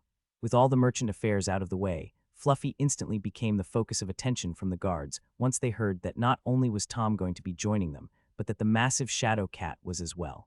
Do make sure to get her registered before you even register yourself, was the advice all of the people gave him, since a non-registered bond was not allowed to set foot in the barracks. As all of their wagons had finally made it into the city, and Ajax led them to the 2 adjacent houses he had built for his family, he was met with a massive surprise. Waiting for them by the gate, he saw 4 different couriers, one belonging to each of the Archduke families and one carrying the sigil of House Manhwaedit. Each of the curious publicly approached him and loudly offered a letter of congratulation for his new title from their masters. Ajax was shocked that they were so quick to move on all this, considering he hadn't even formally been given the title, as that only happened when he would also be given his last name. Thankfully for Ajax, Luna was there along with Hatchet, Alfred, and a good amount of Luna's household servants. Besides the congratulations being offered in person by Luna for his new title, everyone else got to work emptying the wagons. The unpacking is more of a gesture done for show. Alfred said, the main reason for this is to show the allegiance between your house and that of Lady Luna. While Ajax had picked up quite a bit of political movement, while at the academy that was true only when it came to individuals and not whole houses. As such, Alfred had taken it upon himself to see him educated. So what was the meaning of the couriers then? Ajax asked. What is the inaugural party? Ajax asked, confused. All nobles are expected to have a party marking their and their family integration into the noble landscape. If the land you are granted along with the title is barren, it is expected to have the party outside on said spot to bless it for good luck. Luna said, I remember how confused I was during my own inaugural party, so don't worry about anything too political happening at it. Mostly it will be a place where you can meet all the houses that are looking to have a friendly relationship with yours. Look at us helping you move into these houses already. Alfred said, as he pointed at the servants wearing Luna's sigil. This is an open declaration that your houses will be strong allies, as the day after the offer was made, we were here to help you. Ajax had no issue making his friendship with Luna public. He owed the woman a lot for all the help she gave him ever since he arrived here, so if she could get anything out of simply making their contact known, he was happy to help. While Ajax was being given a crash course in politics, the rest of the family was gathered around and admiring Hatchet's new arm. Fluffy was the most shocked of them all, as for the entire time that she had known Hatchet, the man had only had one arm. Easy there, Fluffy. Yes, I know I didn't have it last time you saw me, but that is no reason to try to pull it off. Hatchet complained with a joking tone as Fluffy pulled on the regrown appendage. You sure have gotten bigger since I last saw you. As the family started to get settled, and it was decided that Tom and Kate were going to be taking the bigger of the two houses and share it with Ajax until he got his new land and started building a mansion on it. July and Alana would also sleep there, while Sylvia and Sam would take the smaller house that came with a smithy attached. As he stepped out for one of the final times to grab the remaining luggage, Ajax caught a glimpse of his grandparents standing off to the side of the road and simply observing the procession. Both parties knew that this wasn't the time for an introduction to take place, but the two of them couldn't help themselves and wanted to catch a glimpse of Sylvia again after all this time. As soon as everything was placed inside the houses, the whole family came together for a big dinner that everyone made quick work of before they headed off to bed, as they were all very tired from the long weeks of travel. While everyone else went to sleep, Ajax took a walk over to see his grandparents and see their reaction to his newly gained title. Congratulations are in order, Baron. Aurora greeted him as he entered the room. I have to admit this wasn't something I had even taken as a possibility. Elijah praised Ajax. When I set everything up for them to come here so quickly, I thought that you becoming a noble in the future was a possibility, but I couldn't have guessed that you were sitting on a sure way to achieve it. I had hoped to keep that discovery to myself for a little longer, but I wanted to make sure that any decision Mom took wasn't influenced much by external factors, Ajax admitted. Tomorrow I will be taking all of them to see my small patch of land in the morning. In the afternoon, Judy, Alana, Kate and Tom will be busy setting themselves up, so I will bring Mom and Dad to see you both then. It's been a pleasure doing business with you. Elijah's words rang out as Ajax left the room. Regardless of tomorrow's outcome, Ajax and his grandparents would no longer be business partners. Now I have a party to worry about, not only a sigil. Why do none of the stories people tell their kids seem to ever have any of these details? Ajax quietly muttered under his breath as he made his way back home. Waking up in the foreign room felt weird, and the feeling didn't change regardless of how often I had gone through it in the last year. As I stretched out my arms, I could feel Sam still asleep next to me. Yesterday had been a long day that went even longer with the welcoming party. I was so tired that I didn't have any problems sleeping in a new house. Not only that, but the beds Ajax got us were really well made, much better than any we had previously had. As I woke up, however, more and more things started to come into focus from yesterday. It wasn't a weird dream, and I really had come back to the capital after my parents sent me away. Not only that, but my own daughter was doing business with them, and the shock I had the biggest trouble coming to terms with was the fact that I was about to become a noble. Sure, Ajax was the one receiving the title, but not only would a noble title be passed down to any and all generations of the person it was granted to as it followed the line of succession, but it would also be granted to one generation up should the parents still be alive. It would be very much a title for show, as Ajax would be the head of the house, but it would still be a title. As I got out of bed to wash, I felt a strange feeling walking through the house. I knew most of the furniture as we had brought it with us, but the layout was all different.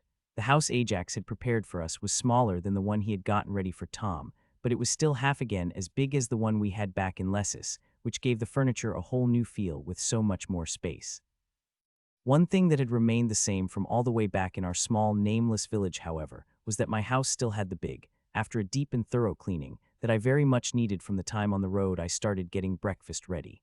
Ajax had made sure that we had plenty of everything in the cellar, and by the time I was halfway done, I could hear Tom had gotten up and proceeded to clean himself as well. Much as had become common of late, Fluffy stuck her big head through a window next to me as the food was almost ready, the smell enticing her as she licked her fangs. "Go bother Ajax," I told her as I threw her a small bit of bacon. Knowing him, he probably has a bag full of cores already saved up for you. The shadow cat snapped the bacon out of the air before her eyes got big, and she darted away back towards the other house. Ajax had clearly known that Fluffy would grow, as one of the windows was big enough for Fluffy to leap through, as she made her wait inside. He had already shown us where the 3 replacement frames and glass sheets were in case Fluffy ever tried to jump through the window when it was closed. A predictable side effect of sending the hungry feline back was that no more than 10 minutes later, the entire family was now awake and taking a seat around the breakfast table. It had been a long time since all of us had got together like this, and I had missed it greatly. It's nice to see everybody so relaxed, but what is everyone doing today? I asked more to make sure that Sam, Ajax, and I could go see my parents alone at some point, even if I hadn't fully made up my mind on what decision we should make regarding them. "We have to go down to the warehouse and start sorting everything out. By mid-afternoon, some of our bulk items that we already have contracts for are going to be picked up," Alana said. "I still have a while before I am required to report in, but it's expected that I at least show up sometime today," Tom said, "more so since I have a bond." The Shoket in question was chewing on a core as she purred loudly. "I'll have a checkup scheduled with the healers for the afternoon," Kate said as she protectively lowered her hand to her belly. "I actually have something else I want to show everyone this morning," Ajax said as he finished the food on his plate. I wasn't sure what other surprise Ajax could have up his sleeve, and at this point I was too afraid to ask. The knowledge of how to interact with the system, as well as the noble title that came with it, were enough surprises for me. There is such a thing as too much of a good thing, and that would always come to bite us in the ass at some point. As Ajax took us on the outside of the city, my imagination started to run wild. If he found a secret third dungeon, and was keeping a secret from the king, this was something that could quickly mark us for execution. I finally started to relax once he pointed out the slightly slanted hill area filled with trees and flowers that he brought us to. With the amount of bees I was seeing, he had also gotten lucky enough for a hive to have formed on his land, and that was something that I would want to grab since the jar we had at home was only half full. "Ajax, what are those?" Judy asked as we started at the dozens of wooden wardrobes spread out throughout the field, surrounded by trees, as well as the multitude of bees that were buzzing around us. "Those are hives," Ajax said, slightly distracted by the fact that all the bees kept well clear of us. It took me a second to realize that Fluffy's monster aura was the reason for that, though if those wooden things were actually hives, the bees would quickly attack Fluffy if he got any closer regardless of the power difference. "Fluffy, I think it's best if you stay here," he said as he handed all of us large hats that had a thing see-through mesh drop down and cover us. "Let me show you." With that, he beckoned us closer to the nearest hive. I could feel the slight wind Ajax was creating to make us a path as it pushed most of the bees away as well. After that, Ajax quickly pulled up a panel from the box and explained to us in detail how the bees would create their hexagonal wax structures and fill them with honey, only for us to come and collect most of it at a later date without destroying the hive, and therefore having a constant supply from the same bees. I haven't heard about this before. Alana became interested as she watched how the wooden box worked. As the daughter of a village head, she was someone who would have heard about such odd creations. "I know I even got a Trailblazer achievement for beekeeping," Ajax said proudly. He then asked us to help and see if there was any trailblazing skill we could pick up from the craft before the discovery was picked up and spread across the kingdom. None of us took any convincing to try our hand at it over the coming months. With that, we all returned to the city, and everyone else went their own way as Ajax led Sam and I towards a store I remembered well from my memories. The outside of the building hadn't changed much from how I remembered it, but that was no longer true once you stepped inside. They had clearly expanded the building, probably by buying the one behind it and uniting the two. Ajax led the way, and the receptionist welcomed us up the stairs once he saw him. While none of the floors were the same as I remember, the key concept of each higher floor catering to more exclusive clientele had remained the same. As we entered the main office, I was surprised how unchanged the room was compared to the rest of the building. Just like the entrance outside, almost all of it was exactly the same as I remembered. Even my mother and father hadn't seemed to age all that much in the 24 years I had been gone. Sylvia, both my mother and father stood up as I entered the office, and for the first time ever I saw my mother speechless as she looked at me. I also froze up as all sorts of pent-up emotions rose up again inside me. It was only Sam's comforting hold on my hand, Ajax's stoic stance in front of me like a guardian that kept me from breaking down into tears of anger, frustration, yearning. Mother, father. I briefly nodded to them, my tone cold and low. Mother went to come towards me, but Ajax took a comforting step in between thankfully. He knew I wasn't ready for anything like the hug she had intended to give. His action, however, caused the guard they leaning against a wall behind them to also stand up and put himself between Ajax and them. No, stand down, my father directed him instead. I think this would all move along better if we all simply sat, Ajax said as he pulled out a chair for me opposite my father. The move did a lot to put all of us more at ease by setting things up more like a business meeting, something both my parents and I were more used to. We're so sorry, darling. My mother broke the silence as a few tears slipped down her cheeks. It took us a long time to realize that we were wrong, and by that time we didn't know how to approach you.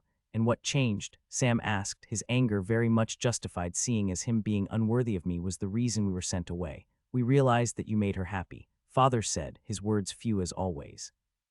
We wanted to reach out to you once we realized that your kids were grown, and you would have to move from that small village you settle in if only not to hold them back. Mother explained further. But then the attack happened, and the man we had been looking out for you died. We had no news for months, and once we finally found out what happened, we had no idea where you were or how to go about looking for you. Ajax showed up before I could make a proper plan for looking for you, father said as he indicated to Ajax, who hadn't sat down and instead stood behind me with a comforting arm on my shoulder. And what do you want now? I asked, my tone no longer as cold. Was I hoping for them to welcome me back? We just want a chance to make up for the mistake we made, Mom said, the tears not stopping as she wiped them away, but the smile hadn't left her face following the shock of seeing me, and we hoped that eventually you might come back. I took a quick look at Ajax. He had explained how his truth-telling skill worked, and even if I suspected it wouldn't be strong enough to work on my mother, I still felt a lot more relieved seeing him nod, that his skill said they were telling the truth. I turned to look at Sam and found him looking back at me. A small, shaky nod of my head was all it took for him to take over the conversation, since he knew this was as much as I could deal with right now. We'll be a while before we think of you as family again, Sam said with a flinty voice, but we are willing to give you the chance to make it up to her. It would also be best if you were to wait before you approached Judy or Tom. Ajax continued, a first impression like the one you made on me might be enough to bring everything crumbling down. I wasn't sure what he meant by that, but I could clearly see shame cover my dad's face, and Mom choked back a small sob while nodding her agreement. With that, the meeting ended, and Ajax led us back to our home, where I crashed into bed mentally drained and quickly fell asleep. While Ajax, Sylvia, and Sam were busy trying to get a handle on the mess that was the relationship the rest of the family would have with Ajax's grandparents, everyone else was busy receiving their welcome into the capital. Kate's welcome was by far one of the most welcoming any commoner had ever received when first arriving in the capital. While the Healing Union was under the control of the royal family in all but name, that fact wasn't a well-known fact for the common people. Therefore, the fact that the guild master had been there in person the night before to welcome Kate's family to the capital had instantly boosted her up the social standings compared to all the other healing trainees. Under normal circumstances, this would also brew jealousy from the people previously in the spotlight, but that didn't come to pass as they were affiliated with the nobility strongly enough to know the truth about how the Healing Union was run. Not only that, but none of them wanted to make it seem like their house would bully a new noble house unprovoked. Time spent during their lessons was very similar to what Kate had experienced in the past. Sure, the books and scrolls they were using were in much better condition than what she was used to, but everything else was mostly the same.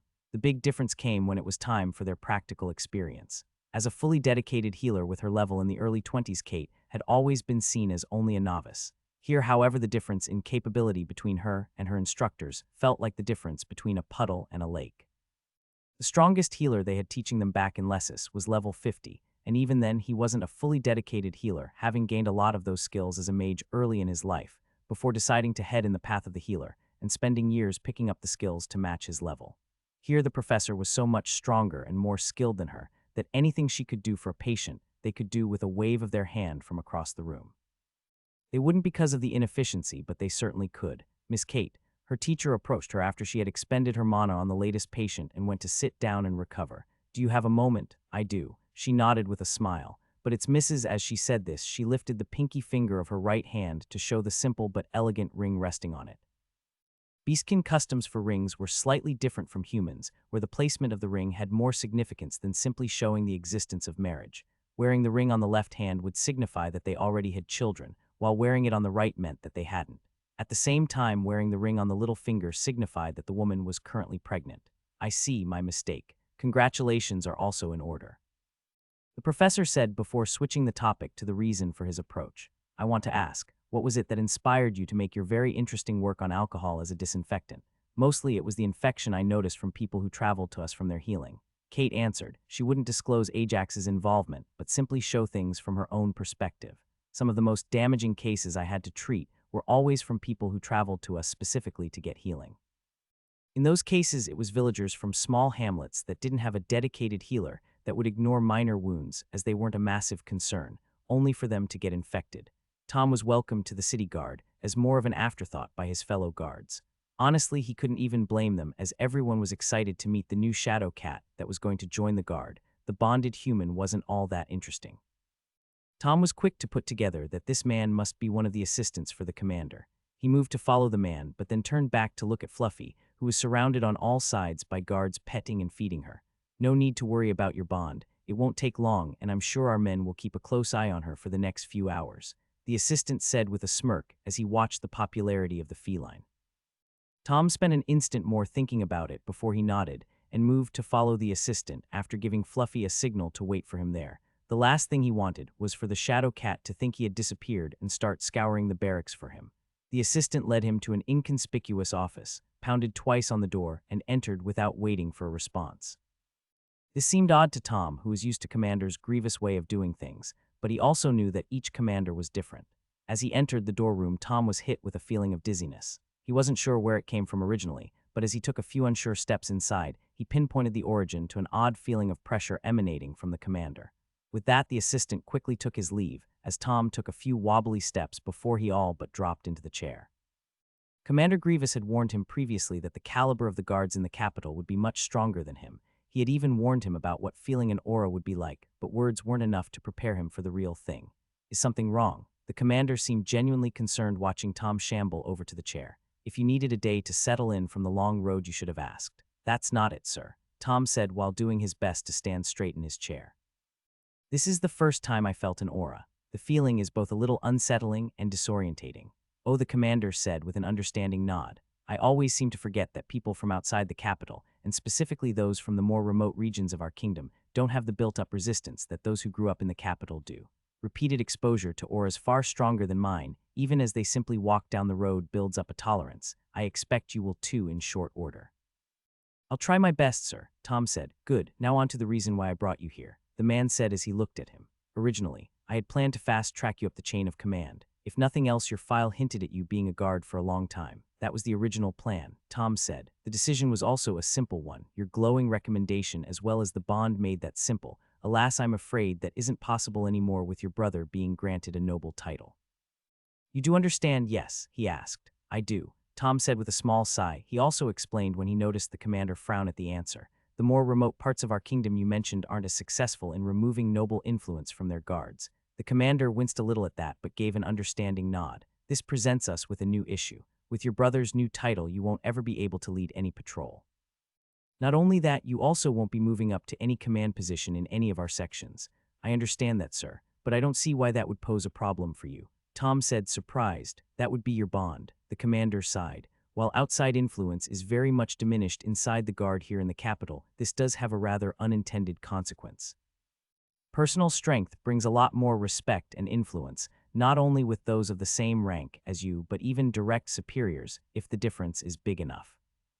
That shadow cat of yours is already above level 40, and it's not even mature. With the right care, which your file says you have been providing, and the correct diet, which I am sure your brother will supply, it will reach level 80 if not 90 in the next 2 years, after which it will spend the next 100 years or so slowly clawing up to level 120 to 140 at its peak.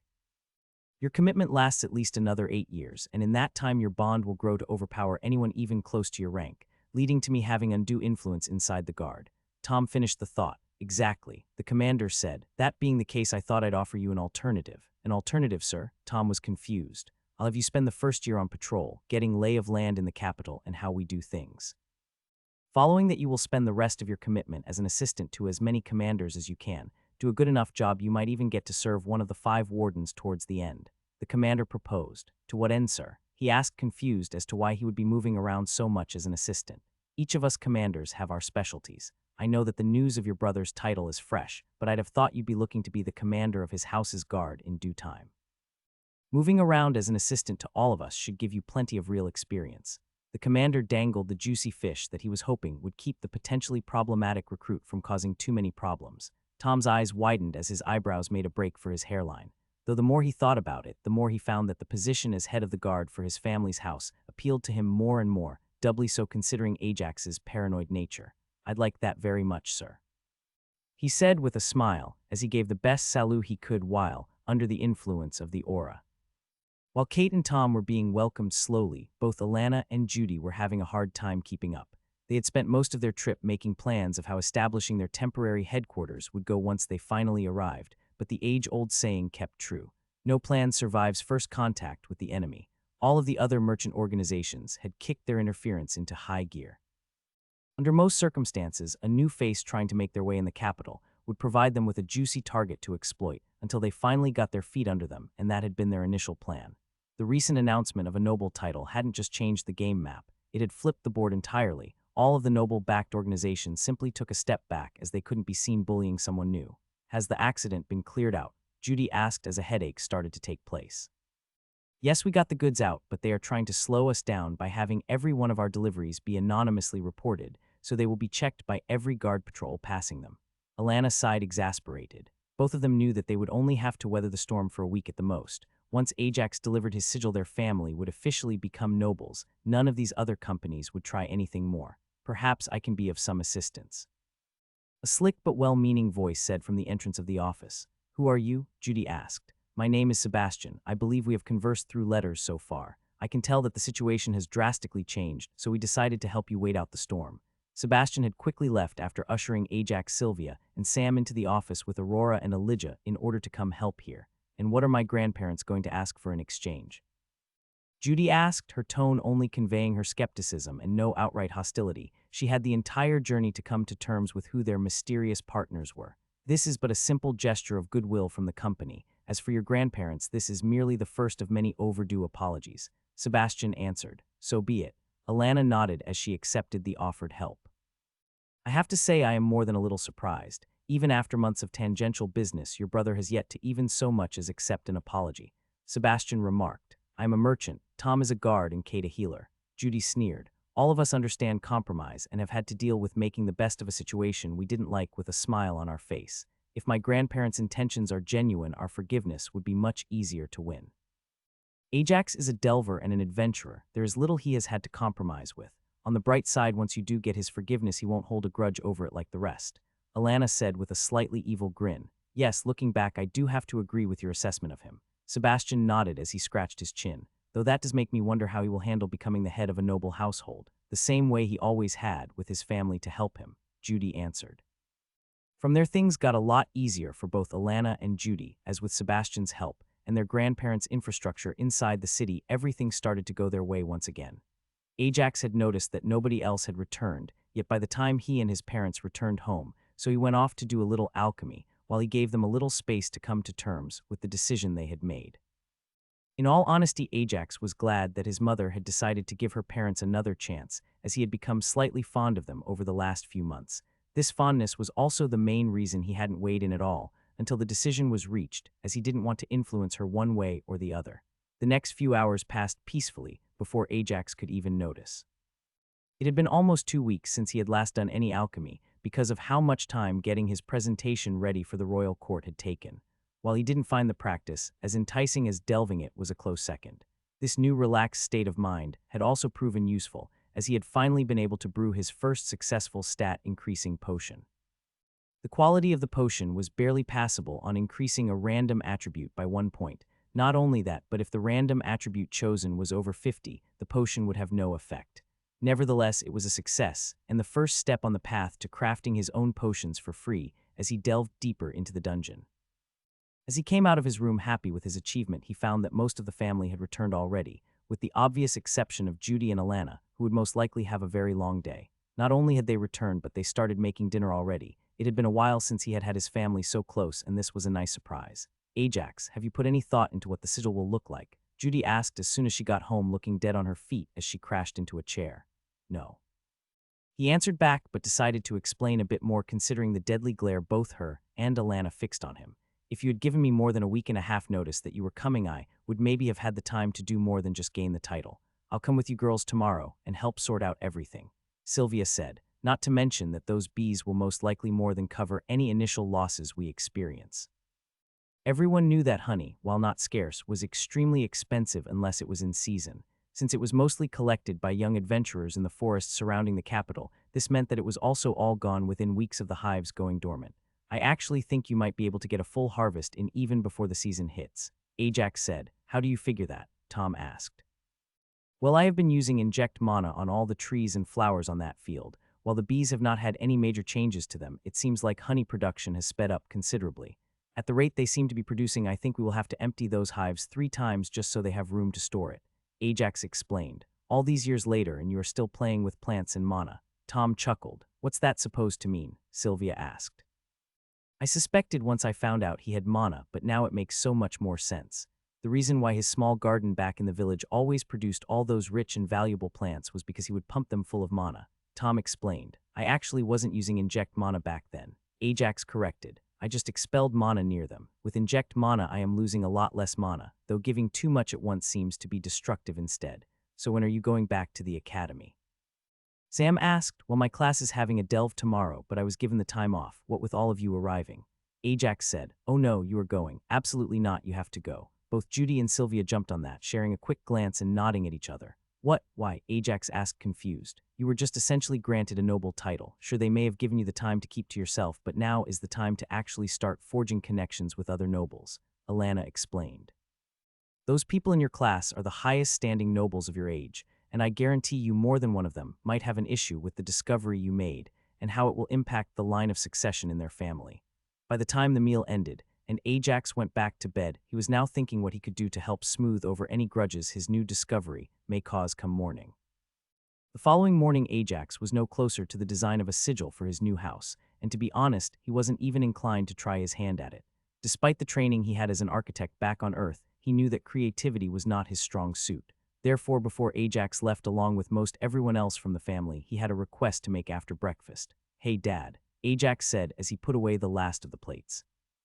Can I leave the house sigil design to you? Creativity was never a strong point for me. Sam was very glad for this to happen, as while his smithy wasn't yet properly set up, he couldn't do anything, and he knew he would be left alone with everyone else already having their jobs. I'll have a few choices made by the end of the week, his father confirmed with a wide smile. With that burden taken off his shoulders, Ajax got suited up in his basic gear and grabbed him dungeon alchemy set up and headed for the academy. Despite going on a delve with the rest of his class, it would still be only to the first level of the dungeon. They had all already been told that they would only be going to the first level of the other dungeon for their final exam of the year.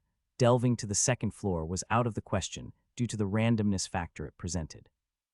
One thing Ajax did manage to note was that everyone in the class had made serious progress, growing at least 1 level, with a few that were close to the level point at the start of the year gaining 2. Oh good, you came. Professor Silvertog poked his head into his office as Ajax was getting ready to head to class. What do you mean good I came? Ajax asked, surprised. Ajax was perfectly justified in his confusion, as he had cleared his leave of absence with Professor Silvertongue repeatedly. Next time you plan on making any big revelations, how about you drop a hint about it before asking for some time off? The professor let out an annoyed sigh. Do you know how much shit I would have been in with my family if you didn't show up at your technically first social engagement after presenting your discovery because I gave you some time off?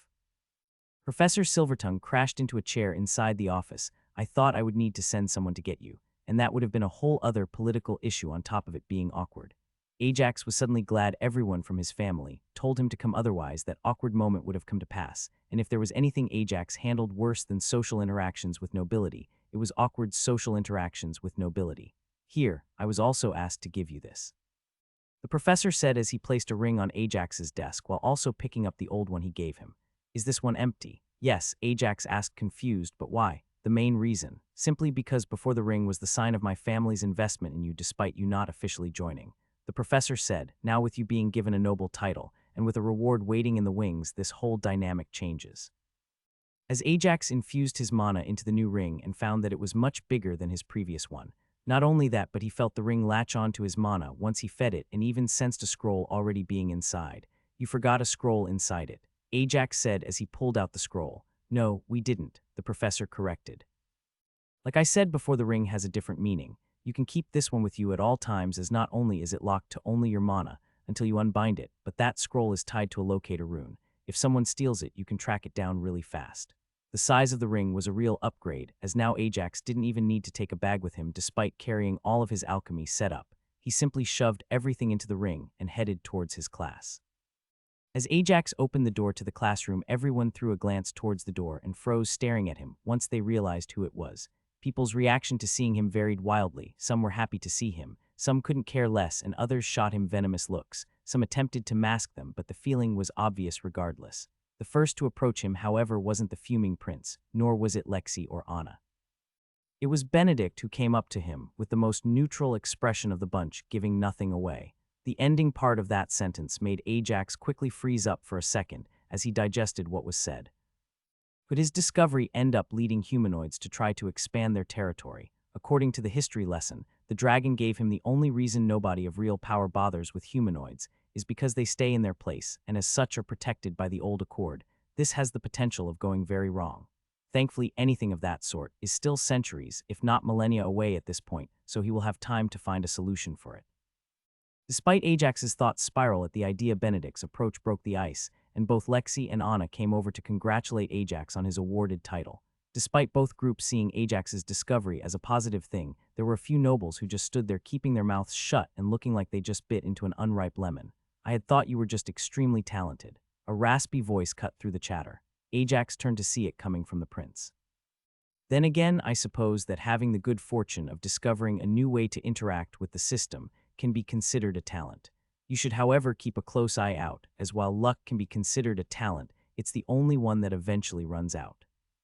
With that, the prince and his whole entire entourage left the classroom, though a few of the nobles that followed him out gave Ajax a few looks of pity, signifying that they had no issue with him, but they knew that showing that would have them join him on the prince's shit list. "Don't mind him," Anna said after the prince left. "It will take him a while to get over the fact that his lead in the battle for succession was cut down, but he'll come around. Still, probably a good idea to give him a bit of time and space to do that." Lexi buted in. "Wouldn't hurt to keep a closer eye on your surroundings until then either. Oh, just forget about him," Benedict's best friend Rick said as he stretched up in order to put one arm around Ajax's shoulders, dragging him a bit down in the process. "After we are done with this delve, I am taking you drinking." Rick quickly picked up on Ajax's confused face. They hadn't really gotten along all that much ever since the first delve they did as a class, and even with Benedict's approval, Rick had kept a bit of grudge. "My big sister is a right bitch, and you should have seen the look on her face when she found out that my little sister might be in a better position to inherit the main title. That alone made my day," Rick explained. "And that's not to say anything of how much this all means to my little sister." Ajax simply nodded in agreement. He hadn't thought about the nobles fighting for succession, who would be happy about his discovery yet, and found that to be a pleasant thought. As for the prince, Ajax already planned to try and teach him his own weird style of casting, though after that last interaction, the timeline for those lessons changed from in a few weeks to in a few months. Looking at how the morning started, Ajax would have assumed that the positive or negative reaction to his discovery would be the biggest change he would see in his interaction with his fellow students. Well, it turns out that said statement was a little more than half right. That is to say that as Ajax walked down the street beside Benedict and Rick, he was quickly made aware of another massive change in his position when it came to nobility, one that he hadn't taken into consideration when he came to the academy that morning. This is the fact that the academy also serves a purpose in allowing young nobles to interact with each other and pursue relationships. Since they had left the classroom, no less than 5 girls had attempted to flirt with Ajax. Now, while Ajax is not oblivious to this, it is also something that he has little to no experience in. Back on Earth, he never had time for a girlfriend, and in his new life, the friends with benefits relationship he had with Alana is the extent of his experience. Suffice it to say that when it comes to courtship of any sort, Ajax is a novice. What is with them? Ajax muttered under his breath. "I know I'm not that good looking, or there would have been some sign before." "It depends how you look at it, actually," Rick countered. "Objectively, you are not ugly. In fact, you could be called handsome. Most of the girls who attempted to make overt moves on you are second or third daughters to knights and barons. What difference does that make?" Ajax said as he couldn't place the social situation. Most of their marriages have already been determined in advance for political gain, Benedict explained. Compared to some of the people that they have been promised to you are downright dashing. Add that onto the fact that a relationship with you is one any baron or knight family would take no questions asked, and you have a few people who see you as the perfect way to escape their tragic fate. Ajax groaned as he rubbed his eyes at the thought. Wait, does that mean that my brother and sister will now have suitors? Ajax asked, concerned about what else he could have brought down on his family's head. Your brother is out of the picture, Rick said, at least for a year or two while he still has a baby on the way and for a short while after the birth. As for your sister, nobles do have a certain level of decorum as to not haggle her until she gets her business off the ground, but she can start to expect them as soon as that happens. Hell, even your cat might have suitors. Rick chuckled good-naturedly at Ajax's panic. Fluffy, Ajax asked surprised. Oh yeah, Rick nodded. Most monster species of the same family can breed amongst themselves. You should expect a few people to come by with whatever feline bond their family has to try and arrange a litter for when the shadow cat is done growing. In his mind, Ajax has already assigned the job of Fluffy's pimp to his older brother Tom. After all, they were bonded, and there was no way he would let him just stand on the sidelines while he and Judy suffered. Remember not to grow overconfident. Professor Silvertongue's words brought Ajax back to the task at hand.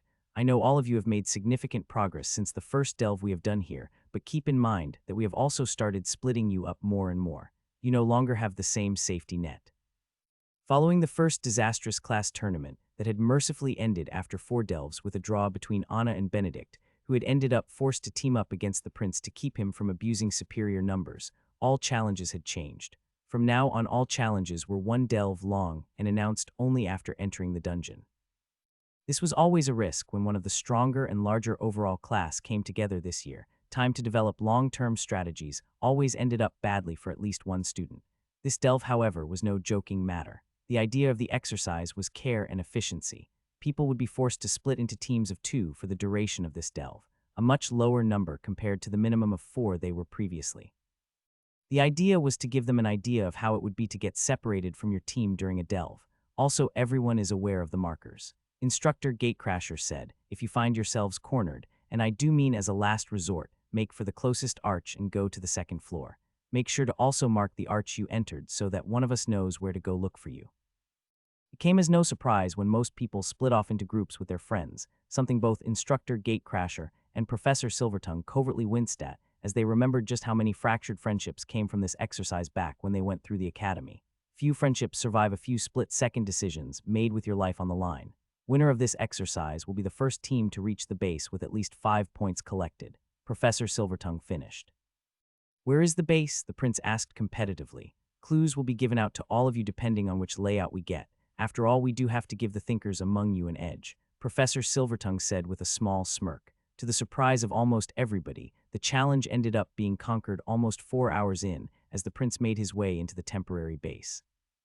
A few muttered arguments had been made about him cheating when he chose to follow Ajax's tracks instead of reading through the clues. After all, where else could Ajax set up shop and start cranking out potions? Have you thought about what you're going to have your house focus on for starters? Lexi asked once she also found the hidden base, a little miffed that the prince had beaten her and Anna to it. What do you mean? Ajax asked. One of the downsides of noble families is that they have to pay much higher taxes than commoners. In order to keep up with said taxes, each house usually focuses on one field to start off with and create a reliable source of income. Under most circumstances, the means that got them the title are also the means by which the house makes a steady income, Anna said, which is also where you hit a little bit of a wall seeing as how your monetary reward is still 10 years away. Ajax said as he thought about the issue, I think a subset of farming might be the best thing to go with. Ajax said as he thought about the bees. After all, there was going to be a massive shortage of honey in the coming season. The reason for the shortage should be obvious. Ajax basically plundered massive amounts of the bee population from the surrounding grounds. The bee's haven tea had proper time to repopulate, meaning that his honey may just become a scarce luxury, and those were something that nobles would always pay top coin for. Farming, Lexi asked confused. Well, we do come from a small little village by a forest, and I doubt hunting for game would be all that profitable or sustainable long term. Ajax explained. How about your family? What did you do when your grandfather was first given the title? Ed leaned into his magic by offering training to the most promising mages of other nobles, though I am not all that sure of the details, as by the time I was old enough to remember anything we had already expanded enough that we had a few means of income. You could always offer that fancy purple magic you were casting. Anna said, referring to void mana. The spies House Goldminster had inside House Silvertongue had provided that little fact. It's not all that useful for mages, Ajax said honestly. Stand alone that magic isn't all that useful without physical strength to back it up. The prince seemed to forget his animosity towards Ajax at this moment as he heard the topic of conversation. A new type of element that was useless without physical force, but devastating when used with it. This was something he could use to take his next step on the path to being a hybrid fighter. Ajax gave Honor a shallow, thankful nod when he noticed the expression the prince had. She had purposely mentioned void mana in an attempt to bring it to the prince's attention. That element is basically useless to all other mages or hybrids I have met, Ajax was quick to point out. My style of casting uses more mana for a lower effect but doesn't rely on chanting. Not only that, but much like rune casters, the style actively competes with chanting. If anyone wants to try this element, it can't be a chant caster. Why not a chant caster? Lexi was quick to ask, as she was also interested in the new element, though this was more for novelty's sake than for the power it possessed. Very simple, I have no chanted spells that use it, so there is no starting point for trying to use any chants with it. Ajax said, even if people had figured out certain words or phrases, there was no word for the void element that any of them knew. Just how inefficient are your spells? Lexi asked, now curious. Throw a fireball at that wall. Ajax said instead of answering. Lexi was quick to chant and throw a decent fireball that left a black mark on the wall. Ajax simply stood up and copied the effect, tossing an equivalent fireball with a word leaving a second mark on the wall. How much mana did that fireball take from you? He asked afterwards. About 30. She answered, it was a very weak spell she just tossed out to make a point. Mine took about 150. Ajax said, and I suspect my intelligence is slightly higher than yours is. My style focuses on having spells empower physical attacks. It focuses on speed and flexibility, but in a battle of attrition at long range, I would be forced to use my bow, or I would empty a lot faster than even a mage usually does. Ajax didn't mention anything about his legendary skill. Siphon mana was going to be featured on his house's sigil, and would only be divulged to the king in person, as Ajax wanted to build a similar foundation to Duke Manashaper on the back of his legendary skill.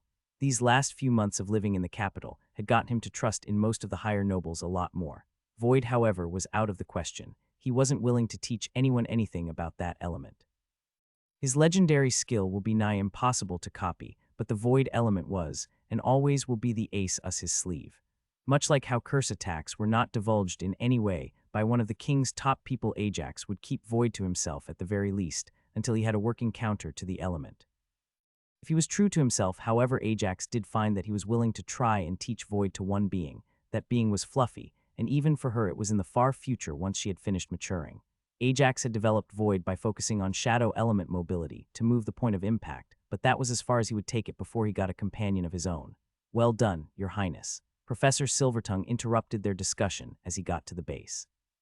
Though your methods were slightly questionable, they were within the rules, and as such your team is the winner for this cycle's delve. But they didn't decipher the clue. One of the other students murmured, even if they knew better than to try and complain about the crown prince on a day when he was this pissed off. The rules never said that they had to. Professor Silvertongue chose not to ignore the mumble and use it to teach them all a lesson. These sort of competitions are how nations decide conflict in order to prevent wars. You do best to learn that sometimes loopholes to the written rules exist, but wouldn't using such a loophole be more likely to cause a